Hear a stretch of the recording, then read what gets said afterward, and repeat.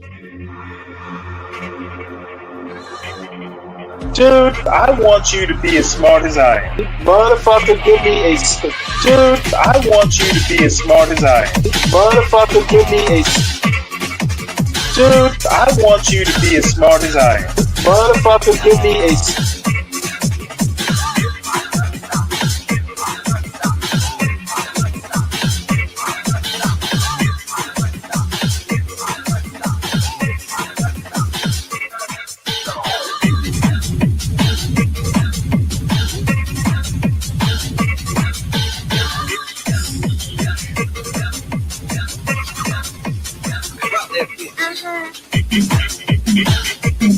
Dude, I want you to be as smart as I am. motherfucker, give me a specific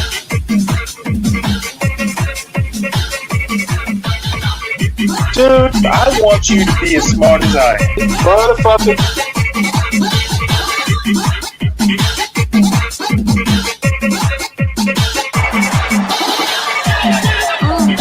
Come on out, you rapist!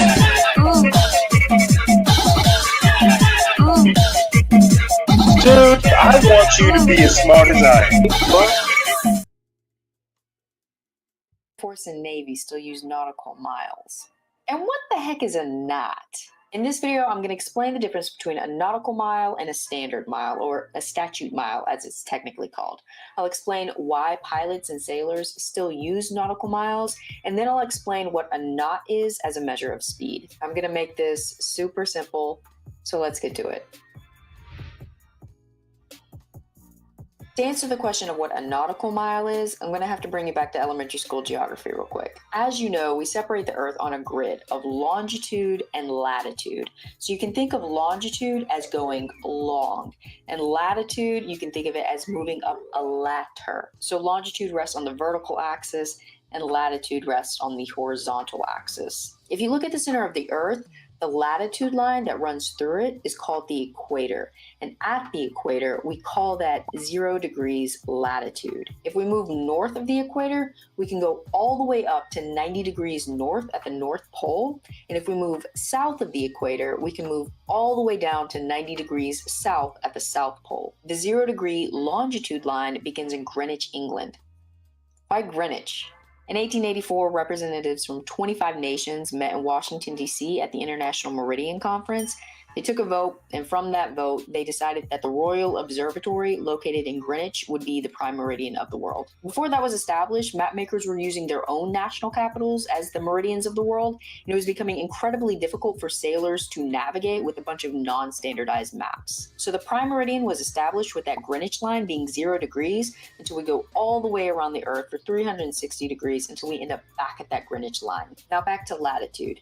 As I mentioned, from the equator, we can go 90 degrees north and we can go 90 degrees south. Within each degree, that space is further divided into minutes, and there are 60 minutes in every degree. Likewise, you have 60 seconds in every minute. By creating these very specific longitude and latitude designations, you're able to pinpoint an exact location on the globe. A nautical mile simply represents the distance in 1 minute of latitude, which ends up being 1.15 statute miles. So if someone ever tells you that they're traveling 10 nautical miles, you can simply do the math to understand that they're going 11.5 miles. But as you can see, since nautical miles are based off of exact measurements of degrees of the Earth, and they take into account the curvature of the Earth, nautical miles are a much more precise measurement of distance than statute miles. I mean, a standard mile, a statute mile, the way that we got that dates back to the Roman times when they used to consider a mile to be 1,000 paces, one pace being 5 Roman feet. Over time, the measure of a foot changed, which naturally changed the measure of a mile. So essentially, the standard mile is just a much more arbitrary measure of distance. But if I'm trying to be exact, if you have a ship out there in the middle of the ocean and they're calling a mayday and the Coast Guard has to go out and help them, the Coast Guard is going to need to know, no kidding, longitude and latitude, where are you located? Because they're going to have to make sure that they have enough gas to fly out or sail out to come get you.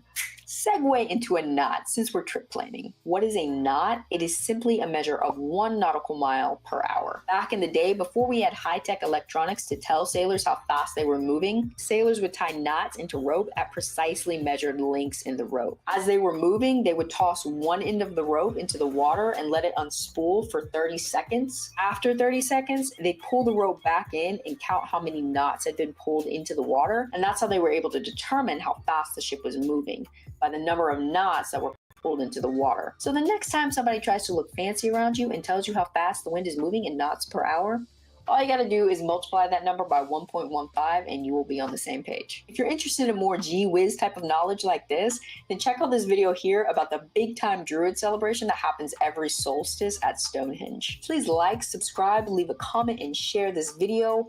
Stay awesome, and I will see you.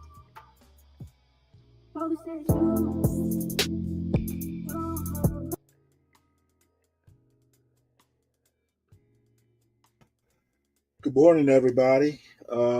Actually, on a little bit earlier than I expected to. So, usually I'll sit around and kind of organize everything in the order I want to show it. So, I'm a little behind there. But in the meantime, I'll show this footage from Trinidad. This is a carnival parade in Trinidad from yesterday, I think it was. I didn't even realize it was. Oh shoot! I didn't even realize that it was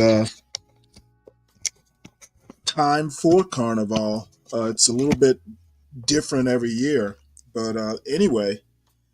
While I'm getting these tabs organized, the lady I showed before, she's a former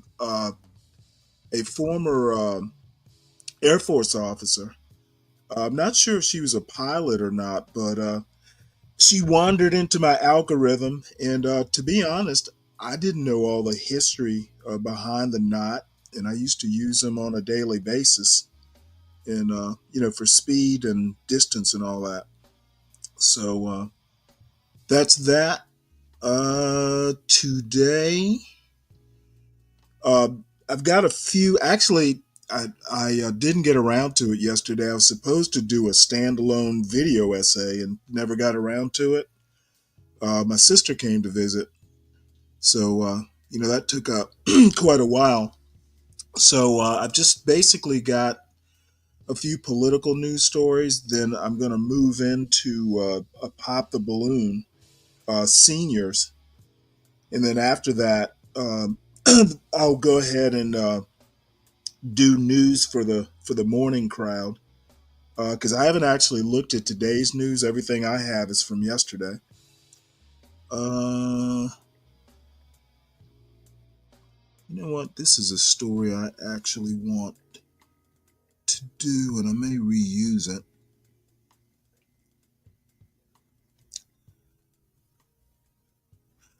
All right, so there is sound along with this, but I won't bother with it because we're not going to be watching it too long. But looks like this isn't as good. Yeah, last night we watched the Carnival celebrations in Rio. This doesn't quite compare. The floats, at least. But man, I can tell that the weather's not as cold there as it is here. Wow. A lot of flesh.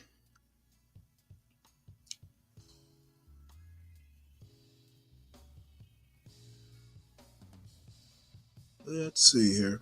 All right. Well, hey, Solid Snake. Enough with that. I think what I'm going to start with, might as well start pissing everybody off right at the top. So I've actually been saying this for a few days, and I know there were those among us who didn't necessarily agree with this, but this is Politico talking about Trump's support at the polls starting to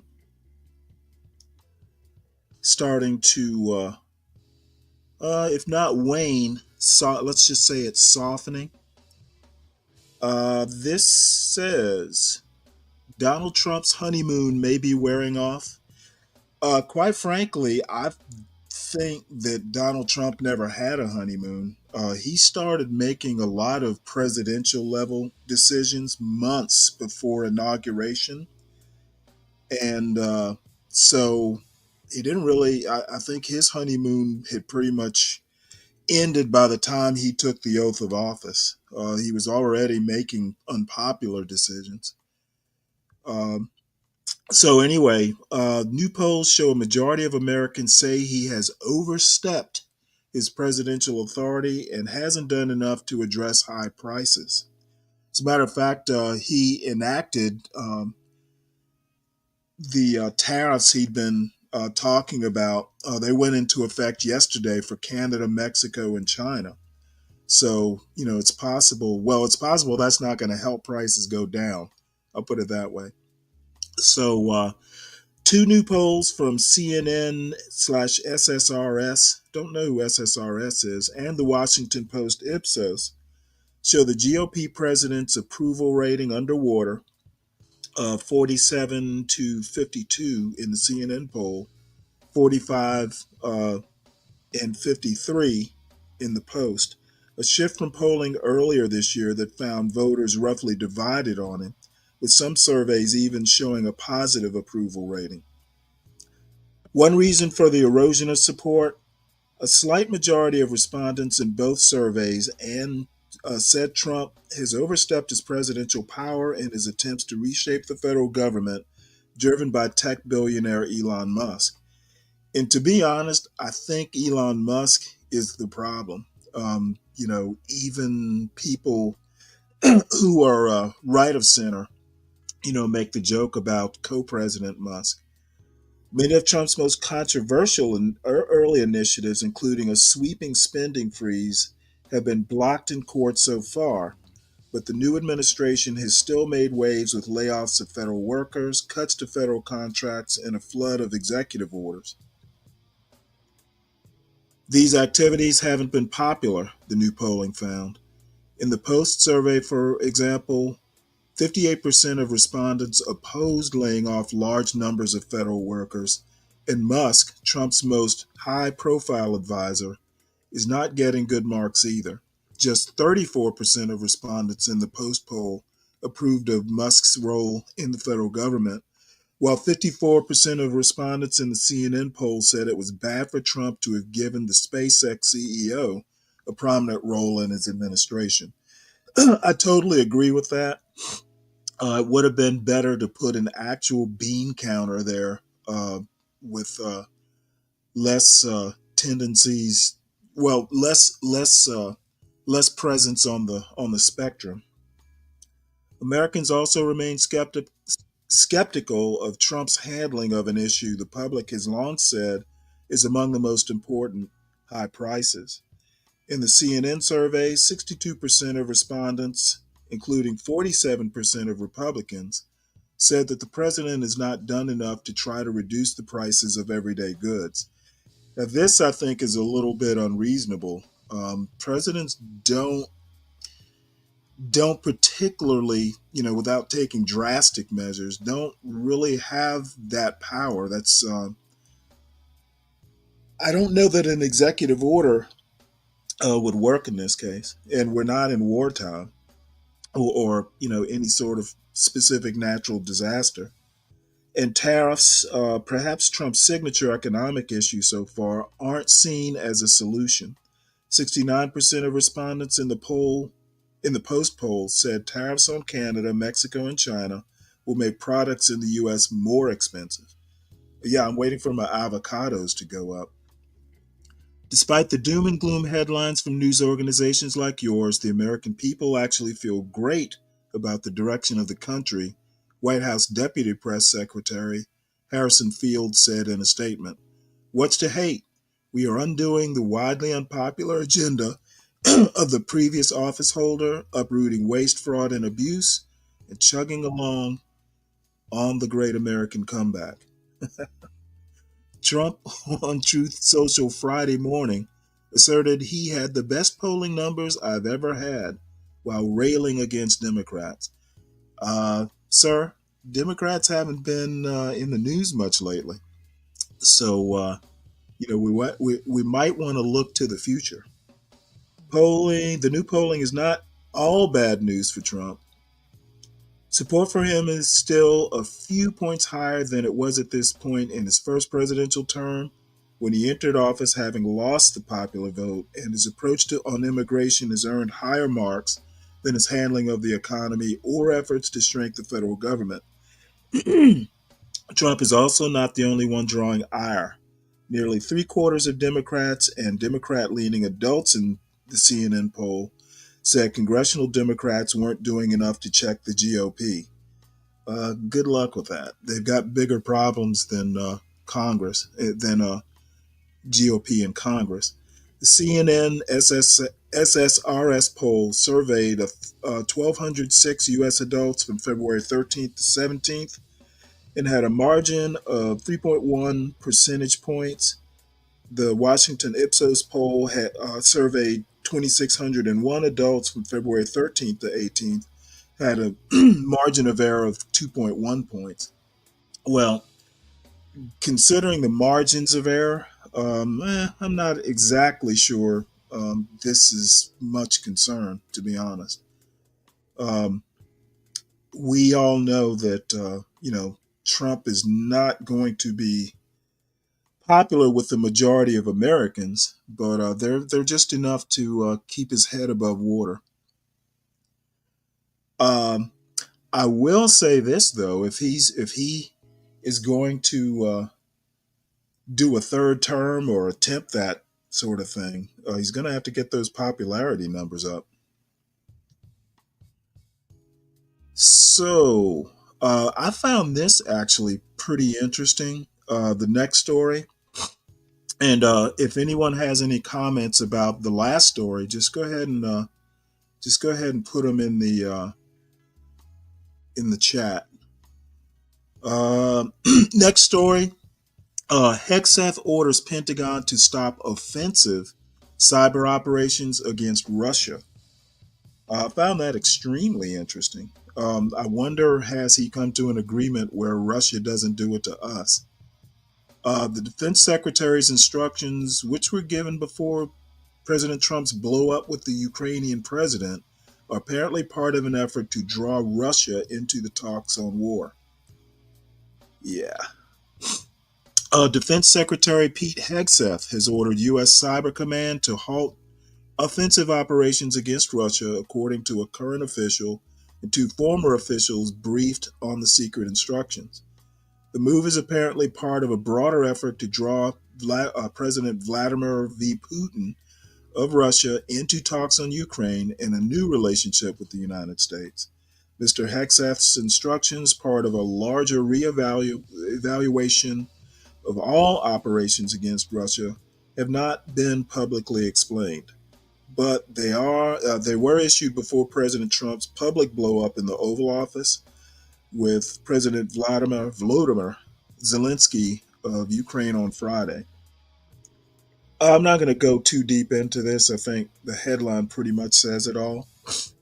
If that's what they want to do to draw Russia into talks, it actually seems rather strange, to be honest. I don't know why stopping cyber operations would, be a major draw. Surely they've got more firepower than that. Let's see, what is next?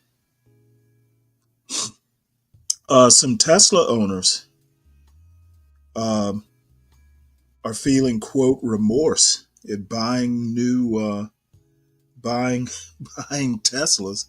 Now, this I don't understand. I personally love the Tesla, especially that one, the model with the gull wing back doors. If I ever get a couple bucks, I'm gonna get me one.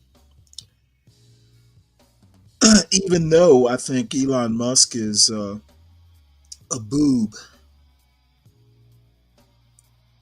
So what we will do is have the AI read this story because I can already feel my voice going.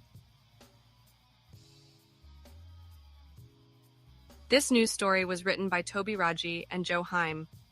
As Musk tears through Washington, some Tesla owners feel buyer's remorse. For many DC area owners, the car has gone from progressive icon to badge of shame. About 10 years ago, Tom Blackburn became one of the first 100,000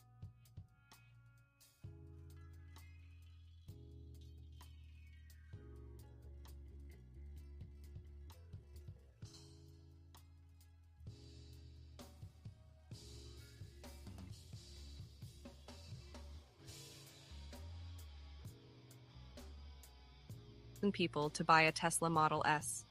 The purchase was part of a broader effort to adopt a more environmentally conscious lifestyle, which also included installing solar panels on his Virginia home.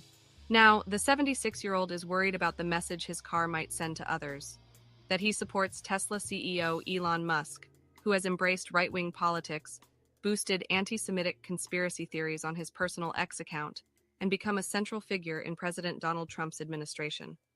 As a small act of protest, Blackburn purchased a bumper sticker that reads, "I bought this before I knew he was crazy." Marylander Carla Harn, 41, has watched the tide turn against Tesla and Musk from the front seat of her sleek, fiery red Model 3. Harn's interactions with others over her car had mostly been positive, until last year, when hours after Trump was elected President of the United States, someone threw probably a dozen eggs at her car as she drove home from work. "My windshield was just covered," Harn said. Andrew Lowinger of Northwest DC sold his Model S in November to protest Musk and his abhorrent politics and actions. "After I sold the car, I got a customer satisfaction survey from them, and what I wrote, which I still believe, is that Musk has irretrievably damaged the brand, and I would not associate with that brand again, period," Lowinger, 71, said. Across the decidedly blue Washington region, some Tesla owners, once seen as part of a pioneering sustainability movement, are grappling with the CEO's emergence as one of the most powerful right-wing political figures in the country. Musk, the world's richest person, spent at least $288 million to help elect Trump and other Republican candidates, making him the 2024 presidential election's biggest donor. Now, as head of the newly created U.S. DOGE service, Musk has raced to execute his vision of a dramatically smaller government, wiping out swaths of the federal workforce, slashing diversity and inclusion efforts, and ripping up deals with government contractors. The broad-brush bludgeoning of federal agencies and programs has been cheered by Trump's MAGA base, but it has also run into a flurry of lawsuits and legal challenges seeking to halt what critics view as an unconstitutional process. Even some of Trump's senior advisors have been surprised and frustrated by the seeming freedom of DOGE, which stands for Department of Government Efficiency, to do anything it wants, according to Washington Post reporting last week. Musk's actions are distinctly felt here in the Washington metropolitan region, which about 20% of the federal workforce calls home. Protests against DOGE have taken place almost weekly, and Tesla showrooms have also been picketed, including locations in Georgetown, Arlington, and Owings Mills, Maryland. At one of the demonstrations in Georgetown this month, protesters carried signs that read, "No one voted for the Muskrat," and "Musk robbing America." A message scrawled in colorful chalk on the sidewalk surrounding the dealership read, "You want a swastika?" For some Washington residents, the political baggage associated with owning a Tesla has become too great. "It just irritates me very deeply that the man who started the Tesla and has done other good things has, in my opinion, completely gone off the rails," Blackburn said. "I would never buy another Tesla. I have a brother who bought a Tesla at my urging and a really good friend who bought a Tesla at my urging. Neither of them will ever buy a Tesla again." The brand versus the CEO, Jessica Caldwell, an industry analyst with automotive website Edmunds.com, said Tesla owners fall into two camps: those who say they will never buy a Tesla again, and those who differentiate between Musk and Tesla. The one camp is, "I really like my Tesla. I don't necessarily agree with him, but I kind of see them as two separate entities. It's not as if Elon Musk is in my car," Caldwell said. Chris Terrell, an electric vehicle enthusiast from Chesterfield, Virginia, falls into that camp. Terrell, 58, had always wanted to own an electric vehicle, but thought they were too expensive. But as the supply of pre-owned electric vehicles increased, they became more affordable. Terrell purchased his first electric vehicle, a 2023 Chevy Bolt EUV, in May for $20,800. In September, Terrell and his wife bought their second electric vehicle, a 2021 Tesla Model 3 for $22,000, taking advantage of the Biden-era used clean vehicle credit. Terrell loves his Tesla. It's a magnificent piece of machinery, he said. Terrell, who describes himself as a center-left Democrat who rarely votes Republican, encouraged other Tesla owners to separate the business from the CEO. Tesla has 120,000 employees. They build great cars, he said. Musk is a problem, not Tesla. I'd love to see Musk step down as the CEO, and if Musk stepped down tomorrow, the anti-Tesla sentiment disappears overnight, Terrell added.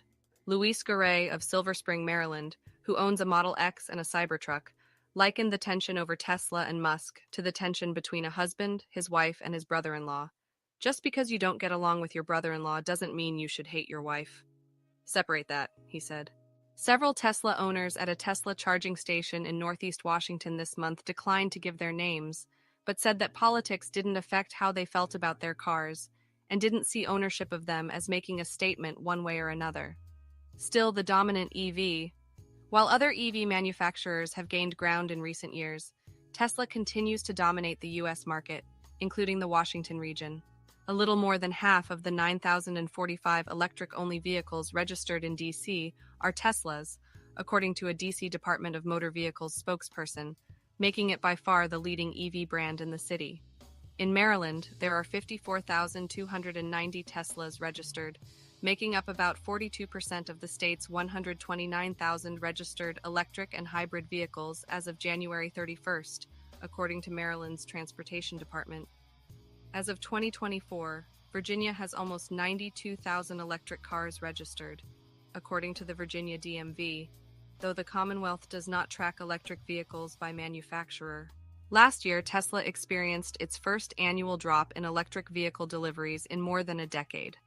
Overall sales in 2024 declined a little over 1%, as the company delivered about 1.78 million vehicles, compared with approximately 1.8 million in 2023. Last January, Musk said Tesla would experience a notably slower growth rate as the company invested in next-generation vehicles it plans to start building in 2025. Some Tesla employees and investors have expressed concerns that Musk has tarnished the company's brand, with some indicating that the company would be better off if Musk resigned, the Post reported this month.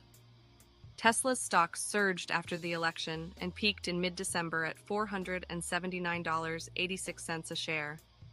Since then, it has declined steadily, dropping below $303 at the close of trading Tuesday. Spokespeople for Tesla did not respond to a Post email for this article, asking if the company believes sales have been affected by Musk's role in the new administration, and if Tesla owners in the region had reported being targeted because of their vehicles. Musk has so far shrugged off the critics. Asked during an earnings call in January if his actions were negatively affecting Tesla, he pointed to his 127 million followers on X, his social media platform. I might not be popular with some people, but for the vast majority of people, my follower count speaks for itself, he said. But more Americans disapprove of Musk than approve of him, according to a Washington Post Ipsos poll released Thursday. Just 34% of American adults say they approve of the job Musk is doing within the federal government. A whopping 85% of Democrats disapprove of his new role. The anti-Elon Tesla Club. For Matthew Hiller, the backlash against Musk has been a bonanza for his side business. On Etsy, he sells bumper stickers and magnets aimed at Tesla owners who want people to know they don't support Musk. Hiller, who lives in Honolulu, said he's been receiving hundreds of orders every day for stickers with messages like, "I bought this before I knew Elon was crazy." Another, anti-Elon Tesla Club, has also taken off. "I think it creates a sense of community," Hiller said. "Like, I'm in this little club with all of the other Tesla owners who can't stand him." Sales of the stickers had been strong since the election, but after Musk gave a gesture widely interpreted as a Nazi salute at Trump's inaugural rally January 20th, the numbers skyrocketed, averaging 400 to 500 orders a day.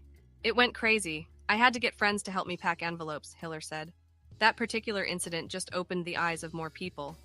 Jillian Rabraca, 33, has purchased 2 stickers from Hiller. Rabraca and her husband were at one time the proud owners of a gray 2022 Tesla Model 3. The district residents still own the car. They're just no longer proud of it. Musk, Rabraca says, ruined it for them. The couple bought the Tesla because they wanted an electric car that was good for the environment, comfortable and stylish. It ticked all the boxes. What they hadn't anticipated was Musk actively campaigning for Trump's second presidential bid and becoming a dominant figure in his new administration. Rabraca said she and her husband started feeling buyer's remorse about the car during the campaign. As a Christmas novelty gift, Rabraca went online and bought her husband an anti-Elon Tesla Club sticker. But it wasn't until Musk gave his salute that they put the sticker on their car. The person who owns this company is, I'm trying to be diplomatic here, polarizing, Rabraca said. With the car being the political statement that it is, I wanted to sell it, but that's not really feasible right now. For Rabraca, buying another Tesla is out of the question. Absolutely not, she said. The cars could be free and I would choose to walk. Faiz Siddiqui, Emily Guskin, and Scott Clement contributed to this report. Yeah, I don't know. All this sort of stuff is as performative as Elon Musk is. My main criticism of Elon Musk is that one of the things you learn, at least in the military, in any sort of leadership role, is when you have to deliver bad news or you have to do something that you know is going to be unpopular, you don't sit around and gloat. You just kind of, lend a sympathetic ear and kind of go, hey, it's got to be done. And then you move on quickly because every time he does, the chainsaw deal at CPAC or, the Nazi salute and all that stuff, all he's doing is bringing attention to what his job is. And, for a personality like his, maybe any publicity is good publicity. But, thank God I don't have his job. And I think there are people that are better suited temperamentally and probably even technologically, and business sense wise, that are probably better suited or as suited as he is. Elon Musk is going to wind up being a big problem for Trump. And this oligarchy thing is real. So America got what it voted for.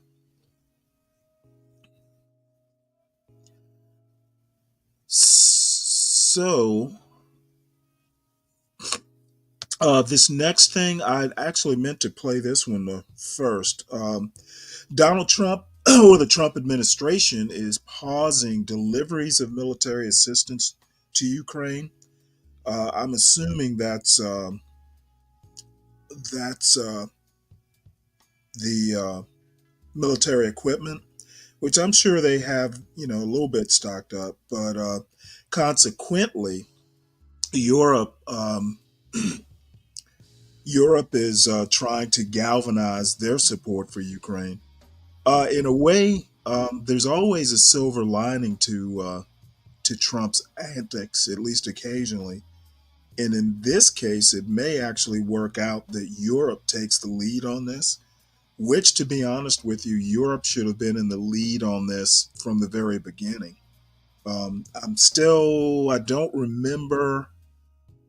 I think what it was is, I'm guessing that we felt guilty for tempting Ukraine into NATO. So we kind of felt a little bit of responsibility for Russia being provoked enough to invade. I wouldn't have felt that guilt. Europe would have had to have taken the lead on it to begin with. And the one thing I have to say about Putin is all he actually did is bring Sweden and Finland into NATO. We've had a net I think it's a +2 addition to NATO since the Ukraine invasion. And Finland is right on his border. Uh, I haven't heard much about Finland um, being invadable. So I think I think I think that Putin's just a little bit disingenuous in this Ukraine threat. So anyway, I'm going to play this. It's only a minute. Maybe I'll just read it. Following a high-level meeting at the White House, the Trump administration has decided to pause all future deliveries of U.S. military assistance to Ukraine, according to 2 U.S. officials who spoke on condition of anonymity to discuss sensitive policy deliberations.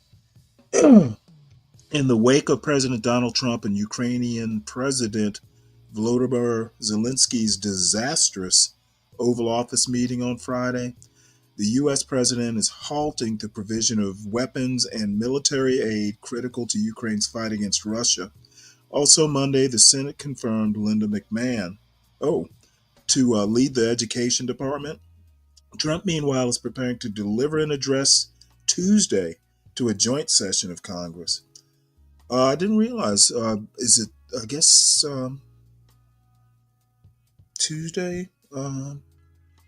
So tomorrow must be the State of the Union. I thought they usually did it in February. But anyway, I haven't heard whether we'll be covering that or not. I will definitely watch it with a 12-pack. Let's see. So now we're going to come into a little bit of opinion pieces here. And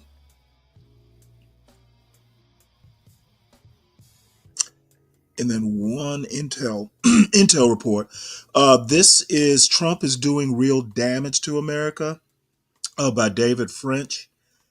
David French, by the way, is right of center. I think he calls himself a classical liberal, and somewhat of a dissident member of the Christian right.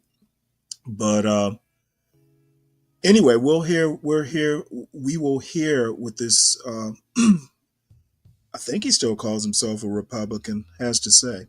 Trump is doing real damage to America. This article is by David French and read by an automated voice. President Trump is doing damage to America that could take a generation or more to repair. The next election cannot fix what Trump is breaking, neither can the one after that. To understand the gravity of the harm Trump has inflicted on the United States in the first month and a half of his presidency, a comparison with the Cold War is helpful. Republicans and Democrats often had sharp differences in their approach to the Soviet Union, very sharp.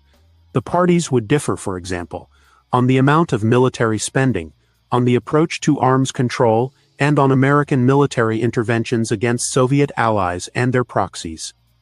Deep disagreement over Vietnam helped drive American political debate, both within and between parties, for more than a decade.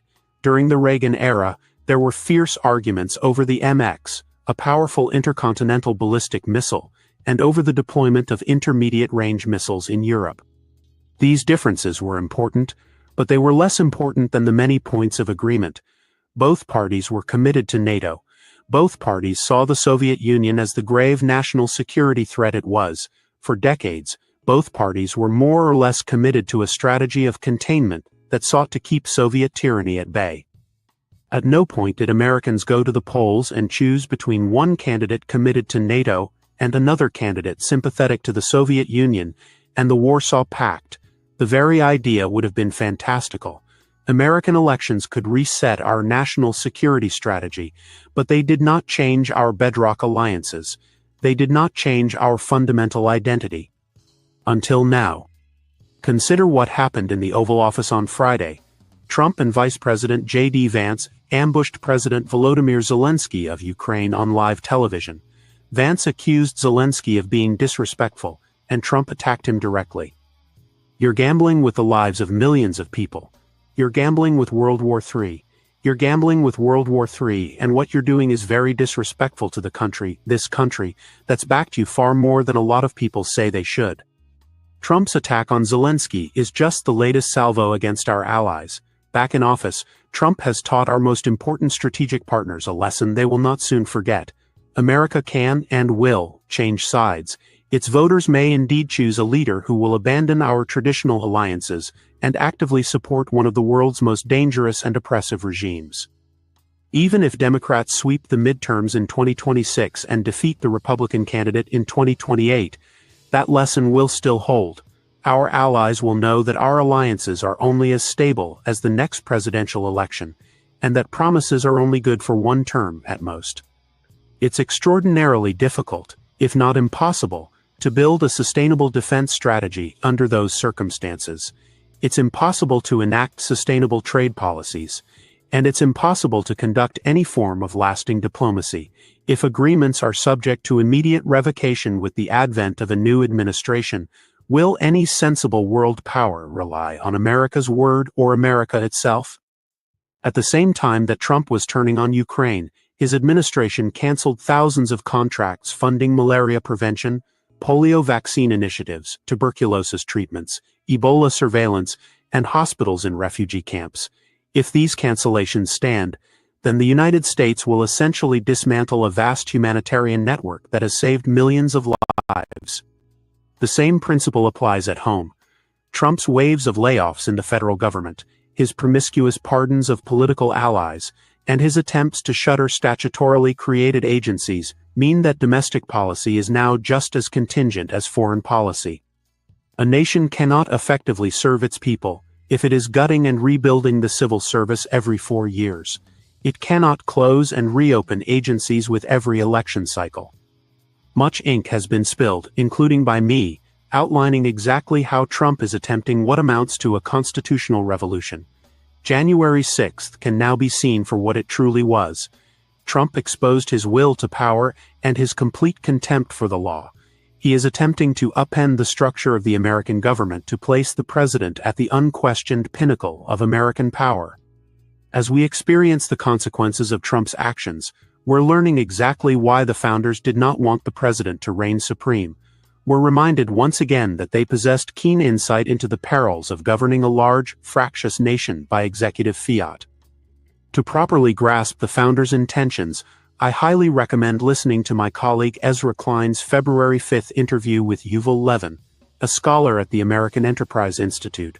The president is elected, Levin said, but the president was not thought of as a representative figure. That office is one person in a vast country. One person can't really represent that vast country. That has to be done by a plural institution like Congress. And Congress isn't designed to act on a dime. As Levin said, the logic of the American Constitution is that only majority rule is legitimate, but that majorities are very dangerous to minorities. And that means that we want a system that forces majorities to grow and broaden before they are empowered. When the system is working, meaningful change is hard.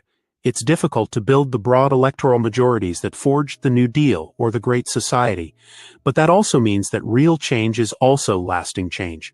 And that's a very good thing. Could you imagine a world in which the very existence of Social Security and Medicare hinged on a single president's whims?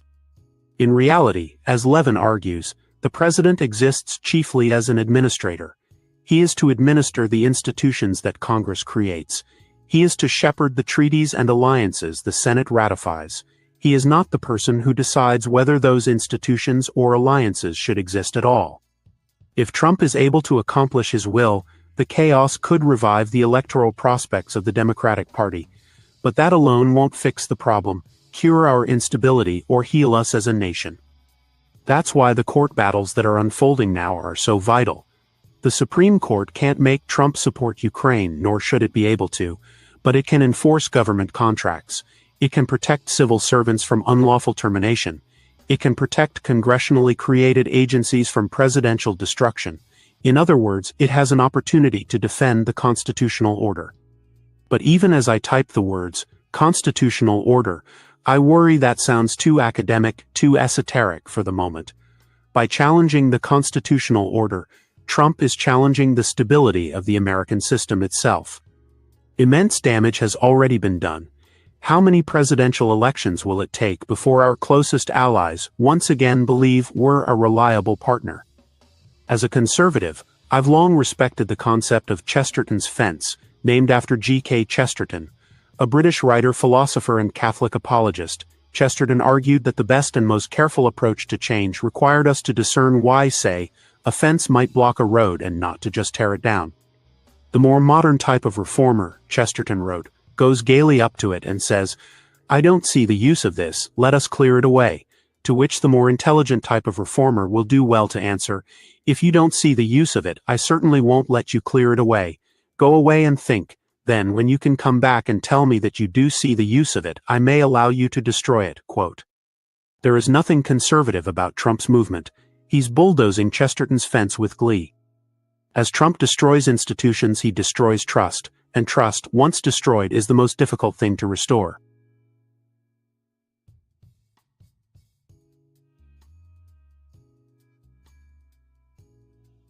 All right. Well, the one thing he does get right is, a lot of what Trump is doing is just unconstitutional on the face of it. Um, Now, the problem is, this guy being a lawyer probably has probably has excuse me, more faith in the courts than I do. Um, and it's not so much that a Republican leaning Supreme Court is going to rule in his favor every time. I actually think they'll be, they'll vote according to whatever it is they think is lawful. Even though it, sometimes like that immunity ruling, in my opinion, wasn't very textualist of them. But I know I've heard it bandied about that there will be times when Trump will take a Jacksonian approach to the courts. Andrew Jackson, 150 or however many years ago, Supreme Court wanted him something having to do with the national bank or something like that, and Supreme Court ruled that, hey, the national bank is constitutional, and his response was, well, let them enforce it. The judicial branch has no means of executing its will. It depends on the executive. So good luck with that. If Trump just decides he's going to do what he wants to do, the only check that he has at this rate would be the voters. And, if this winds up being his second term, his last term, even that isn't that much of a check. It'll be people after him who would suffer. Excuse me. Oh, this is another story that I actually didn't think about this. One of the possible consequences of laying off all these government workers, especially in the intelligence community. I know that some FBI agents are on the chopping block. I don't know about the CIA and the other intelligence agencies. In all honesty, I thought they would be somewhat exempt, but Trump doesn't have a lot of use for the U.S. intelligence apparatus in general.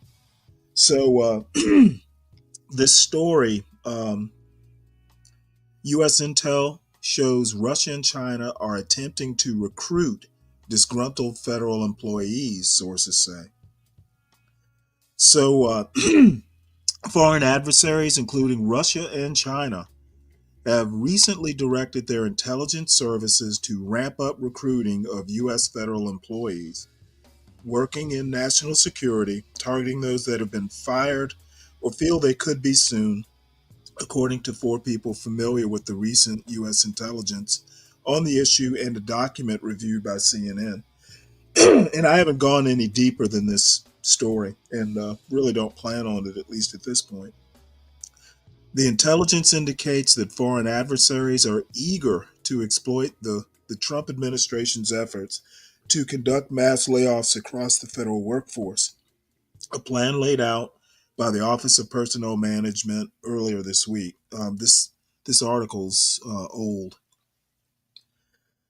Russia and China are focusing their efforts on recently fired employees with security clearances and probationary employees at risk of being terminated, who may have valuable information about U.S. critical infrastructure and vital government bureaucracy, two of the sources said.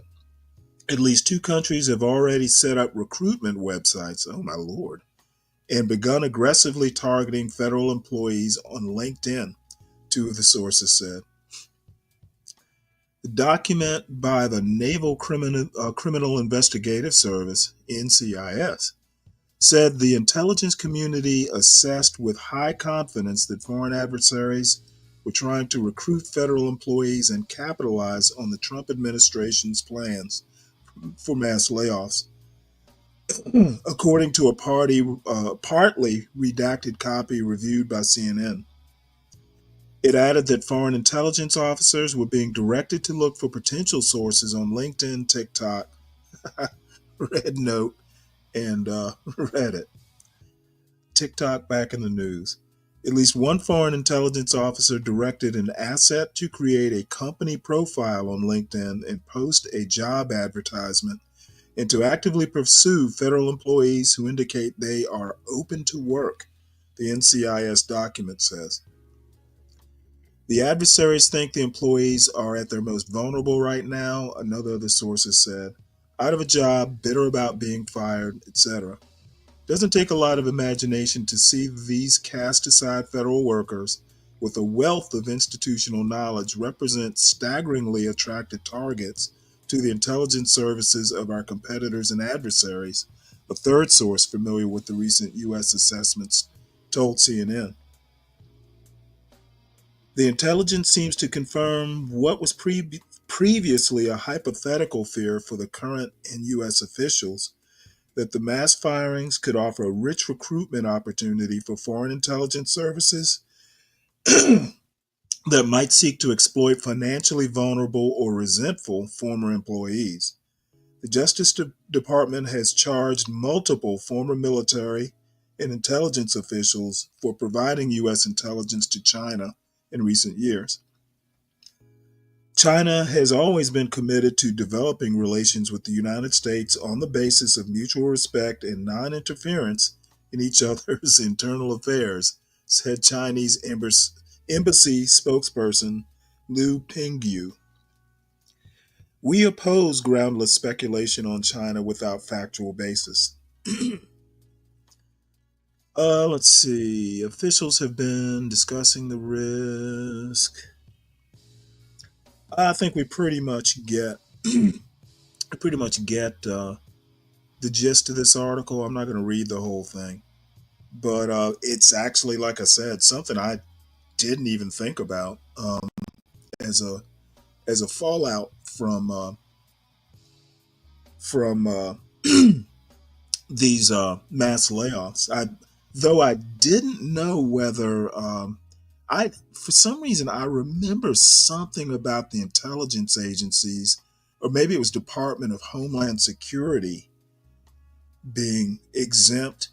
However, the probationary employees, and most times probational employees are fairly new, so I don't know the nuts and bolts, but it is something that I hadn't thought about. And when I read the headline, I was like, wow, I didn't think of that. So next is an opinion piece by James Carville, none other than James Carville. And I have words for Mr. Carville. He's a little steamed about Democrats losing, but I watched him over the summer. I don't know that he actually has a leg to stand on. However, one of the points that he makes, I do agree with. Um, that Democrats basically have their enough of their own internal problems that they ought to just let, Trump has all three branches, or MAGA has all three branches of government. You ought to let them govern if they can. And to be honest, I can't think of anything other than the budget legislation that the U.S. House passed. I can't think of anything major that Congress has done over the past 2 months. It really does seem like Trump has usurped a lot of their power, deciding where money goes, who gets what, eliminating agencies or trying to eliminate agencies that Congress set up in the first place. So, they're looking pretty beta right now. So anyway, let's see. Let's hear what Mr. Carville has to say. James Carville. It's time for a daring political maneuver, Democrats. This article is by James Carville and read by an automated voice. The Republican Party is all too often effective at campaigning and winning elections, but there's another fact about it that a lot of Americans forget. The Republican Party flat out sucks at governing. Even Tucker Carlson agrees with this. For all the huffing and puffing on the campaign trail in 2016, the first Trump administration largely amounted to tax cuts for the wealthy, 500 miles of a border wall, and a destructive pandemic gone viral. George W. Bush got us into a harebrained war in Iraq, and then tried to privatize Social Security while letting our financial system drive smack into the Great Recession. And George H.W. Bush governed his way into a one-term presidency because of the economy. For round 2 in office, instead of prioritizing the problems he campaigned on, public safety, immigration, and the border, and most of all, the economy, President Trump is hell-bent on dismantling the federal government. To accomplish this, he has put his faith in the most incompetent cabinet in modern history. A Health and Human Services Secretary, who is already targeting federal vaccination efforts, and dumped a bear carcass in Central Park as a fun prank at age 60. A director of national intelligence who was devoted to an allegedly abusive yoga-centered cult. A WWE tycoon turned head of Department of Education, and a former cable news talking head as defense secretary. Which will result in one clear thing: disorder. There will probably be more enormous tax cuts for the wealthy and Medicaid cuts, hitting a lot of other people. But there is nothing the American public despises more than disorder and a broken economy. And there's nothing Democrats can legitimately do to stop it, even if we wanted to. With no clear leader to voice our opposition and no control in any branch of government, it's time for Democrats to embark on the most daring political maneuver in the history of our party: roll over and play dead. Allow the Republicans to crumble beneath their own weight and make the American people miss us. Only until the Trump administration has spiraled into the low 40s or high 30s in public approval polling percentages should we make like a pack of hyenas and go for the jugular. Until then, I'm calling for a strategic political retreat. The Army has a term for this: tactical pause. It's a vision move. Get out of the hour-to-hour, day-to-day combat where one side, ours, is largely playing defense and struggling to defend politically charged positions, like explaining DEI or persuading voters to care about foreign aid, and take time to regroup, look forward, and make decisions about where we want to get to over the next 2 years. I don't think a lot of Americans are waiting around for us to use the same old arguments and same old language to pile on Donald Trump. They're tired of it, and our Democratic voters are tired of watching us moan and groan to cover up our impotency out of power. They want us to be smarter than that. Our first major test in the art of strategic retreat comes in a few weeks, as the Trump administration must get a budget passed that raises the debt ceiling. There are deep internal Republican divides over the budget. Republicans don't know what they want to include, they don't agree on an agenda, and they do not have a clear path forward. Mr. Trump has asked for an abolishment of the debt ceiling. The Speaker of the House, his close ally, has yet to definitively support him on it. Already, many Democrats across the party are itching at their seams for a showdown. Instead of gearing up to fight them, as we love to do, The most radical thing we can do is nothing at all. Let the Republicans disagree with themselves publicly. Do not offer a single vote. Do not insert yourself into the discourse. Do not throw a monkey wrench into the equation.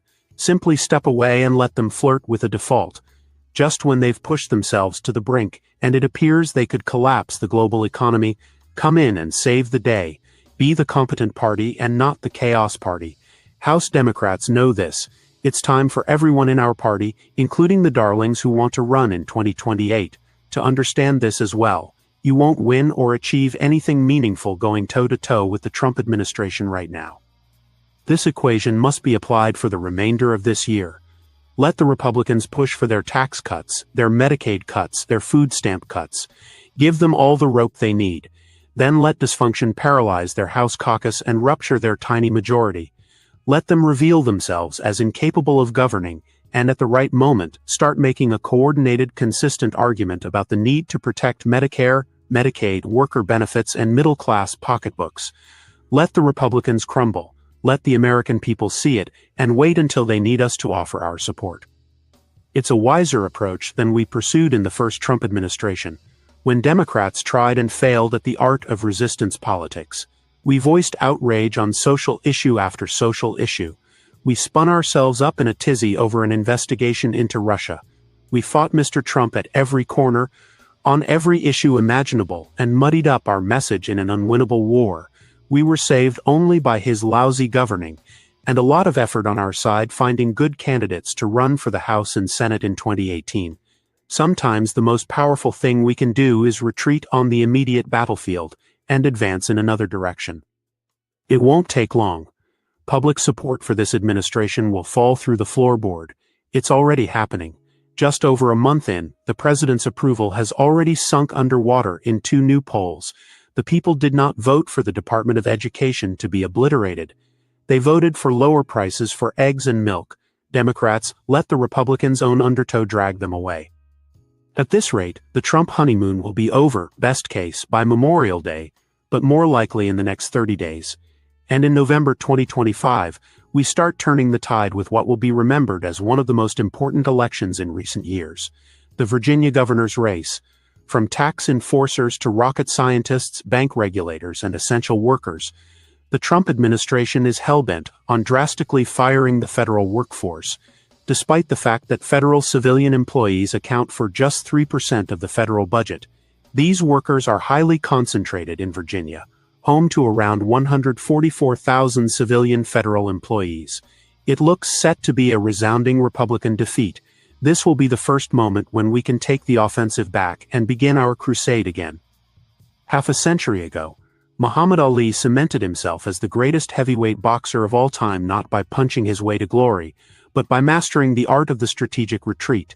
Facing George Foreman, who was rolling off 37 knockouts and 40 wins, Ali deployed the famous rope-a-dope strategy, retreating to the ropes of the ring, evading punches right and left, absorbing small jabs until Foreman's battery was depleted, and in round 8 deployed a decisive knockout blow. It's round 1, let's rope-a-dope Dems. James Carville is a veteran of Democratic presidential campaigns, including Bill Clinton's in 1992, and a consultant to American Bridge, a Democratic super PAC.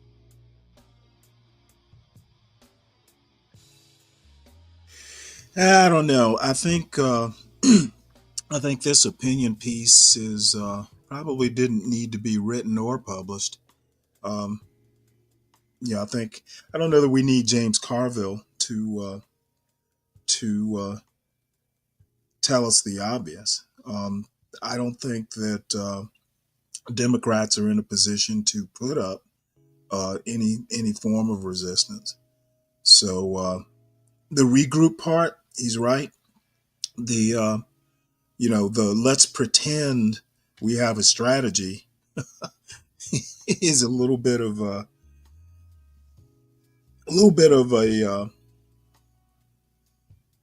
I don't know. I don't even know what to call it. It's just, avoiding the obvious, in my opinion. So, thank you, James. So, the next article Next two articles, I'm still toying with not even bothering with because it'll take a turn to the more political, philosophical. I don't know if anyone out in the audience is familiar with a guy named Alexander Dugin, but he is kind of like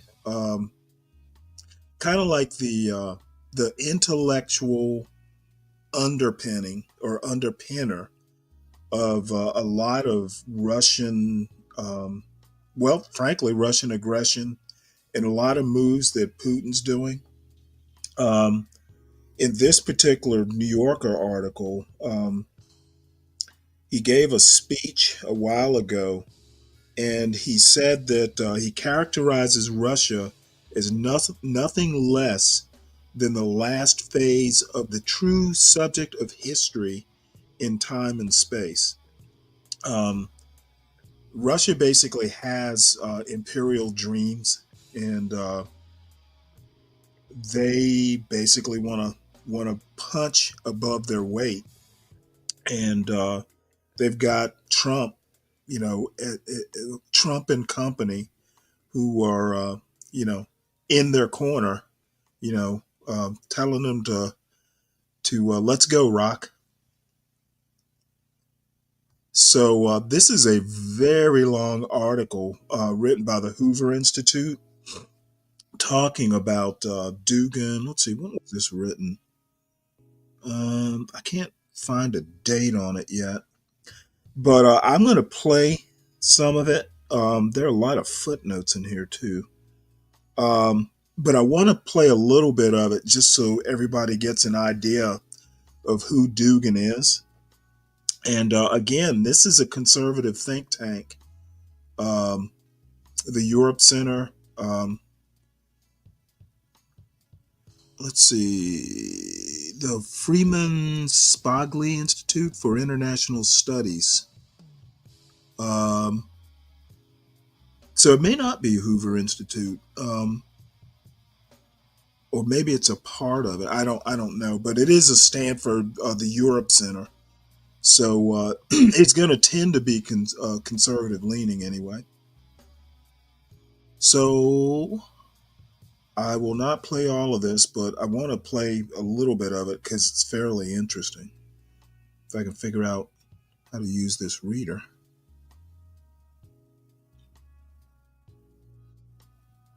Alexander Dugin's Foundations of Geopolitics. Dunlop, John B. John P. Dunlop is a senior fellow at the Hoover Institution. Oh, it is Current Hoover. research focuses on the conflict in Chechnya, Russian politics since 1985, Russia and the successor states of the former Soviet Union, Russian nationalism, and the politics of religion in Russia. One perceptive observer of the Russian political scene, François Thom, noted as far back as 1994 that fascism, and especially its Eurasianist variant, was displacing Russian nationalism among statist Russian elites as a post-communist Russian idea, especially in the foreign policy sphere. The weakness of Russian nationalists, she emphasized, stems from their inability to clearly situate Russian frontiers. Eurasianism brings an ideological foundation for post-Soviet imperialism. 1.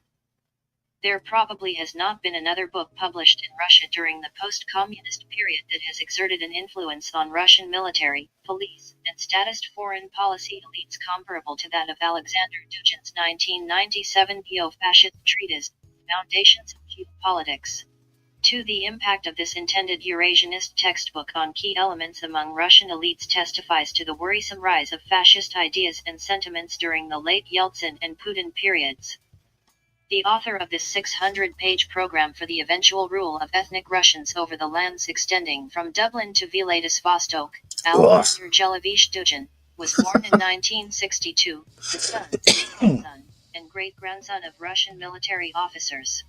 3. His father is said to have held the rank of colonel, and, according to one source, he served in Soviet military intelligence, in the GRU.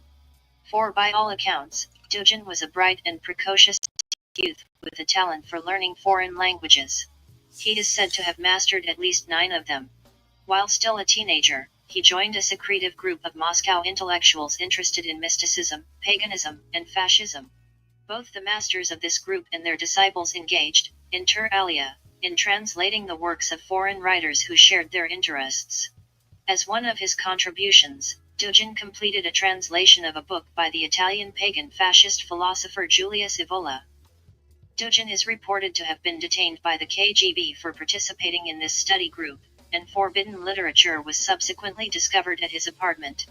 According to one account, he then was expelled from the Moscow Aviation Institute, where he had enrolled as a student sometime in the late 1970s. According to another account, he eventually managed to graduate from the institute. 5. In 1987, during Gorbachev's second year of rule, Dugin was in his mid-20s and emerged as a leader of the notorious anti-Semitic Russian nationalist organization, Paymayat, headed by photographer Dmitry Vasilyev. During late 1988 and 1989, Dugin served as a member of the Paymayat Central Council. In 1989, taking advantage of increased opportunities to visit the West, Dugin spent most of the year traveling to Western European countries.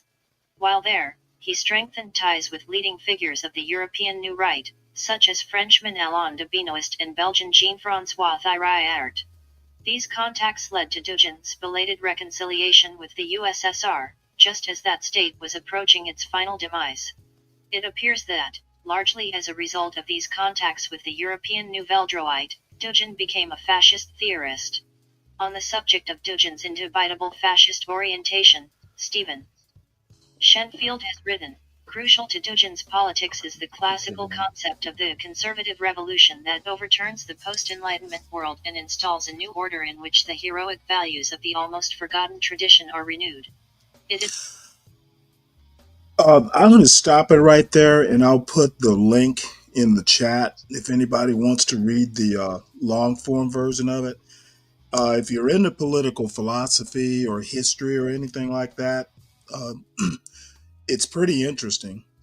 But the one thing that I want to point out when they say anti-enlightenment, what they're really meaning is basically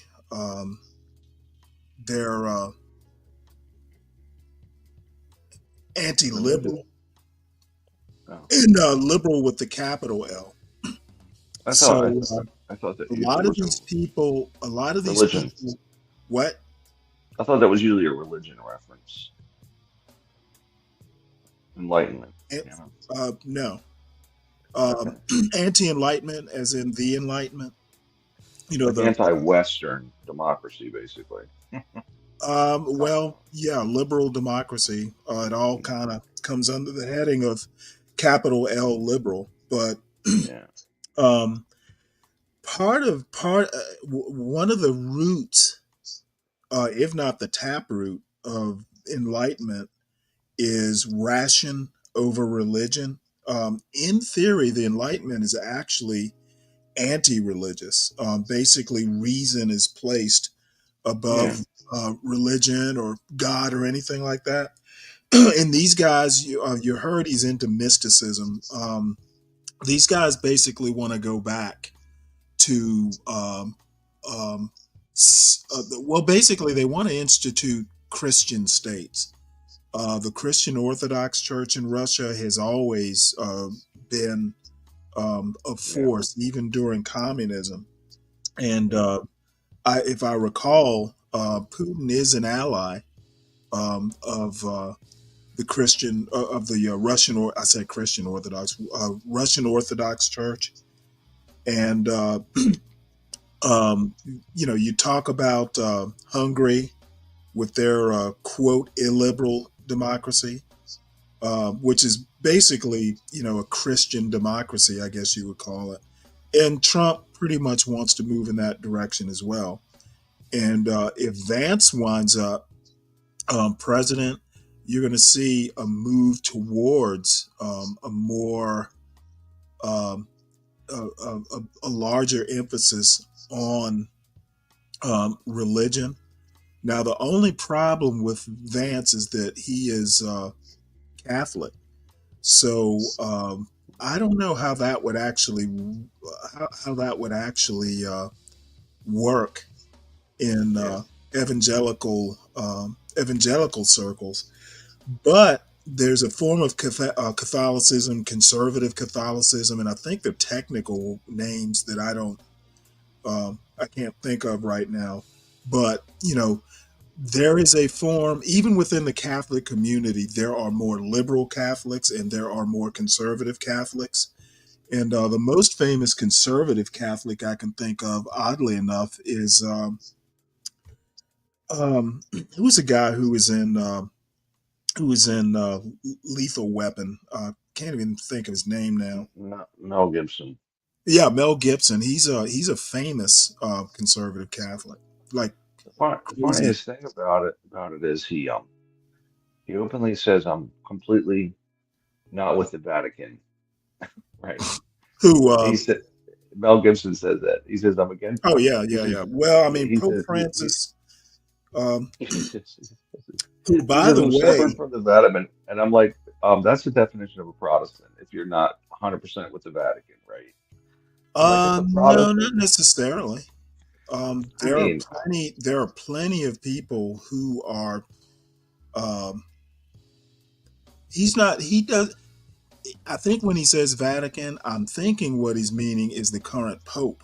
Um, he probably would have been more for the Pope who was. I can't think of the Pope's name, who was more conservative than Francis. what? Yeah, By the way, he's like a Vatican II guy. Vatican II. He's against Vatican II, from what right, I and understand. there are a lot of Catholics who would still be saying all the masses in Latin and having the priest not facing the congregation. So there are plenty of those. They just aren't that common. Yeah, So interesting. I don't know if Vance is that far to the right, but it wouldn't surprise me if he was. I know he disagreed. Vance himself disagreed with the Pope on something or another. I can't remember what it was, but he. Why is this doing that?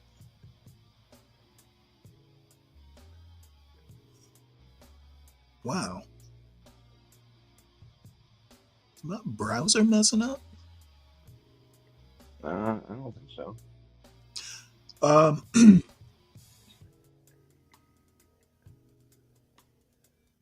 man.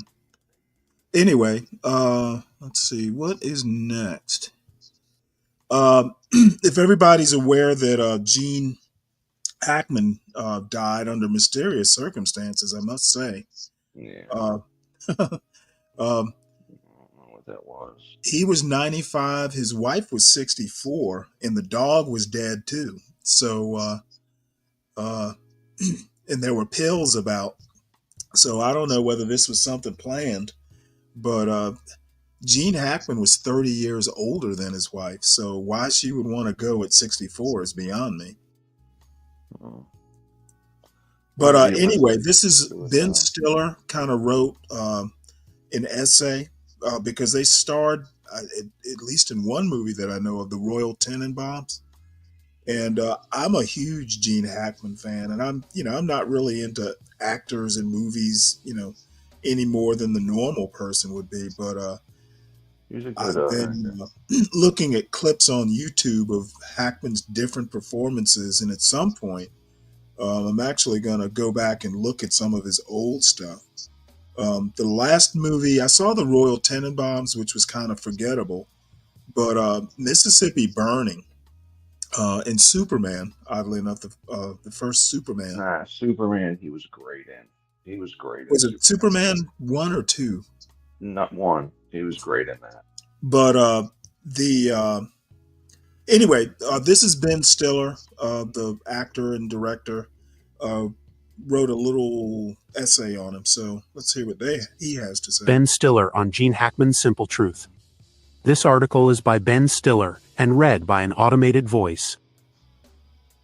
25 years ago, I found myself sitting in a director's chair in Harlem next to Gene Hackman. I had been playing one of his sons in a world created by Wes Anderson, where somehow that made genealogical sense. He towered over me, both in height and stature, I don't think my character was adopted, but that might have been the backstory we both created to justify the relationship. I didn't ever feel comfortable around him. His movies were deeply embedded in my consciousness. In a time before social media and constant entertainment news, he was truly intimidating to me. He was one of the 4 actors on my Mount Rushmore, with Al Pacino, Robert De Niro, and Dustin Hoffman. When Gene Hackman said something on screen, you believed him. We had been filming the Royal Tenenbaums for about 4 weeks, and we were waiting to film one of the final scenes of the movie. A long tracking shot that would end with him comforting my character, who had suffered a great loss. During the shoot, I had found myself alone with him a couple of times, waiting to set up a shot, or, after lunch had been called, walking back to the small trailers parked on a side street off Broadway.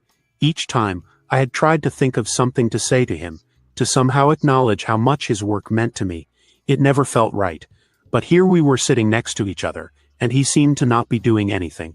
The shoot was going to be over soon, and I'd probably never have a better moment to say something. Gene, I have to tell you something. I could feel the adrenaline surge through me. Even saying Gene felt adventurous. I felt a tingling in my stomach. He turned to me with a pleasant, curious smile. He had not seemed entirely happy on this shoot. While he was always courteous to me and the crew, I had gotten the feeling he didn't feel as if he had any peers on this set, people he could be himself with. This is all speculation, but I felt he missed having a buddy on the set, a contemporary. But in this moment, he was as approachable as I'd seen him. I thought about all the times so many people must have told him about his incredible work in The Conversation, or The French Connection, or Mississippi Burning. But I had wanted to tell him about the movie that really meant the most to me. I recall saying something like, I just have to say, and I know you have obviously done so many great movies, just like incredible performances. I was looking at him to gauge how he reacted. Were his eyes glazing over at yet another actor telling him how much his performances meant to him? He didn't seem to know where I was going with this. I felt as if I was driving a car straight at a cliff and about to go over the edge. But I have to say, for me, there is one movie you made that means so much to me. It might sound crazy, but I think it's the reason I wanted to make movies. It's The Poseidon Adventure. It literally was my favorite movie when it came out. I think I was 7 or something, and I went to see it in the theater about 10 times, then watched it repeatedly whenever it was on TV. It was so formative, and you were so good in it, and it just for me was my favorite movie for so long because of the excitement of that incredible score, and those actors and the action and just all of it. It really changed my life and just made me want to make movies. He smiled a little. He looked forward, thinking perhaps about the movie as if it hadn't crossed his mind for a long time. Then he grinned and said, Money job. Someone called for the actors. He got up to get ready for the shot. I sat alone for a moment, trying to figure how to take that. He had not felt the need to explain it or even acknowledge how good or bad he thought the movie was, or its impact on me. He just got up, as if it was no big deal, a conversation that might or might not continue.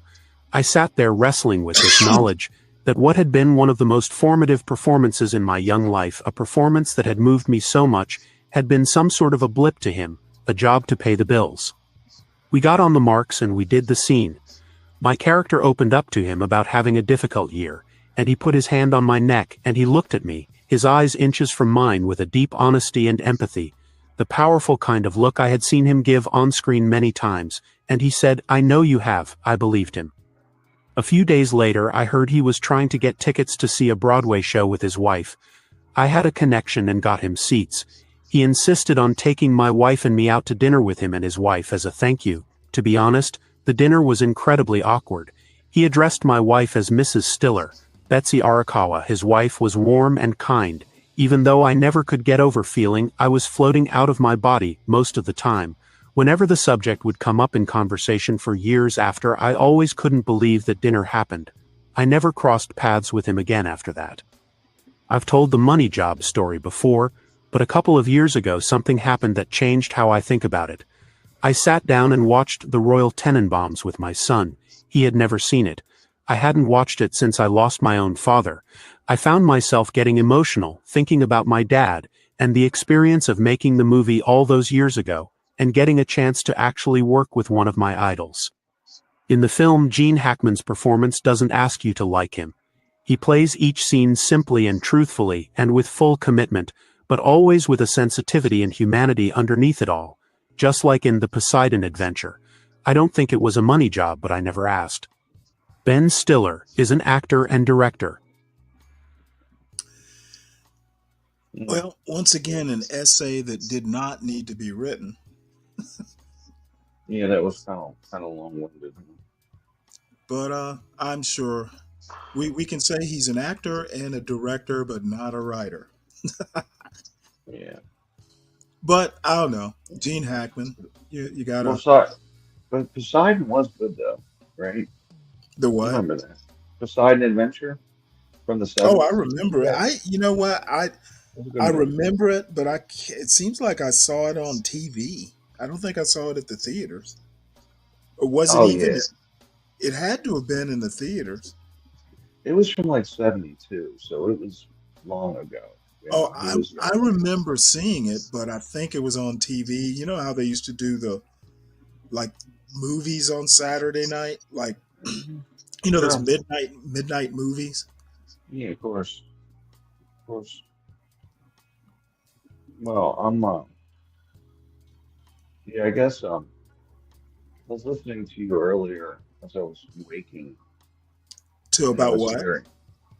I was listening to you earlier as I was waking up, and I was listening to your article on Trump, and I don't know what he's doing, but he's crazy. So it's wild-eyed what these guys are doing. And the Um, last thing I I heard don't. was, I think they're doing what their fans want them to do. well, this is what really pissed me off. Like, there's other things. And yes, he's affecting business. He's affecting, I mean, I'm in the DC metro area. I've got 20 projects on hold that are supposed to Really? be underway. Oh, yeah, it's everyone's in DC area. I mean, everybody's like, what's going to happen with the money? I got a job at the Department of Justice, which has just stopped. NIH stopped all these projects. So, but this What is your happens. company? Did your company get rid of DEI? No, it's not. It's not DEI. It's just federal spending.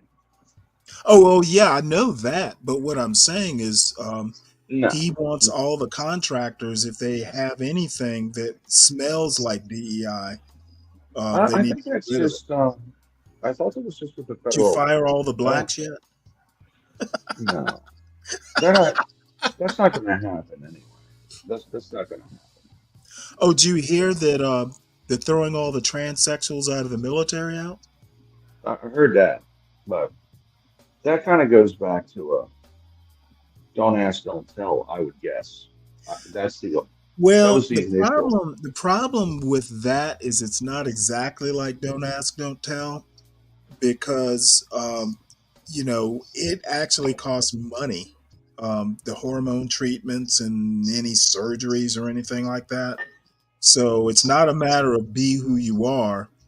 I think one of the main problems, and I don't necessarily disagree, that hey, you got to spend money to let these people be who they're going to be.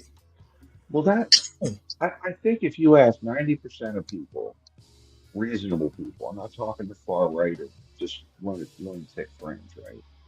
Most people don't really give a shit, but I personally don't want my tax dollars or insurance company to pay for it. You know, in a sense, I Well, mean, I it's mean, you don't get to control insurance companies. They're going to do what they want to do. well, I see it as a And largely quite cosmetic. frankly, before you get to, well, go ahead and finish your argument because I have a problem with this taxpayer money bullshit. People don't seem to understand what taxes are. Well, okay, we can talk about that, but my thing is, I personally feel it's largely a cosmetic surgery. And what I mean by that You got is, to have hormone treatments. well, but yeah, well, that's a good point. But if you're getting plastic surgery on your genitalia, I'm like, that is, I mean, if I felt like let's say a woman feels that she was born in a body with too small of boobs. Right? She feels like a big-breasted woman, even though she's not. God made a mistake or whatever, right? Why couldn't she just make the argument that she should be able to get breast enlargement surgery, much like trans I surgery? actually think that well, I know insurance companies will, at least some do. Um, Breast reductions, for instance, can be paid for. But you got to prove Um, it's a back. You got to prove it's hurting your back. yeah, You well, got to all you prove need it's is a doctor. I mean, sometimes it's obvious. The thing is that, a lot of it, I happen to have known someone who had a breast reduction. She yeah. was still young, but I guess what she's looking to do is head off future problems. But the Well, argument that my tax dollars shouldn't go to pay for this, I disagree with that argument. Once you pay your taxes, it's no longer your money. So it's kind of like a tithe. Once you put the money in the collection plate, putting your hand back in it at a minimum is bad form. but I So still feel people need to get off the idea that they're tax dollars. Okay, once you pay the taxes, it is the people's money, not your money. what's the collective. Yeah, you're right. But I still think the people So should the have. the I my tax dollars, you don't control your tax dollars. Uh, Well, you not know, not individually, not basically individually. lose control once you hit the send button, or sign it off at H&R Block or whatever. Well, here's my issue. There's a guy right now, and it's the dumbest thing I've heard him say is he wants to abolish the debt ceiling altogether, and that guy's the president. So we're talking about it's the dumbest thing I've ever heard him say, probably. I mean, there's many dumb things he said, but Well, he's not the first to think that it should be abolished. The only reason there is a debt ceiling, that's legislative. I don't It's not constitutional. We don't have to have a debt ceiling. well, I theoretically the House should be checking the expenditures and then appropriating the money. Um, the issue is if you get a house in there and they just run away with it, they can spend the country's treasure into nothingness. And certain people think we can just sell treasury notes forever. Um, they quote unquote print money, but there is a fiscal reckoning that will happen. And I don't we're To kind be honest with you, I don't think there will be. well, it is getting Well, far. who's It's gonna getting who's gonna impose the fiscal reckoning? Who's gonna say, government, you need to stop printing money or issuing treasury bills, or who's gonna tell us no? the problem is, so like right now, the one of the largest the interest used to be like the 15th item on the budget, and it's now like the second or third. And what that means is it cuts into all other spending, which I mean that's a big deal. Like when it's big, it'll be eventually be bigger than Social Security spending, and it'll hamper everything else that we do as a country. How So, so?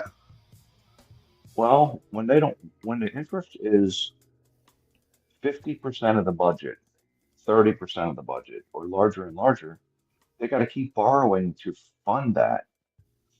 Eventually, Well, I people mean, start in buying theory, it. they could borrow forever. Well, it's kind of like this. What'll happen is when you go get a loan for your house, and I'm gonna give you an example, there's only so much asset value that you have in the house. So eventually, and the higher, the more money you want, the debt to income starts to come into play, and then like we got to sell these Right. treasury bills. We got to pay more and more interest on them. People will stop buying them. Governments will stop buying them. They'll lose faith in the dollar, and we're getting close. I'll tell you that much. We are getting very close to that. We Mm, got close to it. who?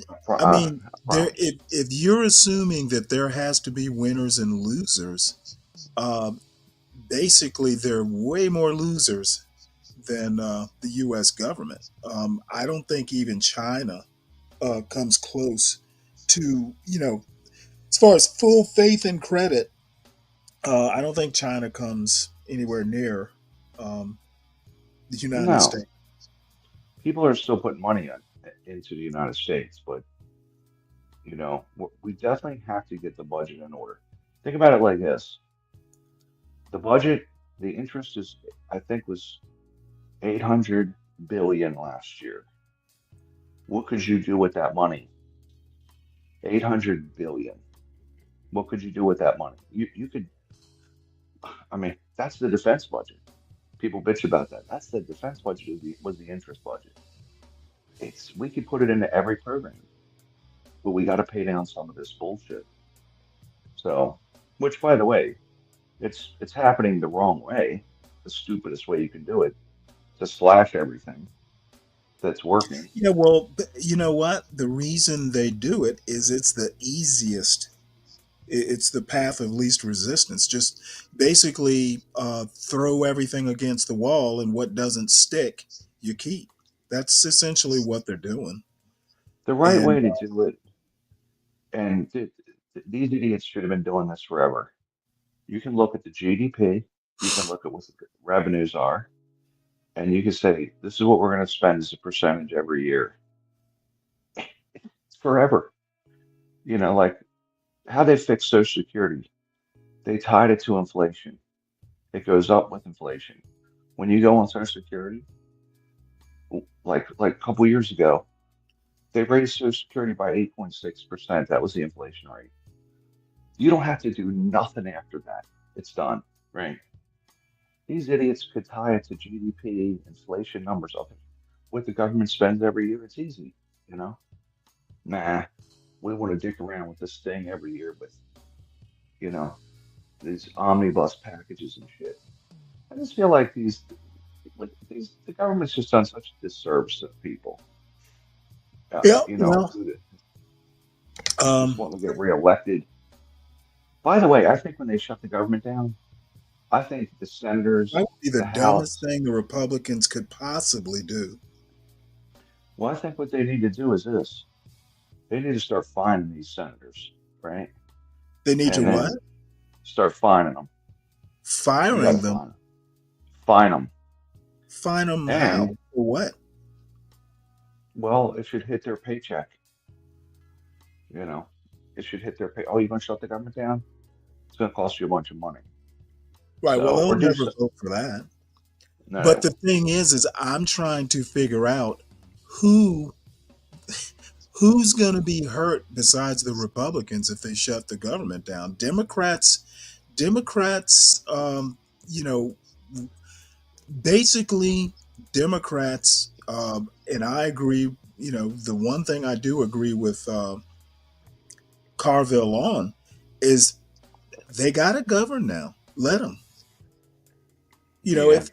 If that doesn't mean you have to sit there with your, sitting on your hands.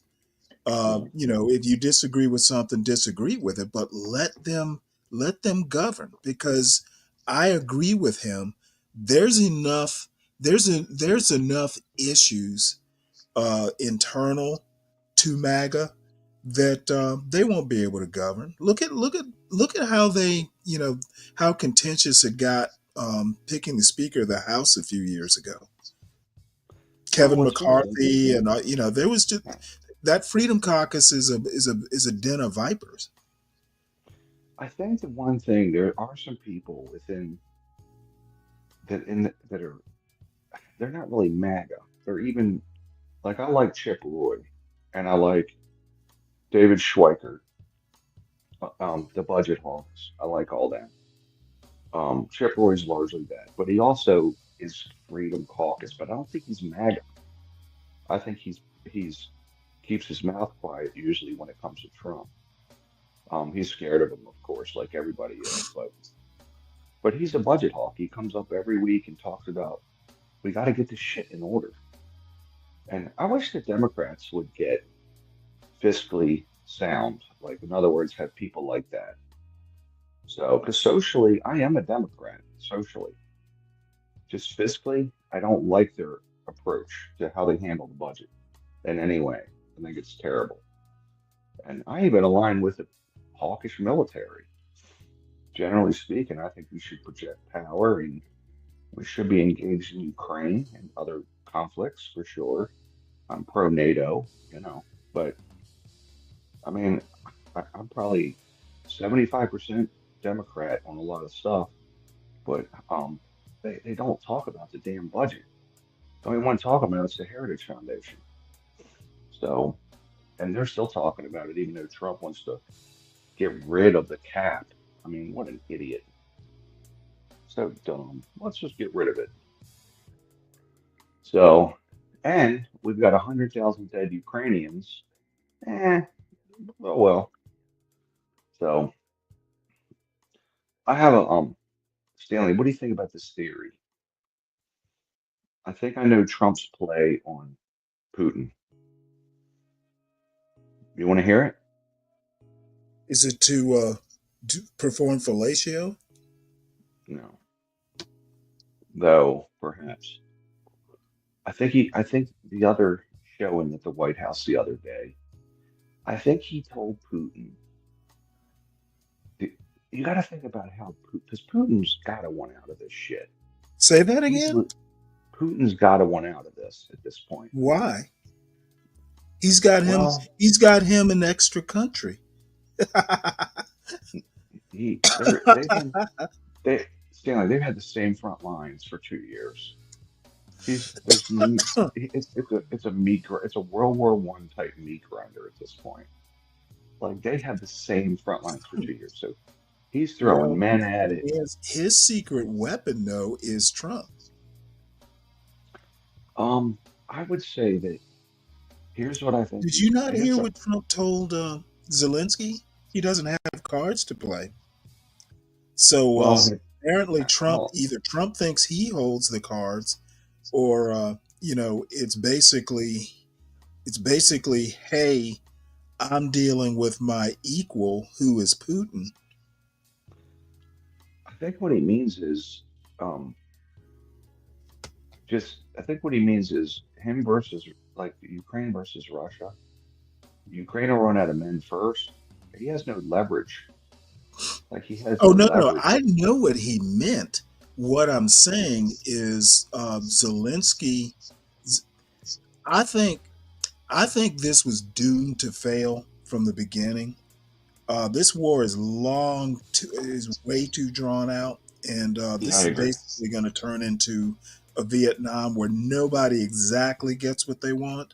But the thing is I don't. I'm dubious about giving Russia anything more than a stalemate. I agree. I think that it's. I think here's the deal with Because Putin. I don't care what the reason was. They crossed the border, not the other way around. Oh, I agree with you. But I think here's what he wants. Here's Why what he why did. are these women so willing to be so revealing? I don't know. Is this a carnival still? This is Trinidad. Okay. I can't answer that, buddy. Well, I Yeah. mean, I'm like, if you got a great, if you got a lot of assets, yeah, sure. But you got to know thyself. Yeah. I don't know. It's more debauchery, like a Rio. Well, they Yeah. should do it at night, not in daylight. How about that? Well, look, here's what I think Trump's doing, though.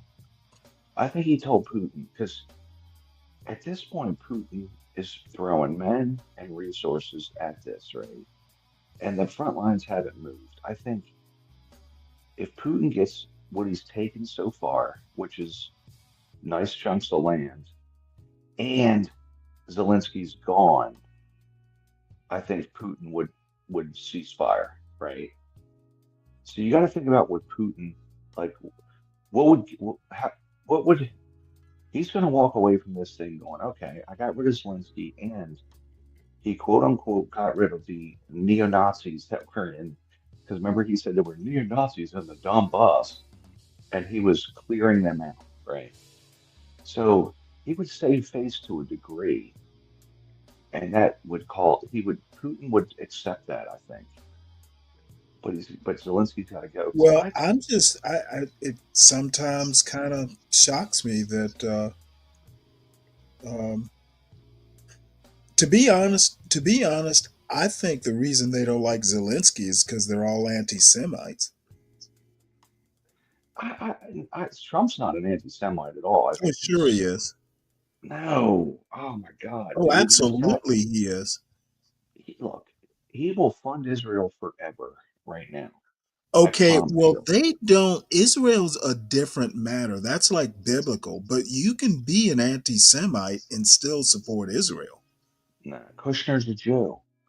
Kushner's a Jew. His son-in-law's a Jew. He talks You God. can still be pro-Israel and be an anti-Semite. I don't. I think you're wrong on that one, buddy. I do. No, He's. I'm pretty confident in my opinion. I mean, I don't look. I think he does. I think they don't like Zelensky. I think they jumped him. Him and Vance jumped Zelensky because it's part of the plan to get rid of Zelensky. That's what I think. Oh well, So, yeah, because he's Jewish and they're anti-Semites. no, it's for Putin. Listen, there's more anti-Semitism in the Democratic Party than there is in the Republican Party. Yeah, sure there is. Really? I I would- mean, I'm gonna bet it's about equal. I know. Well, I know who's And here's protesting the deal. Israel. My view on, just racism in general. I don't think I think one party is just a little bit more willing to call out their overt racists. But I have no illusions about America in general. And quite frankly, we all swim, black, white, Hispanic, it doesn't really matter. We all swim in this racist pond called America. So we're all affected by it, even white people. Well, I think you were talking about that sociology teacher, Sam something from Penn State, and I've had a chance to watch him. You remember you were talking about that guy, the Um, Soch teacher, you Soch talk, 190. is it, he's got a Substack. Is that who you're talking Yeah, about? he Rod, yeah he it's Sam something. He's a white guy with like a goatee, oh, yeah, yeah, and yeah. I know who you're talking about the videos. Yeah. he's great in my opinion because I mean he is really. If you watch his class, I I've learned a need to lot of get back stuff. to watching one or two of those. He just had a thing, and it was he was talking about driving while black. He was like he always covers subjects, right? And they prove that at dusk, less black people get pulled over, right? So they prove that driving while black is Oh yeah, illegal. they proved that years ago. And Also, the same.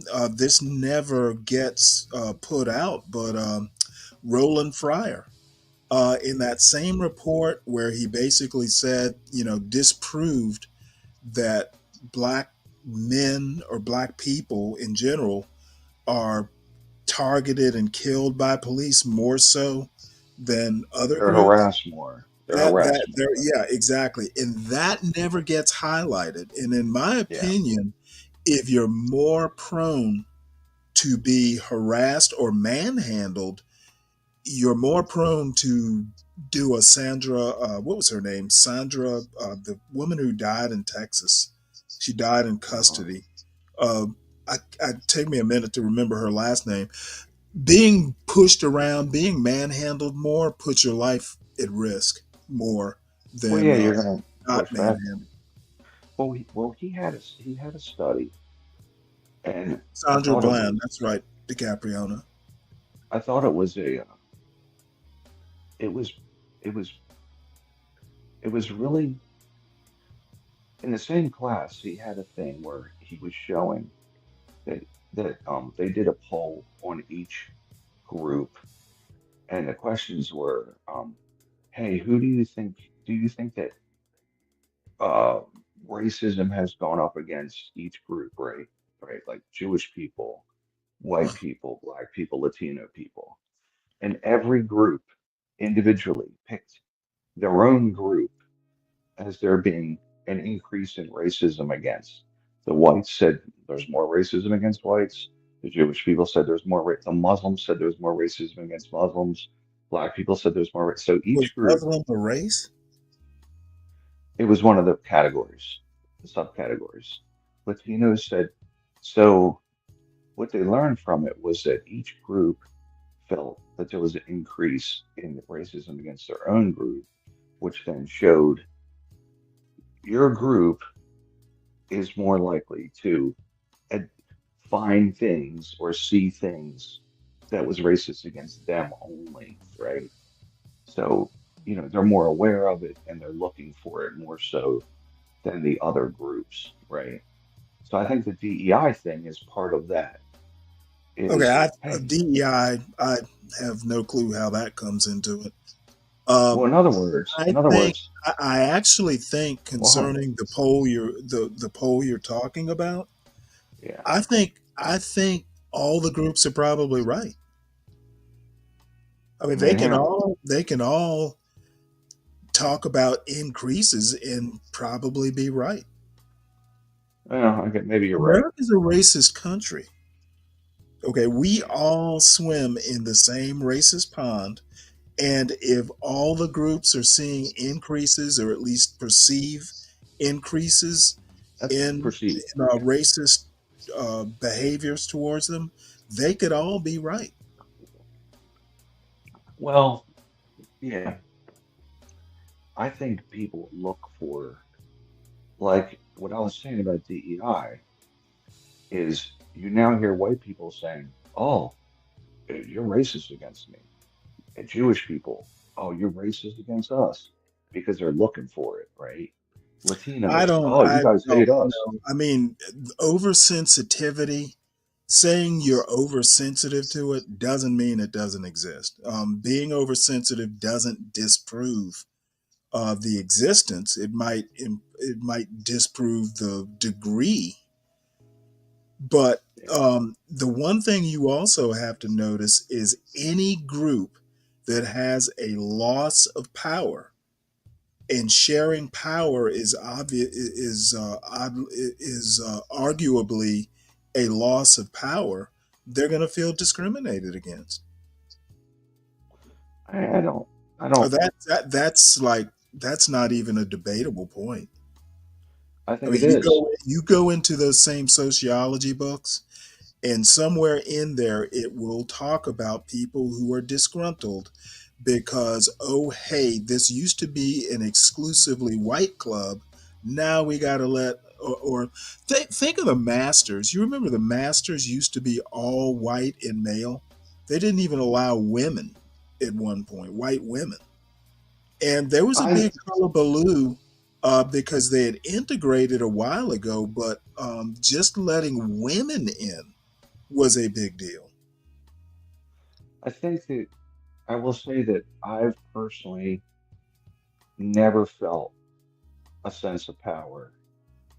Um, Okay, let's not talk about individual. That's the other thing that people do that's just annoying. They want to personalize universals and they want to do the opposite. Your anecdotal experience doesn't disprove, well, okay. the existence of, anything either. Well, let me add to that. I do know that there was a group of people that I was introduced to at 18 that were wealthy people. And, my upbringing. That's when I realized there is a percentage of people that have a privilege. And because they were wealthy fucking people, let me tell you. And that's when I realized I was white trash. I was like, because I met people that had a fuckload of money, and I dated a girl, and I'm like, holy shit, like these people are super rich, and I could see the classes real distinctly at that point. I could just see them, like, okay, you know. Prior to that, I thought that I had a normal, well, it's pretty normal. Everyone kind of lives like I do, but that's when I was like, holy shit, some people, and there's a pipeline. parents that are wealthy put kids in private schools that Well, are wealthy. I don't think that's quite what we're talking about. Why not? Back in oh my lord, back in the oh, I don't know, back in, let's just say, the 1700s, the 18th century, there were people who wanted to take po white trash up in the hills. The Scots Irish up in the hills. There were people who wanted to put them into slavery. And That's the only reason they kind of shot down the idea is because those people had guns. So well, they weren't I going would to say be that enslaved so easily. I would say that they were my people. So they were my people. But well, actually, I know West Virginia was where they were from. My group, because my granddad moved out of there. But no, I'm with you. I mean, a few people had a whole shit ton of money back then, you know. Right. Well, So I mean, the thing with the U.S., and I'm sure there must be other, maybe Brazil or somewhere, where race is sometimes inseparable from class. There are people who say that race is a class in some ways.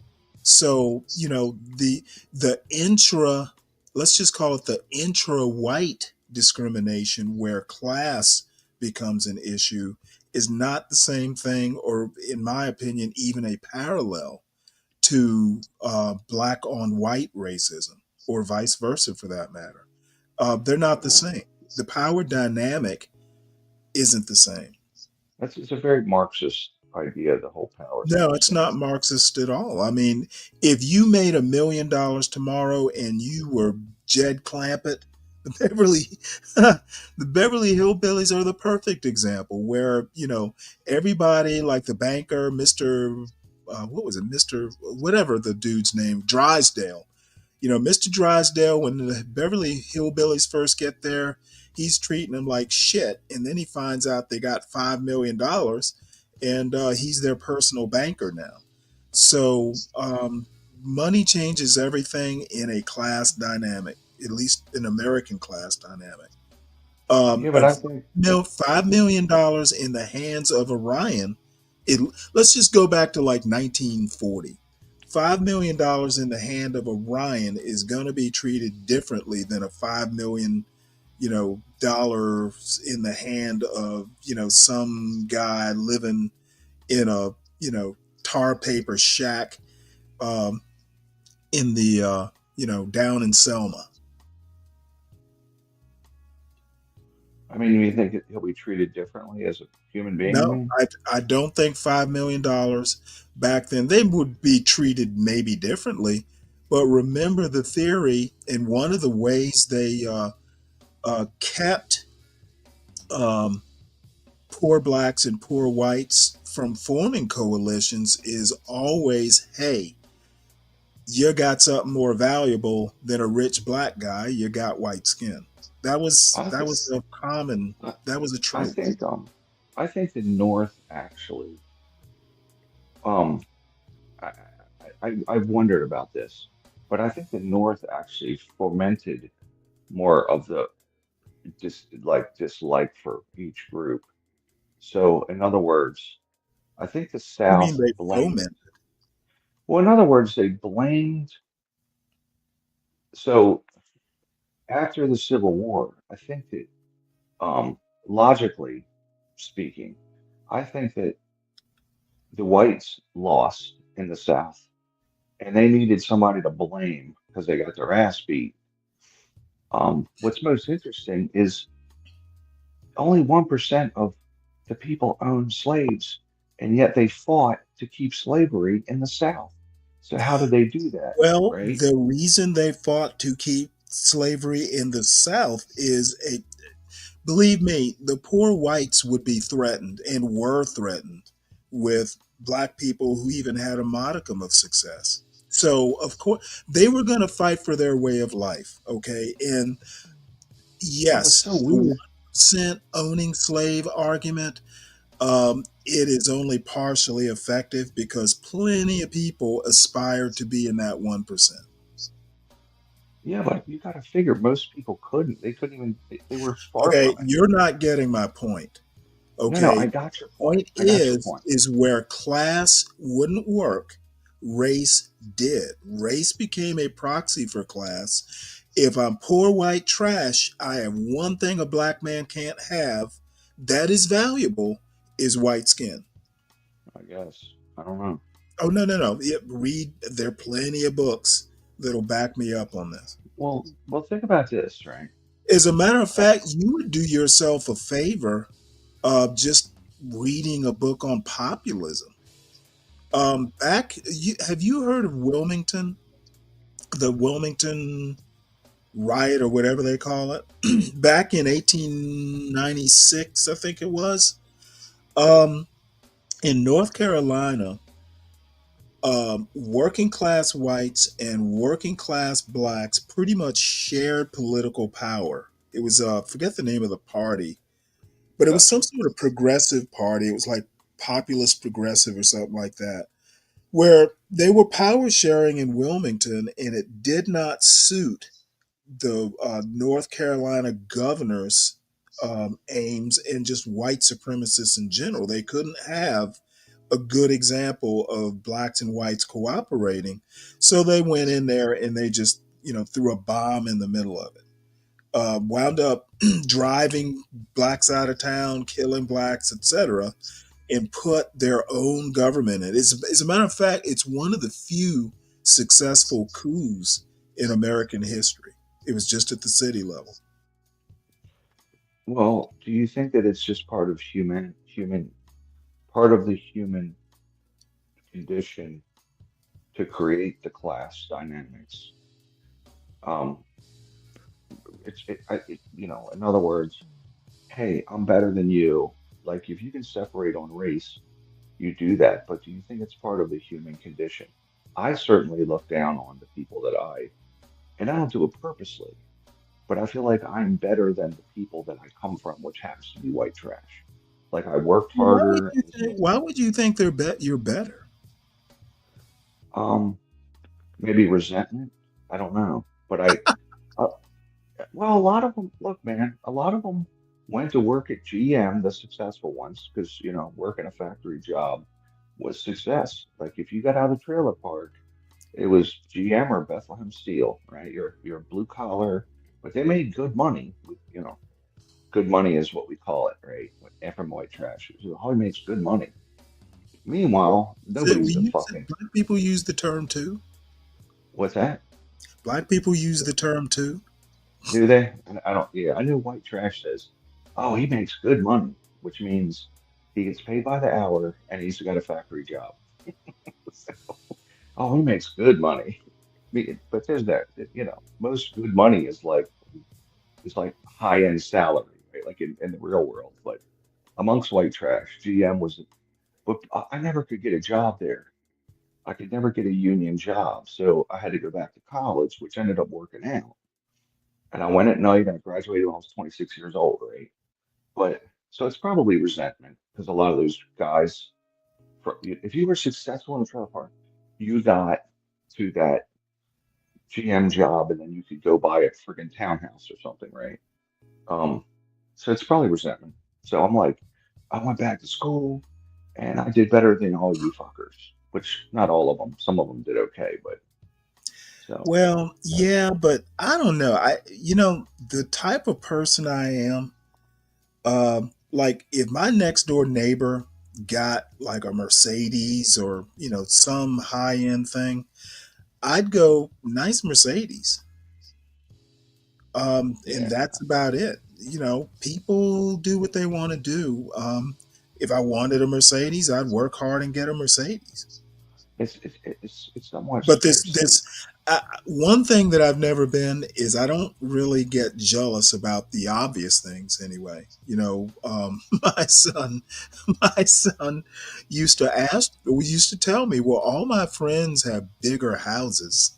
I'm like, I'm like, Okay, why do we need a bigger house? It's just the two of us, and you don't even like to clean your room.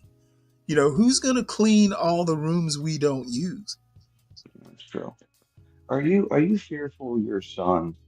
This is a fear that I have. The reason I'm asking, I'm fearful that my children don't like they don't come. I come from scarcity, right? They Right. don't come from scarcity. They don't come from scarcity. So I'm always fearful they're not going to get it. And uh, I don't know. I'm fearful that they're because when you, Well, you, why you should don't have they that. have to get it? Get what? Um, I feel like coming from scarcity, there's advantages to it, right? Because like it Well, makes you ambitious. the advantages is you're probably more grateful when something good happens and you get some money. But I mean, I think you can teach gratitude even if you don't come from scarcity. And one of the ways you do it is, um, you know, um, yeah, you can have a gaming computer, but you're going to build it piece by piece and buy it with I your own. just I just lit my daughter up. I'll just tell you because as a teacher, she has to get the master's degree, Hmm. and right now she's fucking around. So I said, listen, I don't know what. So I'm sure that it makes you fearful, right? I fear she's not going to get it. I fear she's not going to. Number one, you get paid more when you get your master's degree, but you Right. have to. And I'm like, why the fuck are you wasting another year not getting your fucking master's degree? It pisses me off because I live that where you better pick up your shit, work harder, right? Like you do what you got to do to get. So I fear that her not coming. She's never felt scarcity. She's never felt any shame for being I poor. don't think that's a thing about scarcity. I think that's basically like, I know I actually got accepted into a master's program, and as a matter of fact, I got a full ride into a master's program. I had a research assistantship and public administration, oddly enough. And I took two classes, and I'm like, you know what? I hate this. I'm never going to school again.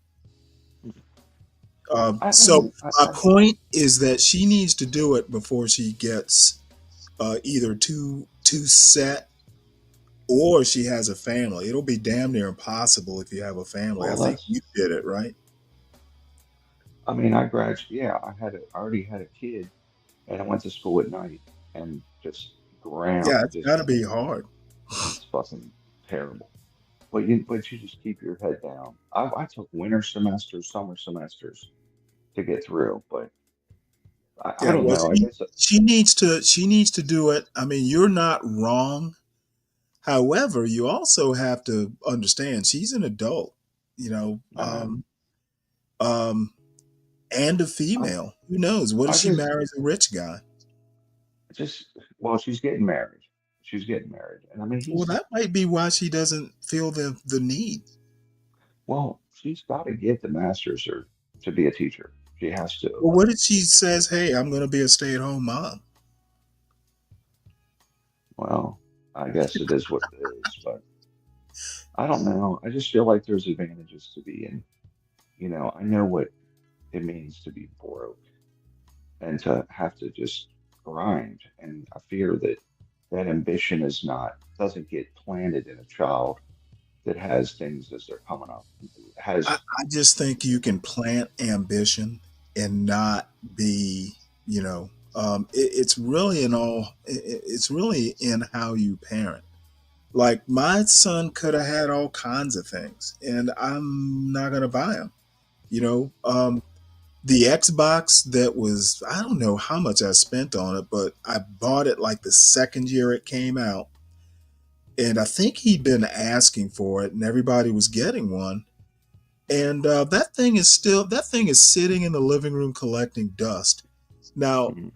understood that it's 10 years old. So, maybe that's why my son didn't take it. He just didn't want to, at some engineering school, having a 10-year-old Xbox probably get you laughed out of the dorm. However, But he's got a gaming computer, so he doesn't particularly need it. But still, And playing um, at Xbox. Yeah, he getting games. all the bells and whistles, kids, even if you got a kid everything they wanted, it's not in a kid's nature to be appreciative. Yeah, I guess it's not. I Yeah, mean, my yeah, they're even the poor kids, they're gonna think they're owed Air Jordans or whatever it is they want. I don't know. I So guess that was it's he. really up to the parents to check that.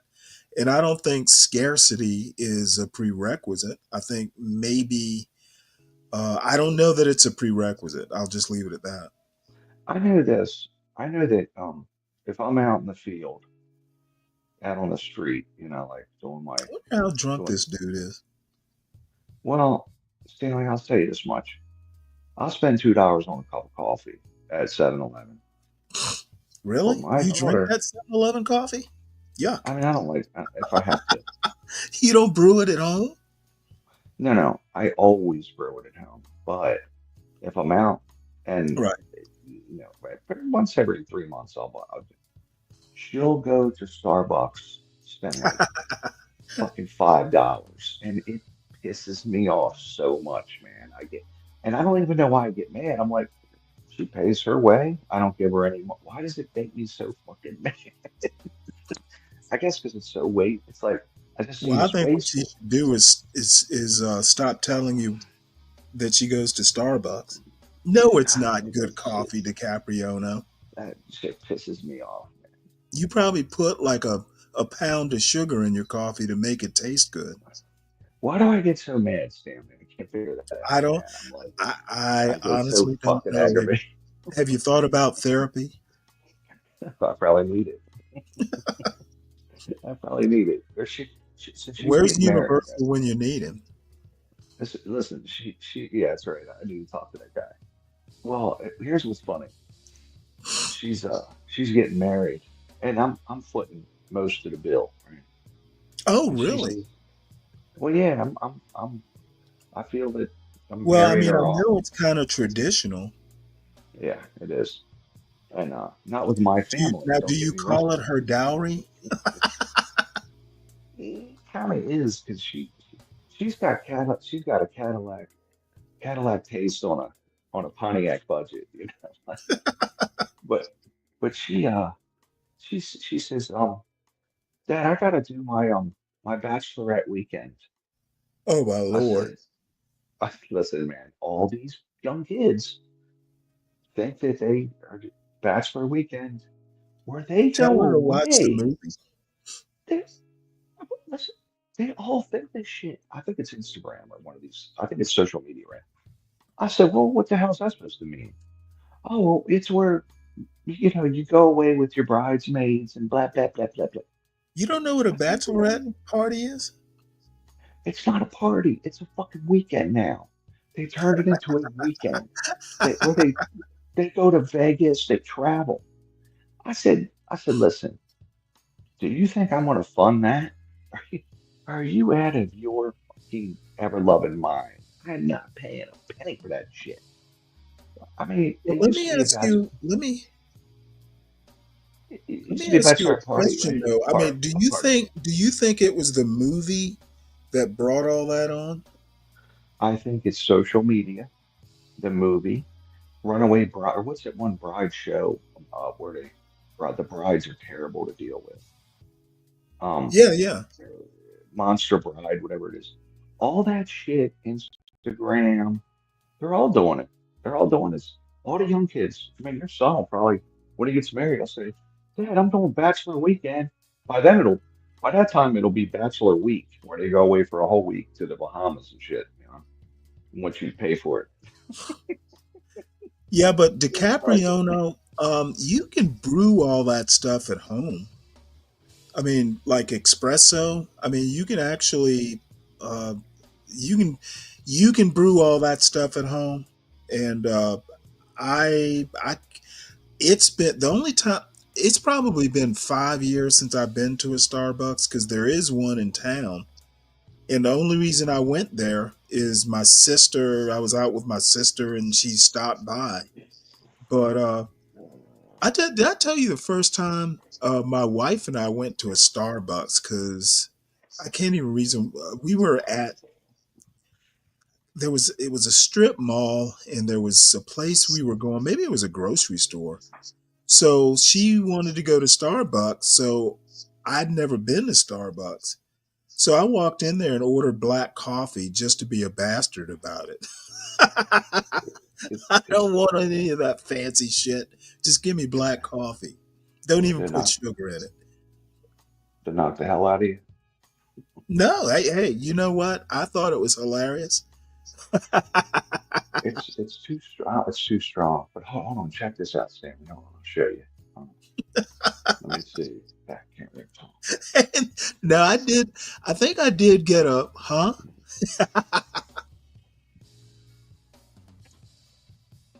See? What is it? A camera? Now look. I the whole the I can't see it. It's chopped off at the top. Oh yeah, yeah. Okay, I see. Oh, that's it. That's in your house. Is it hooked up to the plumbing? Now, if you look up to the plumbing, that's a Bun Yeah, I know what it commercial. is. It's one you see in like a diner. Yeah. So that's my deal right Now, there. But sometimes, like the last time I worked, they had their bun hooked up to the plumbing. So, yeah, you know, you there can was do that too. always water. Yeah, You didn't have to yeah. fill Well, it. it keeps the I bought probably about 5 coffee makers in my life. I've had that for about 15 years, and maybe How 10. much does a bun cost? $200, $225 probably, you know. Eh, that's not that much But compared to like one of those K cup things. oh, they're even more. The thing about it is, I figure out it's a commercial coffee maker. I probably won't have to buy another one until I'll probably be, my kids will probably inherit it. So that's why I bought it. So, 'Cause I was like, do you clean the carafes out with salt? I just wash them in the sink and then run. You got to run, whatchamacallit, through the. It keeps the Yeah, water warm, so it yeah. comes out in a minute. You have a full pot of coffee. But I'll tell you what, I replaced another coffee maker, 12 years ago, and I had it for like 2 years. I'm like, I'm sick of buying these damn coffee makers that break and after a year. So I said, I'm gonna buy me a commercial one. And then that's been 12 years probably, so I haven't had to buy another one. So you get sick of buying them. But you look at the life cycle cost, it's cheaper. That's another scarcity thing. Life cycle costs. I got a 10-year-old truck. I just keep milking it. I can buy another truck. I'm like, nope, just keep Well, milking you it. know, my father has a Ford King Ranch that he bought. That damn thing is probably, Yeah. it could 1995. very well be 25 years old. And it's in Yeah, mint condition. It's got the original leather seats and everything. it keeps rolling it. Well, I mean, it really hasn't, you know, I didn't look at the mileage, but for that amount of time, I would literally be surprised if it had 100,000 miles on it. Yeah, he's older. Well, Mine's the reason he bought it, it had a towing package on it. He used to have a full size tractor that he used down on the farm, and then he would also go across the bridge and mow my aunt's lawn with it. She had like 2 acres, yeah, so I mean, there was a reason he got it, but the truck, it's still got the original color, yeah. and Well, it's and it shines. yeah. Mine don't shine because I drive it too much, but I looked at new trucks because I always drive trucks. It's they're bigger. I'm a bigger guy, and I'm I just use them for stuff, like Right. firewood, all kinds of shit. And but I looked at new trucks. $60,000, $70,000. Oh Like, yeah. you paying that much money for a truck? They used to be Well, 40 grand. part of it though is they're so popular, Yeah, especially yeah. down south. Well, you can beat them up a lot. Like, I always tell people when you buy a truck, in a sense, like you buy a tool, Right. it's for towing, it's for hauling, it's not just a vehicle. So, but I figure I just put a transmission in it. I'm gonna try to get another 5 years out of it, and then I'll buy a new one then and milk it for 15 years. So, but a transmission's 5 grand, right? It's still cheaper than a truck payment and all that bullshit. We're dropping 70 grand, Well, 60 now grand. putting a new transmission in it, you're not doing it at the dealership, are you? No, I got a buddy of mine that, well, he's just my mechanic. I've known him though since I was a little kid. Yeah. And So I mean, if you got a good mechanic that you trust. yeah, oh, I trust him fully. And the funny thing is, I ran into him maybe 15 years ago after years and years. And I said, Chris, hey man, what's up? And then he ended up starting up a mechanic shop, and it's kind of a little shop. It's nothing glamorous for sure, but he says, yeah, I started this about 10 years ago. I said, but he's a very trustworthy guy, he's a good guy.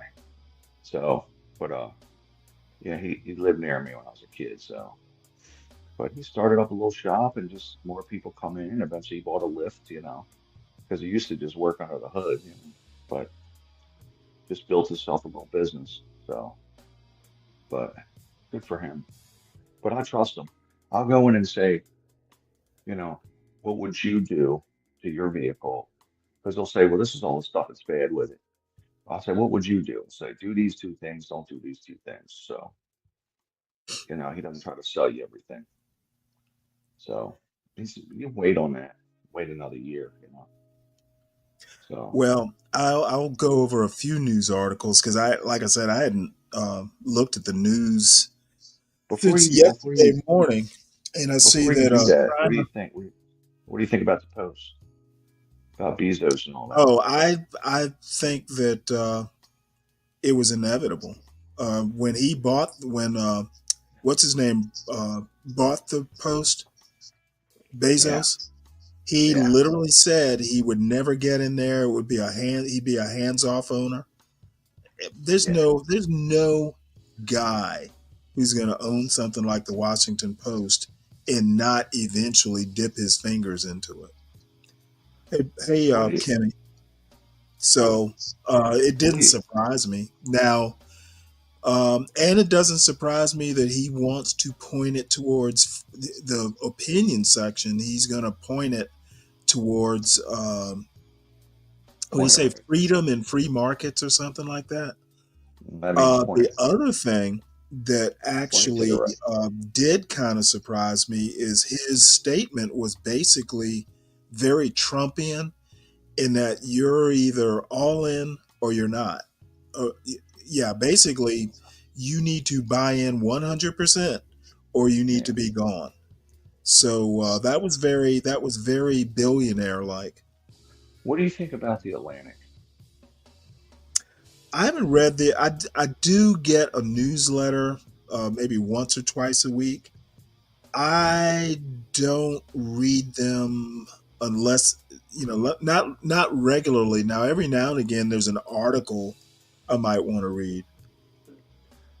Well, the reason I say that is a billionaire bought that like 3 years Oh, that's ago. right. What's her name? What's his name's wife? Mackenzie. Yeah. Well, Oh no, but did McKinsey buy it or did Steve Jobs' wife buy it? I think, or maybe Jobs' wife, Yeah, I think because I think it was her. I can't or remember her. Gates. Hold on, Gates's wife. Didn't Gates's wife buy one? I don't. She didn't buy the One of the Atlantic. Gates. Yeah, maybe it was Jobs' wife. But I'm like, well, you got the Journal, that's Murdoch. You got the Post. The New York Times is a Salinger, New York, Slasinger, whatever the New York Post. what a Post is Murdoch. Yep. The Washington Post is Bezos, He's and also got Murdoch has the Wall Street Journal. Soros owns all the radio stations. He's a billionaire. Look, And I'm here's like, the I'm deal. like, how many we got left? We are a creeping oligarchy. Yeah, I think so. I mean, Yeah. all the social media companies are owned by billionaires. And this is happening right under our nose. And now we have a billionaire deciding what stays and goes in the people's government. I think people are basically not understanding a bigger picture here. Well, I just read an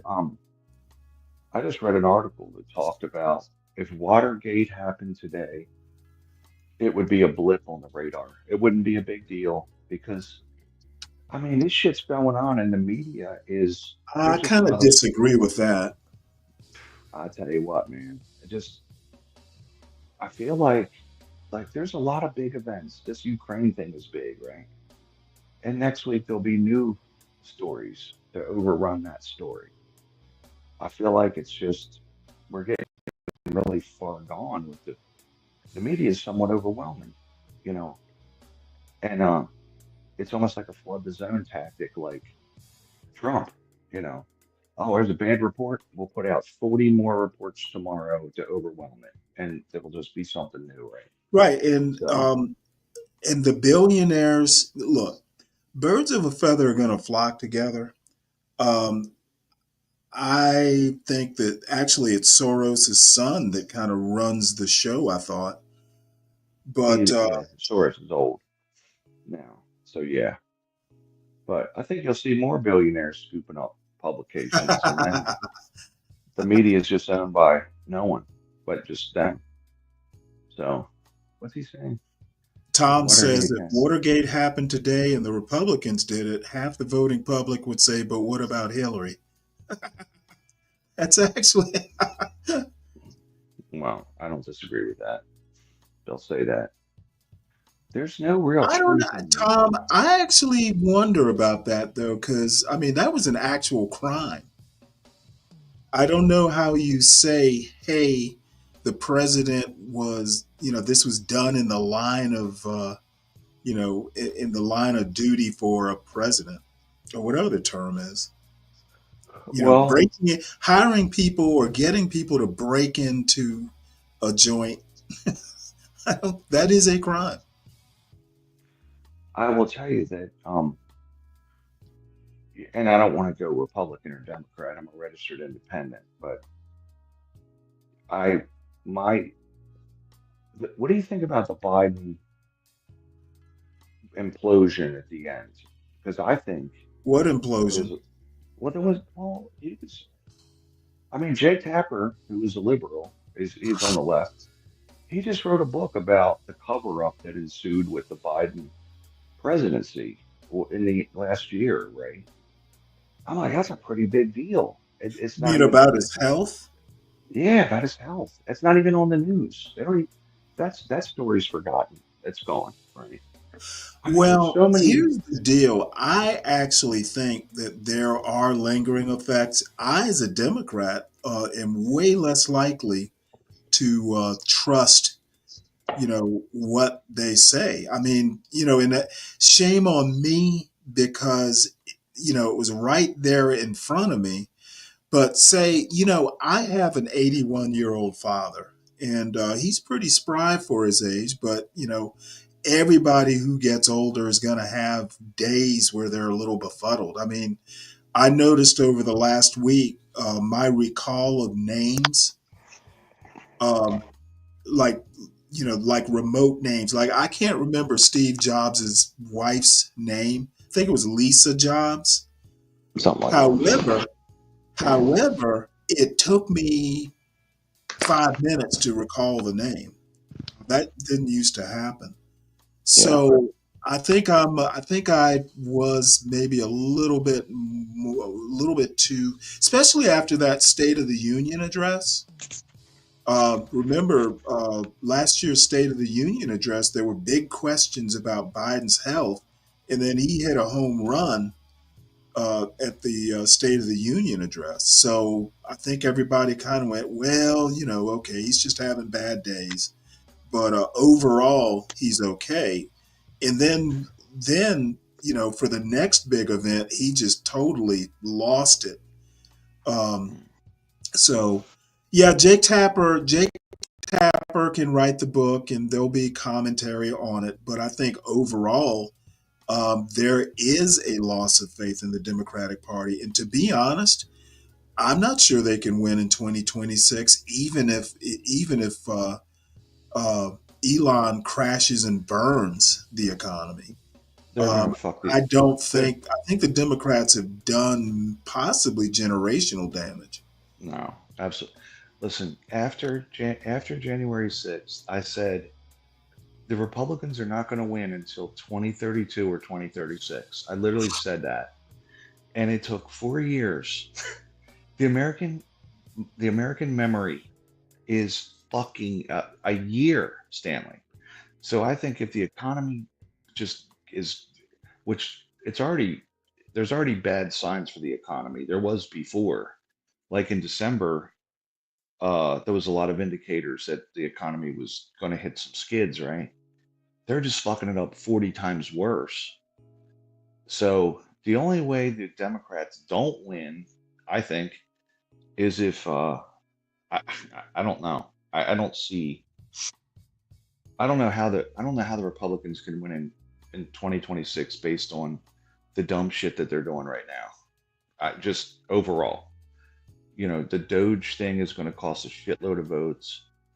Uh, yeah, I think they're in trouble. I mean, Oh, I you don't know, the think. only, You know what? I need more evidence that that MAGA is in trouble. I think looking at the beginning of the show, I showed. Let me see, can I find that? I showed polling where I like don't know how. the polls he's down in the polls, but he's not that down. you know, it was like 47 to 53, 47 disapprove. I'm sorry, 53 disapprove, 47 approve. I think that's what it was. So, The I the mean, only thing that's not rock bottom. the only thing I think he's done that's mostly popular is the closing the border. I would say that's Oh, no, no, no, probably. no. Firing federal employees? No, no, no. But that's popular, at least with his base. You really think so? Well, Oh, I know, yes, but I do. what Now, about the well, independent? I was The looking independents. again, another news article where there were people voting Republican who have lost jobs or under threat, and they're like they still have a wait and see attitude. Yeah. So I Yeah, think what's I guess going it to is early. happen now, maybe by Labor Day, people may have turned the corner, but I think a lot of people, including myself for that matter, kind of wait and see. Uh, I'm look, like I said, the economy in December, as soon as public sector jobs go above private sector jobs, right? They cross. It's an indicator in '08 and '99 and Well, what do you when. mean cross? So in other words, when in terms of job creation, every time they're hiring more in the public sector than they are in the private sector. The private sector hiring goes down substantially, and the public sector is going up. Every Okay, well, time that's those not line, happening now, is it? well, it definitely ain't happening now because they're not hiring anybody. They've, but every time that was happening in December. I mean, Yeah. and even so every time though, it's a predictor of a soon-to-be recession. So Okay. Well, you I knew that. can that trend be reversed? Because Trump sure as shit just did it. All the people Uh, hired in December are those what people are gone. what he's doing is actually causing a larger recession because I'm telling you, like it's essentially austerity measures. Like he's saying he's pulling money out of the economy by not paying government employees, which when you pull money out of the economy, it has a negative multiplier effect on it. Typically, it Tom, might help. I think what you mean, Tom, is nobody on the right cared. Um, there were a few convictions of the January 6th people, and Yeah, you know Trump I'm telling pardoned. you, So I I'm think telling I you, think people cared about January 6th. It was just downplayed so much. I'm telling you, the American public has a fucking 3 month memory. It's insane. It's insane. I can't. I mean, it's all about today's news story. So I think Democrats could easily win if they can organize. They don't seem to be able to do that. They just debate why they lost still. I'm like, Wait, guys, who's debating why they lost? well, a lot of these shows are still debating why do we lose? You need to send those shows to me because I just earlier today I read an editorial by James Carville. He didn't really talk about why they lost. He just basically said that you need to just leave the Republicans be and let them try and govern. So I I don't I think saw. anybody's debating the loss. At least, and I watch a lot of news. I watch all here, listen to a lot of podcasts, and I mean that's all faded away by now, at least to my reckoning.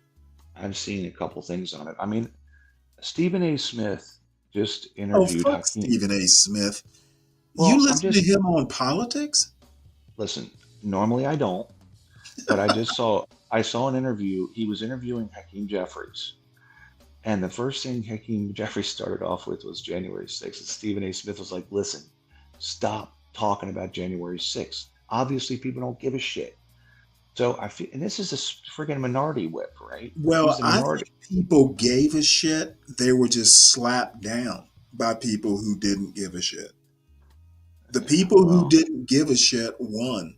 But January 6th, the people went to jail over it. So you can't say nobody cared. I think though, if I had to summarize, um, the economy for sure. And by the Uh, way, just a quick aside, I don't, for the people who got felony convictions, any felony, that's not exactly a slap on the wrist. That has repercussions on your everyday life. yeah. Well, after these, he pardoned people that actually assaulted police. I mean, what the fuck is he thinking? Like that was. I'm like, He was thinking that those people didn't do anything wrong and that the Capitol Police were actual FBI agents or something like that. Trump, for all his bullshit law and order talk, he really does not respect, in my opinion, he doesn't respect like law enforcement. yeah, I don't. Probably, I think he just cares about himself, to be honest with you, and what serves him. So, he cares about law enforcement when it serves him, Well, he cares and about and his that, personal Secret Service detail. That's about yeah. it. That's another thing. Those assassination situations, to me, they and I don't. I'm not. I'm not a Trumper, so I'm not supporting Trump in any way. But the fact that they were kind of glossed over so much, I'm like, man, there was two different shooters in this election cycle. That's very abnormal, and that kind of got glossed over largely by both sides of the fucking media. And I'm going, man, that's a big deal. That's a big deal. You got like Reagan was shot. That was on the news for 2 months. Trump was shot in the ear, even though it was barely anything. And then there was a dude hiding in the bushes. I'm like, wow. And it really was in and out, like in a week. All right, here's a story. So I just feel like the collective memory is not here in the American populace. And Tom just said Americans are fucking stupid now. They've dumbed us down. No discernment. We were talking about that yesterday. There's no discernment. There's no people don't even they don't understand. Like right now, Stanley, what's the one thing that's going to protect the Democrats from legislative hell, right? The filibuster. The filibuster is what they have to stand on. Take away the executive orders, right? You have the filibuster that's going to keep them from just total lunacy. They wanted to get rid of that 3 years ago. Yeah, I Every know. time, I bet they're every glad time, they didn't. oh, well, Joe Manchin wouldn't let it happen. He saved them. Yeah, And by the you're way, a big Joe Manchin fan. I Me, love, not so much, because I li- I kept up with at least the state level West Virginia news because I yeah, live so close to West Virginia. yeah. He's not an admirable man, at least in my opinion. As a matter of fact, Well, he's the first person I know of. You know how sometimes there'll be, these campaign commercials where you'll have the candidate with a rifle shooting targets or bottles or cans or something. you mean I like think Lauren he was Boebert? the first. I think he was the first person to do that type of commercial. I mean, what else did he do though? Was he like? I'm just wondering. I've thought he was logical, reasonable. He was very centrist mostly. He that could very well be he's corrupt. You think so? Okay. Oh, I think so. I mean, on what did he do though? I don't know His West Virginia. he's got the largest coal company in West Virginia. I believe it's the Okay. largest. His daughter has some job that she nominally isn't even qualified for. There's some things that are internal to the state that Okay. don't Questionable. affect his national reputation. Yeah. But I mean, the probably the only thing that's admirable about him is he stayed Democrat in a Republican state, and I think he might have even been a Republican once. I can't remember, but yeah, there's some things internal to Questionable. the state that will make you raise your eyebrows. Not necessarily illegal. It's just he's not doing anything that any other politician hasn't done, I guess. Well, the thing I liked about him, two things. He wouldn't let the filibuster go away, and I'm like, he said, when we're out of power, this is going to be very damaging for us. We can't get rid of it. And the other thing he did when Biden wanted $6 trillion, he said it's too much. And then the Democrats hammered him for it. And I'll tell you right now, if that passed, we would have had 20% inflation because they still spent 1.9, 1.5, something like that. He came back to the table with Biden and said, okay, let's do something, but not 6 trillion. But I'm telling you, the Democratic press hammered him for Build Back Better. He shot it down, remember? And he saved their ass. I'm telling you, because we would have had 20% inflation. It would. I knew it was a inflationary disaster. Build Back Better, and the Democrats owe Manchin the way I see it. He did a lot to save the Biden presidency, and he still spent one plus trillion, but it wasn't 6 trillion, which would have just been disastrous. Um, so I don't know. I've always, and a lot of the stuff I've heard him say, I like. Like he's like, hey, we got to get these minerals. He's part of that committee that says we need to secure U.S. minerals if we're going to do this green agenda and things like that. That just to me are logical. Like, hey, we got to put national security up there because if we don't have the minerals, we're over a barrel. I think that's just logical things like that no one else is talking about. So that's why I like him. But he's gone now. The Republicans in West Virginia just killed him off. Pat Toomey, another reasonable guy, they killed him off. So the whole Republican base now is fucking nuts. So, it's a party of Trump now. So anybody reasonable, gone. So Mitch McConnell, I thought he was generally reasonable Republican. They Oh think my he's a God, Mitch McConnell. defector. Hmm? Said speaking Mitch- of Mitch McConnell, he's got some sort of editorial in the Washington Post.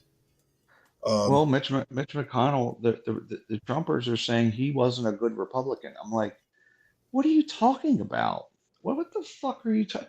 You're gonna say he's not a Republican? well, You hey, fucking crazy? McCain had his flaws, but He was a Republican. even as a naval officer, he had some flaws. But Trump dismisses anybody who isn't pro-Trump. Um, Mitt Romney, he was a very much a normal Republican, gone. So Pat Toomey, gone. Pat Toomey was a moderate too. Yeah, well, Was a normal Republican. all those guys, got while the getting was good. Even though I know. By the way, read an article on Utah the other day. I have it somewhere, but I'll find McConnell's thingamajig, his editorial. Hey, Tom. Hey Tom, good morning. Good Well, morning. Stanley, mark my words. The moderate Democrats are about to get killed. They're going to go Yep. populist. They're going to go ultra lefty, because that's where we're heading. They're going to kill all Eh, the. They're going to. I guarantee it. I don't see the progressives. The progressives are the Democrat version of MAGA, in my opinion. Well, listen, Sanders is selling out, man. Like when I say that, I mean he's literally running around the country right now. He's got tremendous support. Okay, and they're going to go left. They're going to go over to Sanders and he's a populist largely, right? Like, hey, we want to do free this and all the shit they want to hear. I can. They're going to go populist. I can feel it. I mean, I'm hearing the Young Turks talk about it. They're progressive. Oh, the Young Turks. Yep. Well, they're progressive. They're left of Yeah, but you. you know, Shank. If you know anything about Shank Uger, literally, He's he's kind of clownish, in my opinion. Well, they're left of your positions on most things. Like you're kind of a centrist Democrat. They're left of you, and they're advocating to steer the. They're saying uh, Kamala lost because she went too centrist and took a bunch of donor money, and Yeah, that's why she. That's what they're claiming, right? yeah, sure, I sure, sure. Well, look, That, I agree that's with. I'm you a know what? centrist. You know that. I think her biggest problem it was Biden and um, immigration. In my opinion, those are the two top issues. I agree. Um, What? and really, she we, had no defense being the border czar and letting immigration, kind of spin out of control. I knew the Democrats were going to have a problem when Abbott of Texas started sending busloads to New York City and Chicago, yeah, and yeah, the Democrats should have reacted to that immediately. yeah. I agree. But listen, that was federal. Like, like, like they sent him to Martha's Vineyard, but Biden's policy was, we'll take you to New York, because he was letting them inward, and the federal government was paying for all that shit. Yep, They. immigration it killed them. But I thought you gave a very good answer though, because you said the funniest thing I've heard about the whole thing. I said, well, why do you think you lost, Stanley? And you said, well, because they'd ask her a question like, what are you going to do about immigration? And she gave a metaphysical answer. Well, I thought that that's was, pretty much I thought that was so funny. I've used what. that like 10 times, because she just go, it was like a metaphysical answer. Like, Right. it's Well, I just mean, about, she didn't have an actual answer. it's just like, And I mean, the popular vote, she didn't lose the popular vote. What was it? A point, one and couple of, a one yeah, 5%. yeah, it was So, small. I think her biggest problem, I think the bottom fell out. I think that personally, I think the Democrats lost um, after that first debate with Trump. Yeah. Yeah. And I think history is going to not look kindly on Joe Biden I agree with that. because I, he originally, when he ran, it was at least floated that he would be like a stopgap, basically. And yeah.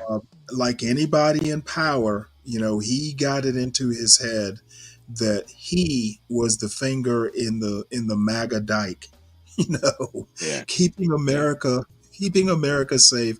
I'm the only one that could beat Trump. And, even in the military, everybody's expendable. You're not a good leader if you're not leaving an infrastructure in place in case you get picked off by the enemy. Your unit should be able to survive without you. Yeah. Yeah. And And Biden yeah, I failed to agree. do that, in my opinion. If I could give just a quick personal opinion, the thing that probably is in my life that shocked me the most, and at least at that point, and gave me the opinion that the American people have completely lost the plot, was the Merrick Garland / Yeah. Bowl, the replacement, and then when it came time for the chick with 3 names, it's escaping me right now, that's on the Supreme Court as we speak. Yeah, Amy Coney Barrett. Yeah, Amy.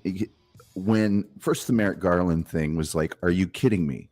Are you kidding me? The Senate is going to deprive a sitting president for an eon left in his presidency to not at least be considered for the Senate? Are you kidding me?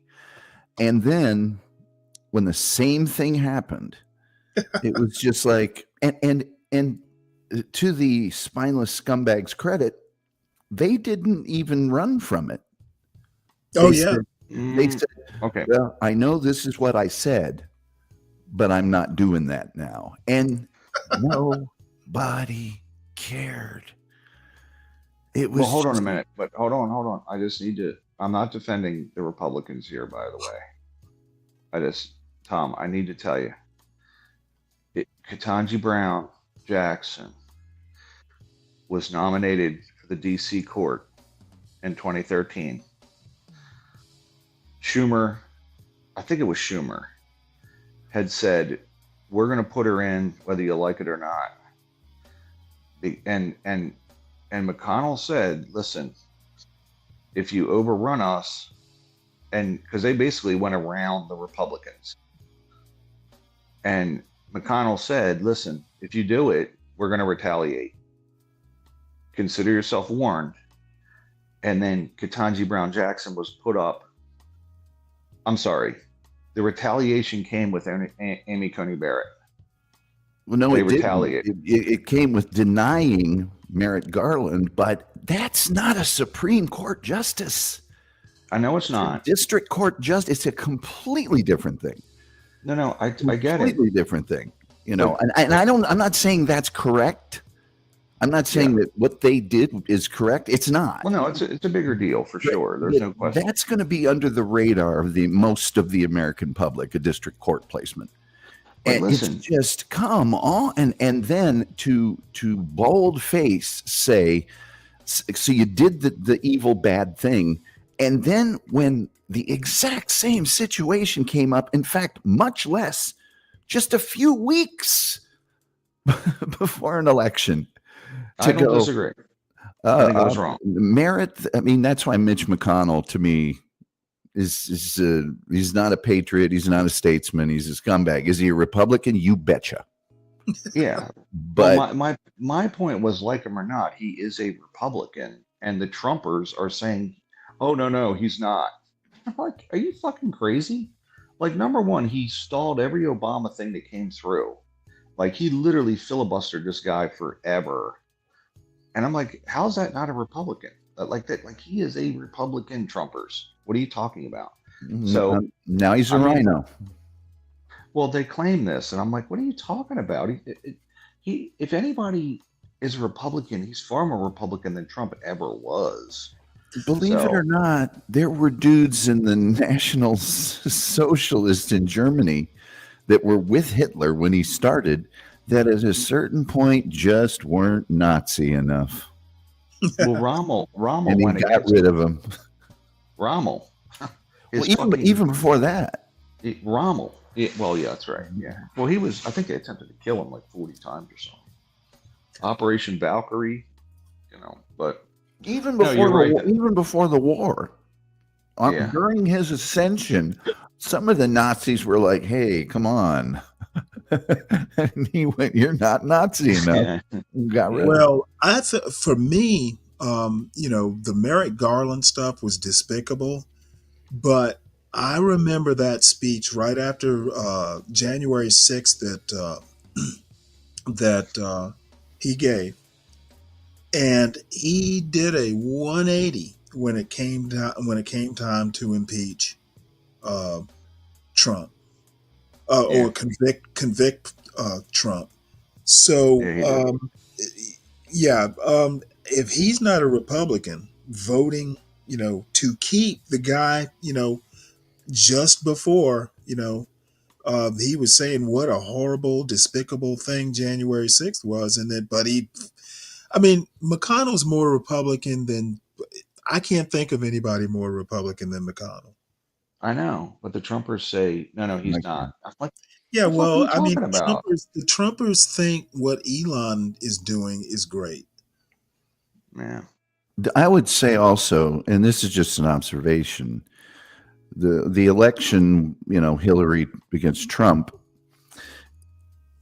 the Republicans always run someone that Republicans will vote for.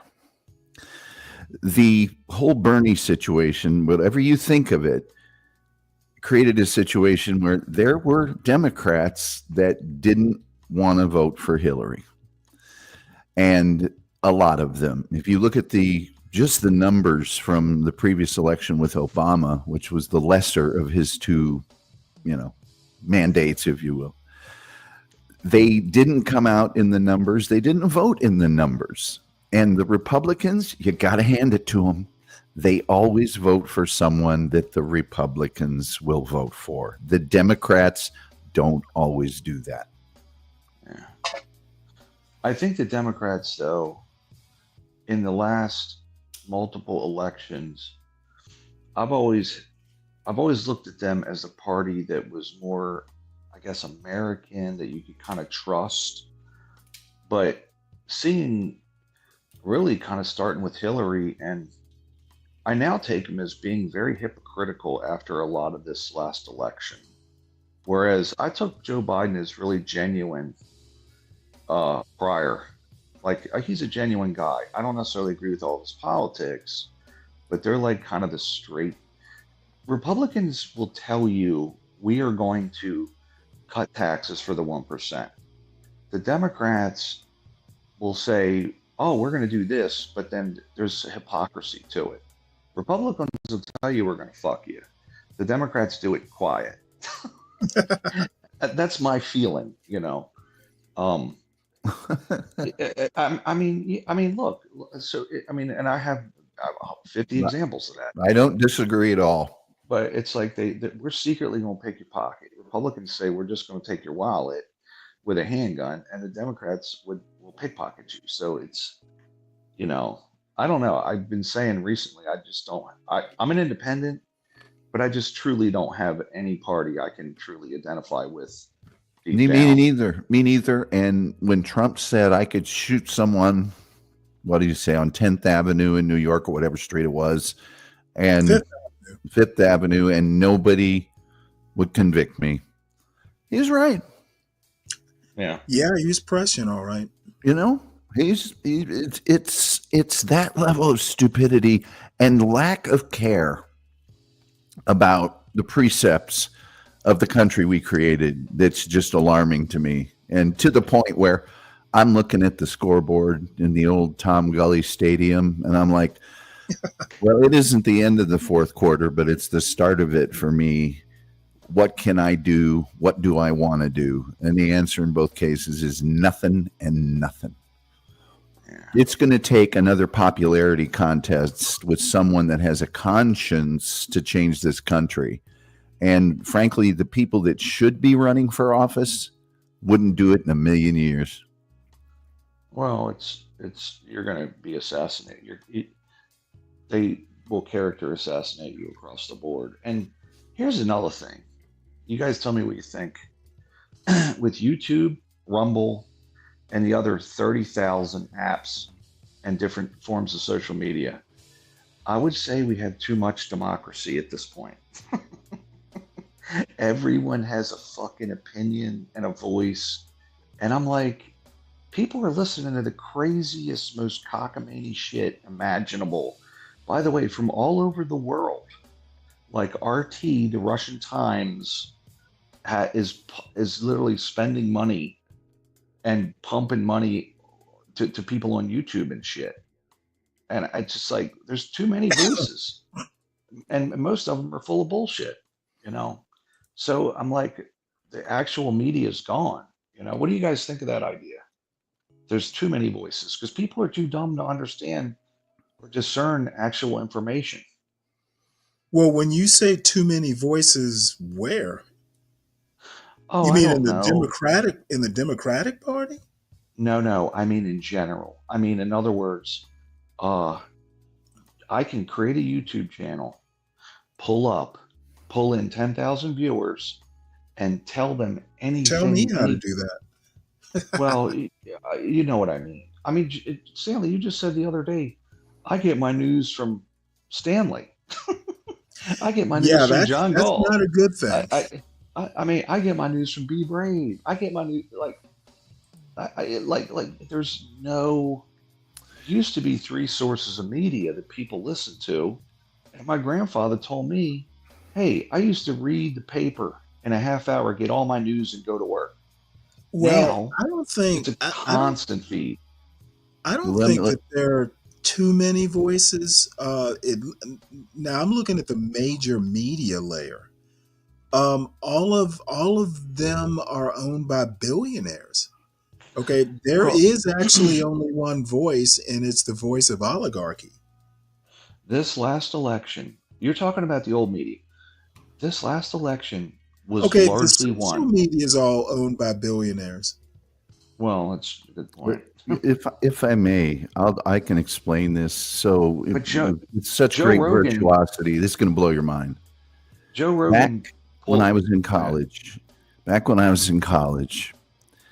there might have been a bunch of people who thought Abe Lincoln never existed. And to communicate to each other, they had to put a classified ad in some Soldier of Fortune and some weird magazines and stuff. And they put out a newsletter that was stapled and it was made on a mimeograph machine. And there was, 500 of them. Now I could start an Abraham Lincoln doesn't exist page on Facebook and YouTube tomorrow and have 30,000 followers. That's the problem. I agree. It's too much democracy or too many much voices. democracy. I mean, think about this, Stanley. How many people have you heard that think that Martin Luther King is terrible? I've heard that shit over, and I'm like, Here, what let the me fuck are you talking about? Martin Luther King. let me Martin point Luther out King. one thing right quick. What the Now, fuck are you talking about? this is going to piss somebody off, but here, rest in peace, Dolly Parton. Well, This is what I'm talking about. yeah. This is what I'm talking about. I do not know how we got to this weekend It's so Dolly fast, Parton's husband. but it's here. Hello and welcome. I think Dolly's still alive there, 12th man. There Unless- you go. Unless they did a Gene Hackman. You know what the hardest thing in radio is? What's that? Talking about the greatest hits album of Dolly Parton. Why? Here's one of the new album, Dolly Parton's Greatest Hits. Greatest hits. Oh yeah, I can see that. Yeah. I'm actually kind of a fan of hers. I am too. I'm working 9 to 5. Well, I don't know if it's too much democracy, but I understand the concept of yeah, it's too much. we have legitimized too much and too many. It's the people that we used to not even acknowledge now have YouTube pages with 500,000 followers because they know how to light their farts. It's crazy, man. On camera. It's just we have de-evolved from an information and standards standpoint. Stanley always says it comes back to parenting. That's a huge part of it. That's a huge part of it. But we now have even the foundations of our media are tabloid media. Yeah, I agree. And like I heard some examples. Someone will reference an article from Mother Jones, okay? Someone will reference as factual information, which it may be accurate, but it's obviously spun up. Sean Hannity, okay? Oh, Sean Hannity. He may have a fact, a percentage of the facts painted how he wants to paint them. And they'll say, oh, yes, Sean Hannity has the news. Well, Sean Hannity is highly biased, like Mother Jones is. Well, right? yeah, but the thing is there is straight news out there. Everybody. Well, I know that anytime I hear anything from Sean Hannity, he's an opinion journalist. Well, Stanley, you're smart. Most people are not smart. They're fucking stupid. I don't know that I think everybody knows. Oh, I don't. I don't. I don't even know. You don't? Man. No, These people are fucking dumb as shit, man. Here's another thing. You remember the Abraham Lincoln Doesn't Exist group I was speaking of earlier? That old newsletter, the top, the masthead of it. Mm-hmm. It had an illustration that was probably drawn by someone's high school child in pencil, and then they had to trace it in ink and make it reproducible, and there was probably R. Crumb like illustrated letters on it, and it looked like hell, and it looked like a crackpot thing. Now the Abraham Lincoln Doesn't Exist group gets a template from WordPress, and they put an American flag on it, and it looks and feels legitimate, even if they're cretins. It's typeset properly. It looks official. It has that feel to it. If you set it up next to Fox News or NBC, ABC, AP, Reuters, it'd be in their ballpark. People don't know how to tell the difference. Yeah, their brains don't work good. I don't think it's discernment. I say it all the time. People do not have the discernment that they should have to understand the differences and stuff that we're getting. It's just they don't, and it's a problem, man. So, and I even think it's there's a lot of funding outside of the U.S. that's wants to create division, dissension, and all kinds of shit like that. I truly believe that. I mean, if you're trying to take down the U.S., why wouldn't you do it? Seems like it's logical to me. So, well, you're not too far off the mark there. Did Abraham Lincoln ever really exist, or did the United States just make him up for clout? Yeah, that's it. Apparently, he was a vampire and zombie killer. If you've seen any of the movies that have been out. Yeah. Oh no, there's another one where he kills zombies too. Oh really? Yeah, both of them. Yeah, it's nuts, man. I don't know. How do you recover it is the question. Because I'm gonna tell you right now, if Trump tried to institute a quote unquote information thing like Biden did, that's gonna blow up, right? That's not gonna happen. And if once the Democrats in power, if they try to do it, the right's going to blow it up.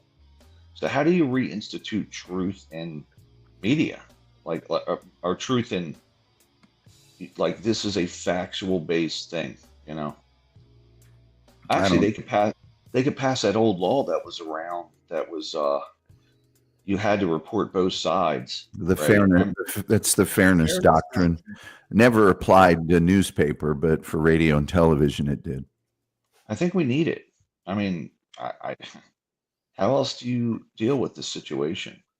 People I are don't. fucking crazy. We're not going to see any change to the current structure of the government until there is a catastrophic amount of pain akin to the Great Depression or something along those lines, to where people are just, hey, we have to. The only thing this country has banded together in my lifetime on was 9/11. Yeah, that's true. And other than that, you couldn't agree that, a glass of milk was a healthy drink. Yeah. That 50% of the people, just to be dumbasses, would say, I don't know about that. You can get calcium deposits. That's a good point. You can say water freezes at 32 degrees Fahrenheit and you'll get pushback. I'm not joking. You will. People will go, well, technically it begins to freeze, but it really doesn't freeze. Yeah. Come on. Under intense pressure, it actually freezes at a colder. This channel, if you listen to this channel for 24 hours, you will hear some of the most convinced of their correctness people in the world. Yes. That are as wrong as you can possibly be. The other day when the guy was on here, you realize races aren't a thing. There's no such thing as race. Oh my God. Are you kidding me? Yeah. And convinced. Can't tell him different. You can't fix stupid. I know that Stanley thinks that you can. He's more optimistic than me. Well, I you know what? I used to consider myself at least jaded, but since I've been a part of this outfit, I'm just realizing how optimistic I am. I don't think you can fix stupid quickly. And as old fashioned as it sounds, I think America's biggest problem, I will have to agree with, the right that, or at least some people on the right, that, we got to start somewhere. And I think the family unit, at least in American culture, it all starts there. And, not every family can be a 2-parent household, that's noted. But, even the single parents, you got to have standards. And, like I've told people recently, every year I would contact each of my son's teachers and tell them, you know what? And I've never really had any issues.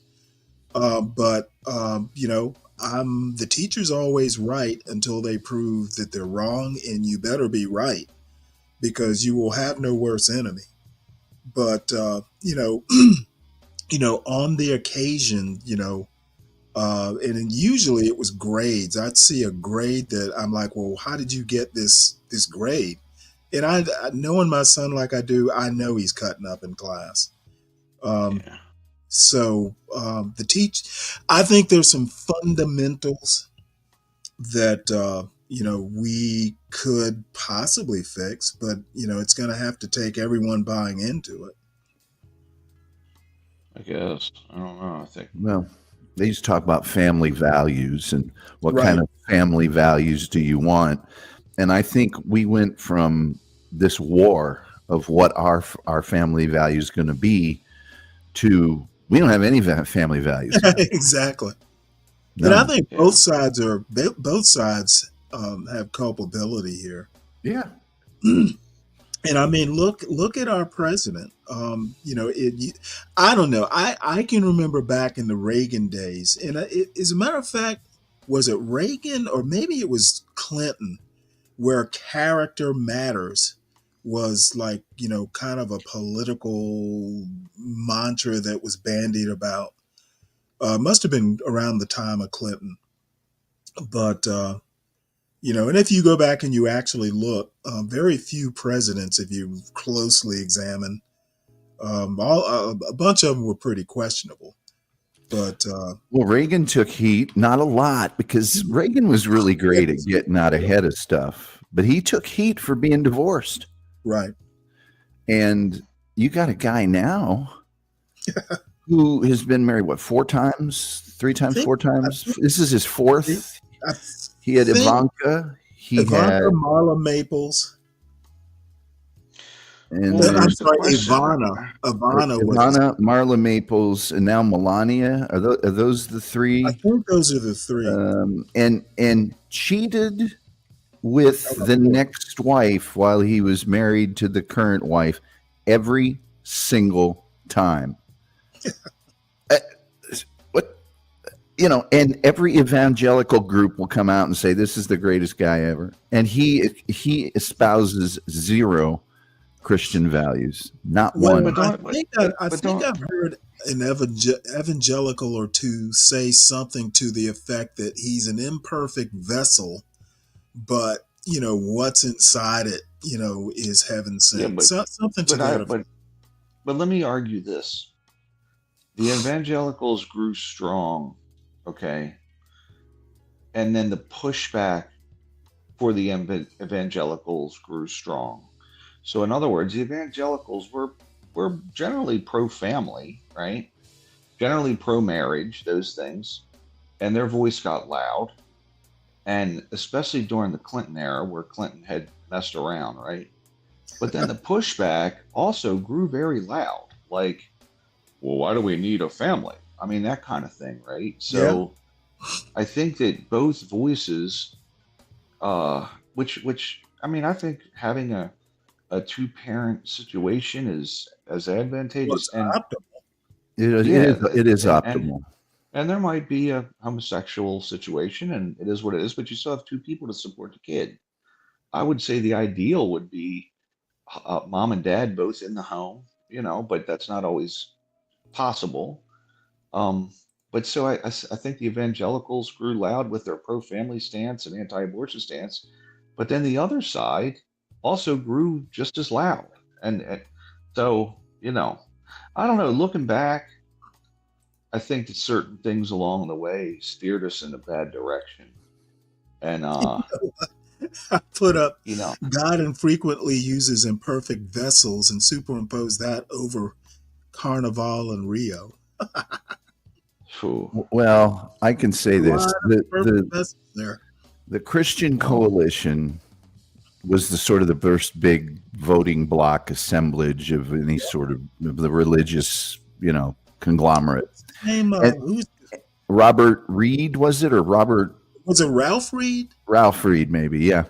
And when that happened, Christians actually were smart. They came out and said, we are a voting bloc and we want to be addressed, and that was fine.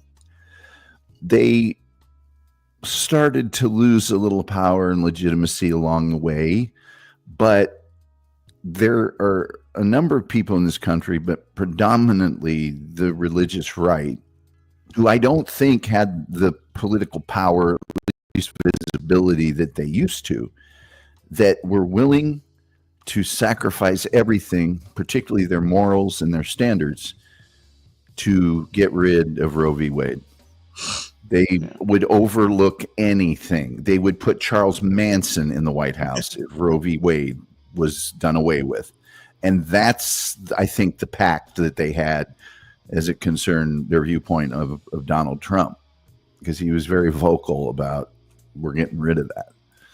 So. And I'm going to go way out on a limb here. I have no net, but you'll never convince me he's never had, a situation where he depended on an abortion. I guarantee he's had probably 6 of them. Well, I don't know. I won't even put a number on it, but there's no way you'd ever convince me. It was one of the best abortions ever. Well, you heard Herschel Walker. It was an immaculate abortion. It was a wonderful abortion. People are still talking about how well the abortion was done. I don't even, I'll be honest with you. I think he's pro-abortion. Truth be told. I think he doesn't give a shit. He's at least pro-choice. Absolutely. I, I don't think I anybody's pro-abortion. well, I don't know. I mean, I know that the Democratic caucus this year had abortion clinic on site and a vasectomy clinic on site, which I was like, what the fuck is going on? No, I Hey, think that's awesome. they got rid of the Really? drive. They got rid of the drive-through this year. Give them some credit. I mean, I'm just Yeah, like, the what deal the the fuck are you deal guys doing? is, why would you be pro-vasectomy? The No, Democrats no. I mean, had, why would an evangelical be pro-vasectomy? I don't know. I don't think they I are. don't, I don't, they're not. They want to proliferate the earth with more children, from And what when I they know come of them. out with a male pill, and I'm sure they will one of these days, I wanna see how that's gonna work. Yeah. Well, but I do think the thing with the family is, I do believe the evangelical voice got loud and the pushback got loud, and we ended up with what we have, which is a lot of people that are just family, and a lot of people that are like, no, fuck the family. There's no in between. Again, another American thing, but it's just all extreme bullshit.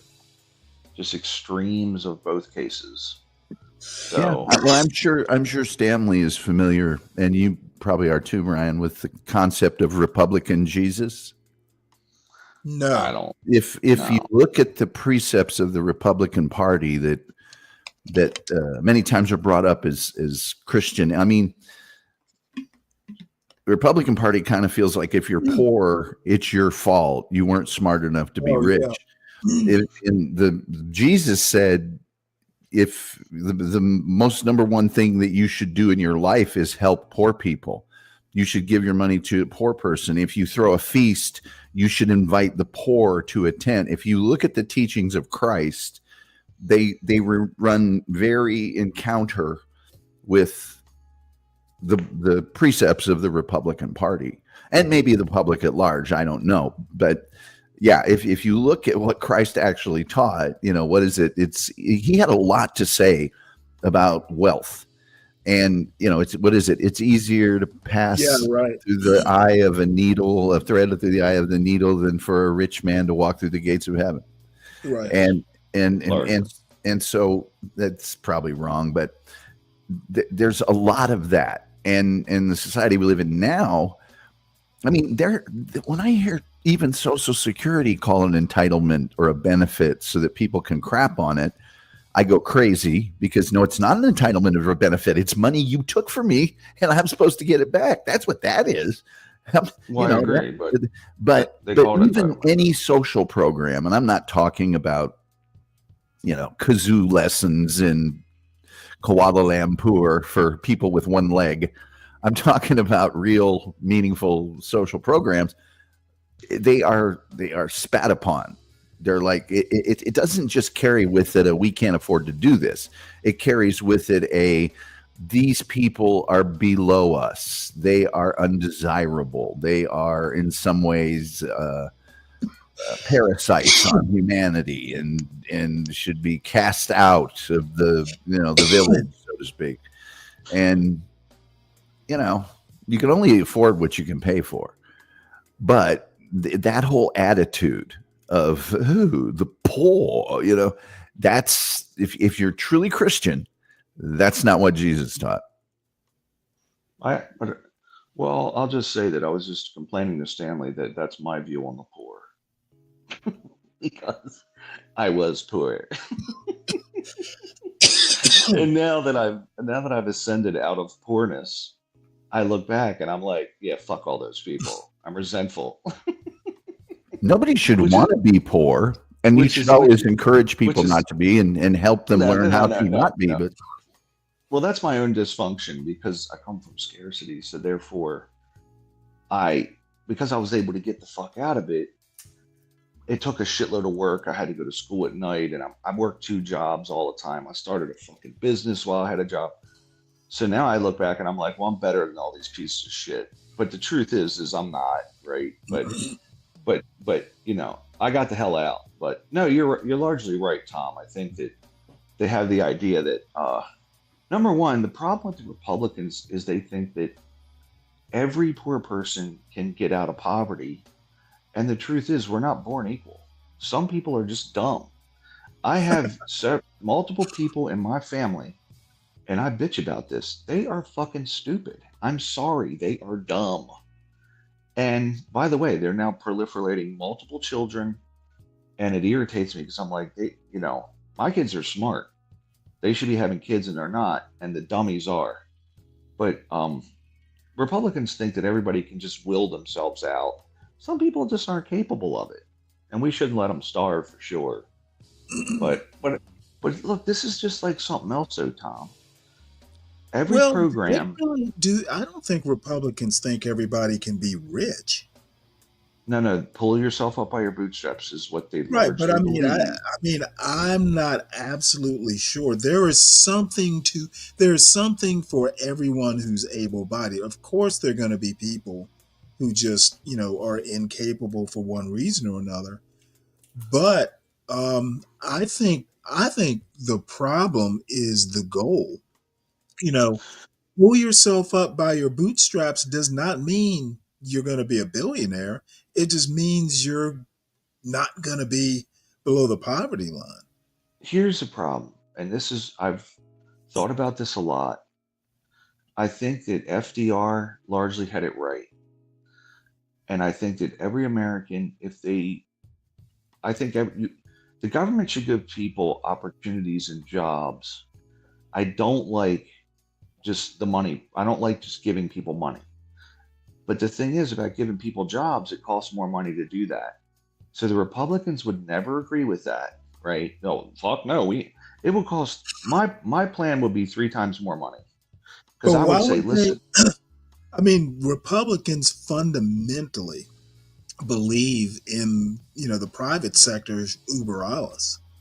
But just depends on how libertarian you want to be.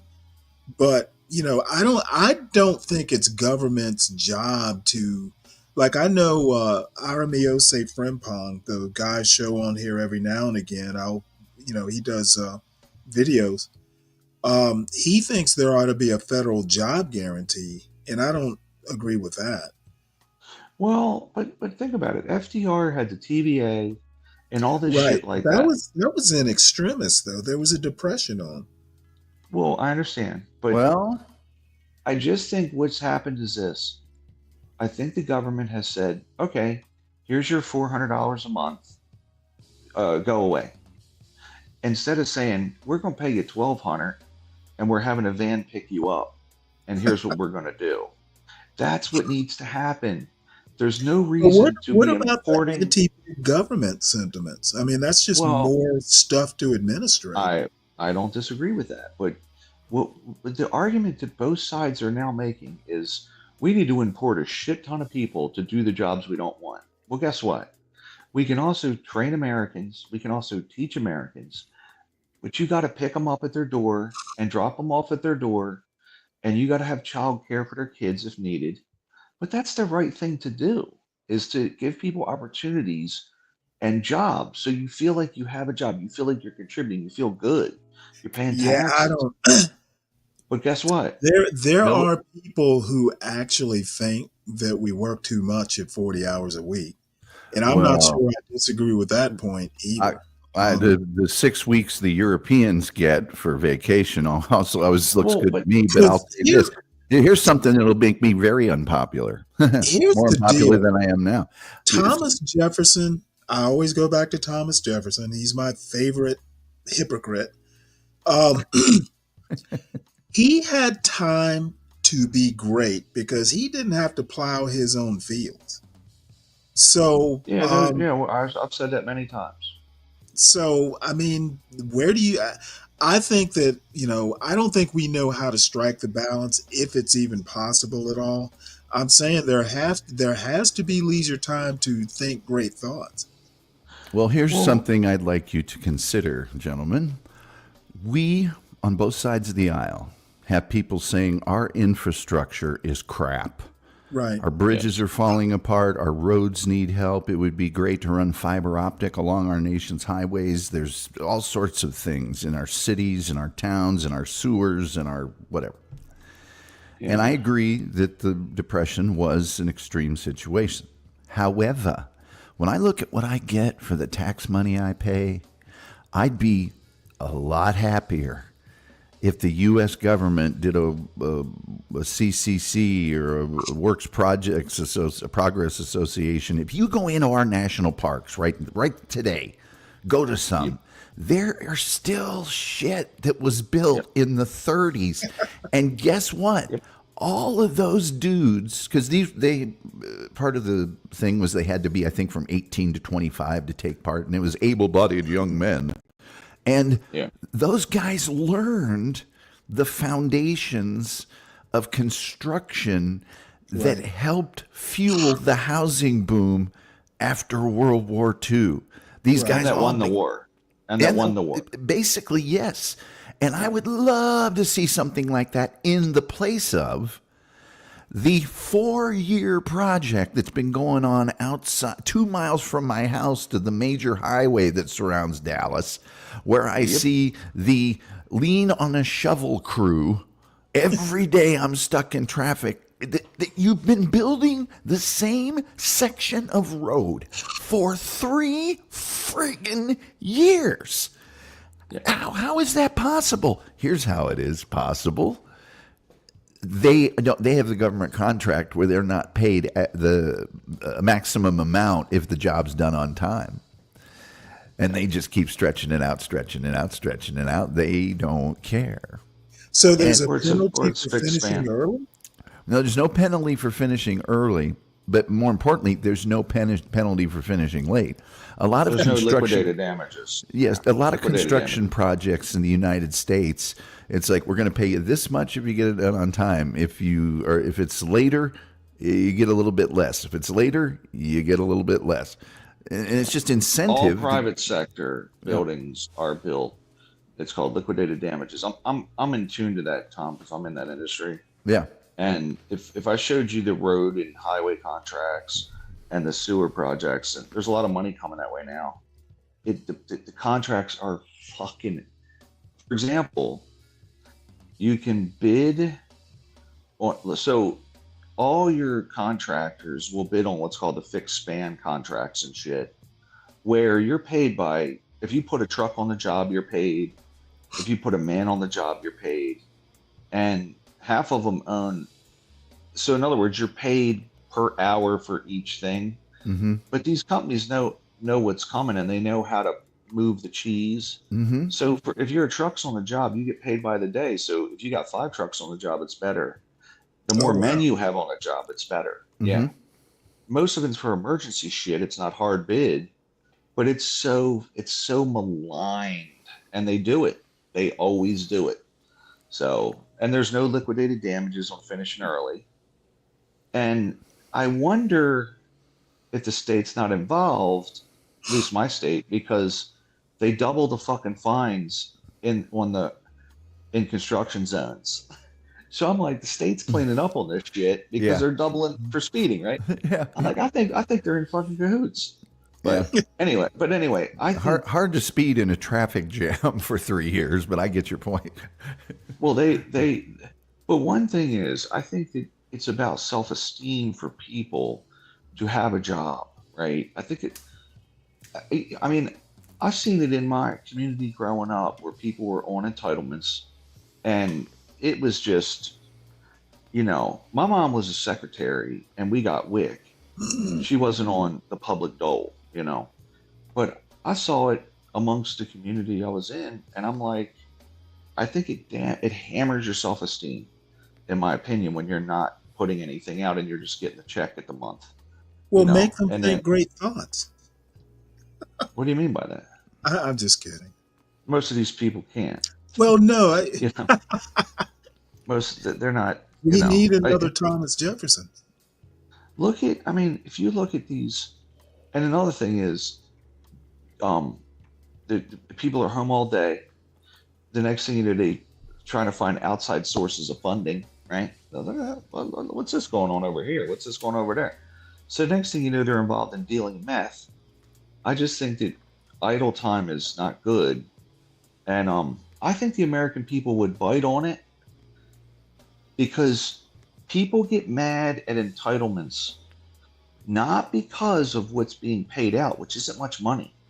They get mad that they're sitting in traffic going to work 50 fucking hours a week, and they go, "Oh, this person's living for free. This is bullshit," right? That's why they get mad. Yeah. So I think you spend 4 times as much on publics on that. You hire people for government, and then even if it's fucking picking up garbage, that's it. I've done my fair share of commuting and being stuck in traffic and stuff, and I've never thought about what other people are doing. A lot of people do, Stanley. Really? A lot of people do. Yes. Yes. I mean, look, Stanley, I get annoyed because if you go on Amazon, you can buy macadamia nuts on fucking Amazon on Snap, and it pisses me off because they're the most expensive Lord. nut. Yeah, you can buy like designer chocolates on Snap, and I'm like, look, we were on Wick when I was a kid. I get it, right? But why are you buying designer chocolates on fucking Snap? That's bullshit. I didn't eat macadamia nuts till I was probably 40 because they were too much money. They're the most expensive of all nuts. But the thing is, you can buy the best fucking chocolates on the market. When I was in my 20s and didn't have any goddamn money, like I took my kids camping on vacation, right? We went, yeah, that's cheap. And we ate very modestly because I didn't have any money. I'm like, Well, did you meanwhile, hear? I think it was 12th Man earlier this morning or yesterday morning. I listened in for about 10 minutes before I just got disgusted. I'm He sure. was talking about poor people should basically be given like a bag of flour and some cornmeal.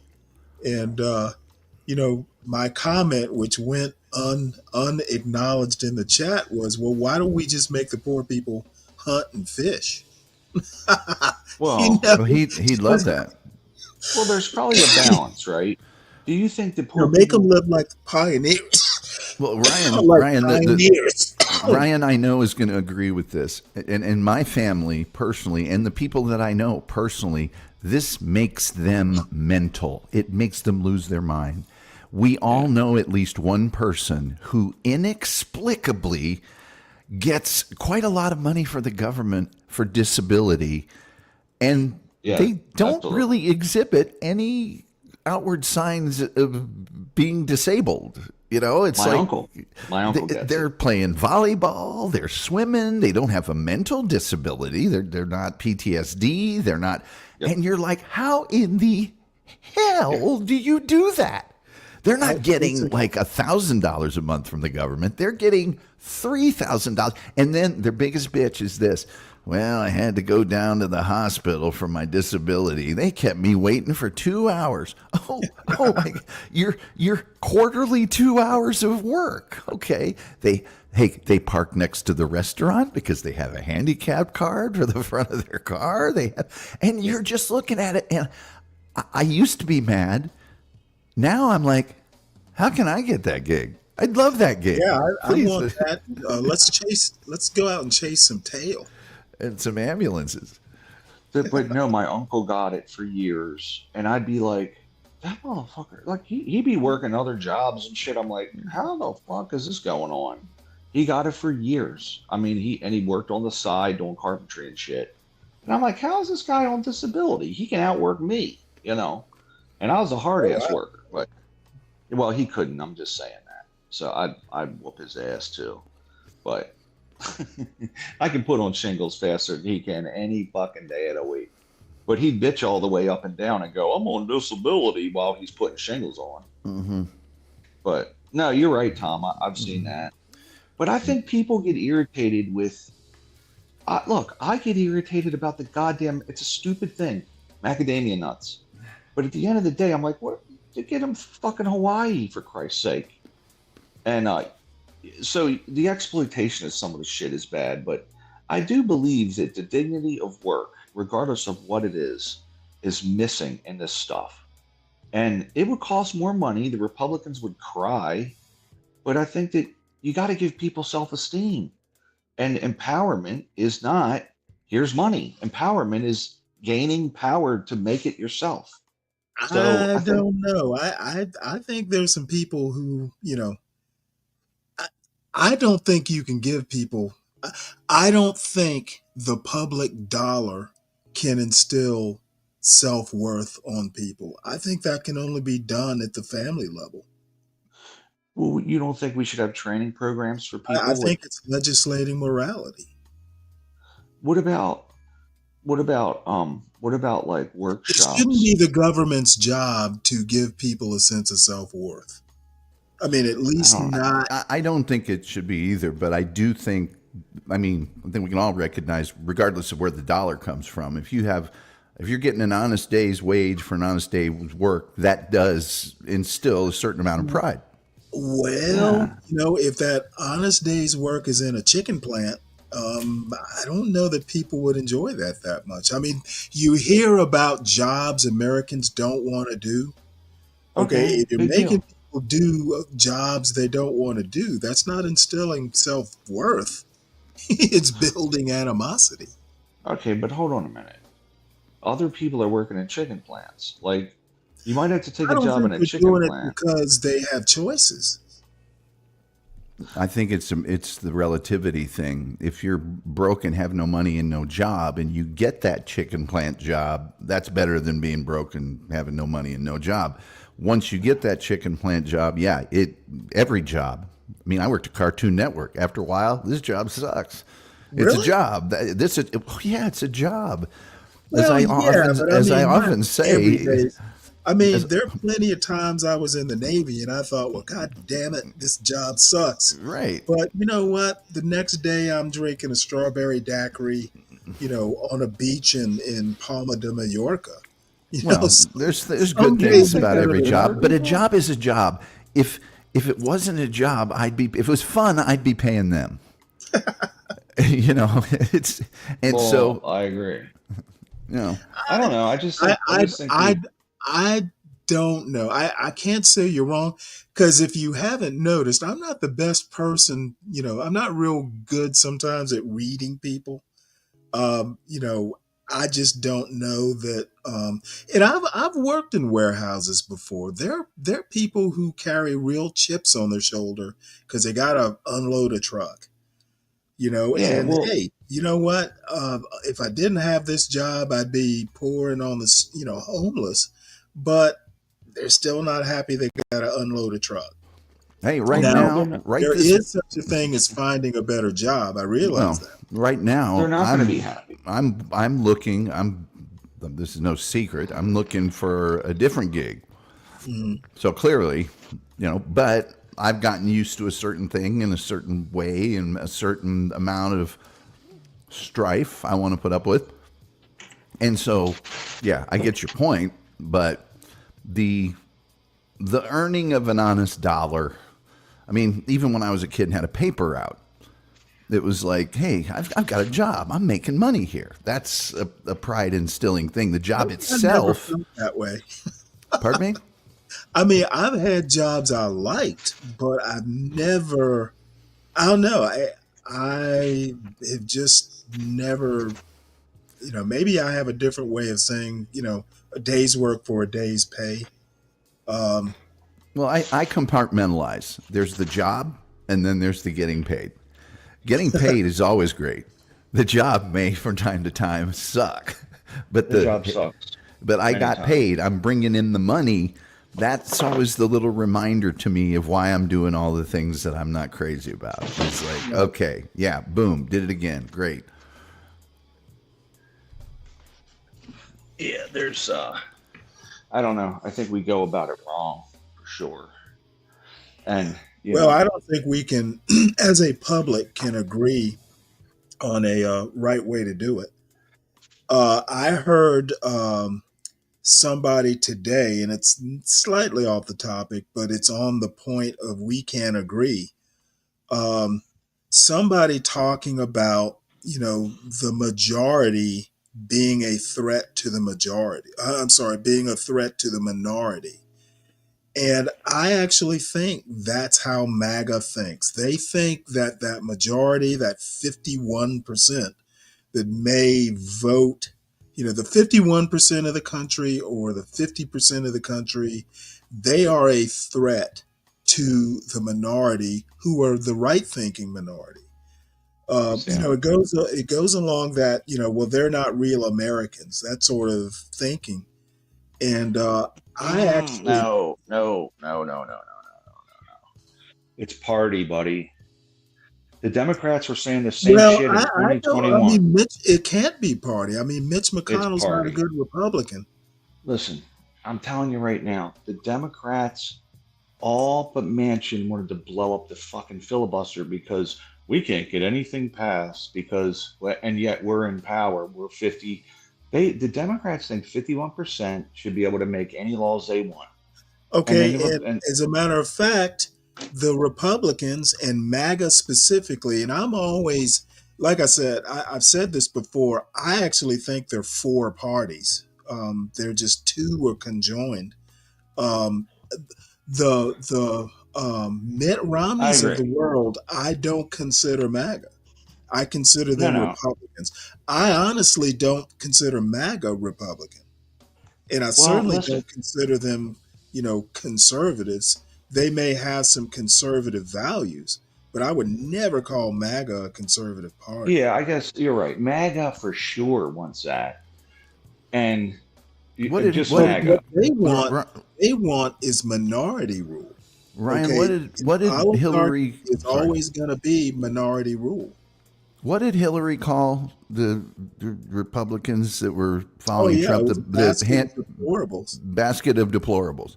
Deplorables, yeah. Yeah, it's that. I think there is a certain amount of and I agree with your breakdown of the parties. There is a certain amount of that. It goes back to the old thing I always say. It used to be when people had a political debate, which, by the way, didn't happen as often as it does now, was seen as somewhat distasteful to bring up in a common conversation. Used to be. But when they would say, you know what, I think I'm right, I think you're wrong, but let's just agree to disagree and move on. Now it's I think I'm right, and I think you're Satan. And I'm going to force you. I'm going to force you to accept that I'm right. Well, and that's by the way, Kristen Sinema is another one. So Sinema said, I won't get rid of the filibuster. They literally gunned her down, primaried her, and she's gone. So I think that it's just that. Hey, I think Republicans do the same thing. Well, no, I know. I'm saying both do. That's why I said it's party. But here's what I'm saying. I think it is. Believe it or not. Well, hold on a second. It wasn't just because of the filibuster that they primaried her. Listen, she would not. Okay, she said, I would not. Listen to what I'm saying. It wasn't that's just why they primaried her. There were basically she was so amenable that they invited her to switch parties. Listen, you got to read. Republicans wanted her to become a Republican. That's how much she was working with the Republicans. Listen, I'm going to tell you right now. She voted for Build Back Better fully. She voted for it. She said, I'm in. They couldn't get it done because they didn't have the votes. And they said, well, listen, we're going to blow up the filibuster. And she said, I'm not going to do that. That was not the only reason she was primaried, is my point. They said, listen, the Democratic Okay, wait, hold on. Let me make sure I'm understanding your argument. You're saying that they primaried her because she opposed the filibuster. Yes, that's exactly what happened. And I'm saying she voted for Build Back Better. It was more than the filibuster that they primaried her for. She done a lot of things, and I would have to go back and look at her voting record. It was not just the filibuster. Look at her voting record. I promise you, she was a good Democrat. She voted with the Democrats hugely. And then once she wouldn't blow up the filibuster, the Republicans started kissing her ass. Right. But she switched to independent eventually after the Democratic shit on her. Right. I promise. She switched to independent. She was like, fuck this. Because they said, we're going to primary you. Primarying her. Hell, she wasn't a Democrat. Why should she? listen. She What switched did once you they expect smacked. them to do? No, Stanley, listen. She switched once they said, "Fuck you if you won't blow up the filibuster. We'll primary your ass." I And remember it differently. I'll just leave it at that. okay, well, that's fine. But I'm telling you, this I'm is a not party saying she thing. didn't. I'm not saying she didn't go for the filibuster. I don't Uh, have a problem with her not going after the filibuster, but it was more than that. There were several other things. Part of it was like you remember that some of it was aesthetics. Okay, she basically went to the right, was willing to work with the Republicans, Yeah. which if the roles were reversed, Republicans would be up in arms. But let me tell you, imagine, and now this is out imagine on a crossing the limb. aisle. I have nothing to back me up on this. Yeah. That little curtsy she did, there was a vote that went against the Democrats, and she went up and did a curtsy. It The was only in the news thing, for weeks. the I only think thing I that's read a about career. her. Listen, man, you could say that, but the fact that her and Manchin got vilified in the media for not getting rid of the filibuster, it's and the news media, the people I talked to, all couldn't understand. I have a friend that's a progressive school teacher that was furious they wouldn't get rid of the filibuster, and I'm like, dude, it's been around for 200 years. It's never been a No, simple it's not been majority. around for 200 years. Stanley, they The needed a filibuster, 66. They needed 66% of senators to agree to get something legislated. Okay, forever. They lowered it to 60 wasn't because they 200, couldn't. wasn't 200 years. Well, well, tell me how long it's been I'm looking it 66%. up right now. You've It needed was the very first session of the Senate a filibuster took place. 2/3 of the Senate. 1789. You need Really? most of the senators. Yes, Yeah. it's never been a 50% majority in the What Senate. did I think? It's 50 in the House. Originally, the Senate rules did not provide for procedure to vote on the end of a debate on a question, which Well, you opened the remember, door to the filibuster. Now, but you Okay, remember from maybe I'm school. thinking it's not a constitutional issue. no, it's rules of the Senate. Well, Okay, listen, hold well, on. I No, stand you need corrected. 2/3. Yeah, you need 2/3 of it. You need 2/3 of it to get passed in the Senate forever. They lowered it to 60% at some point, right? Okay, under the Now, original. Here, let me put this up on the screen. yeah, you've always needed 2/3, and now it's 60% though to get it passed. It says here under the original Senate rules, cutting off debate required a motion that passed with a simple majority. So it's 1806. After Vice President Aaron Burr argued that the rule was redundant, the Senate stopped using the motion. Cloture 1970. The change inadvertently gave senators the right to unlimited debate, meaning that they could Yeah, indefinitely delay a bill without supermajority. So it's 1806. but Stanley, it's still they needed two Tactic thirds we to now pass know as anything. filibuster. Huh. Yeah, And they we needed never have 2/3. had the Hollywood classic, Mr. Smith Goes to Washington. Filibuster, the right to talk your head off. Well, I don't necessarily agree with the All wasting right, all well, the I time, stand corrected then. but the thing is it means the majority can tyrannize the minority if you have 51%, right? And Yeah, well, so, I think that majority minority argument has been around forever. I think sometimes the minority can tyrannize, they can. can terrorize the majority. Well, like right now, the Democrats can literally stall every piece of legislation if they all vote on party lines. But the thing is, laws are supposed to be hard to pass, right? It's not because otherwise the country zigs and zags every 4 years. Let's build a wall, let's tear it down. Let's build a wall, let's tear it Let down. me Every put four it to you years. this way: I don't think we're going to be using the Senate much. Well, I can tell you this. We, One, and I Okay. got a desk drawer full of filibuster paper. I'm sorry, of That executive if I could order said it. paper, and I'm going to use it. well, I Dude, that Senate's quiet right now. And by the way, you can hear me ask Gary Hart about this on Oh, one of that's my. right. I wanted to watch that interview. Yeah, I interviewed Gary Hart, and I asked him about this specific example. One of my favorite politicians ever, and it's because I'm from Indiana, was Senator Richard Lugar. Right. He was a conservative. He was down the middle, and he actually reached across the aisle and passed a piece of legislation with Barack Obama. Oh my God. And he was kicked out and had been a senator for, oh God, for 5 straight terms, which are 6. And it was just astounding to me that they kicked him out. And that's when things really, I mean, you can go back to 2000 and the whole controversy about the, finality of the votes in Florida and things. But things really at that point had gotten, there's no compromise anymore. There is no middle of the aisle. There isn't. And part of it is the media ecosystem. If you compromise, you're going to get a lot of loud voices that trash the shit out of you. And, I don't know, man. You got MAGA activists, you got progressive activists. People are just fucking crazy. I'm like, don't these people have jobs? What the fuck is going on? Well, ask our last Speaker of the House before the current one about that. A couple of crazies from MAGA go off the rails, and he's gone. Matt Gaetz, he was going to be the Attorney General.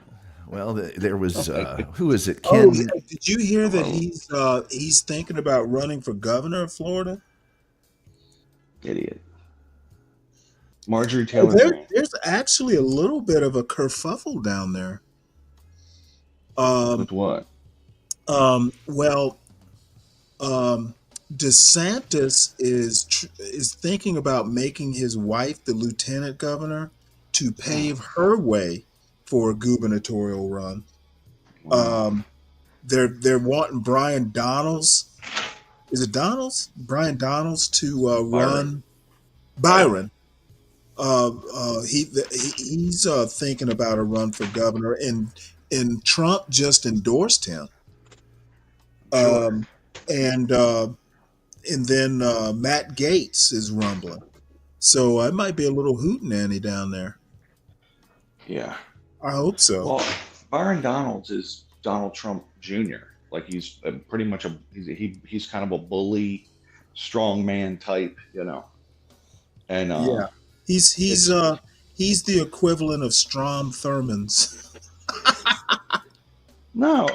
Think about it. Every single person. Thurmond had a secret love child. Everybody. Just one. Everybody that he endorsed. He only had one black woman, I know. Herschel Walker. He won't vote. He would never pick like Sanjay Gupta because he's too soft spoken. Right. And I even hear it now. Literally, Hakeem Jeffries. Sanjay, to me, the doctor? Yeah, absolutely. Yeah, because Trump would, if you notice who Trump endorses, it's almost like bullies, like Putin, right? Byron Donalds fits that mold. He never endorses loyal bullies. Well, that too, right? But if you think about it, Hakeem Jeffries, to me, is almost autistically, he's very, very intelligent, but he's soft-spoken. He's trying to explain now, like, we're not in power. The media and a lot of the Democrats have turned around and like, you need to fight. So it's like, Trump he'll pick fighters over anybody, even if they're fucking stupid. It doesn't matter. It could be Matt Gaetz, idiot, right? If you'll fight and argue, that's who he wants. So, I mean, Hakeem Jeffries is getting smashed because he's quote unquote not fighting. He's like, well, we don't have the power right now. We have to just resist. And people have been negative towards him because he's not quote unquote fighting. I'm like, what are you talking about? What's he going to do? What do you want him to fist fight? You want him to get up there and fight people physically? Well, wait, hold it. Now they can only stand, the Republicans, if I recall, can only stand to lose like one vote.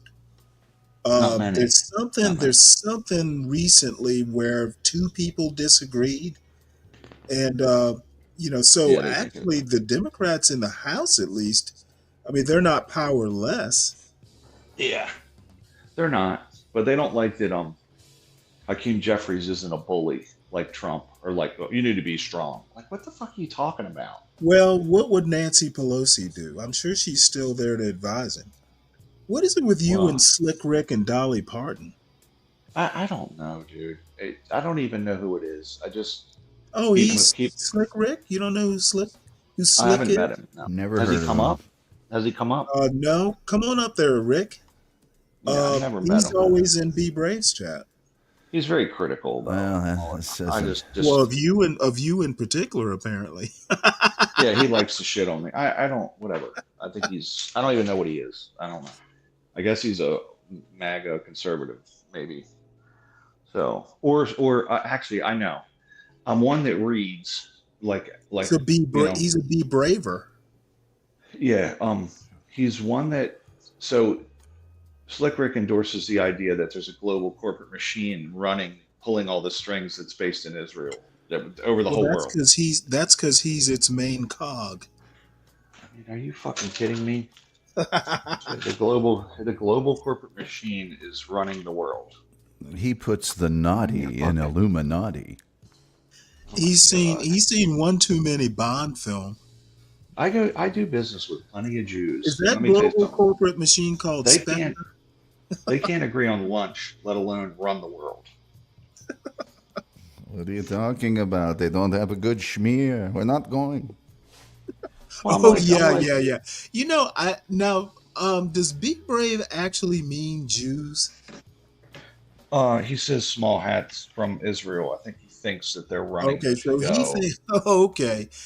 Yeah. he's calling it a global corporate machine just to separate himself. Mm, Oh a man. lot. Listen, go on CT's. Listen, man, go on CT's chat. CT I have to take in small doses. Well, go up there. Is he back? I'm- Is CT even back? Well, no, I'm just saying 50% of the people believe they say small hats are running everything. And last week there was a guy on there named Gimpy. They literally trashed Oh, I know who him. Gimpy is. I mean, Stanley, it was the most anti-Semitic shit I've heard it was mind-blowing. In history? Don't say in history. It was up there. You can think of Maybe- one that was bigger. Maybe not to that degree, but I felt bad for the dude because I'm like, good Lord, man. Like this guy, your people this, your people that. So there's a lot of that shit going on right now. Well, let me And tell I'm you the problem with that is he stayed. Well, I agree. But here's my thing. I've said it many times to people. You're telling me that this particular population that's been around for quite some time, there's 20 million of them in the world, okay? I think that maybe they haven't been as successful as you think when literally there's 20 million. There should be 1 billion of them, okay? They get destroyed Well, every fucking I 100 mean- years. That doesn't necessarily mean they don't run the world. I mean, you don't think that, Stanley, I hope. No, You you know don't what? think- I think the world is rudderless. Yeah, I would agree. I only wish there was a global corporate machine, so there would be Yeah. some consistency from day to day. Well, I'm like, look, I think there's a lot of success within that community. There's a lot of pressure for Because they kind of success. had to be. I agree. I mean, if you weren't smart, you were dying. I mean, it's kind of like it's like culling through the. I mean, the less intelligent ones are not here today, right? Like they've been eliminated in mass, right? And yet everyone's they run the world. Get the fuck out of it. What are you talking about? You know, there's been pressure everywhere on those people to just fucking survive. So Steven Pinker did a essay on why he thinks there's a lot of success in that community, and it's largely because Oh, of really? Absolutely. Do you can you point me to it? It was 2013. Was it a book or He wrote. an essay? He actually yeah, I think it was maybe it was like a white paper or a book. But he talked about like trying to identify why the Jews, and he's a Jew, happen to be successful. A lot of Nobel prizes and stuff, Right. and because it's like, why is this particular Ashkenazi group? Why have they had success? Like, what is the thing about it? And one of the ideas was also that the women keep the religion. So that's an interesting idea. Well, if you think about it, women don't select for looks. Women select for success, primarily for looks. Security. No, that's not true. You think women Oh, select here for it looks? is. Stanley? I found it. Yeah. Women don't select for looks, man. Men do. So we go out and bang dumb blondes, and they're picking men that are secure, financially successful. Like, their criteria is way different. But the women keep the religion, and that's why they're successful. It was pretty smart, if you ask me. So over time, successful men tend to be smarter and et cetera, you know? I thought it was pretty smart. But he's a pretty good cat, Steve Pinker. Pretty smart guy, you know? So, but he was trying to identify what are the things that make this particular group successful, you know? So, at least in America. And there's another idea that in the American system, like, trade is a big deal. And they were locked out of guilds, right? So they learned how to trade very well. So a lot of the business owners and things, I just have handed down this ability, you know? So I thought that was an interesting viewpoint as well. But anyway, they're running the world apparently according to some panels. So, yep, Israel is. So. Ridiculous. Is this him? What are you bringing up, Stanley? Who's this guy? Oh, Jews, Genes, and Intelligence, yeah. There you go. You got it. Damn, you're really interested, aren't you, Stanley? They don't select by haircut, clearly. Yes. Well, no, think about it. If No, it's true. It's been proven over and over and over again. Women's top issues are security based. Yeah. You know, they want a provider. Financial success. Yeah, they want a provider that makes them secure in their. So you can't really be accepted amongst the group unless your mom is in the group. So they're selecting for different reasons.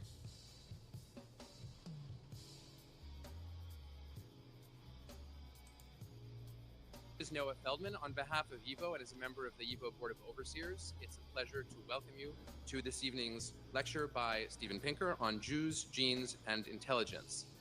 Before a few quick words of introduction, some basic housekeeping. Please turn off your cell phones. Please do not record tonight's talk, and please do not videotape tonight's talk. And I would even add, please do not take flash photographs during tonight's talk out of courtesy for our lecturer. Steven Pinker is someone who is known to you all. He is Johnstone Family Professor of Psychology at Harvard University, a position that he came to after spending more than 20 years teaching just up Massachusetts Avenue at MIT, where he was director. This is 13 years ago, by the way. Professor Pinker is widely known for his path-breaking work in experimental psychology and in cognitive neuroscience, particularly on very rich questions of the acquisition of language and the question of the relationship between evolutionary theory and evolutionary biology and the phenomenon of language. His work his CV is so long that it would literally take me the next hour and a half to recite it, so I will not. But he will be known to you from more than half a dozen books, some of which are scholarly books of the kind that an ordinary person like me would have difficulty reading without a dictionary next to him, some of which are popular books in the true sense of the term, and the best of which, in my view, are books that are not quantifiable or classifiable easily as either popular or scholarly. They are both. They are that rarest of things that one almost never encounters in the academic world or in the general world, works of scholarship of the first order that are also composed and created in a way that is wholly accessible to the general reader. That combination of research interests, skills, and engagement with the general public has made Professor Pinker the leading voice on questions of the relationship between evolutionary psychology and public affairs, and that makes him particularly well suited to present on this evening's topic. A quick word about YIVO and its connection to this evening's topic. YIVO, as most of you know, and I hope soon all of you will know, was founded originally for the study and engagement with Jewish culture, Jewish social, intellectual, political culture.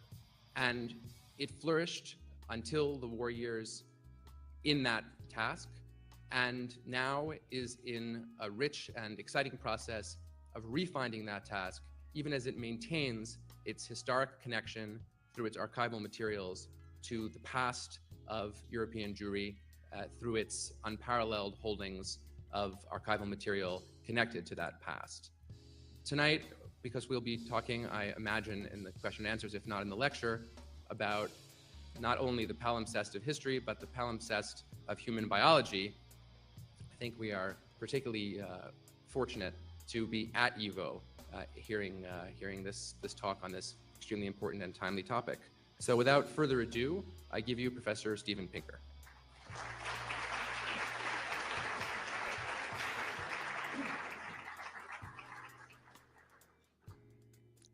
Thank you very much, Noah.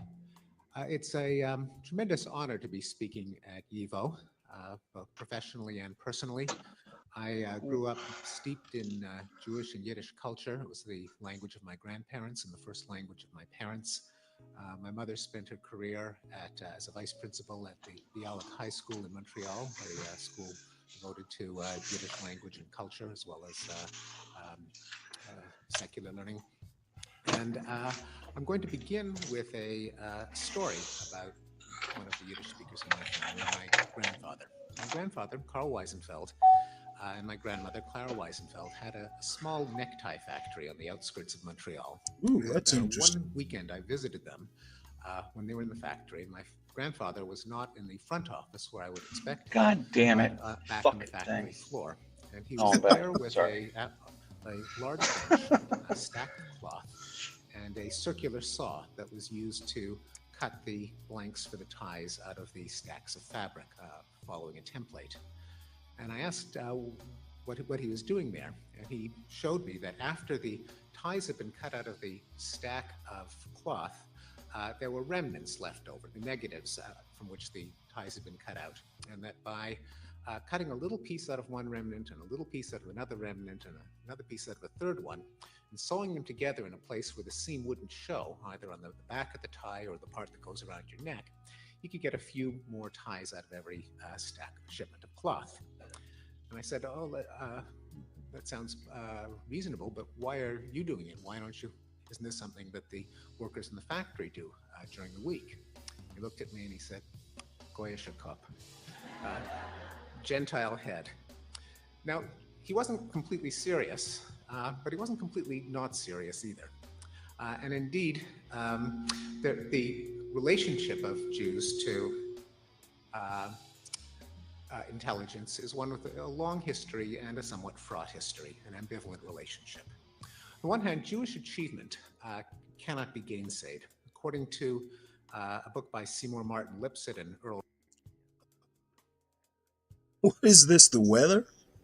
Yeah, I just had to turn my mic off because we just had sirens and everything start going off really? like crazy here. Yeah. What? Yeah. Wow. It's like a severe thunderstorm and a tornado watch. And Well, they said there was a nasty system rolling through the whole country. yeah, well, it's just about on the west side of Dallas. Man, it looks nasty. Yeah. It looks nasty. It's You better be packing your ruby slippers. I better, man. Look at that. That's some intense.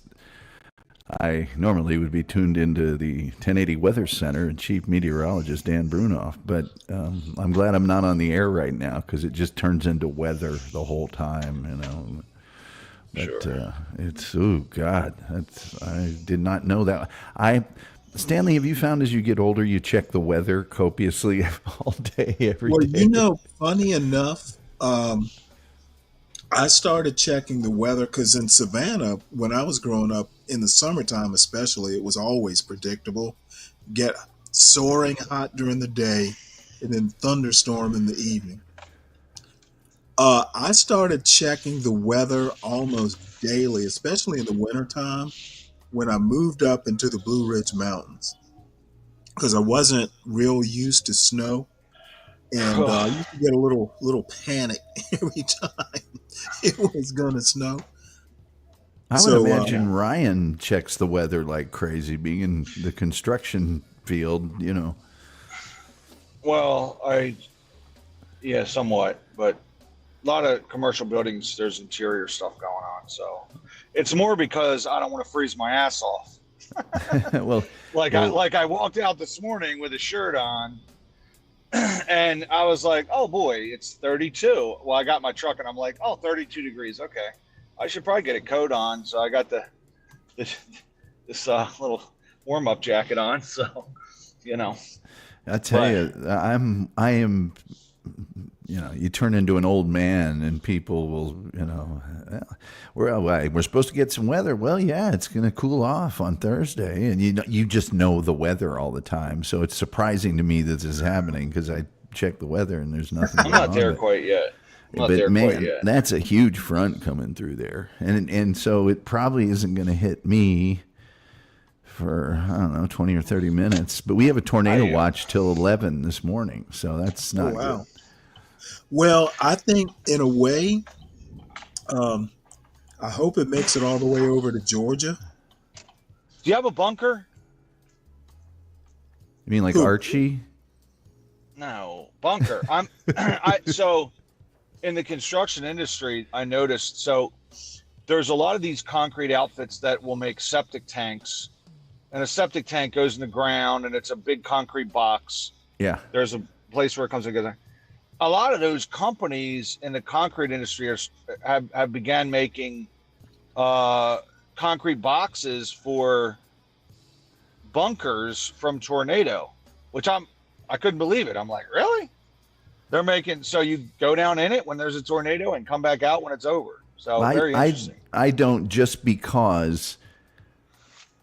I don't know where you are. It's Dallas. It's super rare for a tornado to strike and damage a major metropolitan area. Now the outskirts get it all the time. But a major city like New York and L.A. and, you know, they didn't. Now the exception, one of the exceptions, with very few exceptions, was Fort Worth in the year 2000. Did get hit in with Atlanta? One hit Atlanta years ago.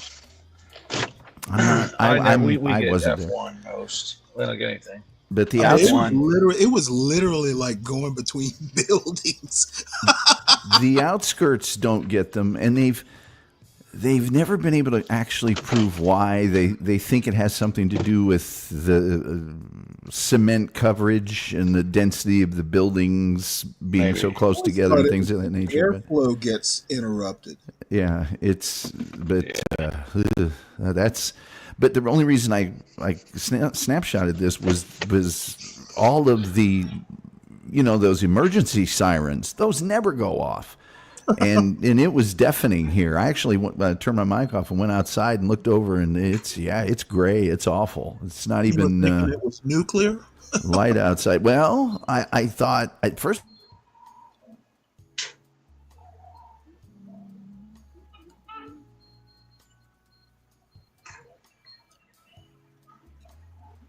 Corsicana, Texas.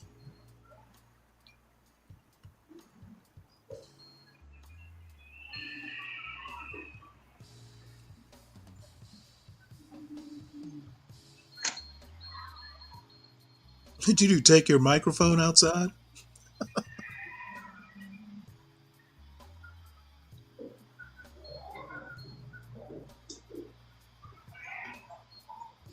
Shit. I don't know what's wrong with this fucking thing. Mayo Monkey says it's also the heat column. The heat column that comes off cities.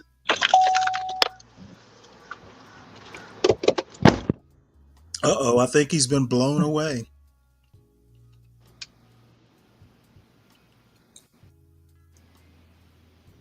Let's see here. What did I want to do? Oh.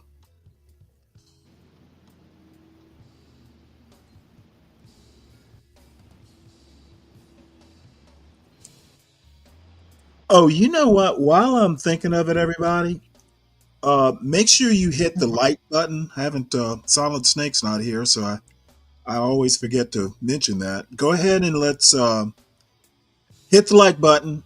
And if you're new, please subscribe to the channel and let everybody know it's the greatest channel on earth, especially the Stand Across channel. So with that being said, anybody who wants to hit the link, hit the link. And this is basically Steven Pinker. It's only 15 minutes, but the subject came up: Jews, Genes, and Intelligence. And Steven Pinker, being a famous experimental psychologist, it interested me, at least for 15 minutes or so. We're 10 minutes left. Rab, despite the fact And the that volume's Jews low. make up no more than 2 to 3% of the American population, they make up 50% of the top 200 intellectuals. That's right, Calvin. 40% of the Nobel Prize winners in science and economics, 20% of the professors at the top universities, 40% of the partners in the top New York and DC law firms, 59% of the writers, directors, and producers of the 50 top grossing movies, 37% of the winners of the National Medal of Science, and 50% of the world chess champions. This is no secret. It's well known within the Jewish community, perhaps leading to an internet file that has recently been circulated called New Words to Add to Your Jewish Vocabulary. They include jubilation, noun, pride in finding out that one's favorite celebrity is Jewish. Identify, verb, to be able to determine the ethnic origins of celebrities, even though their names might be St. John, Curtis, Davis, or Taylor. And of course, Meinstein, my son the genius.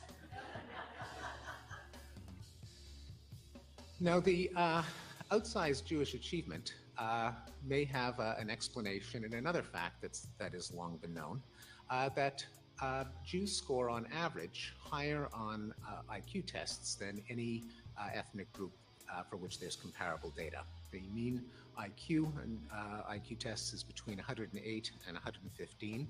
The mean for the What is this, a crowing session? Definition 100, which means that the Jewish average is a half to a whole standard deviation higher than the average. This is true even controlling for income and socioeconomic status. It's an advantage that's seen more in verbal, analytical, and mathematical tasks than in spatial tasks. And importantly, even though the effect is moderate on average, it's a mathematical fact about normal distributions, that is bell curves, that small effects in the average can translate into huge effects at the extreme. So if you have two overlapping normal distributions, Gaussians, bell curves, whoops, has this been on at all? Can I have the video, please?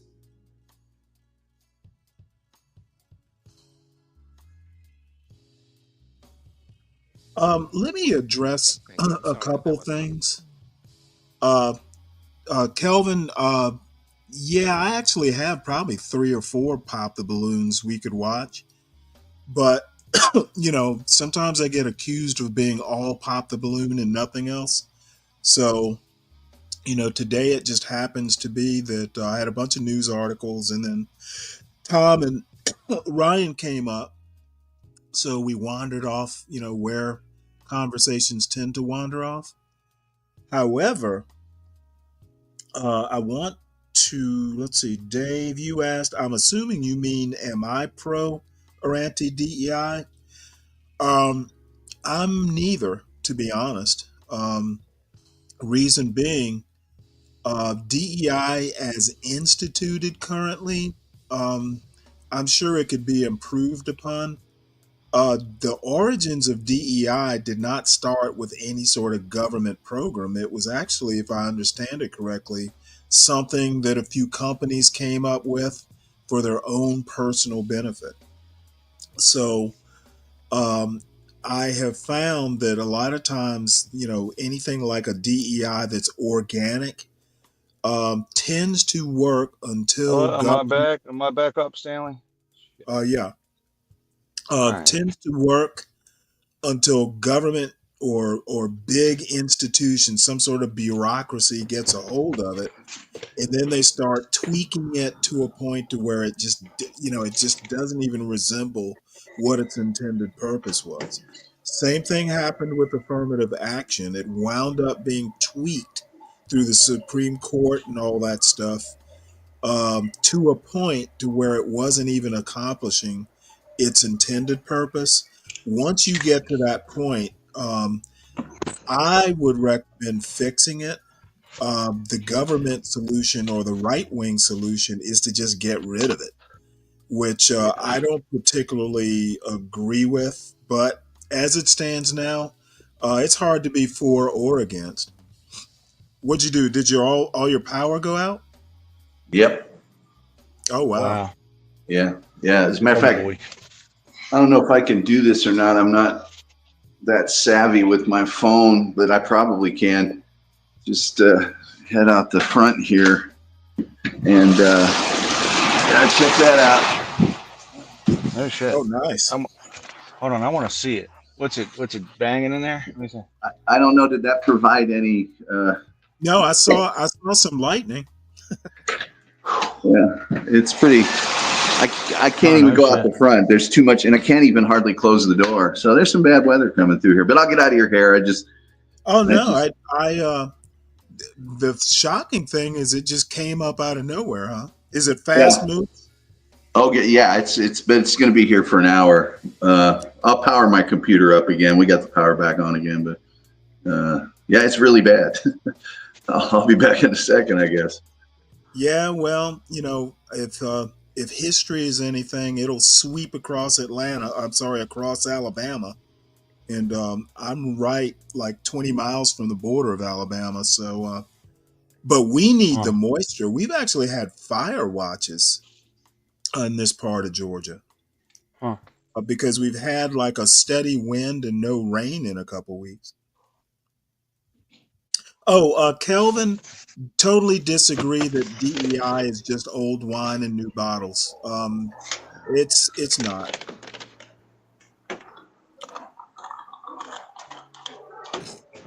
And I'm betting DEI in the States is not quite the same thing as DEI in Britain. Oh, hell no. So let's see what else Stephen has. This might be something that we move on from because it interests me. Probably nobody else. What were you going to say? Oh no, I'm just messing with my truck. But yeah, I'm sure Britain's different with their program. I tell everybody that they also have it in Japan, where they're selectively trying to hire non-Japanese. So really, that includes Caucasians, Black folks, and Latinos probably, or whatever, non-Japanese. Like, it's a global thing, right? So like, if you work for a multinational company, ERG or ESG. Well, no, DEI is in these places, but ESG is too. ESG is largely for the stock market, and that includes the ESG. The S is the social part, so that would capture DEI. E is environmental. G is the governance structure of the company, and what that means is your CEO making 75,000 times as much as your people that are line workers, which there's the problem is if you evaluate a company, what are good ESG scores? Can you tell me? It's a company. Can you tell me? It's sort of like there's no standards. No standards. Well, what did they call was it conscientious investing, where there were mutual funds set up around socially responsible causes. That's you know what ESG. I'm talking about?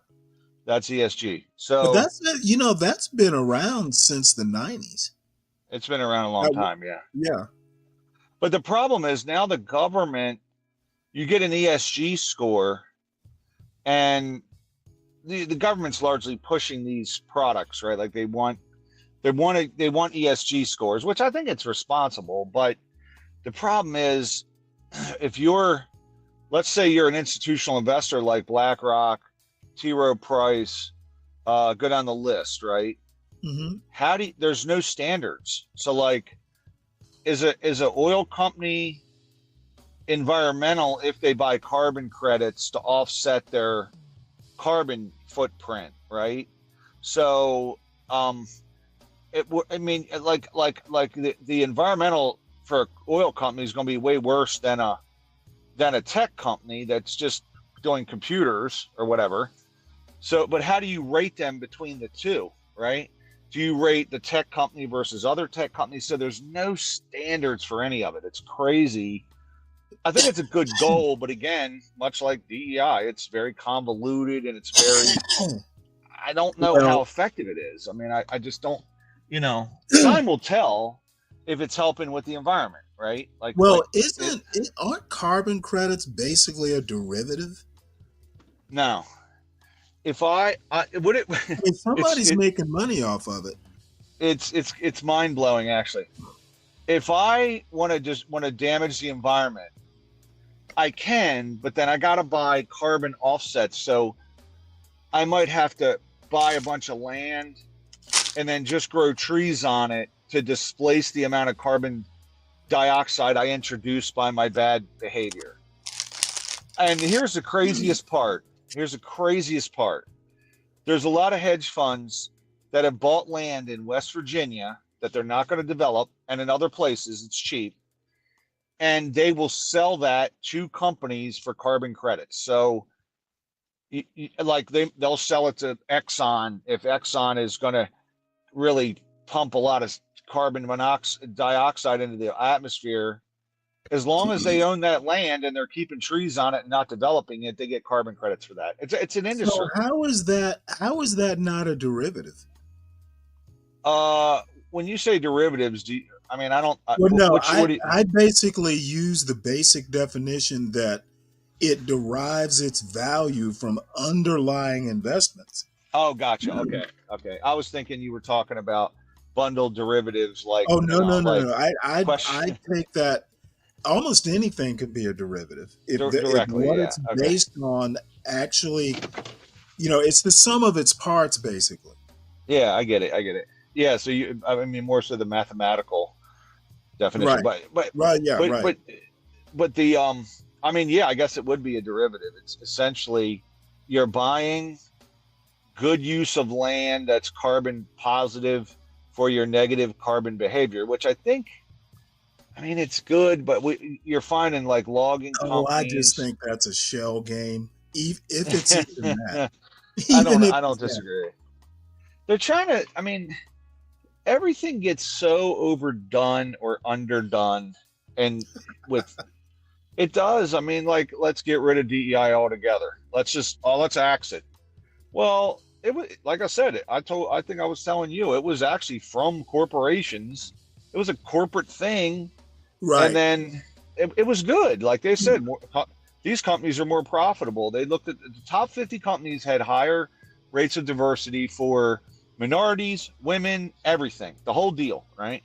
More profitable. Wow, this is kind of groundbreaking.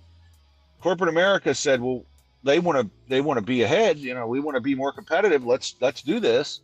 And then the next thing you know, the HR managers got a hold of it and said, well, in order for me to look good, I've got to have 24 women, 7 Latinos, 9 Asian. Like, they started managing to the numbers so that they don't lose their jobs. And then government got a hold of it and just fucking went crazy.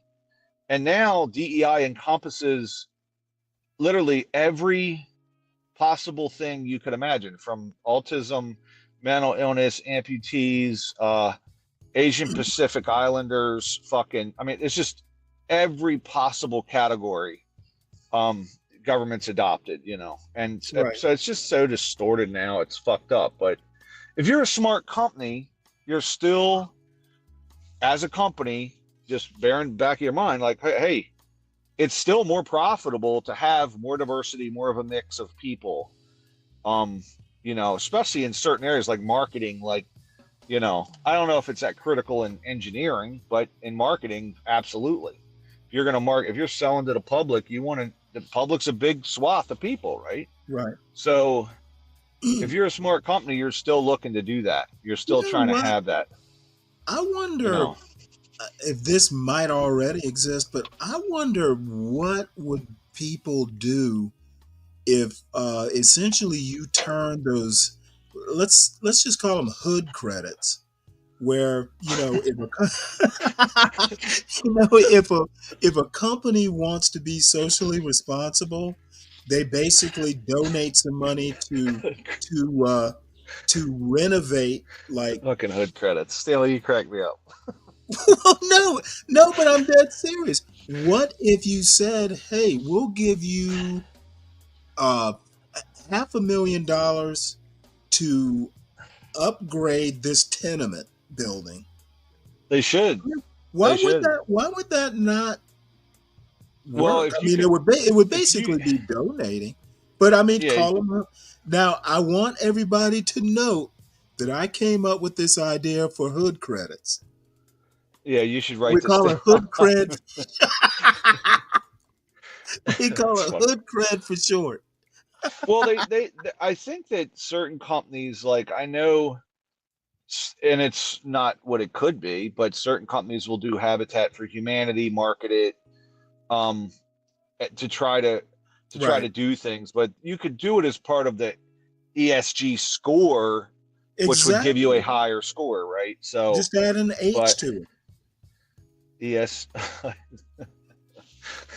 Well, ESG now, just the social part is, are you hiring a diverse group? Are you, you know what I mean? They're not looking at what are you doing community wide for you know, displaced communities or any of that shit. They're just looking internally and going, are we diverse within our company? They're not looking at doing any help for anything, I'm sure. Because Okay, they're, you know. I'm hooked on this hood credit thing. Well, like I said, companies in and of themselves are not benevolent things. Right. The exactly. diversity Right. They was should be. the diversity was profit, right? Oh, we make more fucking money this way. Let's go diversity, right? So I think you got to find a way to tie it to that. Like, you know, will it increase? If you tie things to profits, companies will fucking do it without even asking them. You know, Right. they're that greedy. So you got to find a way to do it.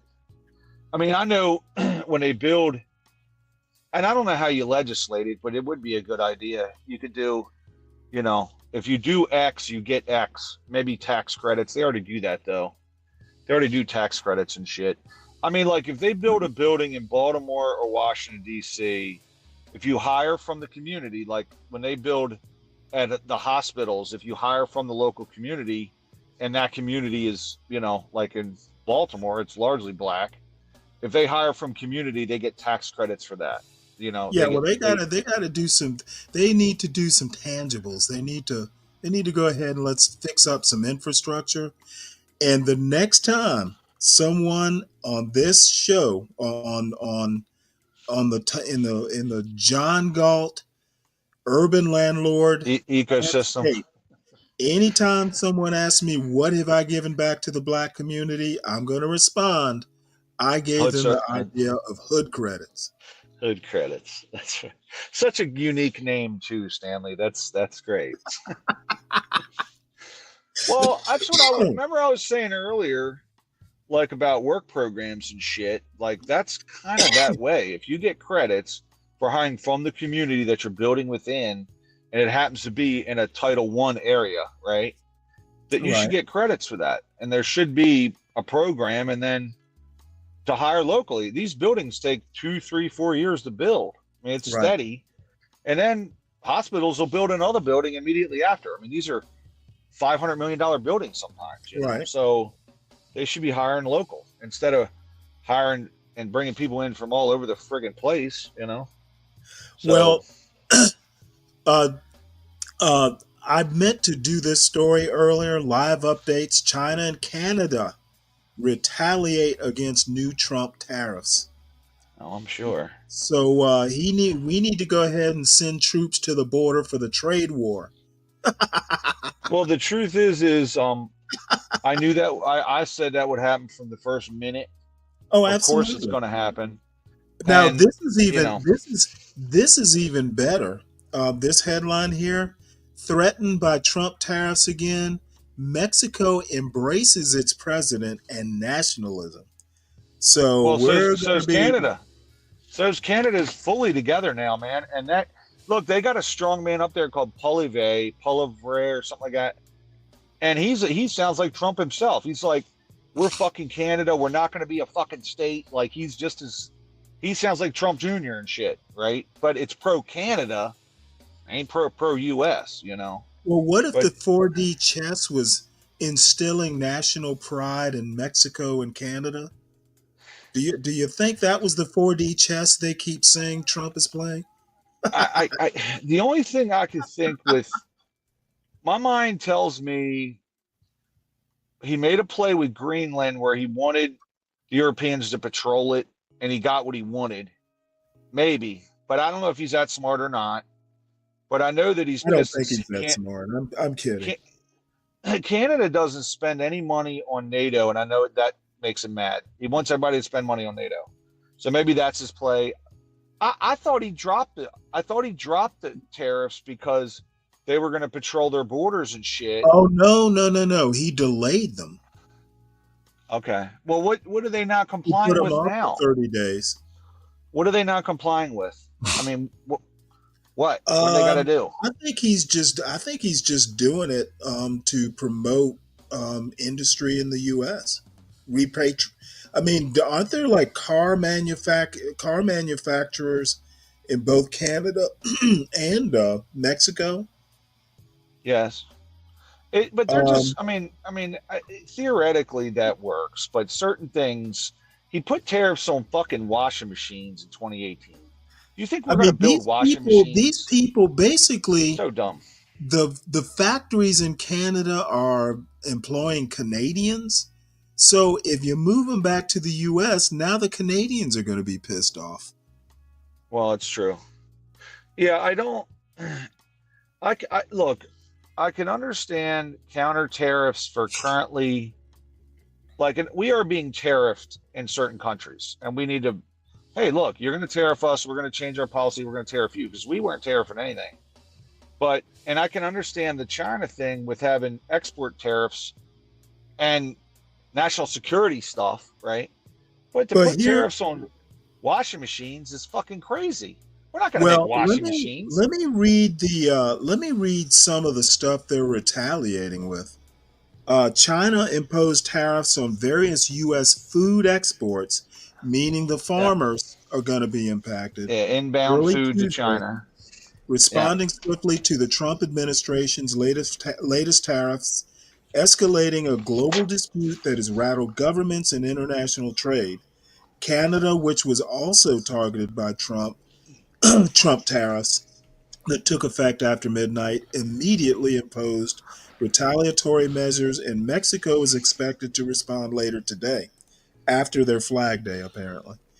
China's finance ministry announced 15% tariffs on imports of chicken, wheat, corn, and cotton from the United States, as well as 10% tariffs on imports of sorghum, soybeans, pork, beef, aquatic products, fruits, vegetables, and dairy products. President Trump's tariffs, 25% on most imports from Canada and Mexico, and around 10% on imports from China, will make good on his campaign promise to rework America's trade relations, and they are likely to encourage some manufacturers to set up factories in the United States instead of in other countries. I somehow or another don't think that's even going to be tracked. Canada, see what he took credit for yesterday. Take a look at that one. He took credit for TSMC yesterday. What is TSMC? Well, Taiwan Semiconductor has increased because of tariffs. Okay, well, they've increased. That's not. But Biden did the CHIPS Act, which got them to commit to come here, and then he took credit for it yesterday. I'm like, you got them to increase what they were going to do here. Biden got it here, so he fucking lied yesterday about the whole thing. Well, so, anyway. Canada responded by imposing 25% tariffs on $30 billion worth of goods at 12:01 a.m. Eastern, 12:01 a.m. Eastern, but did not specify which products would be affected. Prime Minister Justin Trudeau of Canada said in a statement that the tariffs would extend to $125 billion of American goods in 21 days. Yeah, sounds right. Let's see, what else? Mexico pushes back. There was something in here. As President Trump, this is Mexico, as President Trump uses the hammer of tariffs as a negotiating tool against Mexico, a sense of Mexican nationalism has been strengthened, and the country's president, Claudia Sheinbaum, has seen her approval ratings rise. Yeah. Canadian reaction. It remains unclear what is the root of Mr. Trump's love-hate relationship with Canada. But there is widespread consensus in the country that tariffs would inflict major damage on its economy, which is dependent on exports as well as industries that are tightly integrated with the American market. Let's see. Tariff basics. Trade wars were a feature of Mr. Trump's first term in the White House, but his latest tariffs on Canada, Mexico, and China would broaden the scale of disruptions. The three countries account for more than a third of the products brought into the United States, supporting tens of millions of American jobs. Sure. Wow. Any thoughts? Well, I mean, wide sweeping economic things are sorted out later. I know some of the tariffs are just dumb. I can understand tariffs on national security items. I don't understand Canada. Canada shocks me.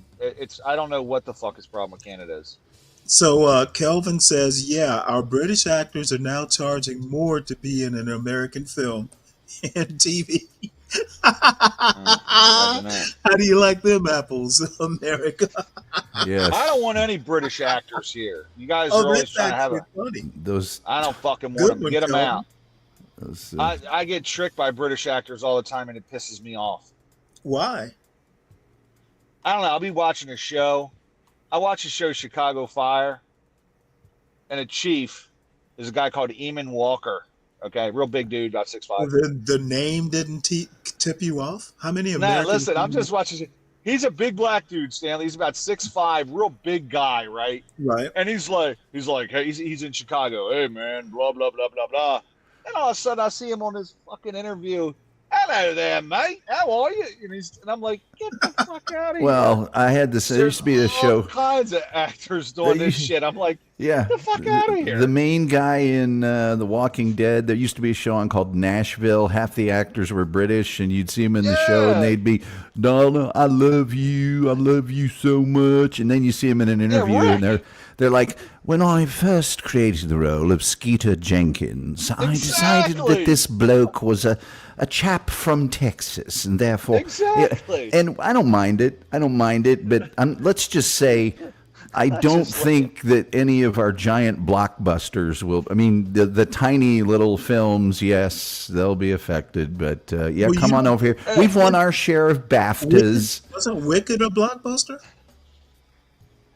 Eh, I don't know. not I like just the laughed 'cause I'm like, Avengers get or the hell out of here, man. not like the Blue People movie or Titanic or something like that. But Well, no, Kate Winslet's British. yeah, Is she? but No. I don't yes, think Hell so. yeah. yes, she's British. She's British. Is she? Yeah, She's awesome. Wow. but everybody, I was Bill tricked- I was Paxton, tricked by her, too. DiCaprio. Well, David Hold on, Warner's Bill British. Paxton? Bill Paxton. No, he's not British, and Oh, okay, neither were a lot of people. But David Warner was in it, but he was clearly British in that movie. Billy Zane, not British, on down the line. But Kathy Bates, not British. But yeah, come just on sound like when over, I get man. tricked. Come on I over. get You might tricked. as well. All of our players are in the EPL now, so bring Hey, it on. now I've actually heard that that the Southern accent is actually truer to a British accent than Maybe. any other in the U.S. Yeah. I don't know how true that is. I don't know, Stanley. What about the transatlantic accent? Do you remember this from like the Yeah. 30s? Yeah, the Mid-Atlantic. Yeah. Yeah, transatlantic. My favorite transatlantic was Katharine Hepburn. Yeah. Yeah, that was like a half English accent. I understand the English. I understand the Australians. The Irish get a little harder. You talk to a fucking Welshman, and good luck, man. I don't know what Easy. the hell they're talking about. Well, and then you've also got Scottish, even. you've got a lot of situations where Americans play British actors. Do they? I didn't know that. Oh, Meryl Streep played Margaret Thatcher. I mean, Oh, you've got wow, a I lot didn't of know that. Americans that play British. And please come over here since you can't get work in your own country. Please, really we're can't. happy to have you. I think a lot more of our mainstream primetime programming and shows air over there than theirs over here. I can't think of a British produced television show that has been a smash success on American primetime television. Downton, well, prime time, okay. Because I was going to say Downton Abbey. Hey, PBS, sure, Netflix and things like that, but PBS predominantly are where you'll find your British shows over here. I think it's Apparently Vikings. Meryl is Streep is the only Vikings. one with a half decent Brit accent. Didn't Brad Pitt do one in what was Madonna's husband directed a movie? I can't remember. Peaky Guy Blinders, Ritchie. but Peaky Blinders is not on network TV. No, That's not really that good. no. Harry Potter, yes, very British, very Tom British. Cruise in The Last Samurai. What did he play? Japanese? No, he played a Union cavalry soldier. He was an American. Yeah, they don't know. They need to focus on their economy and maybe just attack their tech sector. No. They have Getting fucking they have destroyed. been thespians since the Globe Theater and before. Okay, well, I don't disagree with that, but ain't all of them going to do it. And there's 40 Now I'm million waiting of them for there, Steven 60 million Pinker of to them. do a talk on why so many British actors. They need to try one day ever to beat the U.S. in the World Cup, which they have never done. Really? That's Really? surprising. Nope. You'd think We are they would've won. undefeated against England in the World Cup. Wow. I bet Kelvin didn't know that. No, I'm sure We he do did. outnumber No, them. he's very aware of it. We played How about- three times. We beat them once, and we tied them twice. Yeah. Thank you, Robert Greene, by the way. Who's good? Germany's really good, aren't they? Argentina. Germany used to Brazil. be very good. Argentina are the reigning world champions. Brazil has won the World Cup more than anyone. Italy used to be good. There's a lot of Used to be. turmoil in the there's some of the traditional powers. Italy hasn't been for the last two World Cups. And Well, the Germans are pretty good, aren't they? I know that they won well, it, didn't they? the Germans over the history of the World Cup have been outstanding, but the last two World Cups they've done They suck. not that well. Not that well. Okay. Ryan, this caption here is to your point. Mexican National Guard soldiers patrolling the Rio Grande in February near Ciudad Juarez. I'm sure I chewed that Yeah. up. Um, Well, oh, Juarez, is that Juarez City? Juarez, Mexico. Yeah. President Trump had initially justified the tariffs by citing the flow of drugs and migrants crossing the border, but more recently appeared to change his terms. So Yeah, that's he's just it's so crazy. inconsistent. I understand the pressure on Mexico because, in my opinion, they've let people pour through their country. They haven't assisted, and they don't want them in their country, so they let them walk through. Come on, keep going, right? I can understand Mexico. Canada is baffling to me. Canada's been nothing but a good ally. I mean, we do a lot with Canada, but I understand Mexico. You have an argument there with the drugs. By the way, almost no fentanyl comes from Canada, like 1% or less. It's all coming from Mexico. So you want to talk about Mexico? I get it. But ultimately, and with the immigrant issue, I get it. Put pressure on them. Great. But Canada? Canada's crazy to me why they're doing that. Canada's done nothing, in my opinion. I think he just hates Trudeau, maybe. So. Well, yeah. That's probably it. It's probably just he has a beef with pretty Trudeau. much That's it. how he is. I understand. I think The tariffs.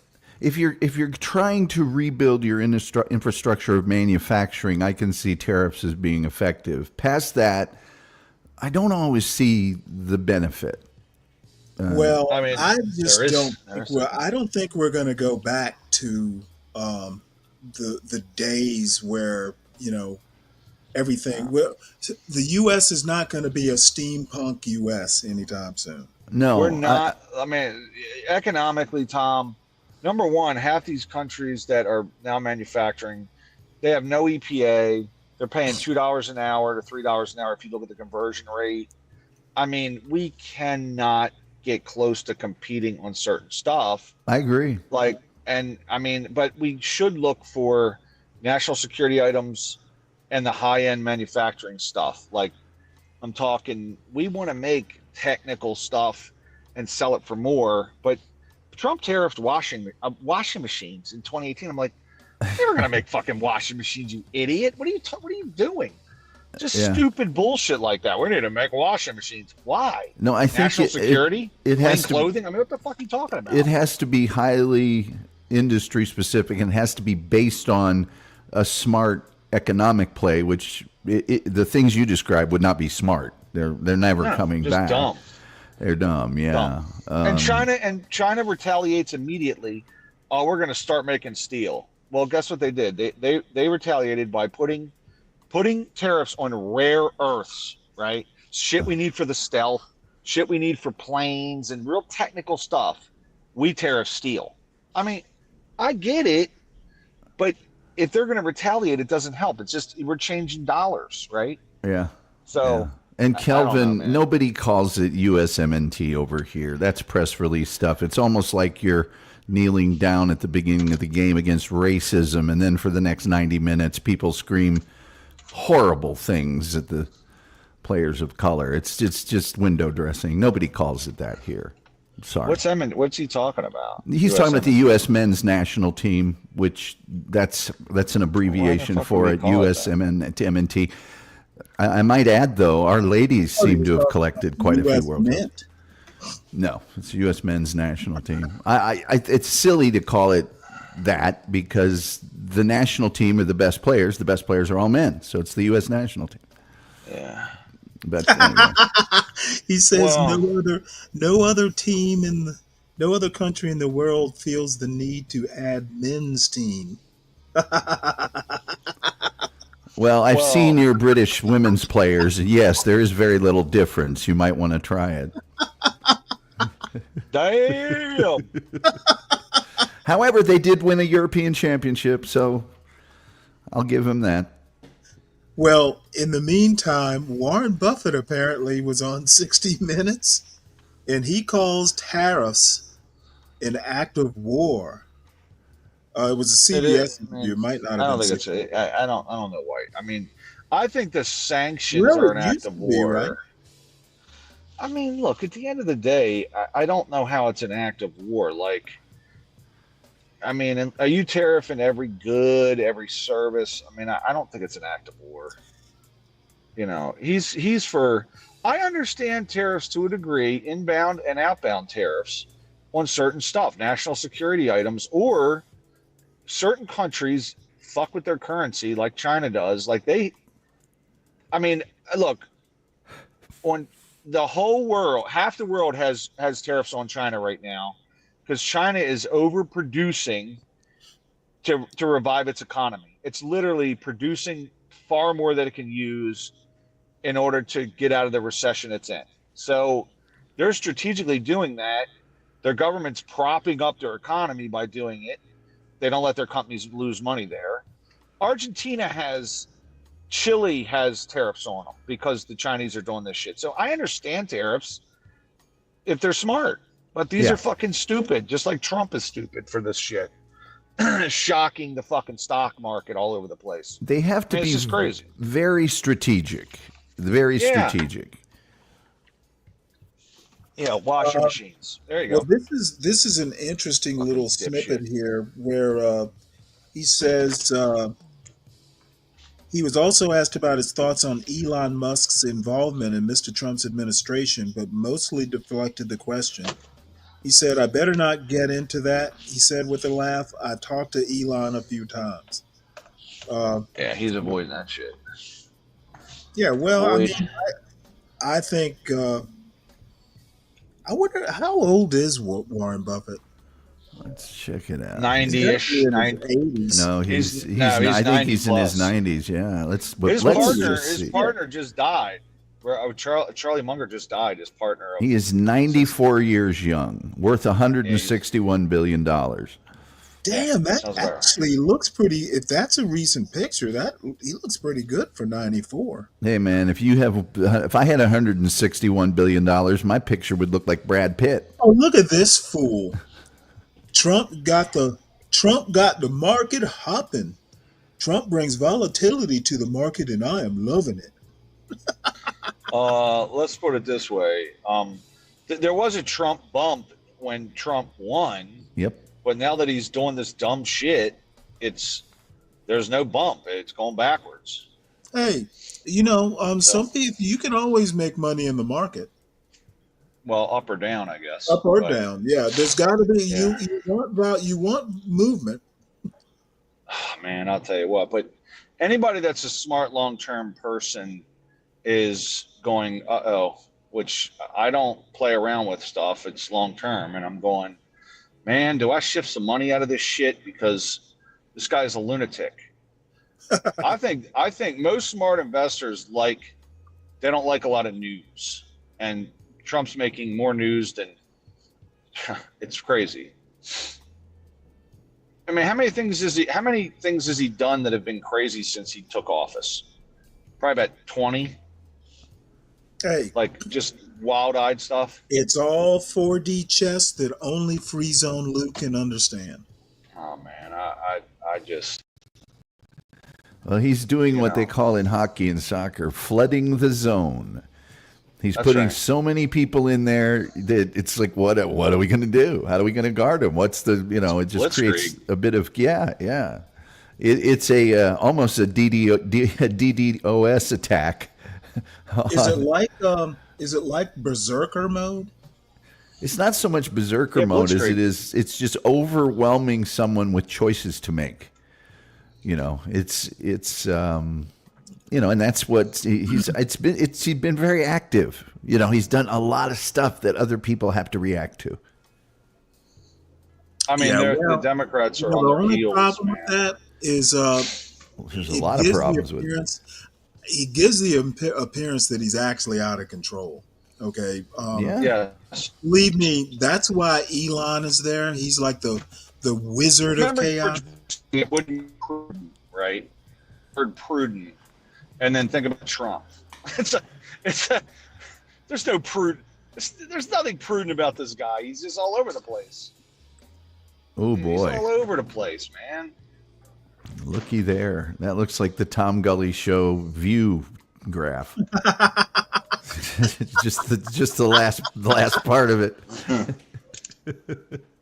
Yep, there you go. Look at that.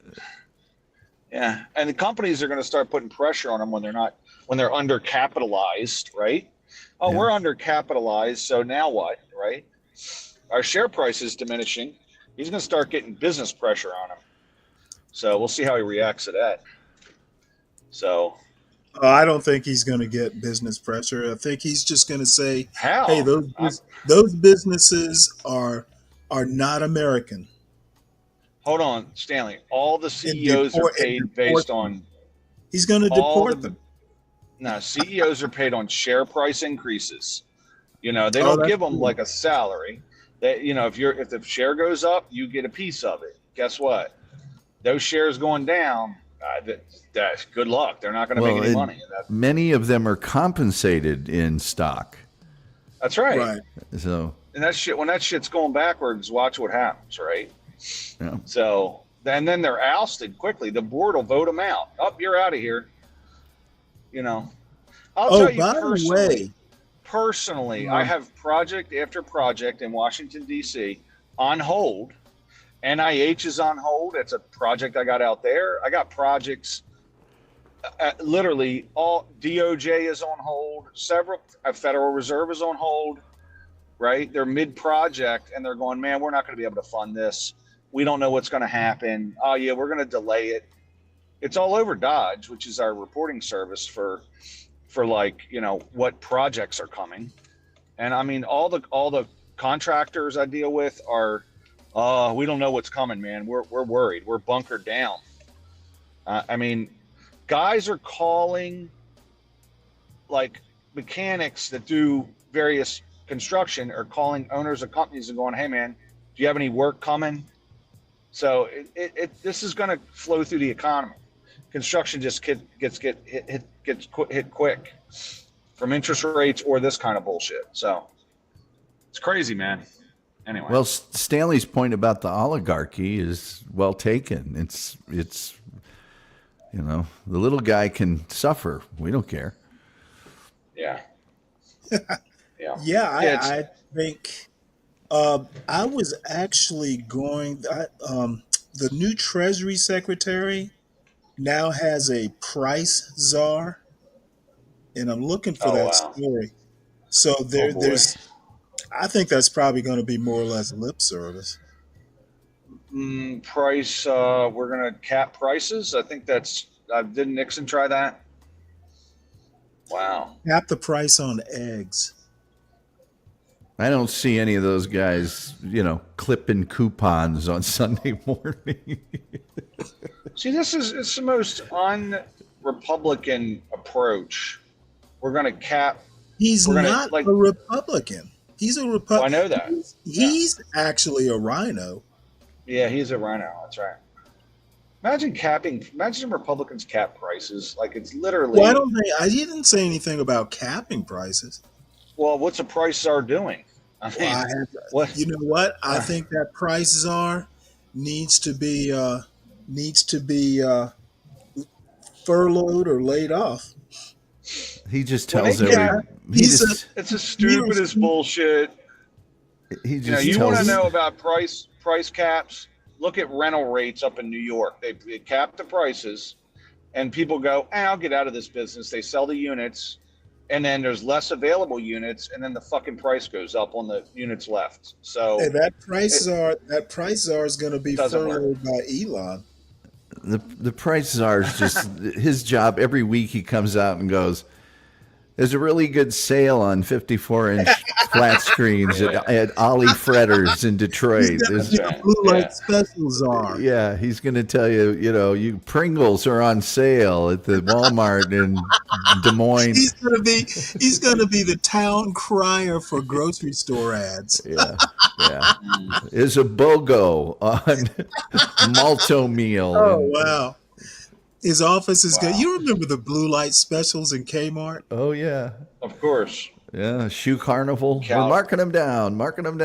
Everything at the front table is half off. We're marking them down. Oh, yeah, this is going to be wild, man. It's going to be wild. I can't even imagine why. I mean, it's just nuts. Was any of this shit in Project 47? What's this thing?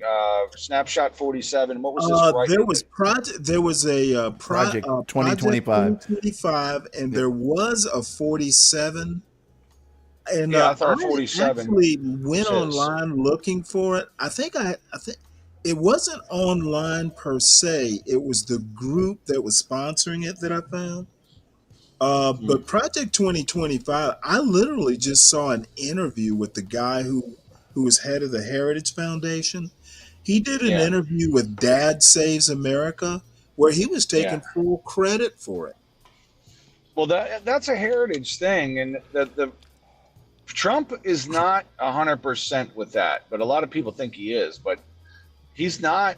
I mean, like the abortion issue, he told the Heritage Foundation, listen, you're not getting anything else. I gave you another justice, so that's all you're getting, because they wanted to like ban the shit. Well, And he's like, I mean, nope, nobody I ain't doing it. expects every bullet point to be followed. That's not saying much. But I think As a matter of fact, he would, if he thought he could get away with it, he would do it.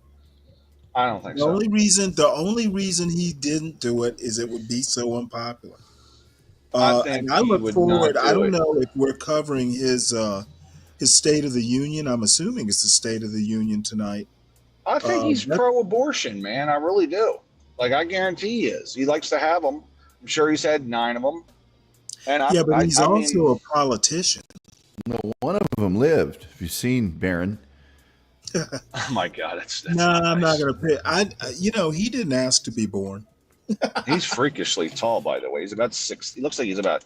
They got him listed at You know what? 6'7". I'm like, I probably shouldn't have said height that. does freakishly tall start? I should. He's a Well, weirdo.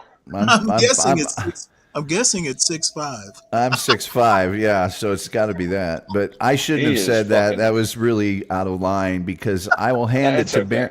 I'll hand it to Barron. He's the one that encouraged Trump to go on all these podcasts during the election. Yeah, he did. He's the one that said you need to do some of these things that even some of the more out of the way kind of normally wouldn't do politics type things. That's what really I was smart. saying. I think the media has changed. I hope he can be recruited to work for the Democrats next election. Well, at least from a strategy standpoint. Yeah, I'm Because surprised. he's like The his Democrats father. fired. He's like his father. Money will talk. Listen, have the Democrats made any changes to their strategy or the people planning their fucking strategy? Come on, Have they now. made any internally? It's only been a few months. Oh my God! I'm just like Well, they the better. boneheaded. That's what I'm saying. They're just. It's like. I mean, literally, I was saying. I know Stephen A. Smith is not your guy, Stanley, and he's not political. But he asked. Oh, the first actually, question- he is Well, look, political. Well, he's trying to be now. But my point is, he asked Hakeem Jeffries, and the first thing out of Hakeem Jeffries' mouth was January 6th. And it's like, dude, what? That's okay. Guys, we need a new plan. Yeah, You need a new, there- new talking been- points, for Christ's sake. There've been a lot of the old school sort of Democrats like James Carville and Bill Maher that have come out and said, here's why you lost the election. Nobody wants to hear transgender sports. Nobody wants. Here are the things people care about. The economy, the border. They went down the list of you Kitchen need table to, stuff. exactly. Yeah, they got the same fucking talking points like threat to democracy. I'm like, okay. People, that obviously didn't resonate. Let's move. It's like they're hard-headed. I don't understand it. Because usually they're pretty savvy. Like they'll move and Well, they they're don't. pretty They savvy keep, normally. And they I just keep forgetting you have to win to rule. None of your great ideas are going to happen unless you win office. None of them. So learn how to win the election. That's job one. That's your job. Yeah. The good that you want to do cannot be done unless you win the election. Yeah, I don't know they need a plan though for sure because they're just overwhelmed, I think. They're an 0-7 team talking about what they're going to do in the playoffs. Yeah. Well, I will say that I don't give Trump long to fuck everything up, and he already appears to be fucking everything up. Well, And, I will. I mean, I'll say it's- this: it's There's never been a more powerful lame duck president in the history of the United States. That's a Now, good somebody point, could yeah. maybe pull somebody out that I don't know about, but I've looked into it a little bit, and I don't think there has been. He's got both houses of Congress and the Supreme Court locked up right now. Well, One thing that's literally locked up crazy. because they can't even do their job. He needs to unlock them. Yeah. One thing is wild is I've been bitching about executive orders since Bush, and it's just now so crazy. And I mean, Trump did it before Obama did it initially, and he said, I don't need you to do certain things. Then Obama did it, then Trump did it, then Biden did it. Now Trump's doing it. I'm like, when are we going to get a handle on these fucking executive orders for bullshit reasons? I mean, it's just, they can make up any reason and do an executive order. Student loans. I'm like, okay, this is ridiculous. So it's supposed to be for wartime shit, right? Not for the environment, not for student loans, not for the 19 things Trump's done. Like, no, that's not what it's for. Well, there was Not a little screwball. pushback. There was a little pushback from Congress. Stanley will probably remember the topic, but it was about the power of the purse. He was talking about some spending, and Congress went, whoa, whoa, whoa, whoa, whoa. We control Yeah, the you spending. mean like a month ago? Yeah. There shouldn't be. Yeah. Well, Like, as he a should not matter of spend any fact, money. I just saw a story, and maybe it was in the New York Times, where the Senate went against him on something. Let me see, can I find it? Well, the Republicans actually appointed a more Republican senator than, Thune is more Republican than Trumper. So interestingly enough, and they did that before he even really got going. So Okay, the they other want, thing that's really annoying me is he's talking about all these cuts. He has not made any cuts. Only Congress can do that. yeah, I know. Well, that's This what guy- I keep hearing. It's either I keep it's hearing either that. that the American people we That's it, Stanley. we might need to force people to take like re-education. Let's do re-education camps for civics. Yes, Stanley. Listen, that's it, because I've heard people talking about Elon Musk is making cuts. I'm like, nope. And I've also heard, I've heard Trump's cut, and I'm like, where? How? How is he possibly doing it? All he's doing is denying to deliver it. I am not a giant, Trump fan, but I will say this. He has gotten the issue of government waste at the very forefront. We've all known it. Yeah. We've all complained about it for decades and Yeah. decades and decades. That's right. He has gotten the issue way, way, way, way, way, way to the front of the line, more than Yeah, it's he ever has. been. There's another article that I just saw. We're waiting on the fraud. Doge has not been able to produce the fraud part.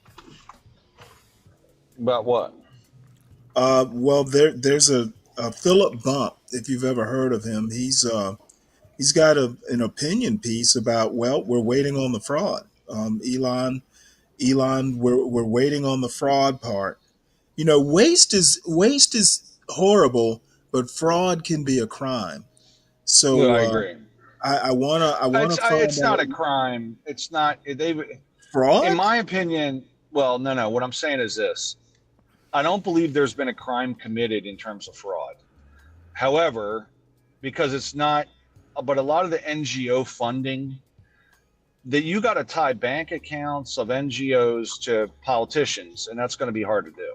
So I don't think but they can probably show a lot of these bullshit NGOs, which are just Okay, wild-eyed well, you know what? nonsense. I But I don't think they're understand- going to get them on fraud. Oh shit! Let's have a look at this. The first black leader of VMI is ousted. Whoa. College's board decided not to renew the contract of its superintendent, Major General Cedric T. Wins. That's a great name. General Wins. I love that. who led diversity efforts and removed a Confederate statue on campus. Oh, that's why he went. He's a You don't know. DEI casualty. You don't know. We don't know why he went. Oh, I think I know why. Well, I know, Stanley. You're always super suspicious of everything. Oh, no. I'm not super suspicious. I'm making an educated guess. I mean, how do you know he wasn't banging 3 of the students? Like, you're just wildly guessing. VMI doesn't have that many women, for starters. Well, I bet they have a couple. Yeah, and he sought them out. Just read the shit. See what it's about. He's probably, who knows, you know? Let's see. He led efforts to increase diversity on campus by following reports of relentless racism experienced by black cadets, published by the Washington Post in 2020. Shortly before he took over, let's see what else. He removed that statue of General Thomas Stonewall Jackson. When the statue was removed, General Wins acknowledged Jackson's ties to the school where he was an instructor, and the strong opinions about the decision. Let's see. Shit, you knew he was gone when he removed Stonewall Jackson from the campus. Yeah. Stonewall Jackson is the most the most famous graduate. Maybe. I don't know. Was Stonewall from the South or North? Very much from the South. The move followed years of pushback from the conservative alumni of the college who had objected to what they called General Wynn's woke efforts to increase campus diversity. And it followed accusations from a Virginia state senator that the effort to remove him was racially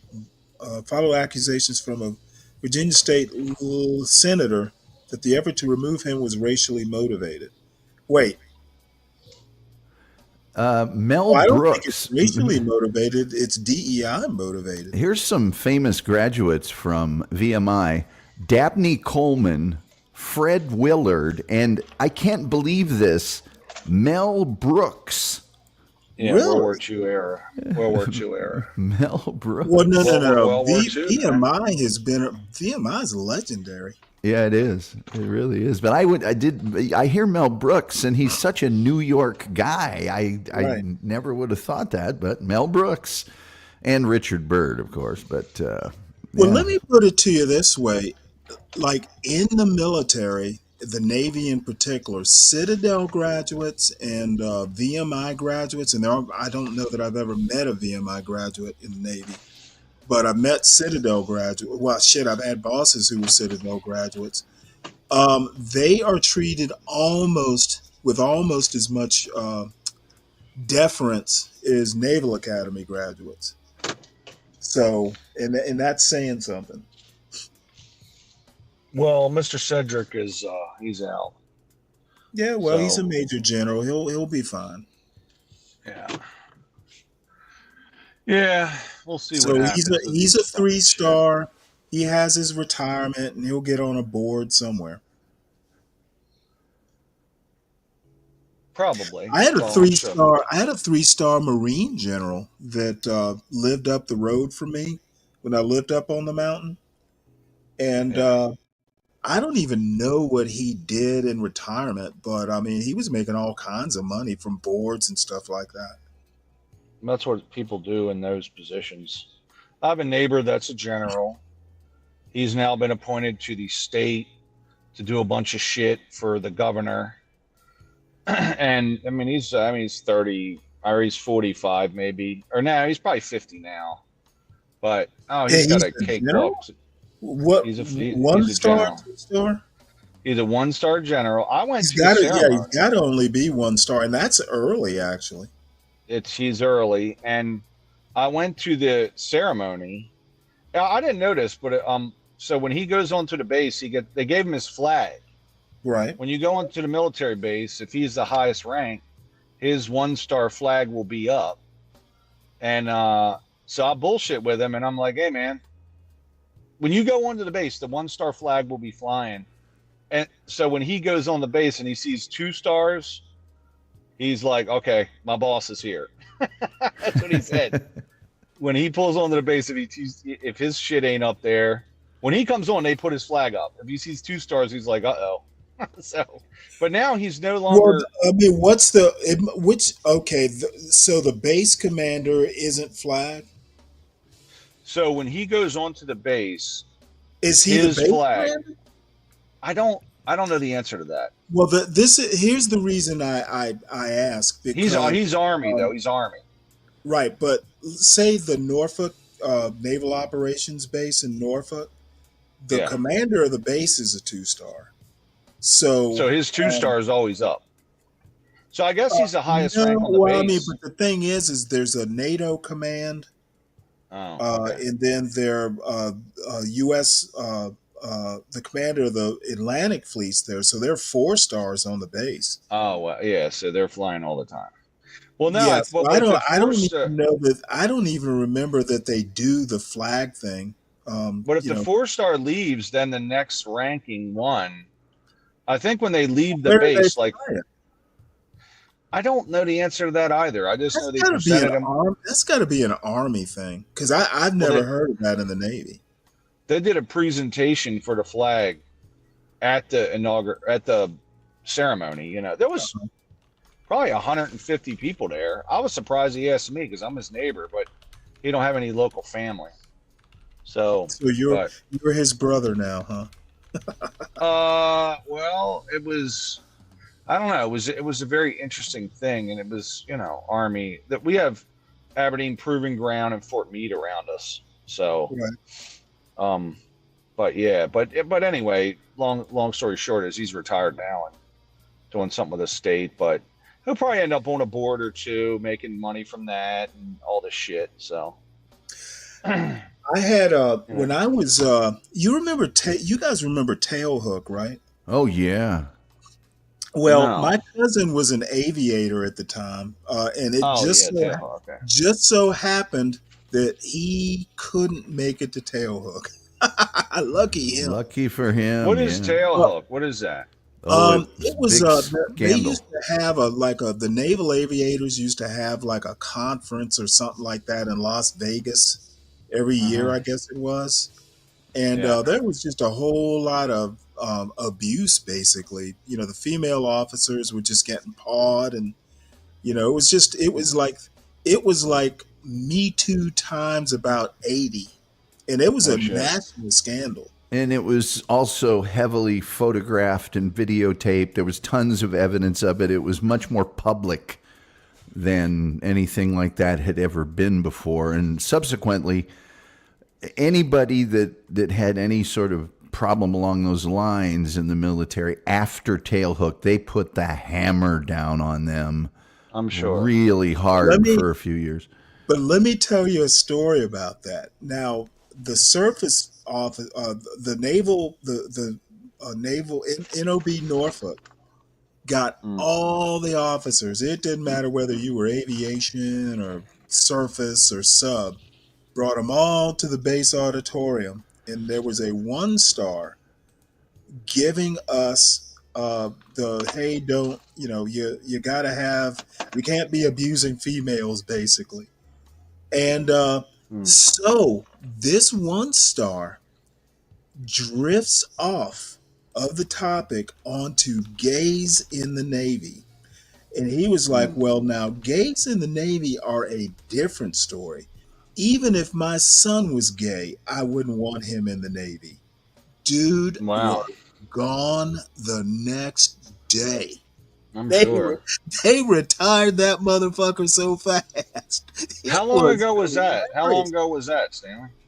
Oh, this is back in like 1992. Yeah, and Tailhook happened in September of 91. But they were wearing T-shirts, Ryan, that said "women are property" and things. And I have a photo. I'm looking at a caption here on Wikipedia of a photo that I can't show you the photo. I couldn't put it. It wouldn't appear because in addition to women, being groped and molested, physical, sexual assaults, harassment, of just walking down the hallway, public nudity, excessive alcohol, but also there were like strippers and stuff that were traipsing around. The most prominent was Naval Officer Paula Coughlin, and she's the one that initiated the investigation when she notified the chain of command about what happened. It wasn't kept within, the old boys club anymore. She went she went to the chain of command with it. And so then they were forced to deal with it. And because it was so public, it couldn't really be squelched or swept under the rug. Yeah, that's right. That's pretty bad. Didn't she wind up like not too long ago running for office? Or am I thinking? I might be thinking of the woman who ran for governor of Kentucky. I think she's Well, now I wonder if it would be an issue now because she was. Hell yeah! She was a helicopter pilot in the Navy. Right. I don't think so. Yep. Well, men and women are fully equal in every way, so I don't think it would be a problem now. Okay, not every way, but in the ways that might count. Well, no, I'm sure the women would care, but I would. Well, they're equal fully now. They're involved in everything a man can do, a woman can do. I mean, according to modern times. Okay, well, of course, hyperbole besides or aside. Well, I'm just saying. Paula Coughlin also, after doing that, her time in the military was going to be very, very, very difficult for her. She got out. And she also has said many times that her life in private sector, she resigned from the Navy in 1994 after being subject to abuse and retaliation. She settled out of court and was awarded $5.3 million in damages from the hotel after the jury concluded the Las Vegas Hilton Hotel had been negligent in not providing adequate security at the convention. She also now owns and operates a yoga studio in Atlantic Beach, Florida. No, I think it's disgusting what happened, but I don't know. Here's what I was talking about. Senate blocks ban on transgender athletes as Trump pushes forward. The Senate failed to get the 60 votes needed to advance legislation banning transgender athletes from competing in female sports. What are we doing? Hey, wait. I thought there was an executive order banning that. What's the Senate doing?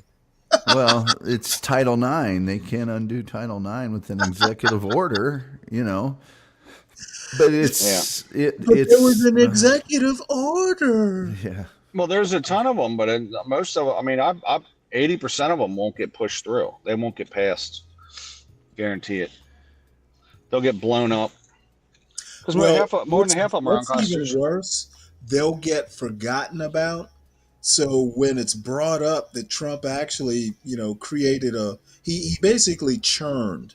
Okay, there was a whirlwind of activity with him sitting there signing 75 executive orders, and when only 10 of them get enacted, people will forget that. Are you just now catching what these guys are doing, Stanley? This is what they've been doing. I've known all along. The reason I'm even saying it is there are those in the John Galt and Stanley Cross channel universe who actually think Trump is accomplishing shit. Well, no, he's not. And listen, but they do it. Look, Biden comes out. He did the same thing. But this is what these guys are doing. They come in, and then they can at least say they tried. I don't think Biden did it anywhere near is great. Well, and also he had 90 plus executive orders. Hey, I don't think qualitatively nor quantitatively Biden got anywhere near what Trump is doing. Well, they're doing it partially for the ones that get through. It's almost like phone marketing. Yeah, I'm going to call up 100 people.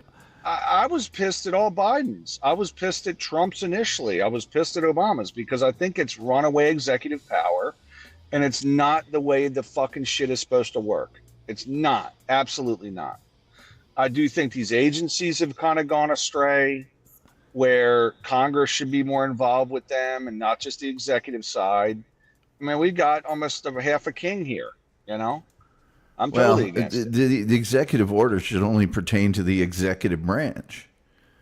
Well, You no, know, no. But that's- what I'm saying is that it's what, for example, it was a wartime thing.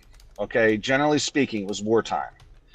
Biden was pushing executive orders on environmental bullshit, and saying it was, we're in a war in a sense. The COVID stuff was all wartime, and I'm like, it's not fucking wartime.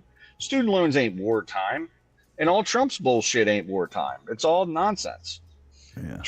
Trump initially reappropriated funds from the Defense Department to build the fucking wall. I mean, really? So I just think that these executives are crazy.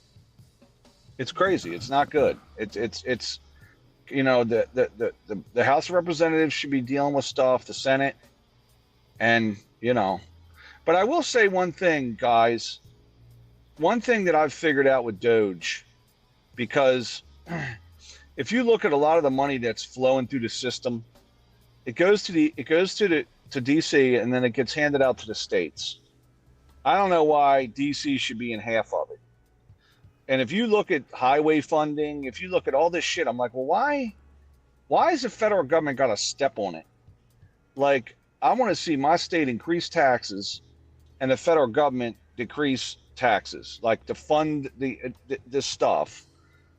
It really annoys the shit out of me that it goes to DC, goes through their administrative system, then comes to my state, and then has to go through that administrative system before things get built, things get funded, things get done. I'm like, it's annoying. It's just another added cost and layer. And that's the one thing I take away from this Doge thing is that shit ain't working. I mean, forget all the Ecuador transgender funding and all that bullshit. Forget all that nonsense. The federal government should not be stepping on all this stuff when the states could just get the money for education, for everything. You know, why has it got to go through DC? So anyway, that's just my thought. Most executive orders until recent times were very innocuous. They were closing the Holidays? federal offices, yeah, things of that nature. You know, some sort of proclamation regarding the Challenger space shuttle, survivor families or whatever. They were extremely innocuous. They were almost like, oh, of course, naturally. They were things that you would imagine a president should be able to do and that no one would object to. But they've become vastly more sweeping than might be necessary, especially when you consider that a sitting president is going to place the heads of most agencies and departments himself. You know, and that's the person that's running them. It's crazy. So, yeah, the only thing this Doge thing is ridiculous. So I think it's good they're exposing stuff, but again, you know, the only thing I'm taking from it is why has everything got to go through the damn federal government? Increase state taxes, lower federal taxes, bang, it's done, and it'll be far more efficient. We ain't got no state tax down here. No, I'm just looking through the Washington Post. Damn, they are not rampage. giving Trump any breaks today. Well, I mean, I'm gonna tell you, the Wall Street Journal's been trashing him to where he was bitching about the Wall Street Journal, and I'm like, really? Absolutely. I don't have a Wall Street Journal subscription. Let's look at the Washington. Well, I know the Washington Examiner. I don't know who's propping him up. Like, I don't think any of the publications are giving him props. So, any of the major news sources, like, other than, like, you know, the propaganda outlets. So,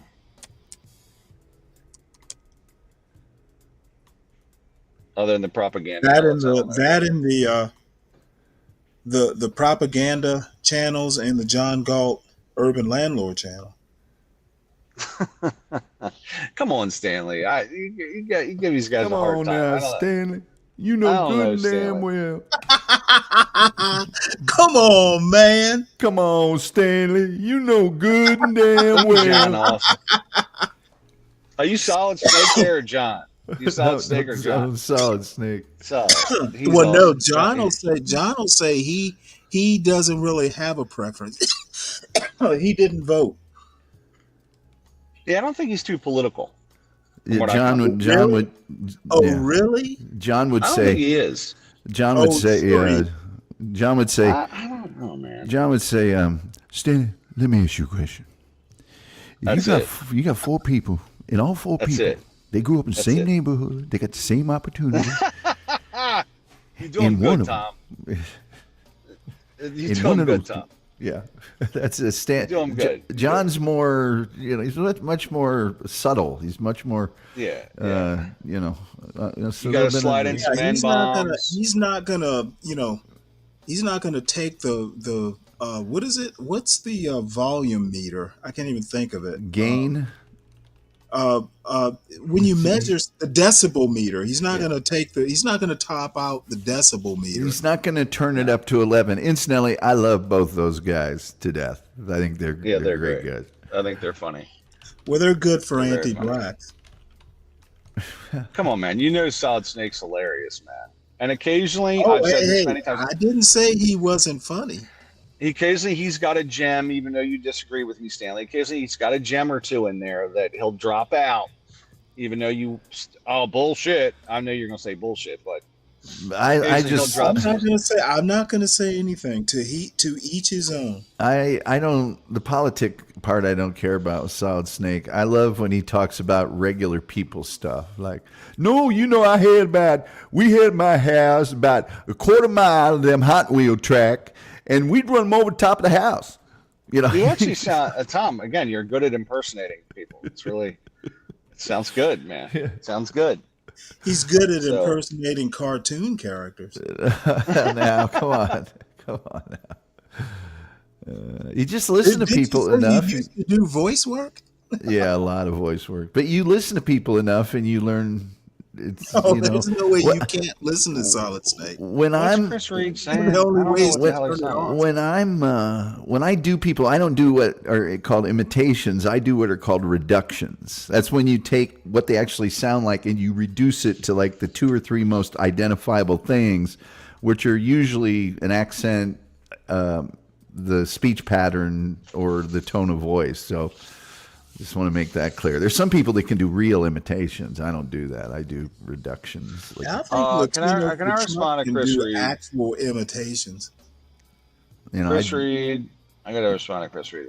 I could do Jerry Jones all day, because I've heard him talk so much, and Jerry Jones is the master of speaking without saying anything. Well, Dallas Cowboy Football Club, if you over the years have seen what we're done in the world we live in today, sports, you'll find that our achievement has always been equal to our output. He just keeps going and going and going. and he gets done talking, and you're like, isn't that all athletes didn't say anything? Shit? A lot. I mean, you would be the first to agree with me, probably, Ryan, with your coach, great coach. You had him a long time. He just gets to the bottom line and probably doesn't want to be there. It's like, what do you think? What do you think the most important part of the game was today? They scored more points than we did. Next question. Yeah. Well, you mean you talking about Bill Belichick? No, I'm talking about Harbaugh. Oh yeah, well he's similar to that too. Just matter of fact, but I think they're almost programmed to say that non-controversial shit. Well, remember we really tried hard. You remember Bull came Durham, out and we gave up too many points in the second half. Like, but you remember Bull Durham when Kevin Costner's telling Nuke LaLoosh, okay, write this down. Lord knows that Lord willing. We'll win tomorrow. It's a simple game. You throw the ball, you catch the ball, you hit the ball. It's they have all these pat phrases. Should be a high priority for. Okay, so the economy's number one. Oh no, new U.S.-Mexico border's number one. News poll. Although people. Wait, let me rewind it a bit. the issues that are top of mind for most Americans, inflation and the economy. They may be at the top of their priority list for the new administration, but we are seeing a disconnect.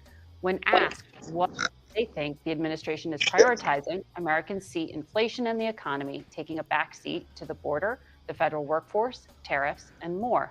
In fact, according to our CBS News poll, although people do approve of him on some of those other issues, there is a 50-point gap between people who say the president should make inflation a priority and those who say he is. We want to welcome to the program Treasury Secretary Scott. No, it's bullshit. When is this from, Stanley? That has got to be rigged. When's this from? I just saw it like a few hours ago. It dropped. It'll tell. But nobody gives a fuck about the border because the border is fixed. This is Face the Nation, so it was Sunday. And I would say that is not uncommon. It is throughout the years. When you see the poll of what's the most important thing, what they should be prioritizing, and what they think they're actually prioritizing, that is always a disparity. Always. But hold on, back up, Tom. In polling, in my mind, the border's fixed. Nobody. I mean, all the news reports are nothing's coming. Why would that be a 73% priority if it's if something's fixed? People are not thinking about it. Why would that be 73%? Because that wasn't an approval rating. Because people's perception is never quite reflective of reality. You think? I always think that. I am just shocked. As much as I've been hearing about eggs on YouTube and everywhere else, that's shocking. Well, that's the first poll. The second poll is people never think the government is focusing on the things that they should be focusing on. I mean, I would agree with that largely. Transgender sports and bullshit like that. Who gives a fuck about that? I can't even stand it. It's so dumb to talk about it. The Jesus boys care. Because it's maybe at the top of their priority list for the what is he to say? We are seeing a disconnect. Economy, okay, yeah. Well, no. Should be a high priority for. Yes. Okay. Inflation, taxes. Okay, but this is what they're saying should be. Okay. But then the next poll is when they actually ask, okay, well, what? I agree. Okay, got it. Okay. Inflation and the economy taking a backseat to the border. Oh wait, hold it. No, actually, is she okay? I see what it is. They think Trump is focusing on the wrong stuff. Yes, like everybody always does. They look, even if I think they're right in this case. I think they are. So do I. But by the same token, even if the economy was the top messaging and the top thing out there, unless it in their pocketbook resulted in yes, they will never think. They will never think that Tom's right. Yeah. They're saying Trump is not addressing their priorities. Yes. Yeah, exactly. And that's what I meant by this is the same. But I think they're right. He's not. I think he's not. I don't think he is. I think you're correct, but I think even if he were, that's not what it would reflect in the poll. Yes. This happens every single election cycle. They do this poll a lot. What are the top issues to you as a voter? Or what should they be prioritizing? And then what do you think they're actually doing? And they're never the same. They are never the same. Well, in this case, though, they are right. Trump is not focusing on the economy. That's true. But to Ryan's point, do you think that the U.S.-Mexico border is more important to the Trump administration and what's been going on than the federal workforce issue and tariffs? They're probably about the same. But like to Ryan's point, I think they're well on the way of dealing with it. They've got shit. They've probably got more troops than Mexicans crossing the border right now. This is anecdotal, but from what I perceive in the news that I consume, the federal workforce is the number one thing that at least is out there. Tariffs would be number 2 and the border would be number 3. Right. But they never match. Right. And he should actually be focused, in my opinion, and maybe one of the few times I'll say this, I think Trump needs to be following that first poll in order of stuff. Now, I understand prices are not really something he has that much power over, but why doesn't he flood that zone? One thing he can do with prices, if he deports a lot of people, that'll drive food prices down. No, it won't. It's going to promise it drive will. them up. There'll be nobody to pick the vegetables. No, less demand. And, Well, I keep hearing that the argument tariffs about on vegetables. Mexico, he's tariffing everything. Well- My guacamole is going to get more expensive. Well, like here's an example. If to me, housing, like rental rates, and like they talk about food and say, well, who's going to pick your food? The thing is, if you reduce the immigrants, if you reduce people in general in any situation, you'll reduce demand, right? Demand goes down, you'll get price dips on all that shit. So you think 350 million people? I don't think they were counting the illegals. I think they are. I mean, that's look. Think of it this way: if you immediately took your city and took 20% of the people out of there, Okay, name me rental a rate. city that's 20% illegal. Illegals. I mean, Los Angeles, probably. I don't know. 10%. I don't. You'll get. It's hard for me to believe. If you reduce demand, prices go down. And it may be Okay, temporary I don't until think supply it's meets gonna it. drive down demand that much. I mean, they're still in the process. I'm thinking, I have to seek and I find how many people have been deported. I guarantee you, it hasn't been 1 million. It's been about 800. Well, and it's important to It's been recall fucking that nobody. How is that reducing demand? Well, no, I'm just saying, like, if the idea that I personally think we should be deporting a lot of people because everything's overpriced right now, and part of it is demand is fucking through the roof, especially where I am. Housing is Okay. impossible. I know in theory that you're right, but I think in practice, it's not. It's going to have Until supply negligible- meets that, until the supply diminishes, which it's not for housing. Right. And I know theoretically you are right. I think in reality, it's not going to affect prices much. I mean, for one thing, eggs aren't a demand issue, technically. It's the lack of eggs. Housing is actually coming back down in certain areas right now. It's reduced. The prices are falling, but it was already overbloated anyway. Interest rate cuts. It was overbloated. You also have These to these remember. people can't afford shit right now. Like I'm looking at What the fuck is he talking about? Who is it? Jihad Bell. Even at a small percentage, because of how many cities there are, it would compound into millions. Well, yeah, but, Yeah, but okay, Jihad. I think that you have to remember these two polls are opinion polls. And what Yeah. smart politicians do is because frankly, some of the things on this graph we're looking at right now, things are being done and focused on, but nothing's happening. And with that in mind, what you need to do is increase your messaging about the economy and increase your messaging about, Now, in this interview, well, I'm going to let this play on out, but Tom, you're right. The messaging has been about tariffs and federal workforce and the border, nothing about the economy until now. Can I ask you guys a question? I don't remember at all. I mean, I heard Trump say drain the swamp. I heard Trump say, oh yeah, there's a deep state and all that shit, right? I had no idea that he was going to slash and burn all of DC. And I'm talking the agency level. What gave you what could have possibly not given you that idea? Well, so I knew he was The going. I swamp knew. is DC. Yeah, well, no, I get that, Stanley. But to me, he ran on tariffs. He ran on inflation. He ran on I didn't hear him talking a lot about burning down the federal government. I mean, Well, he talked about getting rid of the administrative state. He did, but it wasn't the main. If you said, hey man, pick 4 things he talks about all the time, that wasn't one of them. The administrative state would have been one of them.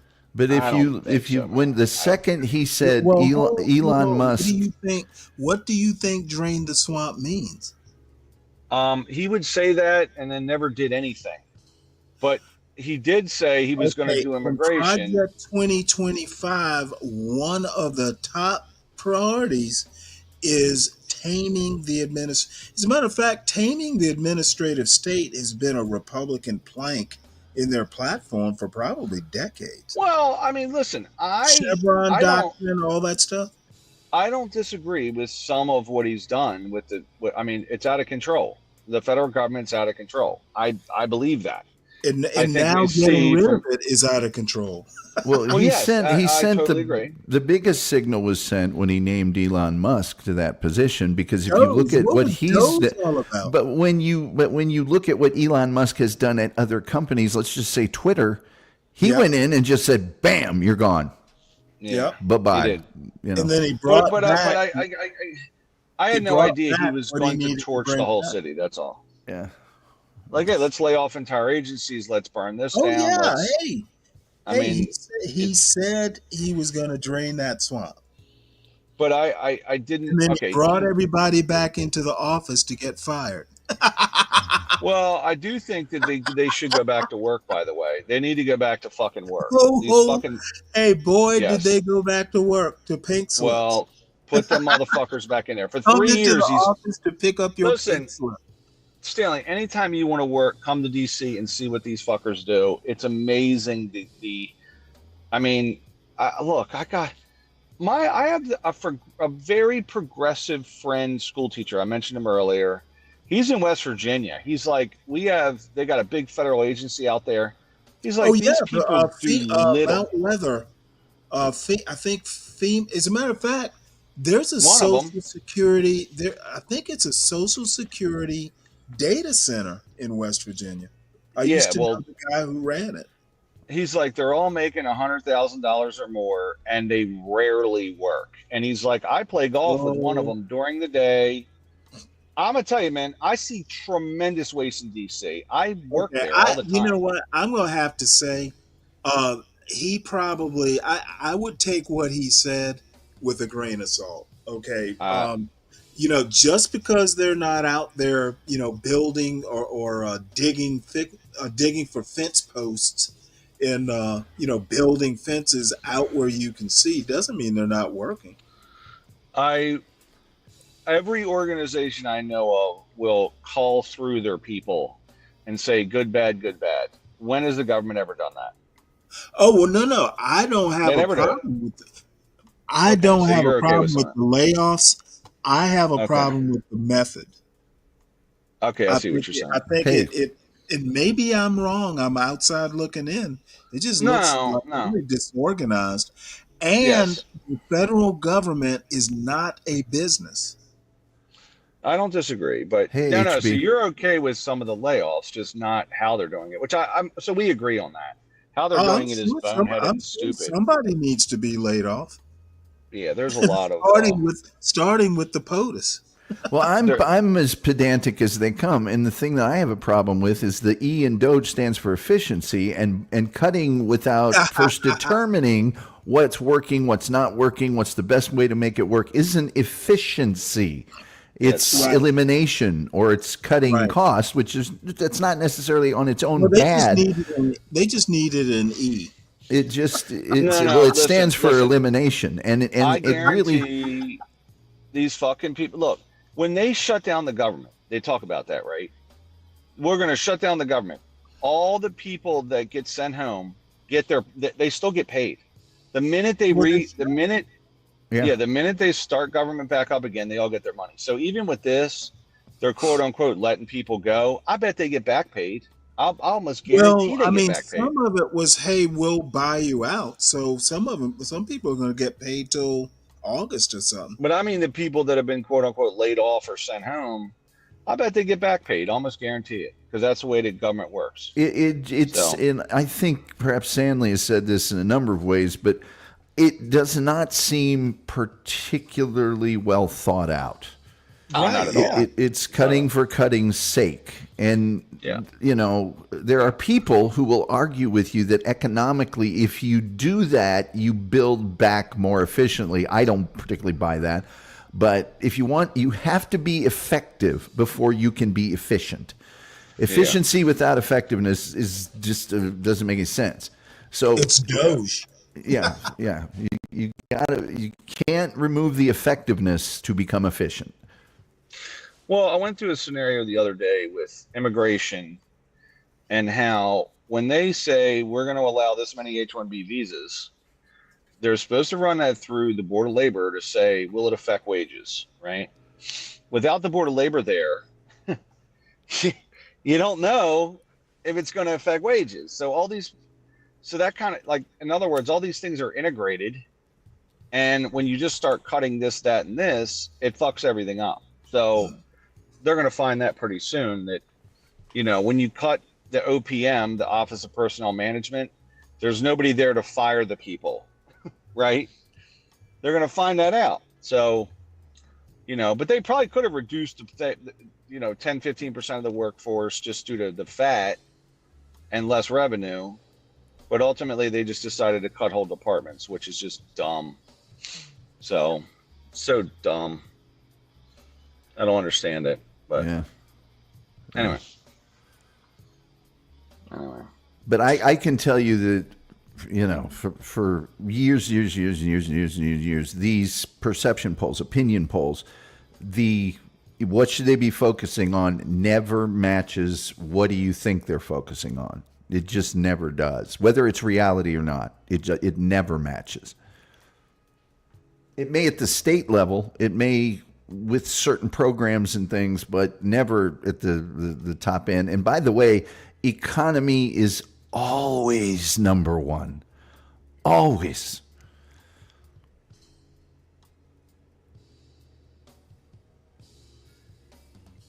All right. Well, let me play the rest of this video.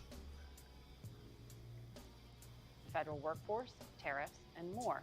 In fact, according to our CBS News poll, although people do approve of him on some of those other issues, there is a 50-point gap between people who say the president should make inflation a priority and those who say he is. We want to welcome to the program Treasury Secretary Scott Bessent. Good morning to you, Mr. Treasury Secretary. Morning, Margaret. So let's dig in on this because it seems there's a bit of a perception gap there. Our polling also shows at least half the country reports concern about paying for food and groceries and housing. They continue to call the economy bad, even more so than last month. And 49% told us the economy is getting worse.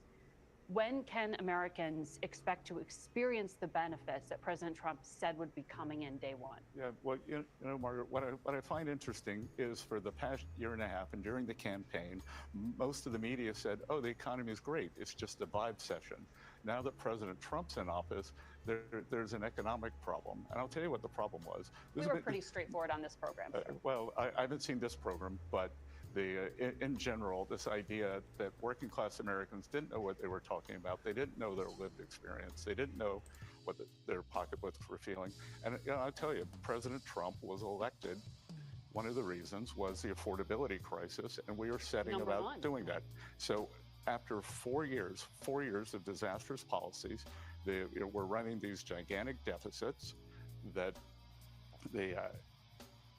led to the affordability problem, massive government regulation. So what we had was a demand shock from the government spending that was met by supply constraints with overregulation. Mm-hmm. So we are in the process of deregulating, which will free the supply side, and we are cutting back the government spending.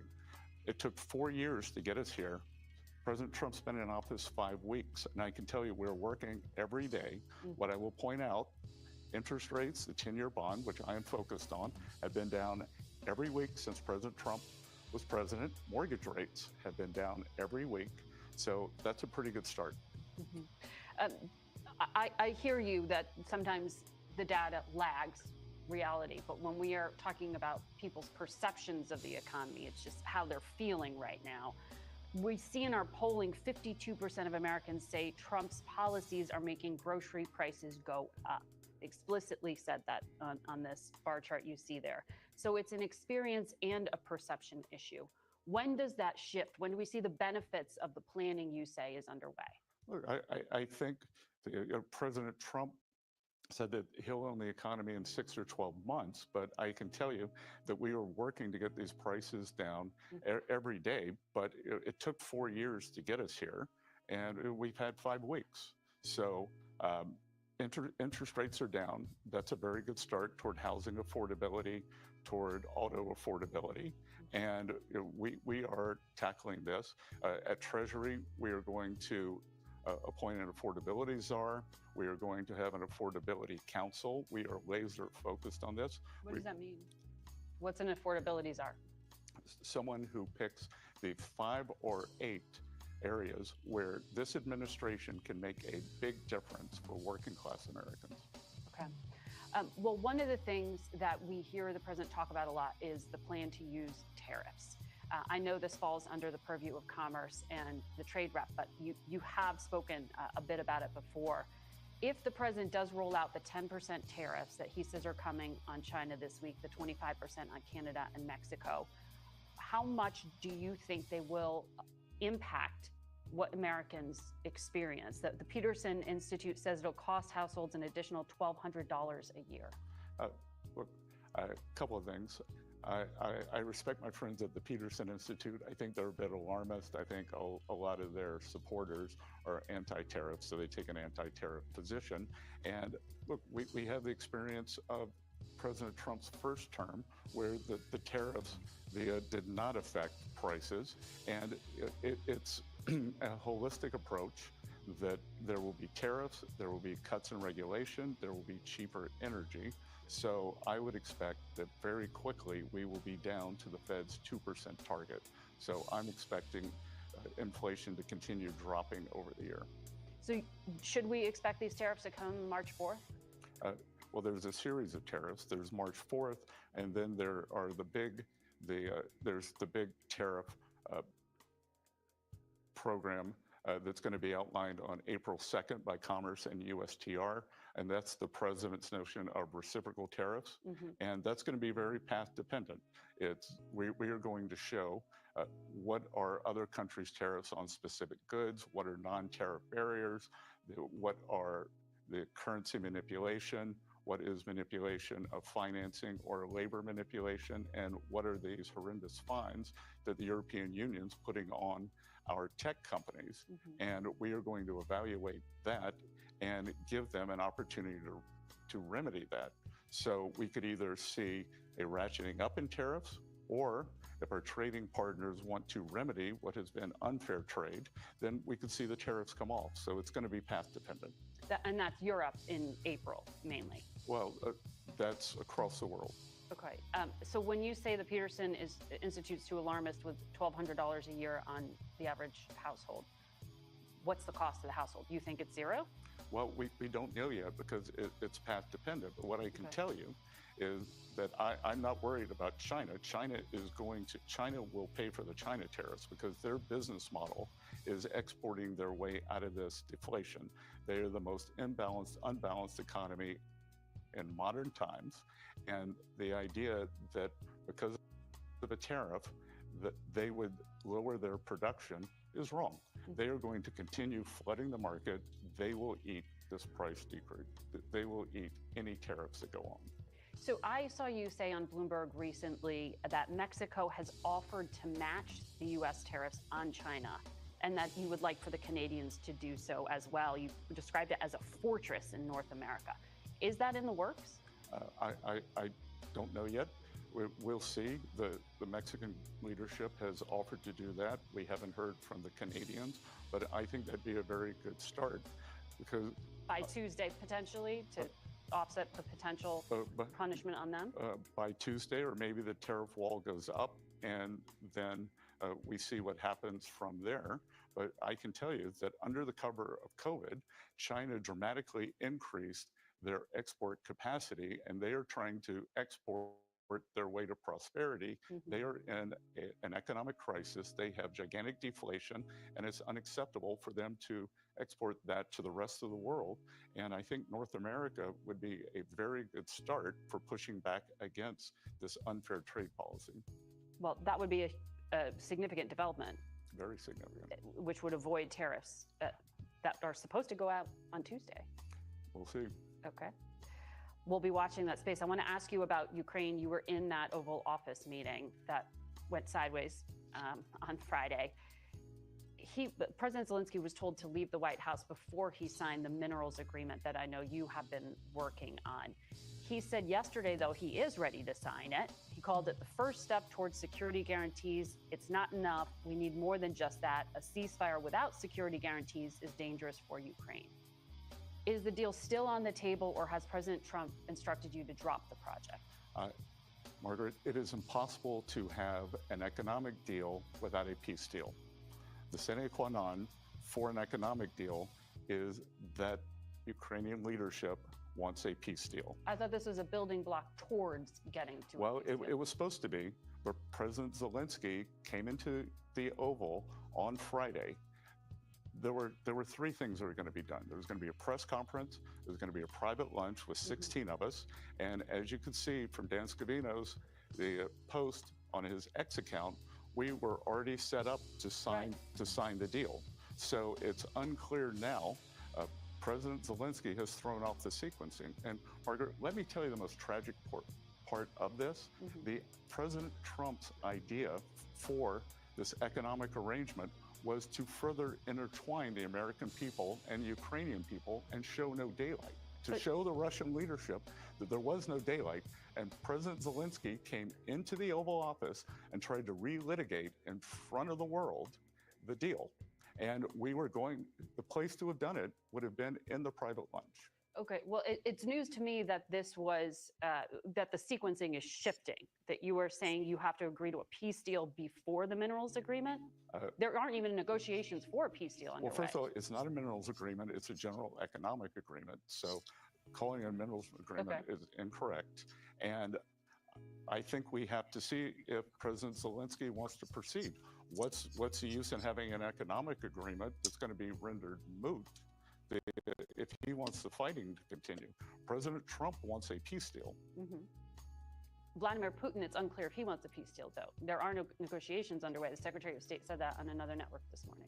Yeah, and President Trump has said that. President Trump is trying to move towards peace. He said repeatedly during that episode in the Oval, we don't know if we'll get a peace deal, but we got to try. Okay. Last Sunday, President Trump's envoy, Steve Witkoff, said on another network that the plan for negotiations was the so-called draft Istanbul Protocol. The Institute for the Study of War says that this would leave Ukraine helpless in the face of future Russian threats or aggression.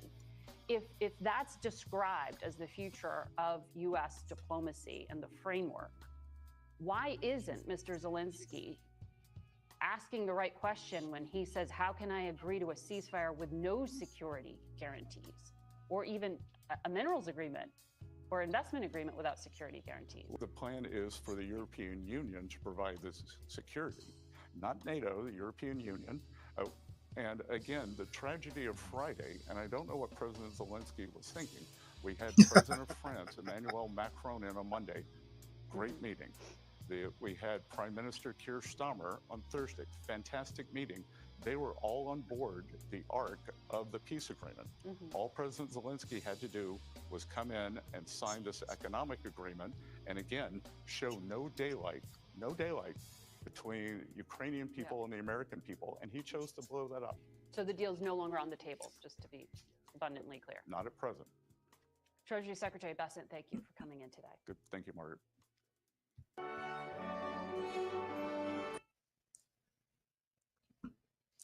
Well, I like this guy, Bessent. His bullshit is so eloquent. I have to hand it to him. I wonder if he's thinking about running in 2028. I don't know. He had his talking points well in order, and they were well stated.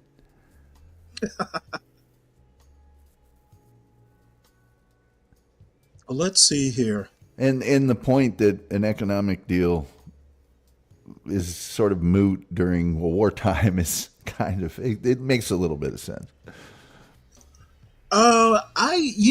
In some ways, though, I kind of agree that It probably Zelensky should have been just kind of like gone with the flow. Yeah.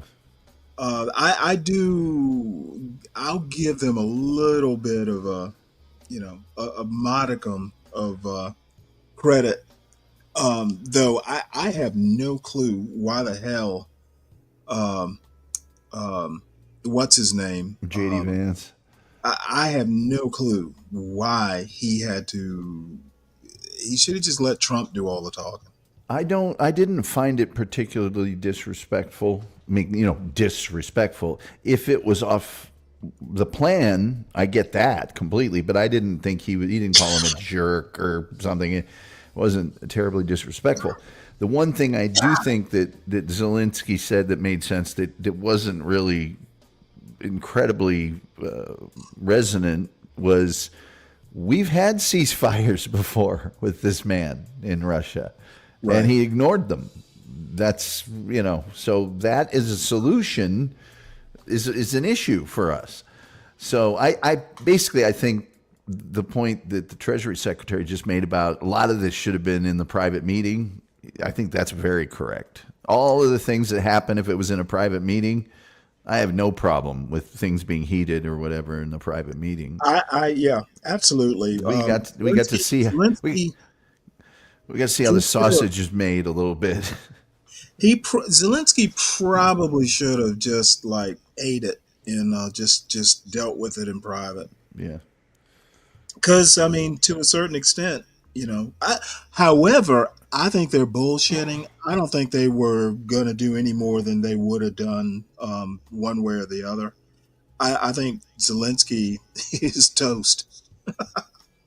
Yeah.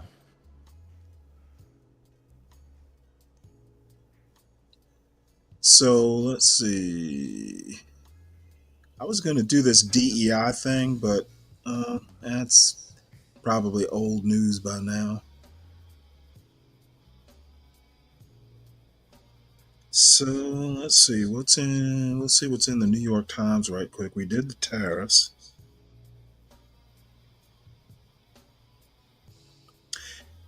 Do you don't follow rugby, do you? Not super closely. This to me as a sports story is just, well, obviously, if you go from a country that doesn't have as competitive of a league and you play in that league and then you come back here, well, obviously that's a good thing. You have to play against the best to be the best. So obviously England has a much richer and greater history in rugby than we do. So if she goes over there and plays, she's going to be better. The fact that she can play there is a big thing. It's just kind of well, of course. It's the same as Luka Doncic playing in the NBA and then going back to his home country. It makes perfect sense. Well, I personally think that this woman, Ilona Maher, is that her name? I think when she meets Kelvin, she's going to beat him to a pulp. What say you, Kelvin? She looks like she's got a good right hook. And I like the wearing of lipstick for rugby, ladies. To be honest, I didn't know women's rugby was a thing. Yep. Pretty rough sport. Women play every sport men do now. Oh, well, yeah, but I mean, I would look forward. It's got to be kind of like a mud wrestling. What? There was a story about L'Aqualenza up there in the sidebar. Oh, really? Where? There it is. If you go up a little bit, it's right under the Demi Moore story. It's under. It's below the line right now.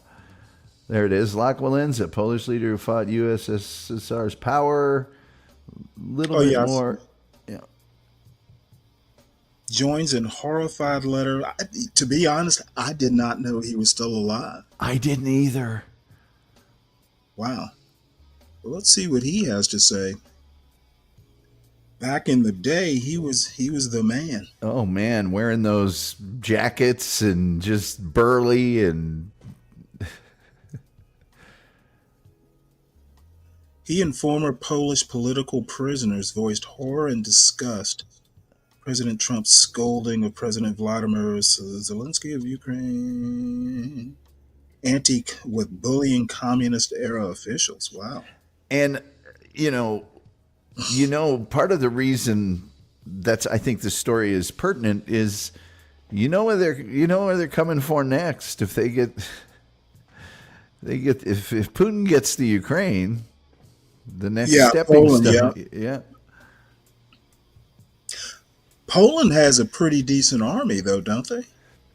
They do, and obviously the siege of Gdansk and Gdynia in World War II. The Polish do not go down quietly. We'll put it that way.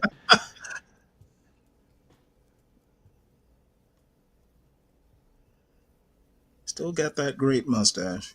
Yep. I don't know. I saw HB in the chat. I did too. HB, are you coming up? What are your plans?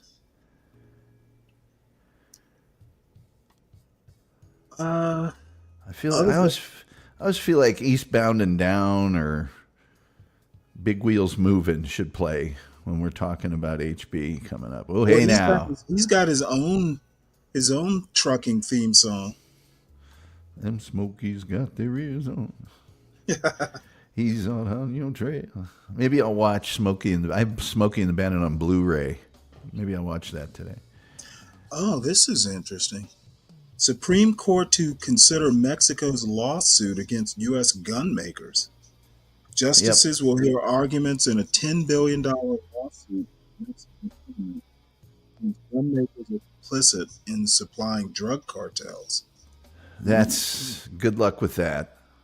Yeah. I'm going to play this story.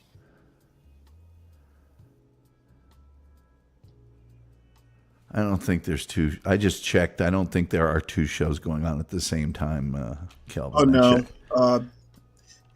He'll be up. Oh. I don't think there are. I checked, 3 minutes ago or something, and I didn't see two liveys. Oh, wait. No, he's not. He's not live. That I can see. No, he's not live. We're it, Stanley. All right. Well, that's fine. I'm not going to go too much longer. Let's see. I want to show. And hi, Virgo. How you doing?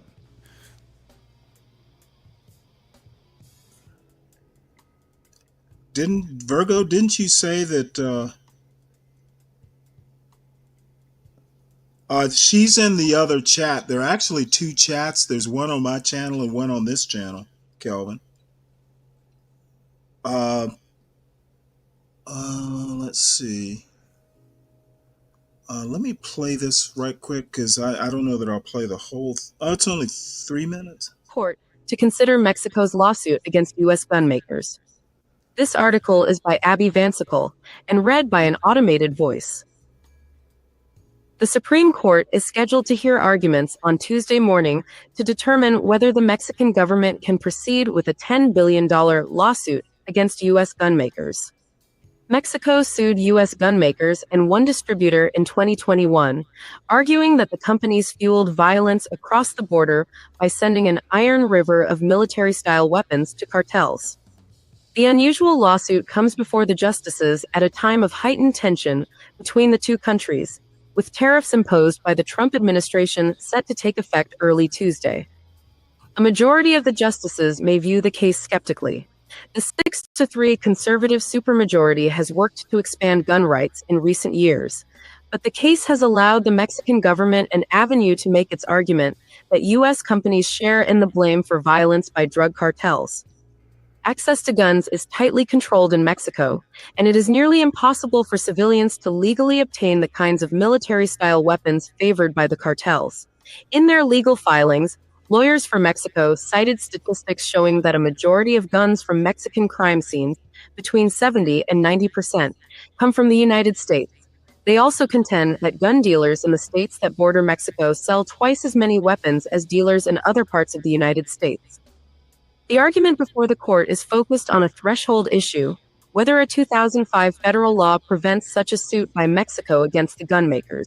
The law, the Protection of Lawful Arms in Commerce Act, was passed after a growing number of lawsuits aimed to hold the gun industry liable in mass shootings in the United States.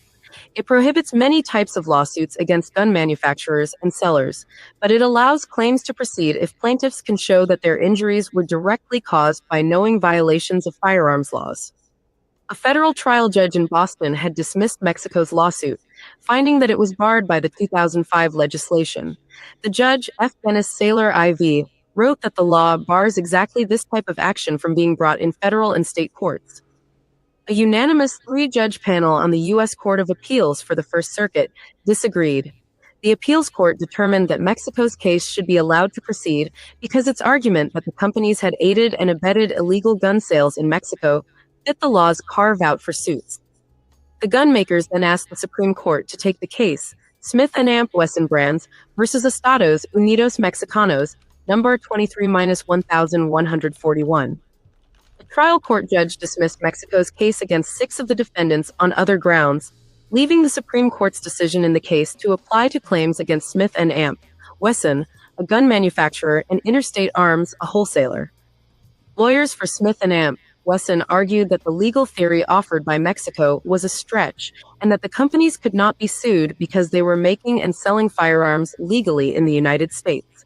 And lawyers for Mexico argue that the lawsuit should be allowed to proceed, claiming that they have met the basic threshold to show that gun makers have aided and abetted the cartels.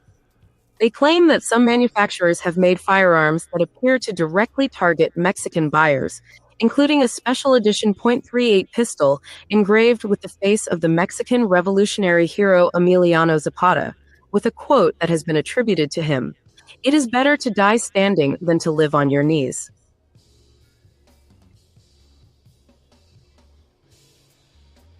Yeah, that's not gonna. You can't buy a gun directly from a manufacturer.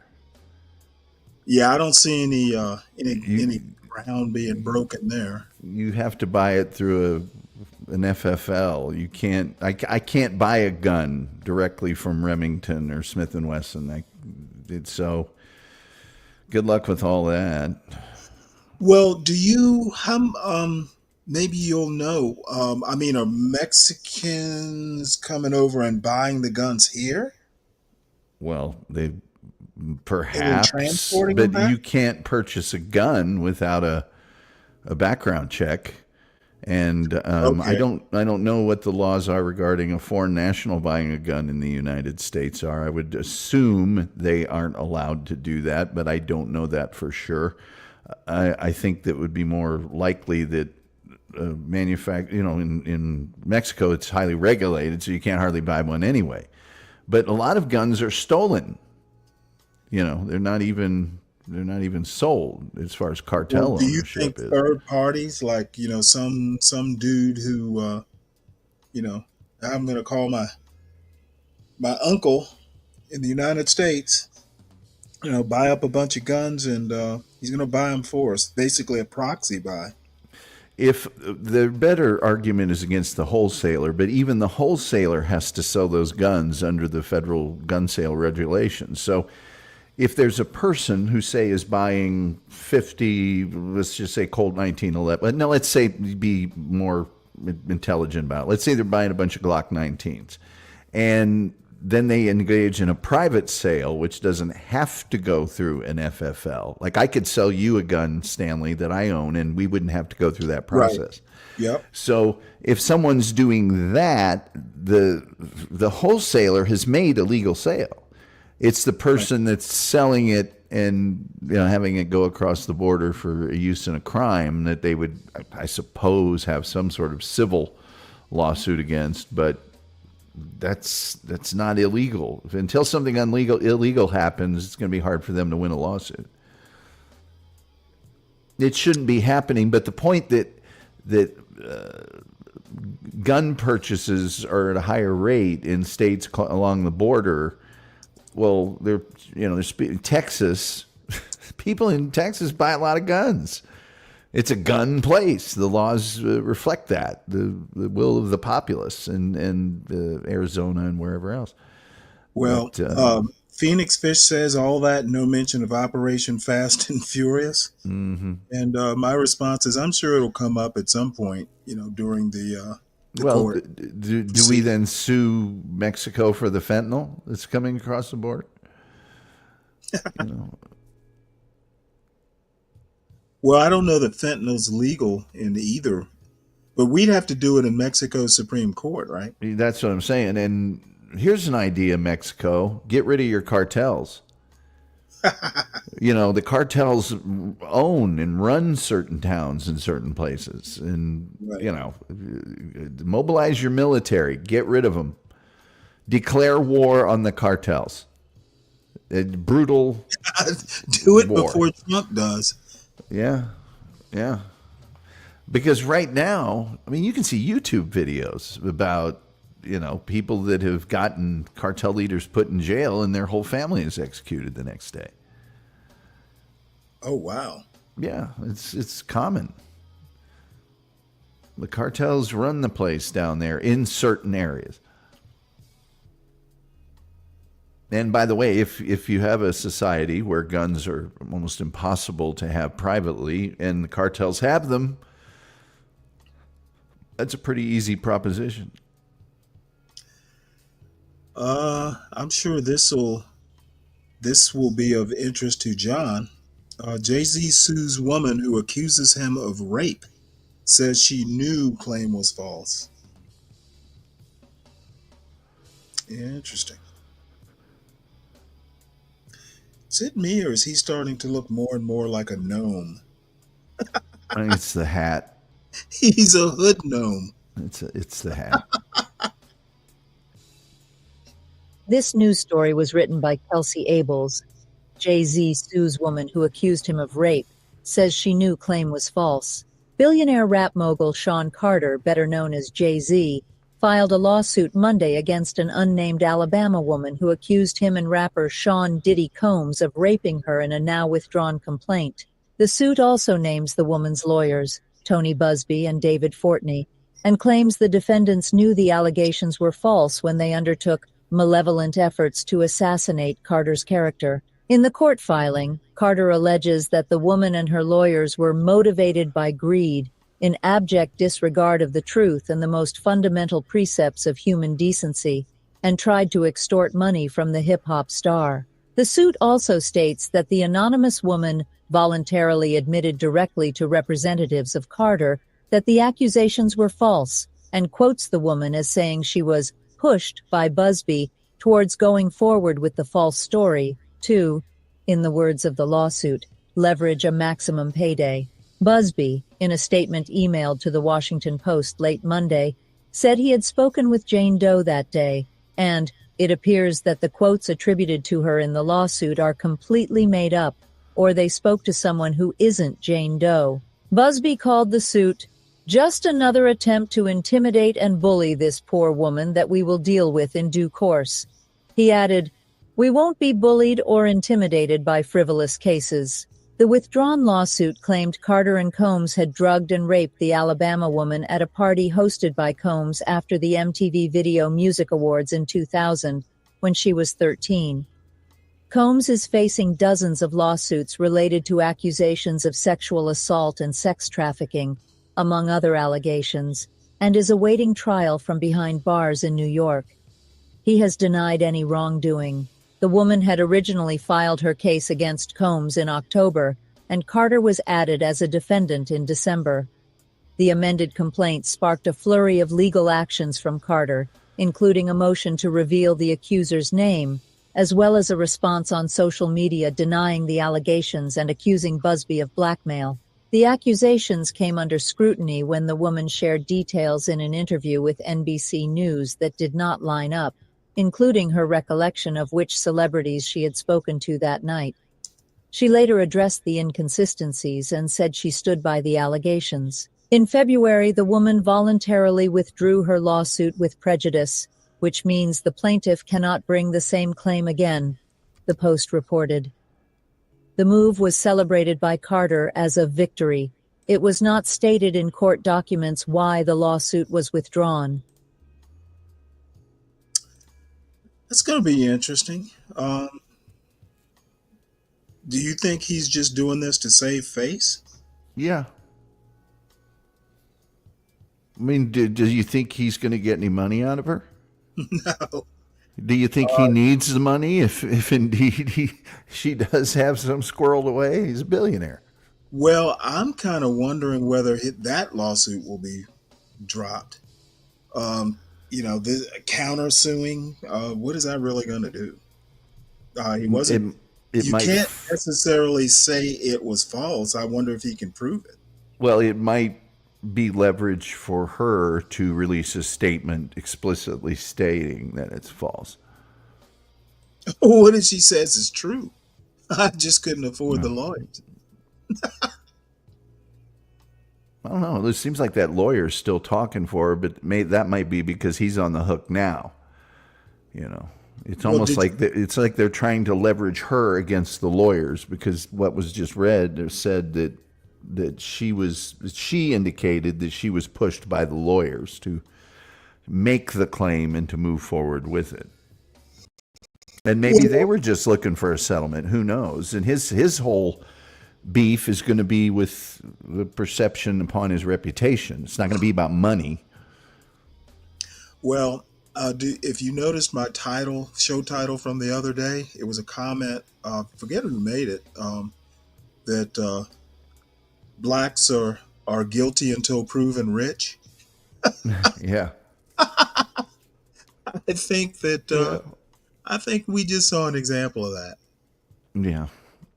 Yeah. I don't know. To be honest, I don't really keep up with rap. Haven't in decades, probably. So I don't have a dog in the hunt.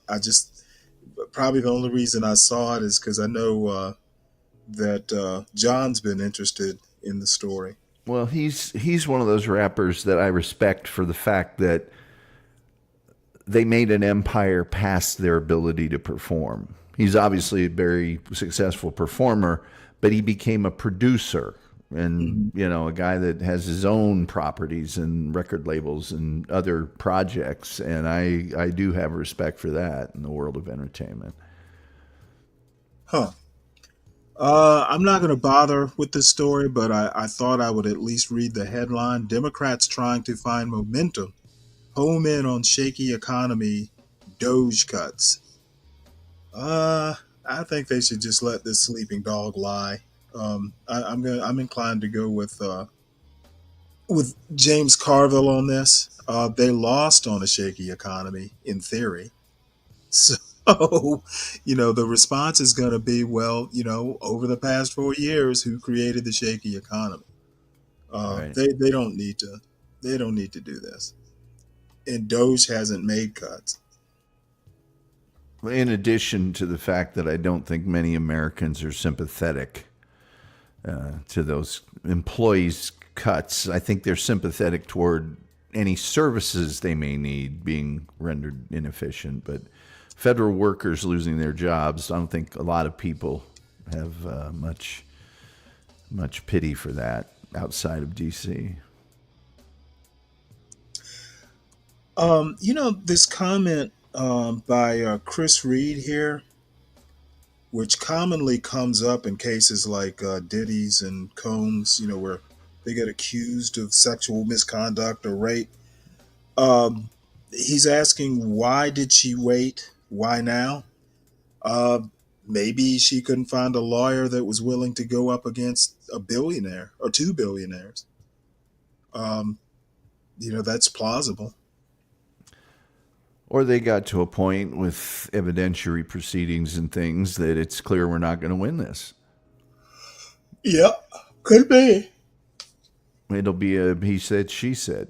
It would not be beyond the pale that someone gets falsely accused. I mean, but I don't think he's got a sterling reputation, and certainly Diddy doesn't.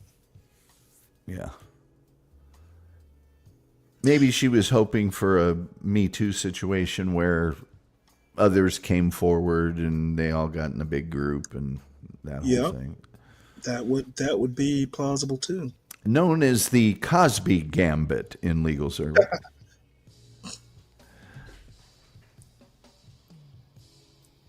All right. Well, I don't know. I'm all out of news stories. I'm left with Pop the Balloon, and I don't know that that's necessary. Well, you Pop the Balloon and Carnival. I'm actually kind of fascinated by the Carnival. I know they're not. I know this can't be 24 hours. 24 hours of party. Oh, yes, it is. It never stops, Stanley. Carnival, when it's on, it never stops. I thought they would. Well, it still looks dark there. I'm thinking this is probably some footage from last night. It never stops. Wow. It literally never stops. Where do they find the energy? Well, it's a lot of them have fled bad marriages here in the United States. What? So they sorry. flee to Carnival? Well, they flee to South America somewhere. Might as well make it a party. They have that, they have that, all that extra energy to spend down there. But I like the during the day ones that we were watching the other day, which that had more of the actual public out partying. Yeah, this was. Where I was following a band, then you'd have heard everything. Well, that's Trinidad. Just like you see how this band. This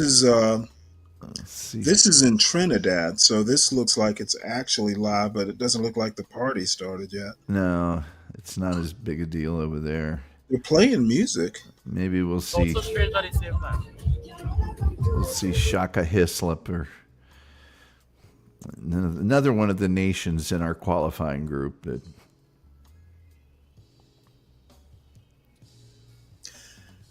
Well, I do have, since it's morning and I actually do have a Pop the Balloon Seniors.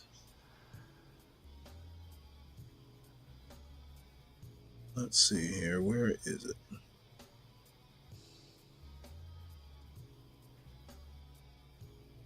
I'm waiting for the completion of that Pop the Balloon Big Brother. You know what the news behind that is? He says he's not going to release episode 2 till the first one gets 100,000 views. Oh, that's okay. I can wait. I don't know. I actually found it interesting because a lot of the people, if not all, most of the people in that Big Brother version were former contestants. Yes. I'm interested for two reasons. Well, see, first of all, the most interesting thing were the way that one couple, and I think they were perfectly matched, went at each other really fast. They just started making out like there was no tomorrow, which I thought was great for the seniors out there. And then the Santa guy is such a freak. Yeah. He just interests me from that standpoint. Oh, wait, Virgo's fussing at you. She says, "What? Caribbean Carnival is a big deal, Tom. You should go one day." All I said is it's not as big a deal as the one in Brazil. I'm sure they're very passionate about it, and it's spirited and a spectacle. But Brazil is that's the crown jewel of Carnival. Is in Brazil, not just from a population standpoint, it's a big deal, and I'm sure it's wonderful down in the Caribbean. I don't disparage their Carnival at all. Well, I do disparage their attempts to compete in CONCACAF with the United States, but that's just a sports thing. Well, I like the Trinidad version because it was smaller, but the costumes and the floats weren't as elaborate. I like the ones where the camera was going through the general populace and the people were dancing up on the platforms and stuff. That was great. I felt like I was in the crowd.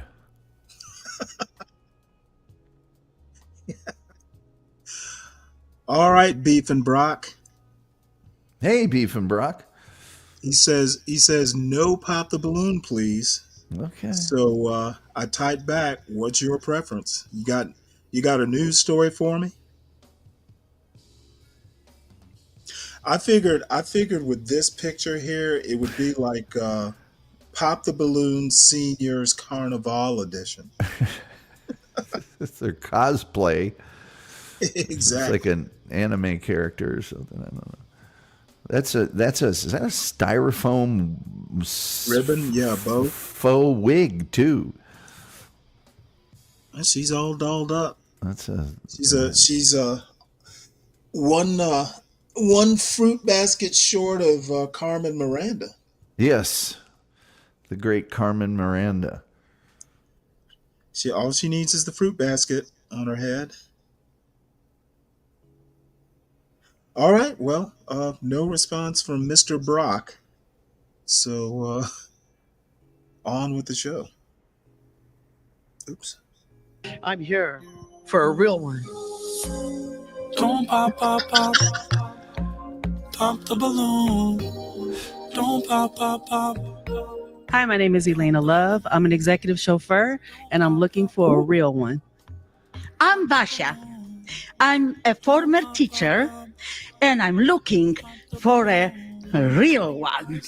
Hi, I'm Dorette, and I'm a former nurse, and I'm here looking for a real one. My name is Trina. I'm a retired LAUSD early education school teacher, and I'm looking for a real one. Well, how do? I'm Rosemary. I'm a former physical therapist and former teacher, and I'm looking for a real one. Hi, my name's Tamara Mary, and the reason I go by my middle name is because I'm in between last names right now, and I'm looking for a real one. Pop the balloon. The other girls popping. Hi, my name is Mary. I love gardening, and I'm looking for a real one. Don't go too far. Just stay in my sight. Hi, my name's Tom, and I'm ladies and gentlemen, boys and girls, welcome starting back to my yet another car and driving away. This is a very interesting comment. Hey, John. Hey, good morning. Good morning, Tom. It's like Black Carnival is like Black History Month in America. I bet it gets a whole lot less pushback, though, Roz. Hey, John, how you doing? Hey, good morning, Tom. Good morning, Stanley. Everyone in the chat. John, Stanley, this is the most frightening pop the balloon lighting up I've ever seen in my life. Well, roller skater Texas girl says it's the best one yet. That's quite. Oh well, maybe there's some fireworks. I'm willing to trust roller skater Texas girl on any topic. Just so everyone knows, it was roller skater Texas girl who put me on to the Pop the Balloon Seniors and this guy Pointer in general. Oh, okay. So I'd never heard of any of it for the seniors, and then he does other types of dating games too. Yeah. So all the credit goes to her. Credit or blame. I'm a little worn out. I did a show on Bigfoot last night, and I think several of the contestants could have been on it. As a matter of fact, I didn't get to see it tonight. I'm probably not tonight, but overnight. I'm probably going to show it. I'm doing the Wild West tonight, and then the next night, the invention of color TV. That should be interesting.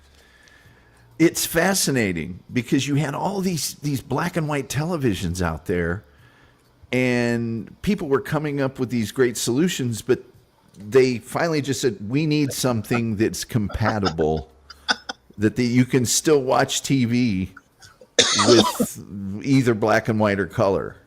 And that's the reason that we have the televisions that we have today, the way that we have them. Really? Yeah.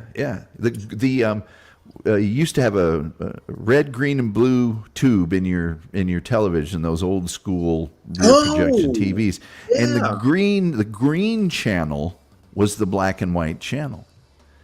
So it's the channel that had all the shapes sort of and did the black and white pattern. And if you had a color TV, then it made that green, and then the red and the blue followed. But they had a color wheel.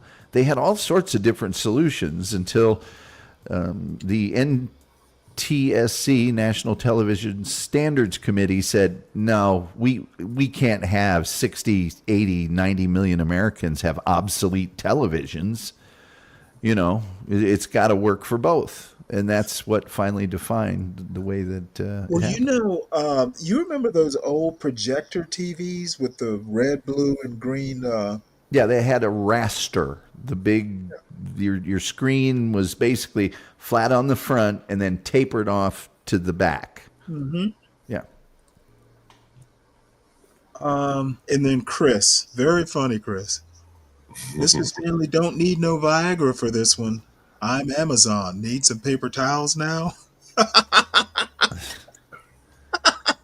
Yeah. Oh, good one, Chris. Good one. No, Chris, I do not need paper towels. Episode of A Real One. I, Pointer, am your host for this gregarious event because to the left of me, I have some lovely ladies from all across Los Angeles County. I have some real ones that are here. Ladies, how you doing? Beautiful, wonderful. I am so excited. They are excited because what's about to happen is some real one connecting. So this is how the game works. This is how it all goes. You have hearts in your hand, and that means that you are open to finding a real one, open to finding your catch, okay, your real MVP. So you also have heartbreaking devices in your hand. Okay, so as these single real ones come in one by one, you have some decisions to make. Okay, now if you don't like what you see, if you don't like what you hear, you're going to break your heart. Okay, because that means the real one connection just wasn't established. But if you hold on to your heart, if you like what you're hearing, hold on to it, because by the end of that real one segment, if you still have your heart, that means it's a real one connection. And we're going to treat you to your first date, a Sizzler salad bar dinner. A Sizzler salad bar dinner. Lovely. There's a version of Pop the Balloon where they have everybody turn around. And then once the contestant gets there, they turn around. I wish they would start doing that on all of them. None of these women are in a position to pop a balloon. Sponsor us, please. So, ladies, are you ready? Yeah. Wonderful. Hey, can I I'm point excited. something out real quick let's here? Get ready for our first real one. Let's get ready. So, Roller Skater Texas Girl just said, I still have analog and smart. And I would like to point out, if you want a really great TV and you don't have a ton of money, you can still find on Craigslist and probably eBay and places like a really great Sony Trinitron, old school Sony Trinitron, big one. And then all you do is get this little box that decodes the digital signals into analog. And that's when they made the switch from analog broadcast to digital back in, I want to say, 2008 probably or so. The FCC, if you wrote the government a note, would send you a credit for $45, and you could go down to Best Buy or whatever and get one of those boxes. I still have 2 of them. So that if you have an old school TV, you just get the little box, run your antenna into it, run your line out from the box to your TV. You've got a very good television that you probably picked up for nothing. I'm just saying. So I don't know if that's what Roller Skater Texas Girl did or not, but if you're looking to save a few dollars and you watch TV over the, broadcast or even streaming, there's a way to input your line into that box for streaming. You can still have a great TV. Well, she just skated on down to her to her local Best Buy. There you go. Can I find John? I don't know that you saw these. Yeah, John needs to see these. What's that? Roller Skater Texas Girl is incredible on skates. You're not going to believe this. I've heard it. She sent videos or something of her? Yeah. They're what? Yeah, if I can find them. We gotta get her up on the panel and narrate it. She should narrate it. Well, Oh, man. there's short videos. Tell you what, let me go ahead and start this, and then I'll find those. Her see if I can skates, find her those. skates are all her skates. She says are over 50 years old. So she's on four wheels. Yeah. Oh, yeah. She's definitely on four wheels. Wow. So you had them since you were a kid, roller skater. I don't know, but they're Do they have both. do they have skate keys? No. She's got the shoe model. She's got the for real model. You know what? I literally have never owned a pair. Anytime, one of the few times, or the few times I went to roller rinks, I usually just rented them. Yeah, that's the kind she has.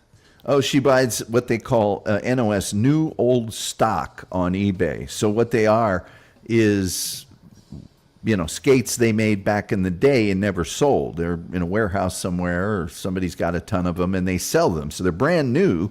They were just manufactured a long time ago. All right. Well, I'll play this, and then let me see can I find. We are ready for our first real one. Well, my first real one, come on in. First real one, where are you at? I'm ready for you. Hello there. Hi there. How you doing? Good. How you doing? Wonderful. Well, I'm so happy to have you here. Would you share with these lovely ladies your name, your occupation, and what you like to do for fun? Well, my name is Kelly.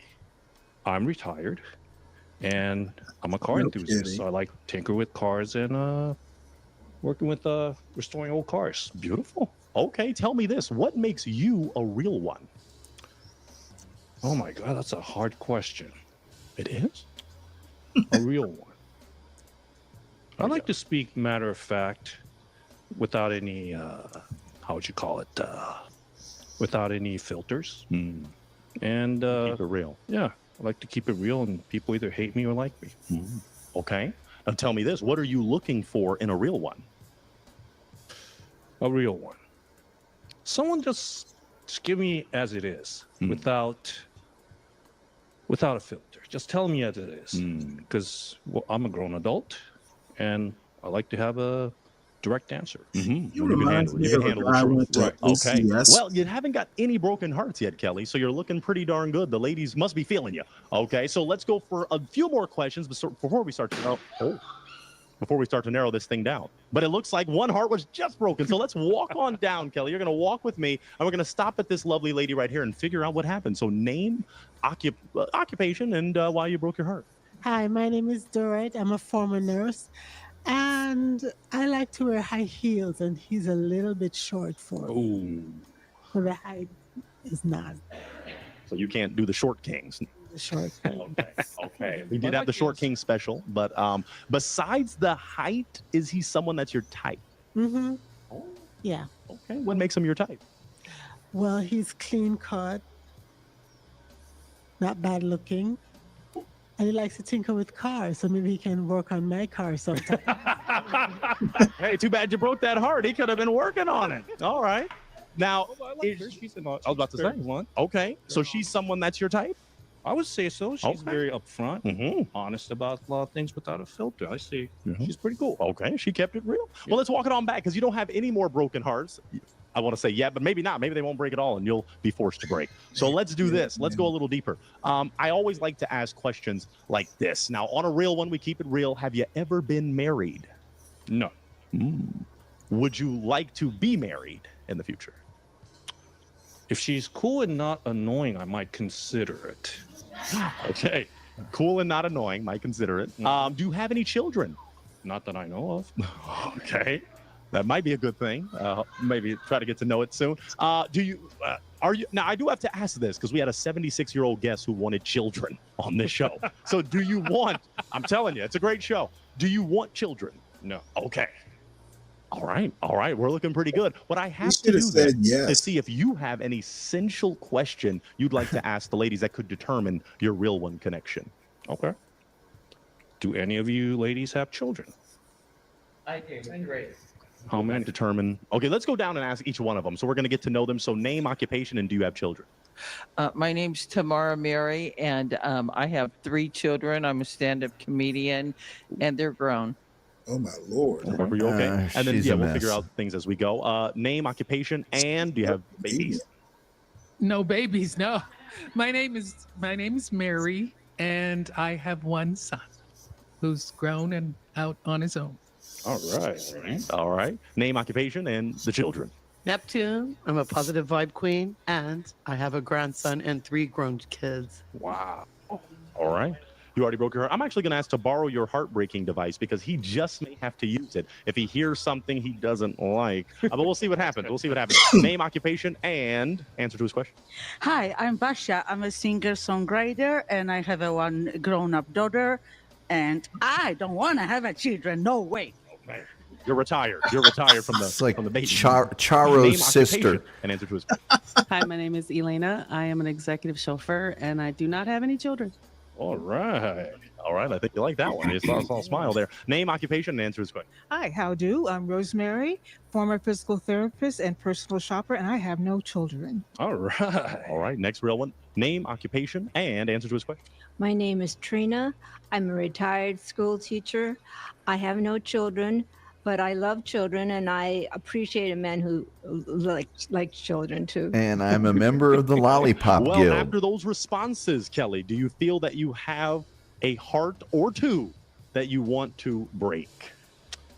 You mean one that breaks? Yeah, because that means you weren't feeling that response. That doesn't really work for you because you got to make a decision here because it's a real 1, not a real 1, 2, 3, 4, 5, 6, 7. Oh, so you got to make a decision. So we'll go in stages, though. Do you have maybe 2 hearts that you would break based on those answers? God, you really put me on the spot, don't you? But you keep it real, though. I'm trying to be like you. I'm trying to be like you. So do you have you got to go, you can walk down and break 2 hearts. Okay.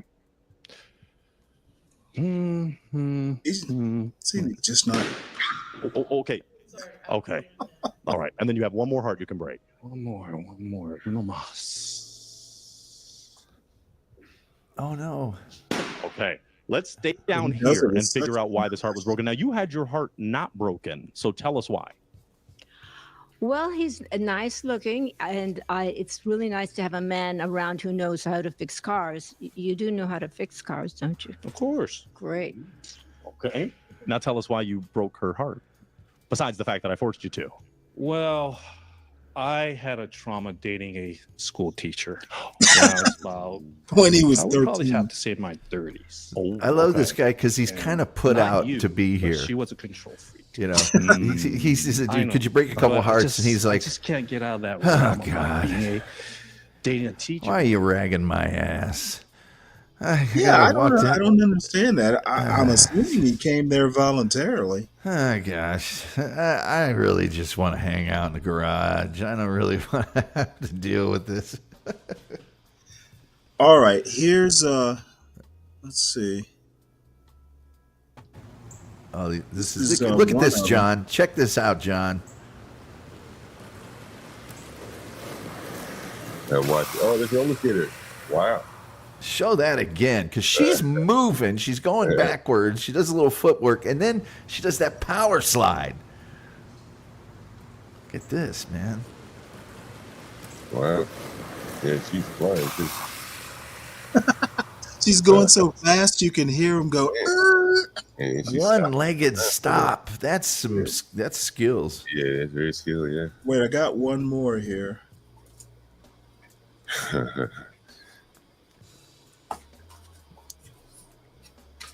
And this is the other one.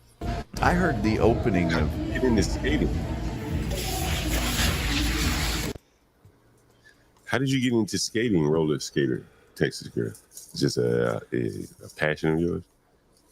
And you turn it into a living because she does that for a living, right? Doesn't she skate for a living? I don't know. I think she said she does.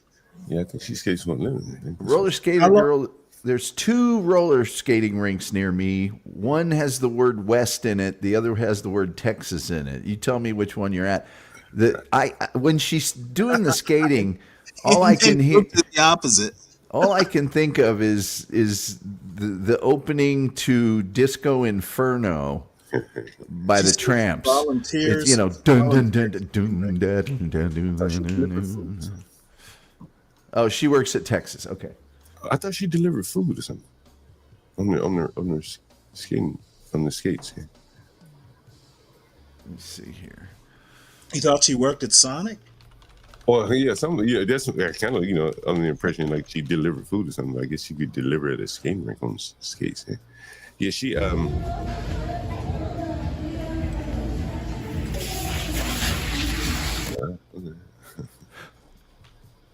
Now, is that skating rink mask only? That was maybe during COVID. Oh yeah. Damn, going skating with a mask on. No, that one's further away from me than the other one, but that's okay. It's only like 12 miles. Oh my Lord, you could run there. Just a little jump in the Jag, You had to mention that. She always wears a mask. Who? Why do you wear a mask? She said she always wears a mask. Why? Why do you always wear a mask? People coughing or something. I do too, but it's at the request of other people. You to cover your face, though. Yeah. You want to see. First, I thought it was just help, but now it's well, it kind of. Who wants to look at that? Nobody. Wear a mask.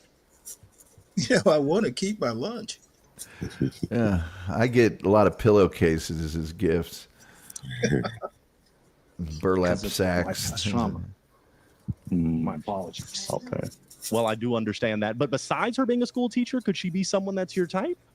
I think so. Okay. All right, very good. You broke one more. So let's take a few steps back and figure out why you broke this heart right here. Now, let me ask you first. You had your heart not broken for this real one. Tell us why. I like his hair, and he has really kind eyes. Okay. Oh, That's I why can you tell broke her she is a mess. She has what? How many children? I'm sorry. I have 3 grown children. Okay. And 1 grandson. Yeah, I just don't really like dealing with children, whether it's grown or not. And I know you love them dearly, but I just can't fathom that part about having dealing with the children. This guy reminds me of Well, myself. I have a 1969 Carmagia, and I fix cars too. Of who? This guy reminds me of myself. Yeah, I don't care if Really? they're grown. Yeah, there's going to be Thanksgiving. There's going to be, no, thanks. That's fine. Yeah, you're going to be Christmas. I'm going to be the guy. I'm going to have to hear all the old stories. I'm going to have to learn about them. That's okay. Well, how about just tell, hey, even your grown kids, tell them to eat at the kids' table. Don't bother the adults. You got styrofoam So hair. you broke her heart. Besides the Yeah, children, that could is she be your type? problematic.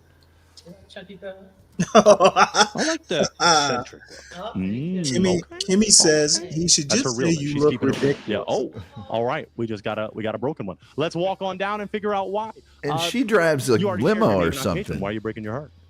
I wanted to hear you out. Yes, I do like the she fact does. that you said that you're a direct communicator. The height thing was, I was trying to put that at the back of my mind because I really wanted to hear more. But saying that you don't like to deal with children was kind of the deal breaker for me. I don't have children, but I am an auntie extraordinaire. I raised my nephew, who is now 22. She's and still I still raising have him. small nieces and nephews who I'm always around. So it's a deal breaker for me. Okay. Besides, before he said that, could he be your type? I would say, yeah. Okay. Mm-hmm. Very good. Is she someone that's your type? Yeah, I think so. Oh, wait. Okay. Hold it. All Did right, you see all that right. message Just a at the difference top? of opinions. Difference of opinion, yes, and that's okay Yes. because as you keep it real and she keeps it real, that's what happens. You still have regretted it. 4 hearts that are beating for you, Kelly. So you're still looking really good. I'm going to throw it to the lovely ladies. Do any of you real ones have a question for Kelly? Yeah, I do. Wonderful, wonderful. Let's walk it on down. You'll get in a little exercise today, but that's okay. Did you already share your name and occupation? I believe you did. What's your question? Question is, how often you cook or buy organic food? Rarely. Okay. Does that work for you? Oh, okay. She dropped the heartbreaking device, but I get. Oh, wow. What was going on there? Okay. Okay. Interesting. Tell us why you're breaking the heart. because I like to eat organic food. And like Trita said, Woman said, I do. I don't have any kids, but I also enjoy other people who have kids, adult grown kids, and share the family. Sure. Before he mentioned the kids thing and stuff, is he someone that's your type? Yeah. Awesome. Is she someone that's your type? Yeah. Okay. Very good. Let's walk it on back. Because you still have 3 hearts. So we're narrowing it down, which is what the show's all about, because we got to get to the real one for you. So let's see if. Oh, okay. We just got a broken heart. Let's walk a little forward. Tell us why you're breaking. Brings up an excellent point here. That actually didn't make sense. Where just feed the man and he will eat what you like. So true. You know, and he does seem like the kind of like, I don't care, man. Yeah, whatever, exactly. you know. Exactly.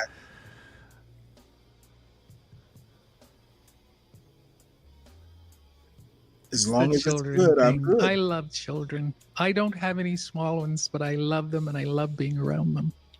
Yeah. And I don't like people who don't. Before he mentioned that, is he someone that's your type? Yeah. Is she someone that's your type? No. Okay, tell me why. Well, I'm sorry, you have children, right? I have a grown son. Okay. Okay. Like I explained to the other ladies that I just don't really like dealing with children. I don't know, something I just really can't. Well, I understand. So that makes her not your type because she deals with the children or something? No, Yeah. it's perfectly fine. She deals with children. Yeah. I just can't dealing with other people's children. Okay. Understood. All right. Well, let's walk it on back, Ellie. You still have 2 hearts that are beating for you. I want to see if they have a question, perhaps. Do you like dogs? Yes, I love dogs. In fact, I had a 17-year-old dog that passed away 2 years ago. Oh, yeah. I just lost my 20-year-old Christmas Eve. Sorry to hear that. Yeah, I understand that. It's a tragic way to bond, but it could build a connection. It could. Feel bonded with you and everything, but that children thing, and I have 3 grown children, so I'm wondering if I would be your type at all because I have the 3 children and. Let's see. Let's just cut to the chase. Is she someone that's your type? No. Oh, okay. Well, yeah, he already has one. You could break her heart. Okay. Now I gotta ask. Give me 1 second while we finish this up. Tell me why she isn't your type. Well, I mean, we do agree about the bonding part about the dogs. She's a mess. For me, dog is like my children. Okay. And my cat too, because I just recently lost Pet a cat. dad. Oh man. So I'd rather be with pet dad because they love you for no matter who they are. Okay. Right, unconditional, exactly. And sometimes I've experienced. I'm sure you experienced this, but they had that rebellious type, right? When they're like teenagers, and they say, "I hate you, mom," or whatever. Oh my lord! And even though your love for your children doesn't go away, no matter what. Yeah. I don't know if I could really face that. Yeah, I agree. Mine are grown, but my dogs are like my children now. I love them. Is he someone that you were holding on to your heart for a minute? Is he someone that's your type? Well, he's a nice guy. Yeah, he'd be my type, but like it's a children thing, and me not being his type is really the deal breaker for me. Understood. Could she have been your type? Yeah. Okay, interesting. Well, it looked like we had a question down here, and it turns that's the surviving heart. We're not going to rush anything too crazy, but at the same time, love must connect in some way. So you had a question. So what is your question? I have a question. Since you don't like children, but I am childish myself and quirky and a funny character, and if you will be able to survive when I'm practice a music. Can you handle it? Can you go there, baby, with her? I think so. Okay. No, it's okay for her to act childish to some degree. You just really are against the taking care of. Right. Oh. I don't want to take care of other people's kids. Okay. Does that work for you? If she's acting childish manner, which is fine as long as it's within a what's that word I'm looking for? Reasonable amount of childishness. It's not like embarrassingly kind of thing. You would make it embarrassing. He's not saying you're embarrassed. She likes No embarrassing embarrassing. people. But I'm very quirky character, and then some people will not able to handle that. Quirkiness I can handle. It's just a matter of appropriateness. But I guess you don't want to be censored. You just want to. Yeah, I don't want to be his censor. You look like a dude, so just. Was he stop someone it. that's your type? Yes. All right, interesting. Is she someone that's your type? Yeah.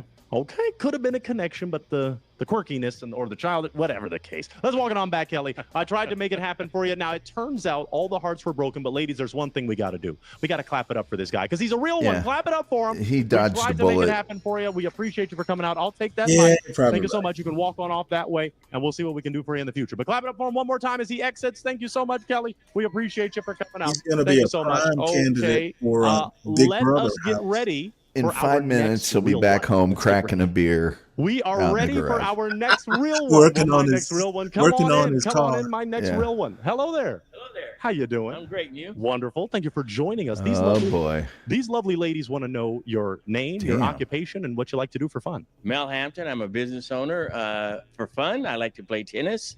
I ski, and I like to dance. Beautiful. Okay, we love a dancer. In Tell that us this: shirt. what makes you a real He's one? short. Calypso? I'm a trusted friend through good times and bad. But if you're fake, I tell you, I speak the truth. Tell it like it is. Yeah. I love that. Okay. I like think there's this a song guy. about that. It sure is. By an OG, Mr. Aaron Neville. Now tell us this: what are you looking for in a real one? Sensitivity, good looks, athleticism, somebody who's not afraid of the truth, and realness. Love that. Okay. Everyone's ready to keep it real today. As you see, I'm going to ask you this. You saw a heart got broken. In relationships, there are heartbreakers. We call them red flags. What are some things that you're not going to tolerate in a relationship? If I'm in a relationship, cheating. Guaranteed. And then what defines a relationship? Some people, a relationship is because we have coffee once a week. Other people, a relationship is because we make love once a month. It depends on what the relationship is. Okay. And we may dive into the diversity of relationships, but we did get a broken heart. So I want to figure out what happened there. So let's walk on down to this wonderful real one and figure out what happened. Hello, lovely lady. Name, occupation, and why you broke Elf your costume. Sure. My name is Dorrit. I'm a former nurse, and I broke the heart because I have a problem with height. And what's the issue? He's even shorter than the former guy. Sorry, short kings. All right. If he was taller, could he be someone that's your type? Yeah, we could hang out together because from what he was saying, we have certain things in common. Understood. Is she someone that's your type? I'm not insecure about being tall and short at all. I think height is people that are tall sometimes are more insecure about their own feelings. So it's all good. Okay. Understood. All right. You only got one broken heart. So let's walk it on back. Let's walk it on back because you still have every other heart available to you. So you're still looking great. What I want to do is dig a little deeper. These are questions that are only really pertinent on this very show. Have you ever been married? Yes. Okay. I'll ask how many times? Just once. Oh, okay. Okay. Dare I ask why that relationship didn't see it until death do you part? Because I wanted to live in California. She wanted to live in Utah. Okay. Understood. So that distance is no joke. Oh, okay. Share with us this. Do you have any children? Yes. Okay. How many? 2 very successful children. Oh, beautiful. Okay. So they're grown children, or Yeah. Okay. One is a tenured professor at a local university, and the other is a head of psychology at a major hospital in New York City. Goodness. Congratulations. Wow. We did get a broken heart. So let's come on down and figure out why this heart was broken. This lovely lady, name, occupation, and why you broke your heart. My name is Elena. Hi, I'm an Elena. executive chauffeur. Hello. And I broke the heart because you left your marriage because of geography. She didn't want to move, and I didn't want to stay. Yowzers, that's deep. People know what they want. I mean, I've learned at a very early age that once a woman's mind is made up, there's no need to try and change it because she's going to do what she wants to do because she has that right. I mean, the vows are for better or for worse. Like, is that really better or Yeah, well, worse? why How is long were it you married? worse for They're not for Utah or for California, though. I mean, The vow's a vow, though. a vow is a vow. Yeah, but isn't that up to the belief of the person? Freedom. You have a freedom of choice. We live in America, so you have freedom of choice. Yeah, absolutely. But that just, oh, you were getting ready. Was that just, okay, okay, we'll get to you. We'll get to you. But I want to ask you this, though. Before he mentioned that, is he someone that's your type? I was willing to hear him out. Not necessarily my type, but I was willing to hear him out. Okay. What makes him not necessarily your type? The height thing. Okay. So you want a tall brother. 5'9". Okay. Yeah. All right. With flats on. He's like, I own a business. You'd be driving me around anyway. No. Okay. What makes her not That's your right. type? He should hire her to drive him. I like athleticism, so I like figures. I like the appearances that you're athletic. Okay. All right. Oh. And okay. We're getting some broken heart. So let's move forward then and figure out why this one was broken, and we'll slide to the back. But first, name, occupation, why you broke your heart. Rosemary, and I'm a former physical therapist. Why'd you break it? Oh, let me think here. I think he's a very education-filled gentleman here. Thank you. I like what he has to say. He seems very generous and wise in terms of, what he wants and why he does what he does. I think that's fabulous. Why'd you break? I can't really say. Okay. You just weren't. Was there not the Can't say chemistry? or your Right? wants. Yes. It wasn't that. It wasn't that kind of chemistry. You were admiring more of a Addle-brained, professor okay, than huh? a lover. Maybe. No, more of a good friend. Okay. Good friend. Okay. All right. Is she someone that's your type? I like what she said about friendship because friendships have tendency to last through good times and bads, where relationships have tendency not to. Okay. So she could have been your type based on the friendship. Based on Okay. friendship. That dynamic. Okay. Very good. Let's take a few steps back. We did get some broken ones right here. This lovely lady. Name, occupation, why you broke it. Hi, my name is Basha. I'm a singer, songwriter, composer, and I broke my heart because I think, first of all, he's not willing to compromise. And also, we are from the two different worlds. What world is? I'm a kind of like music world, and he's more in sport. I'm not ski, so when he takes me to the skiing, I'm gonna break all my arms and legs. Got You're an it. instructor, so I would teach you. He would teach you. He's ready to teach. I knew. I could tell. That's why I said professor. I could tell. You cannot sometimes play a cappella. I sing.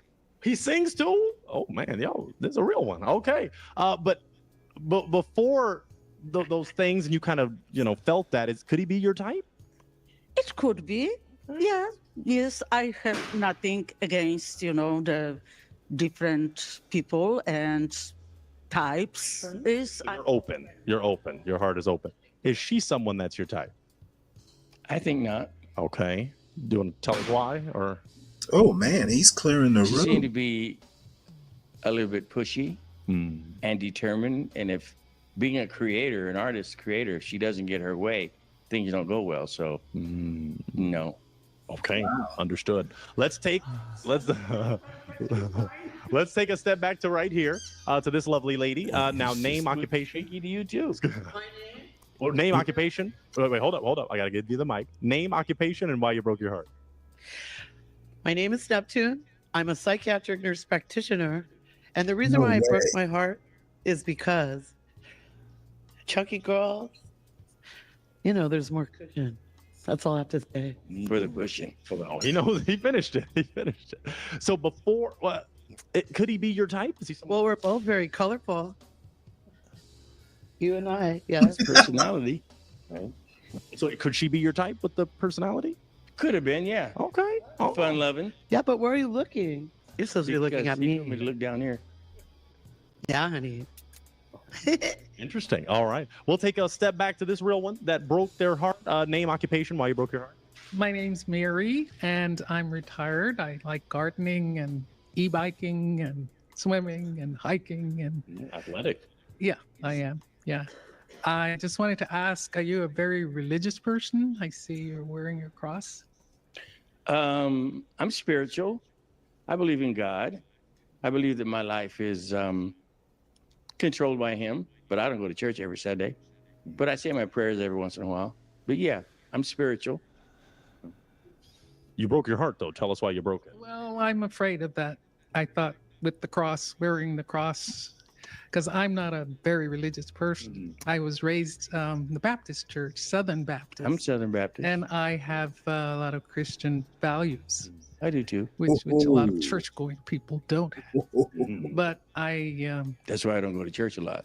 Yeah. More crime in the church than there is outside. Yes. I like grew this up in a guy. town where the I like minister- this guy. We had two ministers, and both of them ran off with somebody's wife and the church's money. And they were Southern Baptist preachers. Right. I just don't like the proselytizing, you know? Just, I like spiritual people. But it seems I was on that connection. He's saying he's kind of on the same vein as you. He doesn't go to. Wearing a cross. Okay, so that's still too much of a statement. Or anything. Okay, it's still too much of a statement. Could he be your type aesthetically? He seems like a nice guy and well-spoken and raised kids to be very successful and apparently has a successful business. Very athletic. I like that. Could she be your type? No. I don't know, that whole cross thing, is that kind of like if it's a vampire and you're in front of a mirror, you can't see him? So that would probably turn me off too. That's a lot of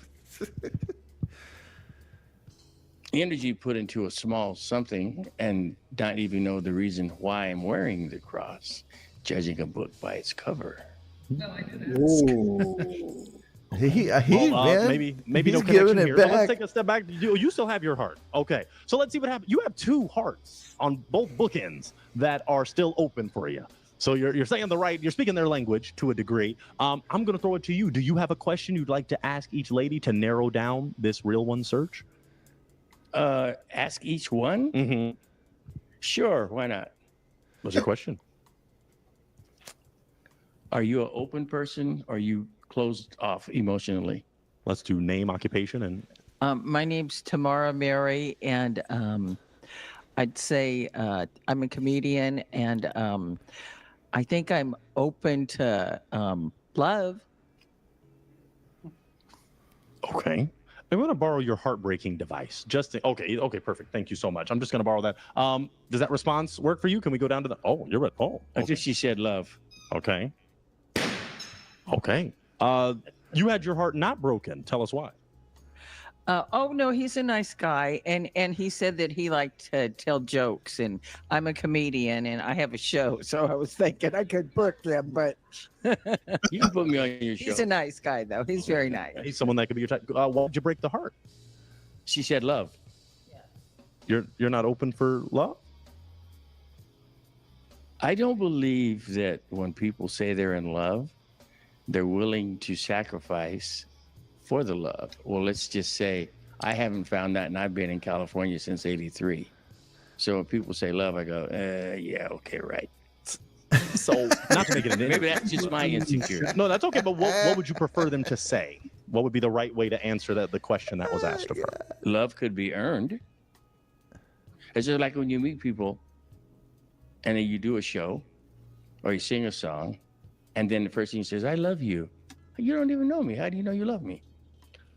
Okay. Does that make sense? Interesting. I don't know. Let's move on down to this one. Let's ask. Let's find out, because we want to see what this lovely lady's This one name in the is, end occupation, is and then answer probably to his the question. best of the bunch for Hi, me. my name is Trina, and I'm a retired early ed school teacher. And answer to his question regarding, are you an open? I open, yeah, I'm pretty open as He's far as height-wise. I'm pretty honest and forthright. Does that work for you? She said no. Honest in terms of your emotions, honest in terms of situations, honest in terms of life, just general, or Well, I try to be as articulate as I can be about the way I feel, and I wouldn't say people have to earn my love. They have to, because I have pretty much unconditional love for most people. It's just something that exists within me. That's nice. Does that work for you? Do you play any sports? I do cardio dance twice a week. Sports, pickleball. Yeah. Damn. Oh my God, he's got some against pickleball. So you were holding on to your heart. Is he someone that's your type? Well, maybe he's a little too critical. Just maybe. I don't know. Is she someone that's your type? Why'd you break the heart? Possibly, yeah. As time went on, I played tennis. Like I said, and I teach skiing. Pickleball wasn't really my thing. So you broke over God's pickleball. sake. That doesn't work for you. Yeah. You've tried it. So she has to play Uh-huh. his sport. I'll still play tennis until I get too old. Well, that's great. You can play tennis. Pickleball is a lot easier. I got Yeah. tired of running around so much. I still like to run around. So That's great. You can do that. yeah. All right. She could have been your type, you said. So let's walk it Pickleball on is back. the most It appears popular that of the our hearts vegetable-related were broken, but sports. ladies, there's one thing we got to do for this real one. Clap it up for him because he still is a real one. So let's Well, clap it I up don't for know. him. We I thank you for coming out. I'm going to personally take that think mic that, and you can head on out that way, but we he was thank you for coming out. entertaining, Thank you but so he much. is We a appreciate little you for coming on a real one. Let's Yeah. get ready, too wonderful ladies particular and gentlemen, Yeah, he watching is. for our next at real one. his age and in his condition. We are ready for our next real one. Well, my next real one, come on in. The Come on last in for two the win. guys, I kind of Real one, wonder where why are they you even at? agreed to come on. Real one. Right. Oh, okay. He's doing a little surprise. Welcome. How's it going? Good. Wonderful. So glad to have you here. Would you? Came in to ask directions and wow. And you ended up here. Make sure you use that mic. Use that. Oh, yeah. Okay. Welcome to a real one. Would you share with these lovely ladies your name, occupation, and what you like to do for fun? Well, my name is Glenn, and I'm a retired carpenter, and I like to hike, I like to swim, I like to work out, and I like to socialize with good people. Beautiful. Okay. Tell us this. What makes you a real one? A real what one? Whatever that may be. A real one. I'm true to myself. I'm true to other people. I'm not a liar. You ask me a question, I will tell you the truth, no matter how brutal it is. And that's just what I'm about. So once you start lying, then you have to remember your lies. True. And so it's just so much simpler to tell the truth because then you know the truth. True. That's true. Now, tell me this. What are you looking for in a real one? We've got some real ones here. I'm looking for someone who is also a truth teller, someone who likes to be active, likes to get out, not sitting around watching the boob tube all day, and someone who can, I don't know, just kind of get me excited about something. Beautiful. Okay. Now tell me this. In relationships, even though this hasn't happened to you, there are heartbreakers, there are deal breakers, there are red flags. What are some of those things that you're not going to tolerate? Whoa. Well, if you say you're going to do something, you do it. Or you say, oops, I can't do it because. That's all right. I mean, there's always an out, but don't make up an excuse. Have a reason. Or if you say, no, the deal breaker is, well, I can't stand your guts. Thank you very much. I appreciate You want your honesty. Yeah, you want honesty, transparency. Understood. You don't have any broken hearts, Glenn. So you must be doing something right. You're doing something right, which is a great thing. So Come on, we're all going to my place. no, a real one, not a real 8. So let's go a little deeper then. We're going to start to go a little deeper. And I want you, as I ask these questions, think about an essential question that matters to you that could determine whether you even break a heart with these ladies. But let me ask you this. Let's just go right into a crazy one that I haven't asked yet. Religion or politics? Do you want someone, you don't have to go too deep, but do you want someone religious, someone political, or not religious, not political? I don't want somebody religious because I think that that leads to magical thinking. If you're deal with reality, then we're on an even keel. But I've known all kinds of people with all kinds of religion and things that say things that like, are you like, oh, it didn't rain until it rained for the ark. Somebody told me that. I go, are you kidding me? Oh yeah, it just oozed up out of the ground. It was right there. And I said, whoa, who fed you the Kool-Aid? You know. What about the political side?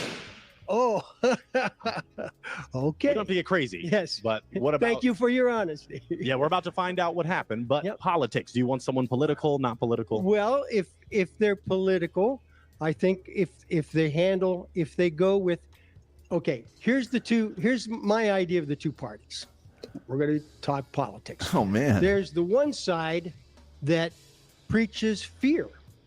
And then there's the other side that preaches help.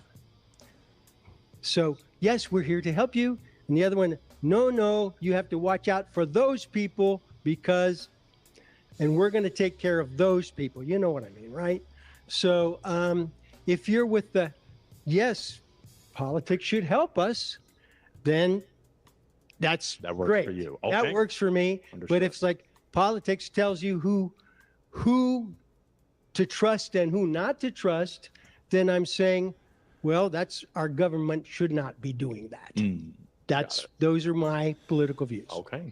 Well, that might answer some questions, but let's figure something out. Oh, okay. We got 2 broken hearts as of right now. So 3 broken hearts. Walk down with me, kind sir, because we're going to figure out why these hearts were broken. So I want to talk to this wonderful woman right here. Yes. Stephen, just a little more. Would you share your name, occupation, and why you broke your heart? Sure. My name is Dorette, and I'm a former nurse.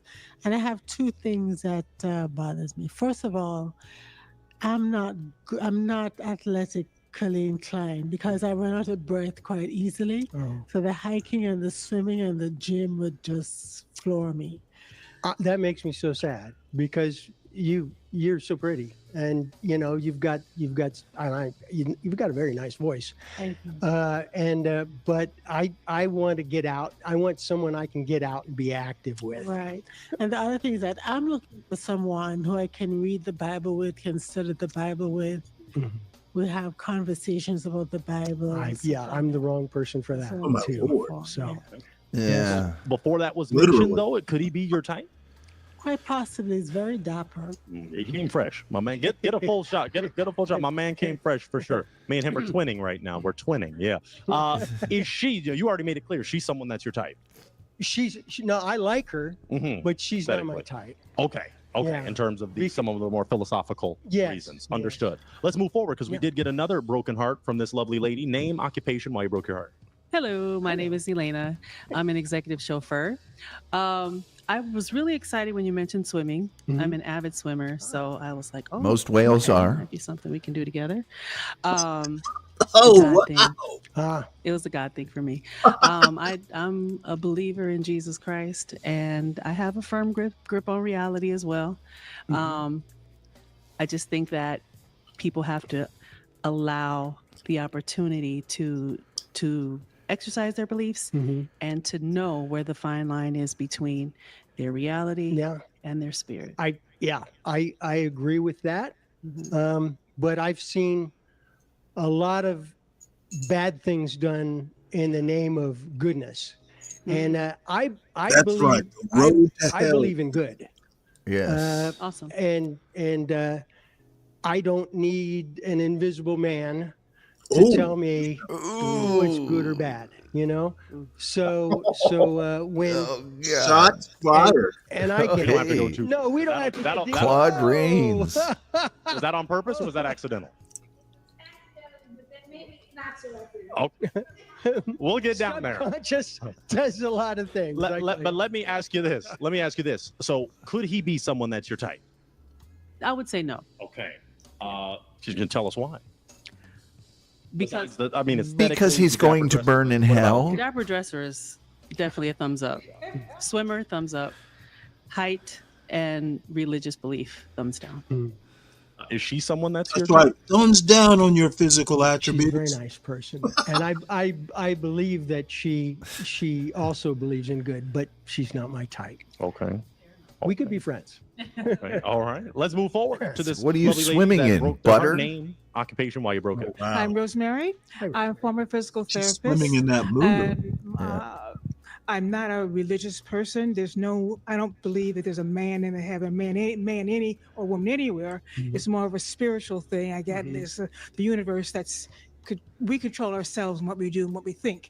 Second thing is, I like a clean shaven man because beards, I have a very sensitive face and beards scratch my face. I wondered if somebody was going to say that. Intuition was on point. Besides the beard and things like that, could he be your type? No. Okay. What would make him? Not really, because of the beard. Okay. Yeah. Okay. He's not, and I can't ask someone to change who they are. I'm not, by all means, shave a beard. I'm not me. Okay. Yeah. Is she someone that's your type? No, she's not. But I really appreciate her for her honesty. Okay. Yeah. That could make her kind of your type. The honesty. You like honesty. Yeah. Okay. Let's move forward to this lovely lady down here that broke their heart on accident, but then maybe on purpose. Something happened. Name, occupation, and why you broke.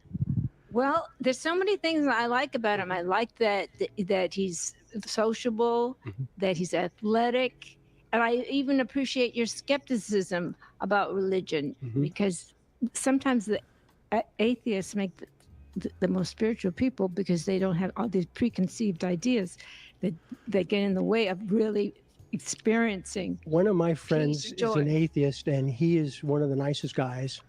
And he's always, he's always These been two a would good make friend a to me. cute Like, couple. when you need a good friend, I was thinking the same thing. So I believe you're absolutely right there. But tell me why you broke but there's a but. Well, let's figure out why she broke her heart. Why'd you break?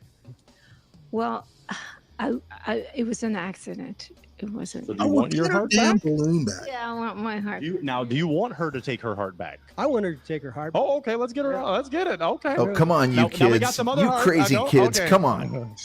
We got some other heart. A lot of So we don't balloons want to down establish there. something too yet. Everybody Unless gets a second chance. Okay, that's beautiful. That's beautiful. Second chances are great. So we're gonna get a second heart going. But as we wait, we'll just pause really quick then as we get that second heart, and then all right, that works. Heart transplant. Yes, we got a heart back. So we'll kind of pause on that then, and we'll focus on some other things. So walk back with me, kind sir. We didn't get any other broken hearts. So, we just did. Wow. Let's talk to this lovely lady and figure out why she just broke. Name, occupation, why you just broke. My name's Mary, and I'm retired. She's I'm a religious. poet and a storyteller. And you know it. Yes. I like a lot of what you said, particularly about helping people, about the spiritual or religious thing. But the lady on the end likes you and you like her. So I got my vote. Hey now. He can make choices for himself. She took one for I the said team. Everybody needs a second chance. I didn't commit. We haven't exchanged any rings or anything. There was connection. Yeah, so I want her. I bet you're right. I like her way better than you. Wow. Okay, she's doing my job too. Okay. But could he be someone that's your type? Yeah, we could be friends. Yes. Okay. Is she someone that's your type? No thanks. I don't know. She's giving me away. All right. But that's her choice. She's a real one. She kept it. But she seems to have a really good energy. Okay. Yeah. Understood. I always Let's tell take a them, step yeah, back. I'm full because up on now we're friends, at a point where thanks. you have 4 hearts remaining. So you're still looking pretty good, but we got to get to a real one. We're So down to have you 50%. exactly? Have you formulated a? Let me borrow your heartbreaking device, wonderful woman. Thank you so much, because you may have to break some hearts. Okay, but I want to see if you formulated an essential question. I that you'd wonder like to why ask they these don't ladies wear that could name determine tags. your connection with them. Yeah, that'd be smarter. Okay. Here's it. Now, I've never been married. All right. Now, I'm a pretty nice guy, at least on the surface.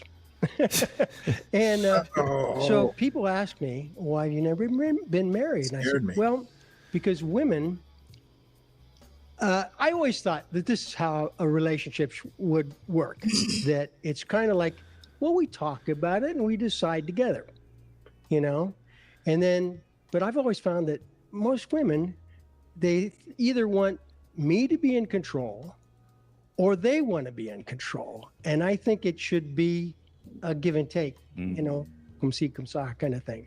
So your question, what's your question? So the question is, how do you think a relationship should work? That's deep. Let's go to this wonderful real one right here. Name, occupation, and answer to his question. Tamara Mary, single, gringo. I like to play bingo. And I think a relationship should, looking for a bingo daddy, should have something in common. And for that reason, because you like to work out and the only amount of exercise I get is my lift recliner chair at home while I watch TV, I'm probably out for you. Yeah, I would think so. So who's okay. Now you held on to your heart for a minute though. So is he someone that's your type? Well, he's very handsome. He's breathing. And very nice, but it's that workout thing for me. I don't do it. Okay. No shit. Okay, you're a real one. Is she someone that's your type? She's very correct. That I want somebody who can keep up with me. Okay. Yeah. Okay. Let's move forward because I still want the other real ones to answer your question because that's a fantastic question. So name, occupation, and answer to his question. Hello, my name is Neptune, and I'm a psychiatric nurse practitioner. Beautiful. And answer to his question. Could you repeat that? You're a I'm a psychiatric nurse practitioner. Oh, okay. Wow. And I'm a client. So mental health And awareness. patient, I mean, yeah. I'm trained too. And he wants to know about how do you view a relationship? How should it work? Is it, I think having a lot of sex and having two different houses with one in the middle, that's would be the best relationship. So two separate places, and I go to you or you go to me, or we could go in a house in the middle.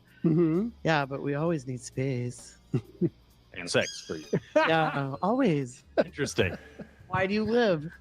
Besides spending money, my own, by the way, and sex. And I've been over 300 concerts. So, like, can you keep up with me? That's the question. Can you keep up, Glenn? Shit. Concerts? And festivals, but my concerts are the best, the oldies but goodies, you know, Beach Boys. That is something I don't do because yeah. This was a great question you asked. You're fine. This is the reason not is because we have a lot of deaf people in my family. Hard of hearing, and so I've managed to keep my hearing. And I want to keep keeping my hearing. So having a lot of sex helps your hearing? What? Oh boy. All right. Oh, let me just ask boy. these questions before we get a little too What crazy is here. up with Is he her? someone that's your type? He's nicely dressed, great smile, and he's a good conversationalist. Yeah. That's a yes. I don't see his dance move though. But other than that, Hey, we broke the heart, so we won't see that. Is she someone that's your type? I like her, but I don't do concerts. You know, that's the but connection, she's funny. All right. That counts for a lot. It really does. Let's move down to another real one because that is a great question you asked. So name, occupation, and your view on how a relationship should function. Hi, I'm Basha. I'm singer, songwriter, and composer, and I'm former kindergarten teacher, music teacher, of course. And answer your question is loyalty, honesty, and respect.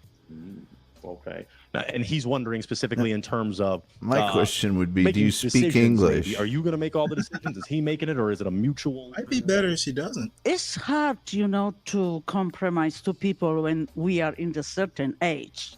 And I learned from, all my existence, like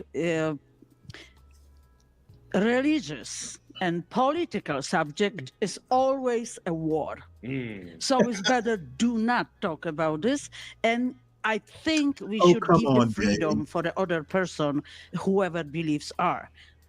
And for example, when he doesn't like church or something, and I'm singing in the choir, is going to be the problem. But, I will not expect him to attend, my performance. Your compromise. Is not belief. Okay. Okay. If he wants, I will be happy. But if he doesn't, it's okay. Okay. Does that answer your question? Yes. Okay. Yeah. Let's move down to this lovely lady that got a heart transplant. Let's see. You already shared your name and age, so answer to his question. No, she didn't. Well, the biggest decision is what program you're going to watch on TV. So, because I love YouTube, and I you don't watch too much TV. It sounds like, and I watch a little too much TV. Deacon So, Dave, I would know, pick me- this woman here on the end that's talking right now. Sometimes I really Yes. want to see something. You have to go with and- the psychiatric and, or the lady so next door to there's it. sometimes on her I right. really want to do something. Like I need a lot of time to be by myself. And I need time to meditate and meditate. You may even want to pop my balloon because I have a great deal of faith in God. But I'm willing to discuss things. I love to talk about religion and But Deacon Dave, that's if I had to pick one. Yeah. I likely wouldn't pick any.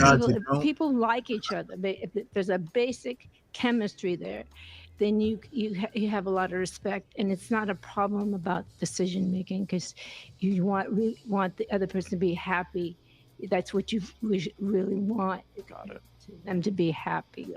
Does that work? Yeah, for that's you? a Does that great answer your question? answer. Yeah. Okay. Yeah. So you got to make a decision. You have a heartbreaking device, and there are 2 hearts left. Or Tomer, did you pop? Okay. So you have 2 hearts left. Yeah. After those responses, you got to make a decision.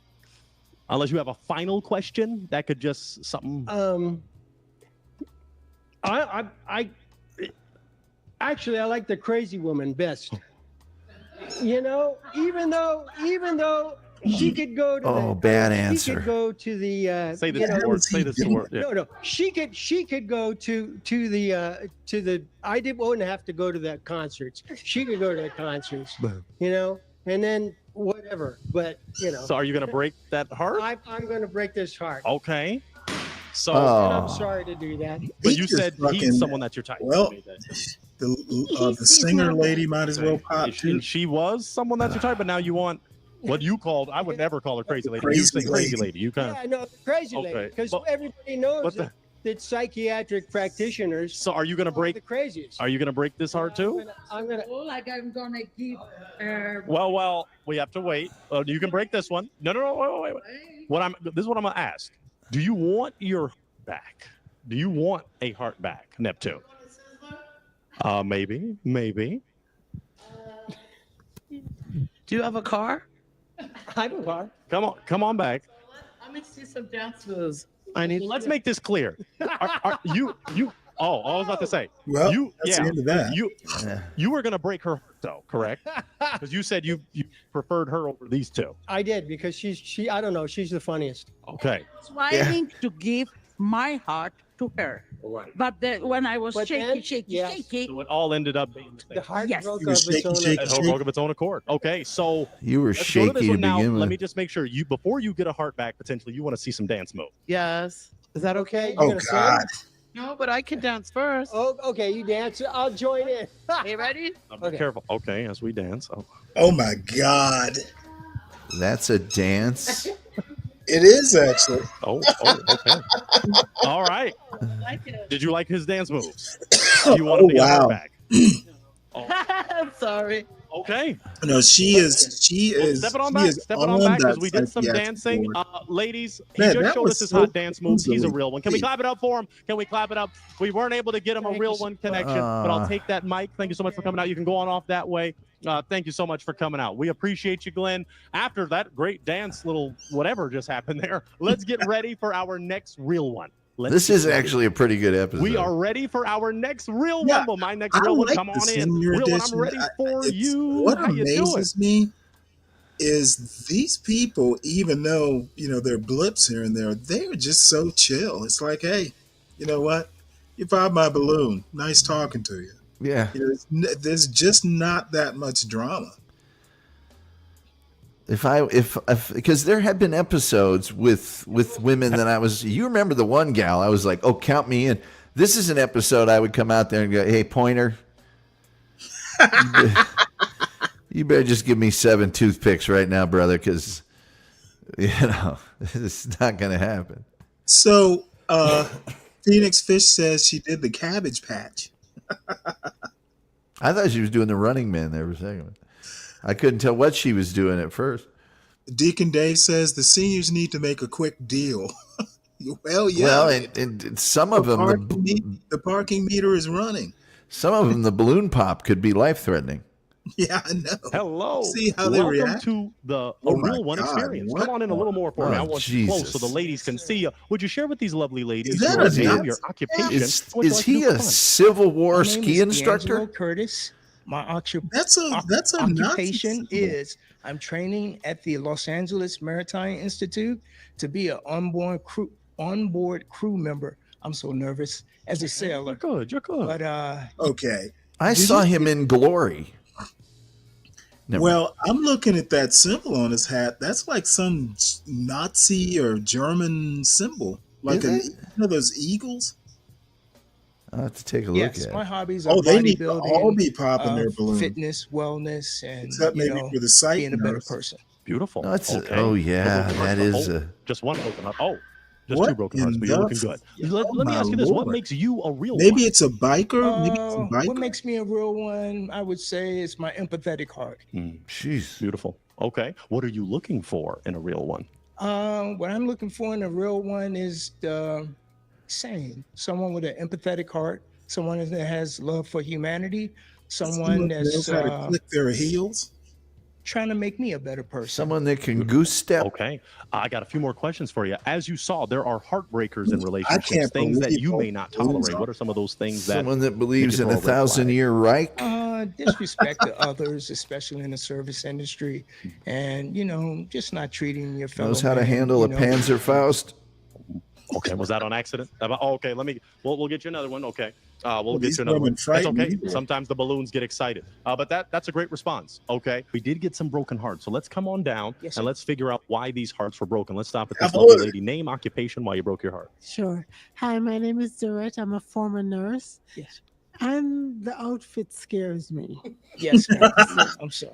Honey, your outfit Okay, looks okay, like you're an elf. You should take your glasses off so you can see your eyes. Actually, You she have those looks like glasses. she's on an episode of Lost in Oh, Space. okay. Yeah. But the Yes, outfit, yes. That's Yes, a no. ma'am. I'm so sorry. What scares you about the outfit? Maureen. Well, the pentagram and that and Let's face that camera. Maybe they want to see what. 'Cause I think you look pretty fresh. Oh, but Jesus scared, criminy. Okay.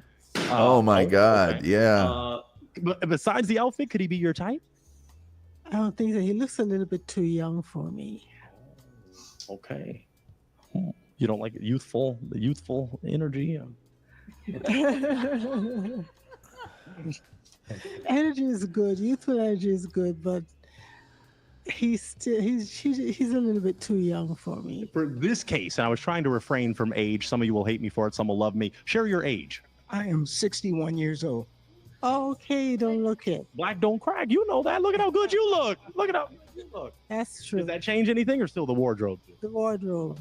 Yes, ma'am. Is she someone that's your type? She He's would my be. age. Okay. She seems like a kind lady, very warm, and she should be scared of someone wearing an outfit like that. Okay. I would expect that from a lady like that. So. Okay. Oh All my right. God. Let's move forward to this wonderful real one right here. Oh, Uh-huh. Name, you know occupation, what? why you broke your heart. That's an Hello, my interesting name is thing. Elena. I am an executive chauffeur, and it was the pentagram, the Baphomet, the skull and crossbones. It just doesn't work for me. Yes, ma'am. Yes. Yes. If he wasn't wearing that, could he be your type? I would say no because of the height. Otherwise, I got to get you a tall king. A tall king is coming for this one. A tall king. Okay, another yes. Okay. 5'9". We're going to make it work. Okay. Is she someone that's your type? Totally. I like the way she dresses. I like the way she puts her jewelry together. She's respectful. Moo Her chic. face is beautiful. And, I just don't measure up, but, You're I so real. saw her and at she knows that, too. SeaWorld. Let's move forward. Let's move forward to this wonderful real one down here. Name, occupation, why you broke Jumps your on the heart. side of the pool. My name is Trina, and I'm a retired early education teacher. It's hard to see your eyes because of the sunglasses, Yes, and You went and full the- Satan the eyes appeal apparel. communicate so much, and the lady asks you to take the glasses off, and then you put it Put 'em right back back on. on. It just shows maybe you're not as compromising as one could be. yes, ma'am. Yes, ma'am. Besides that, could he be your type? He seems to be an intelligent person, and he certainly keeps his age well. My man right here. Now, is she someone that's your type? I mean, yes, she could be. You know, she's a nice lady. He she's very indulges himself. Okay. A beautiful smile. Okay. So, you know. Oh, wait, she's hold fantastic. it. Okay. All right. Deacon Let's Dave. take just a step back, really, as we just got a broken heart. Fresh. Name, occupation, why you broke. Deacon Dave, these answers by these women are actually fairly mature, measured.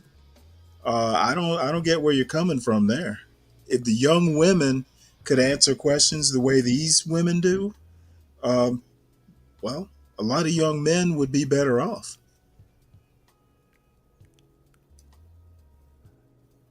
Broke the heart. Rosemary, and I'm a former physical therapist, and I broke his heart also because of the garb, which I love. It's cool, it's boss, whatever they say. It's just not vibing with me right now, but I like his eyes. I like the fact that his glasses are off, and I like his spiritual nature.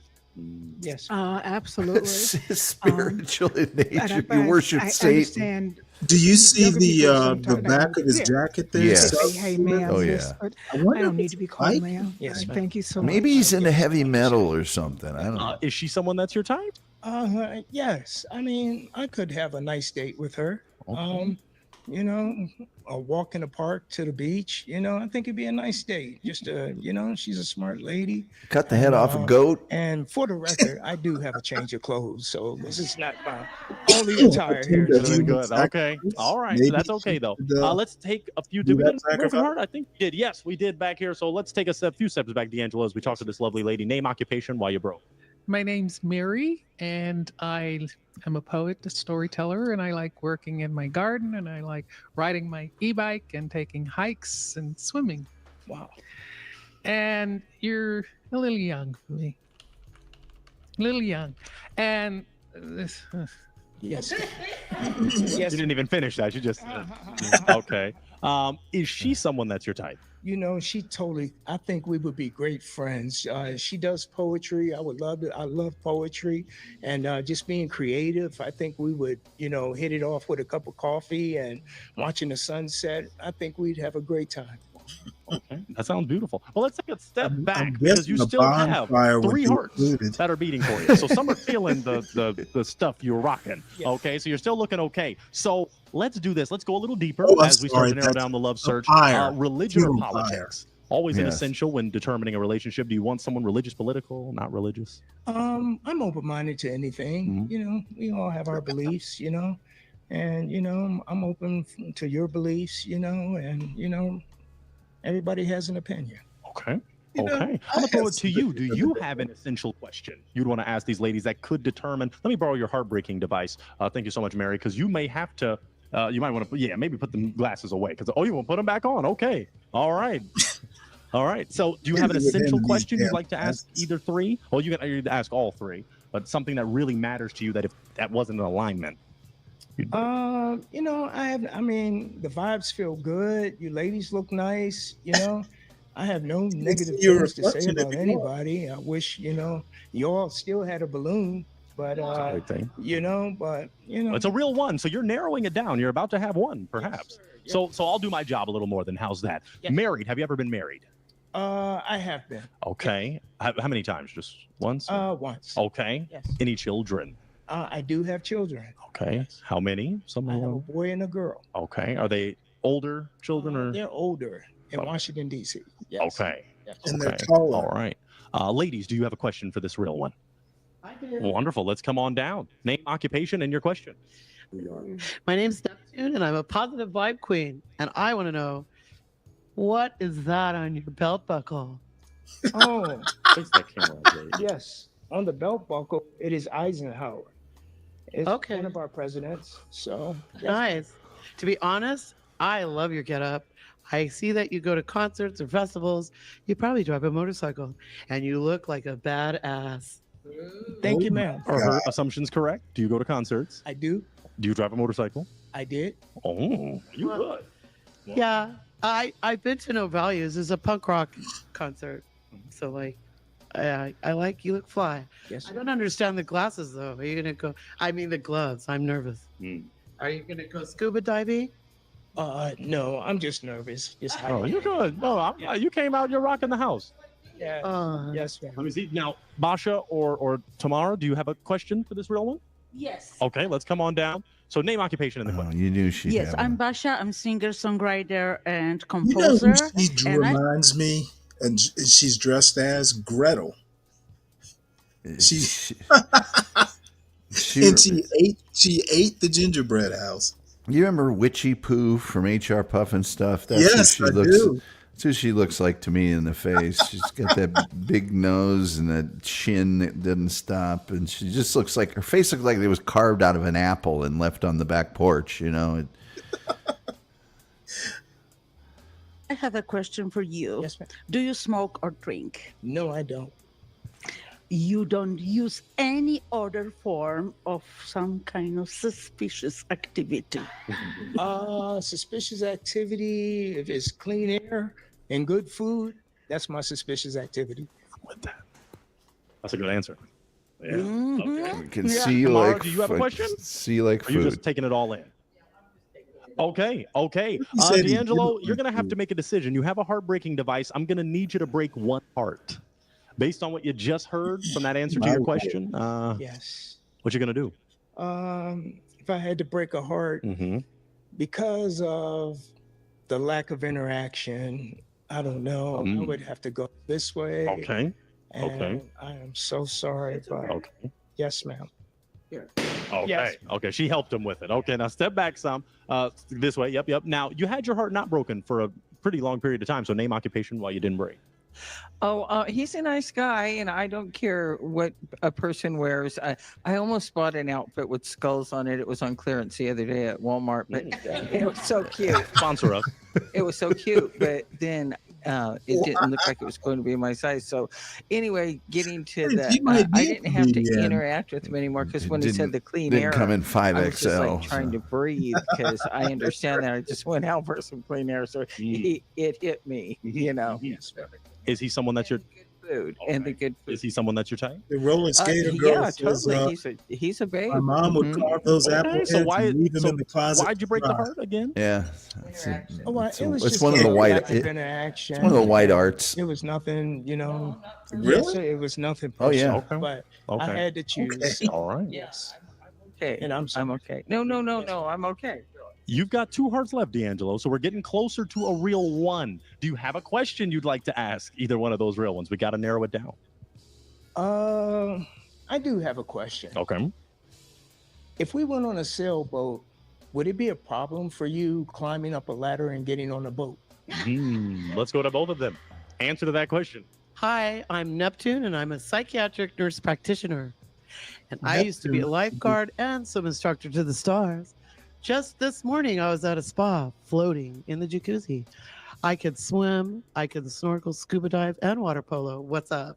Yes, ma'am. Okay, I think that answers Wow. yes. Then she can do that. Let's go right here. Can you Don't do what he know needs you to say do? about that woman. Absolutely not, because I'm afraid of ladders. I think you may have to break her heart if that answer requires. a Not yes. as afraid as they are of you, my dear. Oh, so he doesn't want to break your heart, yet you're still holding on to it. So do you want to hold on to your heart, even though he's wants a ladder but no ladder? What's going on? Ask You him good? if he I'm actually sailed. afraid of heights. Okay. So are you gonna? Oh, okay. There is no. Okay. Yes, ma'am. Okay. Let's just cut to the chase. Was he someone that was your type? Yeah, he's cool guy. The only thing I don't like it is he has a constantly sunglasses on him. When you speak to the person, you are supposed to see the eyes because eyes Are reflect the window soul. of the soul. Ladies have told you yeah, that now. yeah. I don't know if you want That's a bunch of okay. crap. The lesson. Okay, and you still have them on. Yeah. Yes, sir. Eyes are the window to the retina. All right. But he is someone that's your type. Besides the glasses, you saw his face. Yeah, as a musician, you know, I'm kind of weird too, so it could be. But yeah, when he's gonna sending me, you know, up there, then no. That's a no for you. I will have a heart attack over there. Yes, Is she someone that's your type? she would be my type. Okay. I love her dress. I love the color. She has nice style. She has a open attitude. I mean, she's Except okay. for ladders. All right. Are fear of ladders actually a thing? Let's take a step back because you are here yes, with it is. Neptune. Yes, a definitely. real one that is Okay. shining today. So I want to see if we have any essential questions we'd like to ask each other. Because if not, I'm gonna have to pull you back and maybe make a real one connection. So do you have another question for him? Yeah, I just want to see you do a dance move.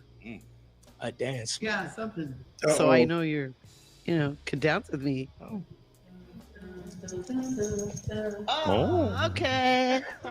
I like it. That work for you? Yeah. Can I have a Malibu chicken at Sizzler though? Let's see well, now do you have any questions for her? Malibu. I have no questions. Oh, all right. Well, step over with me. You step over this way. You step over this way. I got a final question. I'm going to ask the both of you. Let me ask you. I haven't asked you yet. Is she someone that's your type? She is my type. Oh, Yeah. okay. And I already asked you. You said okay. My final question. Do you feel this could be a real one connection? Maybe. Oh, do you feel this could be a real one connection? Maybe. Well, clap it up because a maybe is okay. Clap it up. We got a real one connection. Wow. We got it. Who So, knew? okay, very good. Let me take Oh that my mic. God. Let me take that mic. Y'all can head on out that way. Sex Go on for out that her way and go tonight. plan your date. Watch your It step. makes me Okay. so Oh, you're okay. sad You're okay. that she All was right. asking if Awesome. she could Clap it have up a one more certain time. One more time. entree Clap at it up. Sizzler. Beautiful. All right. Well, I'm impressed there still is a Sizzler. Yeah, I didn't know they still had those, but it's like, I didn't either.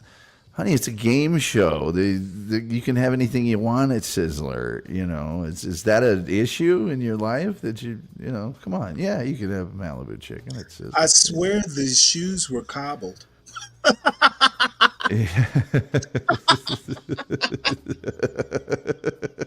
She's the daughter of a cobbler. Pinocchio's dad made him. Geppetto made those shoes. Exactly. if that is the case, let's get ready for our next real one. We are ready for our penultimate real one. Would my handsome gentleman come on in for the win? I need a real one. Hello there. How you doing? I'm doing excellent. Wonderful. Oh, man, Would you check share him with out. these lovely ladies your name, your occupation, and what you like to do for fun? Whoa. My name is Paul Johnson, originally from Tennessee. I moved to California 30 years ago, and I've been in sales. I represent a large manufacturer, and I have customers all over Southern California. Or game Very show good. host. Just maybe one of his customers. Maybe. I don't know. Now tell us this. What makes you a real one? Whoa. Honest, tell the truth, am who I am. Okay, wait, hold it. He's giving so I am real real. Andy Yes, you Griffith are. From the vibes. heart out. Yeah. I love it. Okay, now tell me this. What are you looking for in a real one? Looking for love and In the right places. in the right places. This is the right place. No, I think relationships are cool for every way. Being connected to other human beings and have a special person that, and I like intimacy. I like to be close. I like to share and have people share with me. And Oh, God, I hope it shuts So up. in that special person, what are some of the attributes you would want them to have? There's like 3. a great heart, somebody that you can see, has their kindness, and even in the little things, how they treat people, from the smallest job to the best job, not just playing up for whatever, wealth and that part, but somebody that's real. Okay, I like the word real now. It's a beautiful, it's a beautiful thing. Yeah. I We like keep it the real. word real. Yeah. And somebody that really loves me. Okay. You got to find that, because if they're turned off by me, then I don't want them with me, because they're not like glad to see me, glad to be home, glad to go out, glad to talk. So especially glad to talk. Yeah. Well, you want someone with a good heart. You've got all these good hearts ready for you. Okay. So you don't have any broken hearts yet, which is a great thing. I'm going to ask one more thing before I might force you to break some hearts, because it's a real one. But let's get there, because in relationships, there are heartbreakers, deal breakers. We call them red flags. What are some things you're not going to tolerate in a relationship? Let's go to lying. I don't like people that, if we can't be real, we can't be honest. If you can't, tell me what's up, and I can handle the honest truth. If I'm not the guy, then we go on, or Whoa! Yes. So Adderall. Anything else? Just lying? That's the main one. We'll say that's the main one. I don't. You got to be attracted to me, and I got to be attracted to you. So I'm not saying like looks are the most important thing, but you have to be attracted. Yeah. God gave us eyes for a reason. He gave you it. Yes. So I have yes. feelings. Yeah. Yeah. Okay. Well, you only got one broken heart, so let's go figure out why this was broken. So take a step with me. You're perfect there. Name, occupation, why you broke your heart.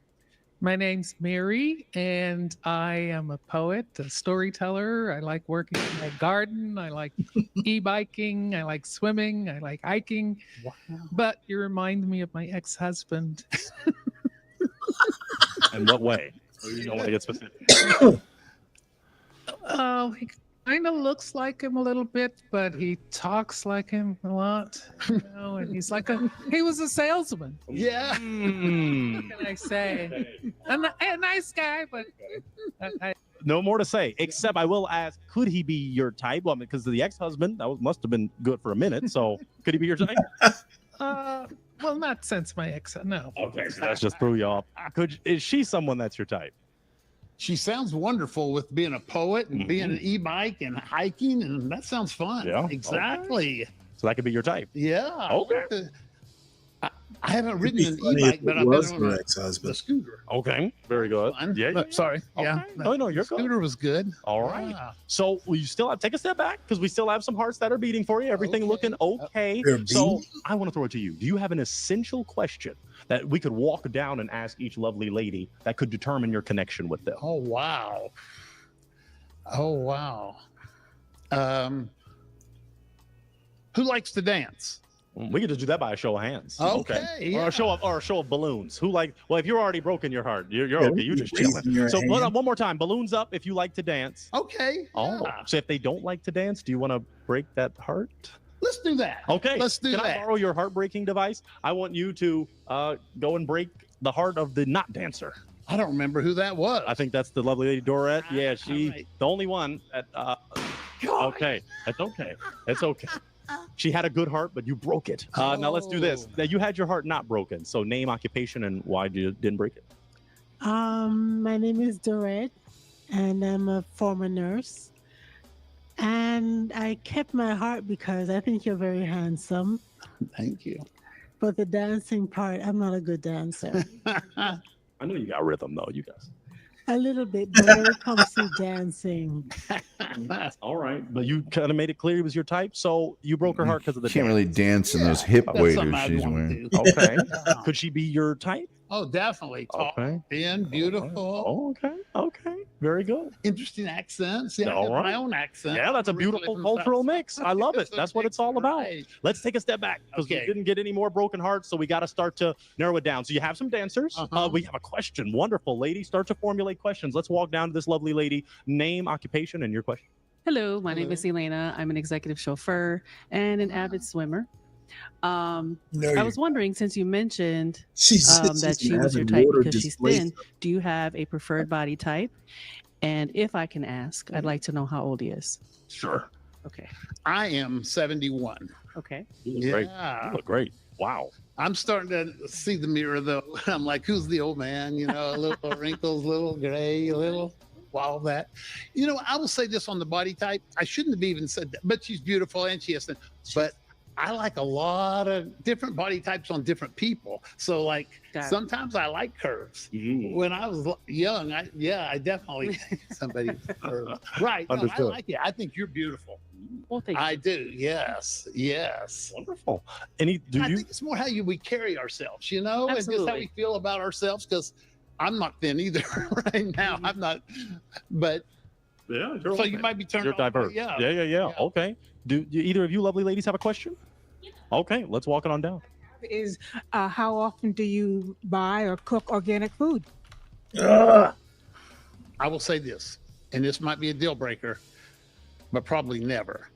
Even when I shop, sometimes I'm like organic or that. I go like, I'll go cheaper, and I don't even know if organic is really better for me. So that might be a deal break. But I would eat organic food if somebody else cooked it. Yeah, exactly. And I don't mind buying it. You know, if it looks better. If the blueberries look better and they're organic, So I you might cook. buy them. As I've gotten older, I definitely cook. Okay. I grill. It's how good you. I'm not really a baker, but I do my own pancakes. I like to put nuts and berries and fruits on them. Okay. I like to do my own steaks. Either Because hungry. Okay, we get it. Okay, but anyway, he can cook. This man will throw down. Sometimes take care of myself. I don't always have that. And I will say this for me: a lot of men are different. Oh my God, I would rather have a good, friendly lover than the best chef. As my best. I kind of agree with that. I can go. Yeah, I we can can go cook for take out. myself, Yeah, but we can also get. Yeah. I can't kiss myself. Right, that's and true. those other That's things, true. so Okay, go, makes sense. "Whoa." Oh, we've got okay. They want you to kiss yourself or something. I don't know. Okay, let's see what happens. Let's take a step forward and figure out why this lovely lady broke her heart. Name, occupation, why'd you break? My name is Trina, and I'm a very active physically person. This way. I'm sorry. Like Yes, and I like to dance. I do cardio dance twice a week, but I am a vegetarian pretty much, and I do like to grill, and I love to cook, and Grill vegetables? yeah, maybe more so than make love too often. Is he someone that's your type? Yeah, I don't know what you sell, but blueberries, just for your information, if nothing else is organic, blueberries should be organic because they spray a lot of pesticides on See, it. I haven't been taught any of that. Like, don't know which one. You're open. I wish. I definitely am open. Sorry. But I do like blueberries. Is she? Oh, you gotta love him. Is she someone that's your type? I think she could be great. Yeah. Okay. Could have been a connection. But let's take a step back because you have hearts that are remaining. So you're looking good. We're gonna go to this lovely lady right here. Why'd you break your heart? I was calculating my father's age, and I think you're a year older than my dad. So, I love your spunkiness. I like your energy. You wore a pink shirt with a collar. I don't know any man over 70 or over 60 who would dare to wear a pink shirt. So I love your personality. I think that's amazing. It's a Southern But thing. dating someone my dad's age or older would be a no-go for me. Okay. And you made it clear she's someone that's your type. She's definitely my type. Yeah. Yeah, absolutely. Okay. All right. Well, let's see if these other Basha, do you have a question for this real one? All right. Let's go. Jungle fever for her. Always. Do you smoke? I do not. Do you drink? Yes. Occasionally. Occasionally. Oh, I'm not a hard drinker. I'm not like liquor, and for a weird reason, I don't like beer. So I drink wine and champagne and Kahlua and Bailey, all these kind of. Some people might say we're girly drinks, but I love all that. I don't. It's just me personally. All right. Maybe a little connection. We'll see what we got. Two connections. We got some cooking connections, some beer connections. Tamara, do you have a question by chance? Yes. Okay.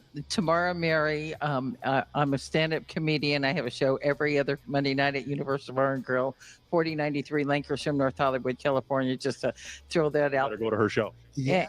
And I have music at the show, and I was wondering what kind of music you dance to and what kind of dancing you like to do. You know, I love a lot of music, and I wasn't a real rocker for my age group. What I really liked was Motown. So if you go back to Motown. Temptations and all This this, my boy. I love Marvin Gaye, all that. And then 64 Motown, I got you. Yeah. So I love all amazing. that. Paul, you a brother. I could tell, man. And then as I've gotten older, said the magic word. Yeah, and as I've gotten older, I didn't like the country when I grew up. Country music, it was kind of twangy. But there's some cool country music right now. Yeah. So a lot of times there's some country Yeah, music it's called I like shit. right now. All right. Well, So I could do Hey, I was looking at a country song yesterday. They got rap in the country now. Yeah, He ain't it's pop 71. country. You are not It's 71. You I ain't love it. I love it. All right. Well, I think those. We got a chance. And you got Damn, 3 Dave. So, do you have a heartbreaking device? Did I give you one yet? Yeah, he You just called did. me a Okay. liar earlier. And I put it. I might have to give you another one. You might. Okay, I thank still you. got No, it. you may end up It's breaking short. yours. Okay, Dave great. got up So, on the oh wrong my side of the goodness. bed I'm sorry, today. but I think I'm gonna have to make you break one. Based on you just had great interactions with each of these 3, but it's a real one. So I need you to make a decision. You got to break one. That's one that you don't connect with. Oh gosh. Okay. Let's. Hey, you just got to make decisions, don't you? You just got to go for it. You got to go for it. Oh, it doesn't want to break. Oh, okay. It didn't Take wanna that break. organic Okay, food lady. Now, come up a little more for me because we're going to find out. You had your heart not broken. Just tell us why. Oh, because I like his personality again, like she said, and the friendliness, the warmth, and the dance moves. I like the Motown moves. That that's. We might have been a good connection. Yeah. So why'd you end up breaking hers? I know you had to. I forced you to, but just okay. All right, but she is someone that's your type. Yeah. He didn't look very hesitant. Oh, I'm sorry to make you break, but it's a real one. I'm trying to get you closer to your real one. So you have 2 hearts left now. So I'm going to see, ladies, do we have an additional question that we'd like to ask this You're real a one? arugula Paul, do you have a eating question old for bitch? them that you'd ask both of them? Is it okay to ask where they're from? Yeah, let's go right here. Where are you from? California for a long time? I'm from Long Beach, California, born and raised. Wow. Carmelitos Projects. Can I get a shout out? Beautiful. Let's go to this lovely lady. Where are you from? I am from Europe. Actually, I'm a mix Polish Norwegian. Oh, on my father's side, it's all Norwegian. Wow. My mother's side is a little Dutch or something in there. Yeah, but yeah. Beautiful. No, I was just like, Very good. All right. So that works. Now, did that determine a heart you want to break, or do you still need? You know what I think, and I like the comedian thing. That could be a lot of fun, joking around and all that. So do you kind of have an idea of whose heart you want to break? But you know what? For me, and I think it's true for a lot of guys, sometimes it's just like who you feel attracted to. Where's the chemistry? Yeah. So I think I'm going back to Norway to California. Oh, so get that heartbreaking device. You got to break a heart. You got to, okay, you got, take it and, All right. take it and break it. Go ahead. See? There's There's someone for everyone, Dave. Okay, there we go. Okay. Now you had your heart not broken, so I'll just ask, is he your type? He's a nice guy, and I really like him. I would probably be good friends with him and invite him out to every one of my shows because he's a wine drinker. Yeah, okay. And we have wine there at Universal Bar and Grill. Understood. Yeah. And you broke her heart, so sometime I'm going to rehearse and have My 5 question minutes for to Dave go on is, when did you lose your It's gonna take eyesight? some work for me, but At least you're going it's got a dream. It's a dream. So you broke her heart. You just said you didn't Come feel on as now, much Tom, there's chemistry as you someone did for with everyone. Miss Norwegian Polish. They got All right. closer to Miss Norwegian Polish Okay. over there. Well, come get closer to me. Come get closer, because I'm going to ask a question. Let me ask a question really quick. I'll just go for the straightforward question. Do you feel this could be a real one connection? It could be. Do you feel? Oh, he's cooking. Yeah. He loves to dance. He seems to be spontaneous. So I love spontaneity. Okay. So Do you feel this could be a real one? Didn't- Are you ready to didn't- dance? Okay, couldn't clap it make up. out a You're already word ready of to it. dance. I'm gonna take that mic. Y'all go on off. wondering- Y'all go on I'm off. wondering how long she's been in the yeah. country. Okay. They getting it. Okay. Hey. Oh That wow. show was Y'all on going the off good that way and Christ, dance. Go get dance her the off. night away. Please get clap her it up off. for him. Clap it up. Y'all clap for him. Clap. Do something. Jesus Okay. God, Oh, they're going please all around. stop okay. it. Oh my Stop it. God. Y'all going off that way. Going off that way. Go do your thing. Okay. They're doing a jig. How Get her excited. back in Well, her after that stable. joyous dance party. Let's get ready for our final real one. Let's get ready. We are ready for our final real one. Well, my final handsome gentleman, come on in. Week Come on in for 121 the with the win. manager finished. How's I it going? went to work another Wonderful. day. Take Thank that you, mic, Jack. and would you tell come on a little more for me. Tell these lovely ladies your Oh, name, your boy. occupation, and what you like to do for fun. And my name's Tony Soprano. Savona. I'm retired. I like to cook, Skip watch to number- movies, and exercise. Go to the gym. Very good. Okay. Share with these ladies this. I was gonna say, I hope my little girl on the right finds love, but not this dude. Correct, and no bullshit. Okay. Very good. Straight to the point. Now, tell me this. What are you looking for in a lovely lady and a real one? Someone who's fun, sexy, exciting, If, Can a little handle a- crazy. Can handle a getaway little bit. car. Just a little bit, not too much. All right.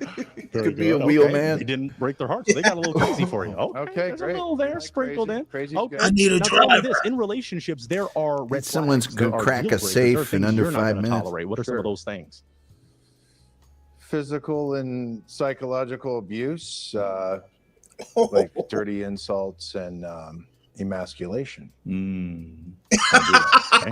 Understood. Jesus. Wow. God. Okay. Any others, or are those the primary I've ones? never. Those are primary. Wow, I mean, I I'm sure don't there's a wanna whole be litany of them. He'd have but, done better I without the can't think of it. jacket. That's okay. No, that's Just done all the good. Yeah, You shirt. haven't got any broken hearts, so they must be Okay. failing you. There's something going on here. Got a So good lineup here. yeah, we really do some lovely real ones. I'm gonna have to do it like this. Looks Let's like go a right into war a crazy criminal. question. So this normally gets some broken hearts. Religion or politics?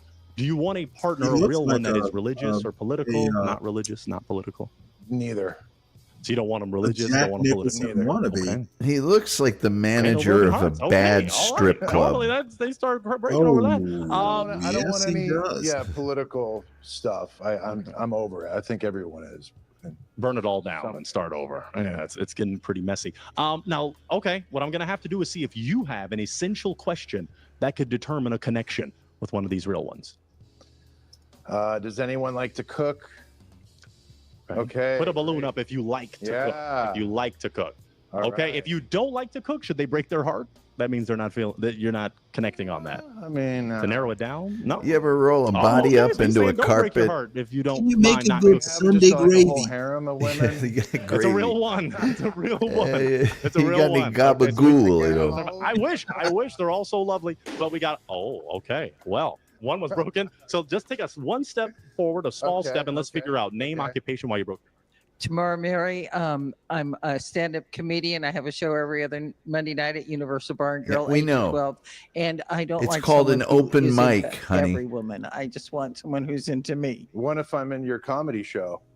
You can come and you can be part of the comedy show if you'd like, but I'm not interested in someone who's into every woman and not me.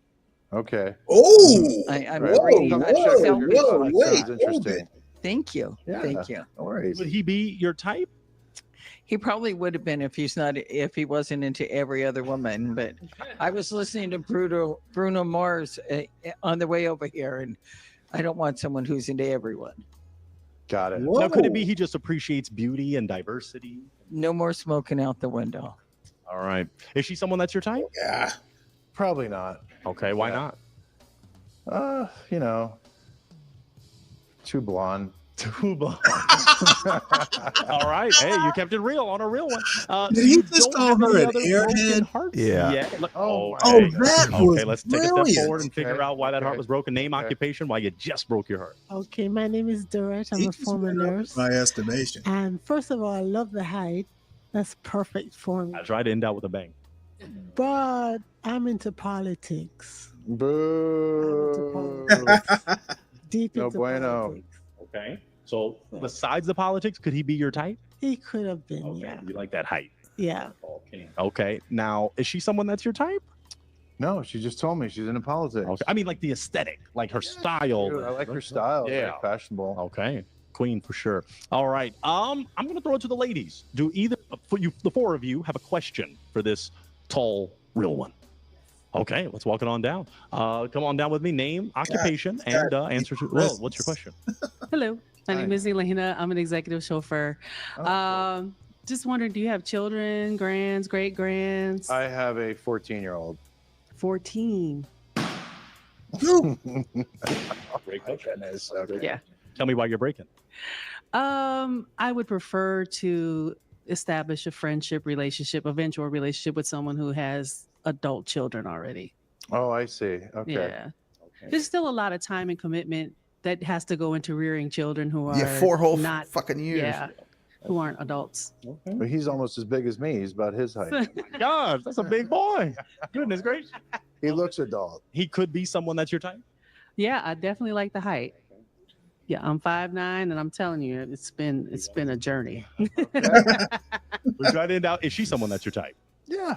Yeah. Okay. Awesome. We got a 5'9", broken heart back 5'9", here. about Oh, 5'9". and one. Okay, so we'll do, we'll do Exactly. a little zigzag. But name, occupation, why you broke your heart. My name's Mary, and I'm a poet, a storyteller. I like gardening, riding my e-bike. No teenagers. Oh my goodness. No, I can't do it. Besides the teenager, could he be your type? Yeah. He's tall, energetic. Yeah. Yeah. Mm-hmm. Is she someone that's your type? No, she rides an e-bike. Oh. Oh. I mean, the reasons people come up with are insane. But okay. So is she or no? No. Oh, okay. All right. You've got one heart left, but let's figure out why this one heart was broken. Okay, it was let's there see. for a minute, so name, occupation, why you broke the heart. Rosemary, and I'm a former physical therapist. And since most of my family is not around, I would like to be with family, and adult children as well. So I kind of like the idea of I like family him more coming now, over by for the dinner, way. You cooking, Yeah, I do us too. eating. Yeah. Okay. Not the Okay. shock Yeah, I thought he I like was. that idea. Is she someone that's your type? Probably not, but in another world, maybe. Another right? world. Okay. Interesting. We'll meet again. All right. Now it looks like one heart is remaining. So I don't want to rush anything, but at the same time, we got to move. So step up a little more for me, sir. because I'm just going to ask some questions here. So you're still holding on to your heart. He's So gonna name, need an occupation, and e-ticket why to you're ride holding on. that ride. My name is Trina, and I'm retired, and I Hope she's not work afraid out of twice a ladders. week at the gym. Yeah, and doing a lot of other things. I'd like to ask you what your 14-year-old is like. He likes to play sports. He plays basketball. He's a little bit cocky, but he's a teenager. That's why they all pop A the little bit balloons, like his right? dad. Uh-huh. Great. So yeah, he's a nice kid. Uh-huh. And what do you like to eat? Italian food. I'm Italian. Yeah, Italian. pasta, pizza, steaks. We called it. I actually eat a lot of stuff. Actually, He's a a lot of vegetarian. Mexican food too, and Chinese. She's First, gonna- you're going all over the globe. know, man. You're doing it all. I don't blame you, man. It's good. Down the It's rabbit hole. like, But I hey, think you have I something you didn't wanna get this follow up with. big eating bird seed and crackers, Well, sweetheart. I like all those different kinds of foods. Italian, I use miracle noodles because the white flour and I'm a real health nut. The white flour and the pasta, I use miracle noodles made out of yam, but Oh, it's come the on. sauce No, really that no, makes the no. difference. Well, how do you No, feel I about must your- stop you there, ma'am. Okay. If you don't want white flour in your pasta, what you need to do is get semolina, which I guess is still kind of white flour. There are ways around the white flour. You can use whole wheat to make your. What the fuck does she know? You got me on my pasta box now. People get Or too the deep in women. the weeds in this stuff. They get too I mean, detailed. yeah. It's like, Oh my lord! Ugh, that's so annoying. You can do whole wheat pasta, yeah. and you can actually make it yourself. Pretty tough. All right. So, all right. Yeah. Okay. So let me just ask some essential questions right here. You're holding on. Is he someone that's your Bill type? Murray had a baby with Steven Seagal. I have opinions politically, but I'm not political. I mean, I think people should have opinions, but not necessarily impose them on other people, which I Very don't good. do. Let me ask you: is she someone that's your type? No. Okay. Let me get a heartbreaking device from this lovely lady. Oh, If she's not Jesus. your type, you got to break the heart. Okay. All right. Now tell me what makes her not your type. She makes pasta with yams. No bueno. That's a very valid reason because I love my yams, but pasta. Oh, I love Okay, this cute, guy. Very attractive. Okay. And I'm sure. Yeah. Yeah, but as a foodie, you want pasta, regular pasta. Exactly, Okay. yeah. All right. Let's back it on up. Oh, this because it looks motherfucker like is all of our brutal. hearts were broken, but ladies, we gotta got to do tell something you- for this gentleman. We got to clap it up for him because he is a real one. So let's clap it up. We thank you for coming out, Thomas. And you know what? He was the best out of all of them. Yeah, and I'll tell you something else. To pop a balloon over what you eat, you can Yeah. prepare two different things. But by the same token, I do have to say, a real Italian, that's a deal breaker. It just Well, is. It's apparently- Well, you heard what he said. Yeah. You make pasta with yams. yeah, that's a deal breaker. It just is. It's too Hell, bad. I'm not even Italian, and I got offended. Yeah, but Italians are very particular about that sort of thing, about Italian food. It's not authentic. Eesh. It's like if you tell a real, like, steeped in Italian tradition person that, you go to Olive Garden, they're going to be like, okay, forget it. Forget about it. Hey, forget about it. All right, folks. Well, I have, let's see, where am I? 8.5 hours. I'm going to go ahead. HB is broadcasting. So y'all head on over there and hang out with HB. I should be back around 3 tomorrow morning. Well, yeah, tomorrow morning. So I will see all of you tomorrow morning. Have a good day. Please make sure you hit the like button wherever you are on my channel or John's. Just hit the like button. Share the channel if you're new and subscribe and all that stuff. And Tom, as always, you make it fun on these here panels. Well, thanks. It is fun. I get up and I actually get a lot of work done while I'm doing this, so it's good.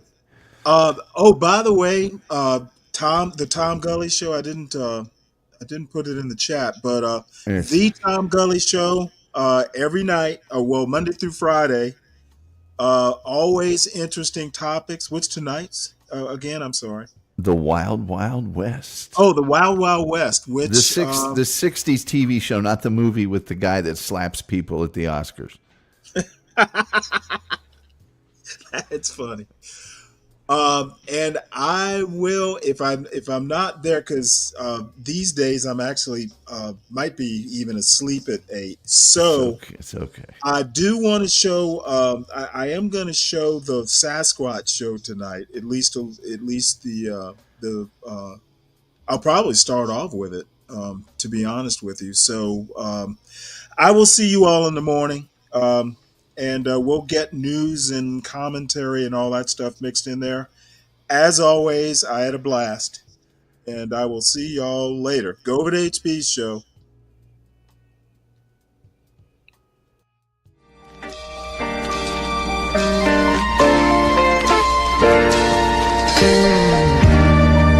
When I was a little boy, growing up, I remember the old saying.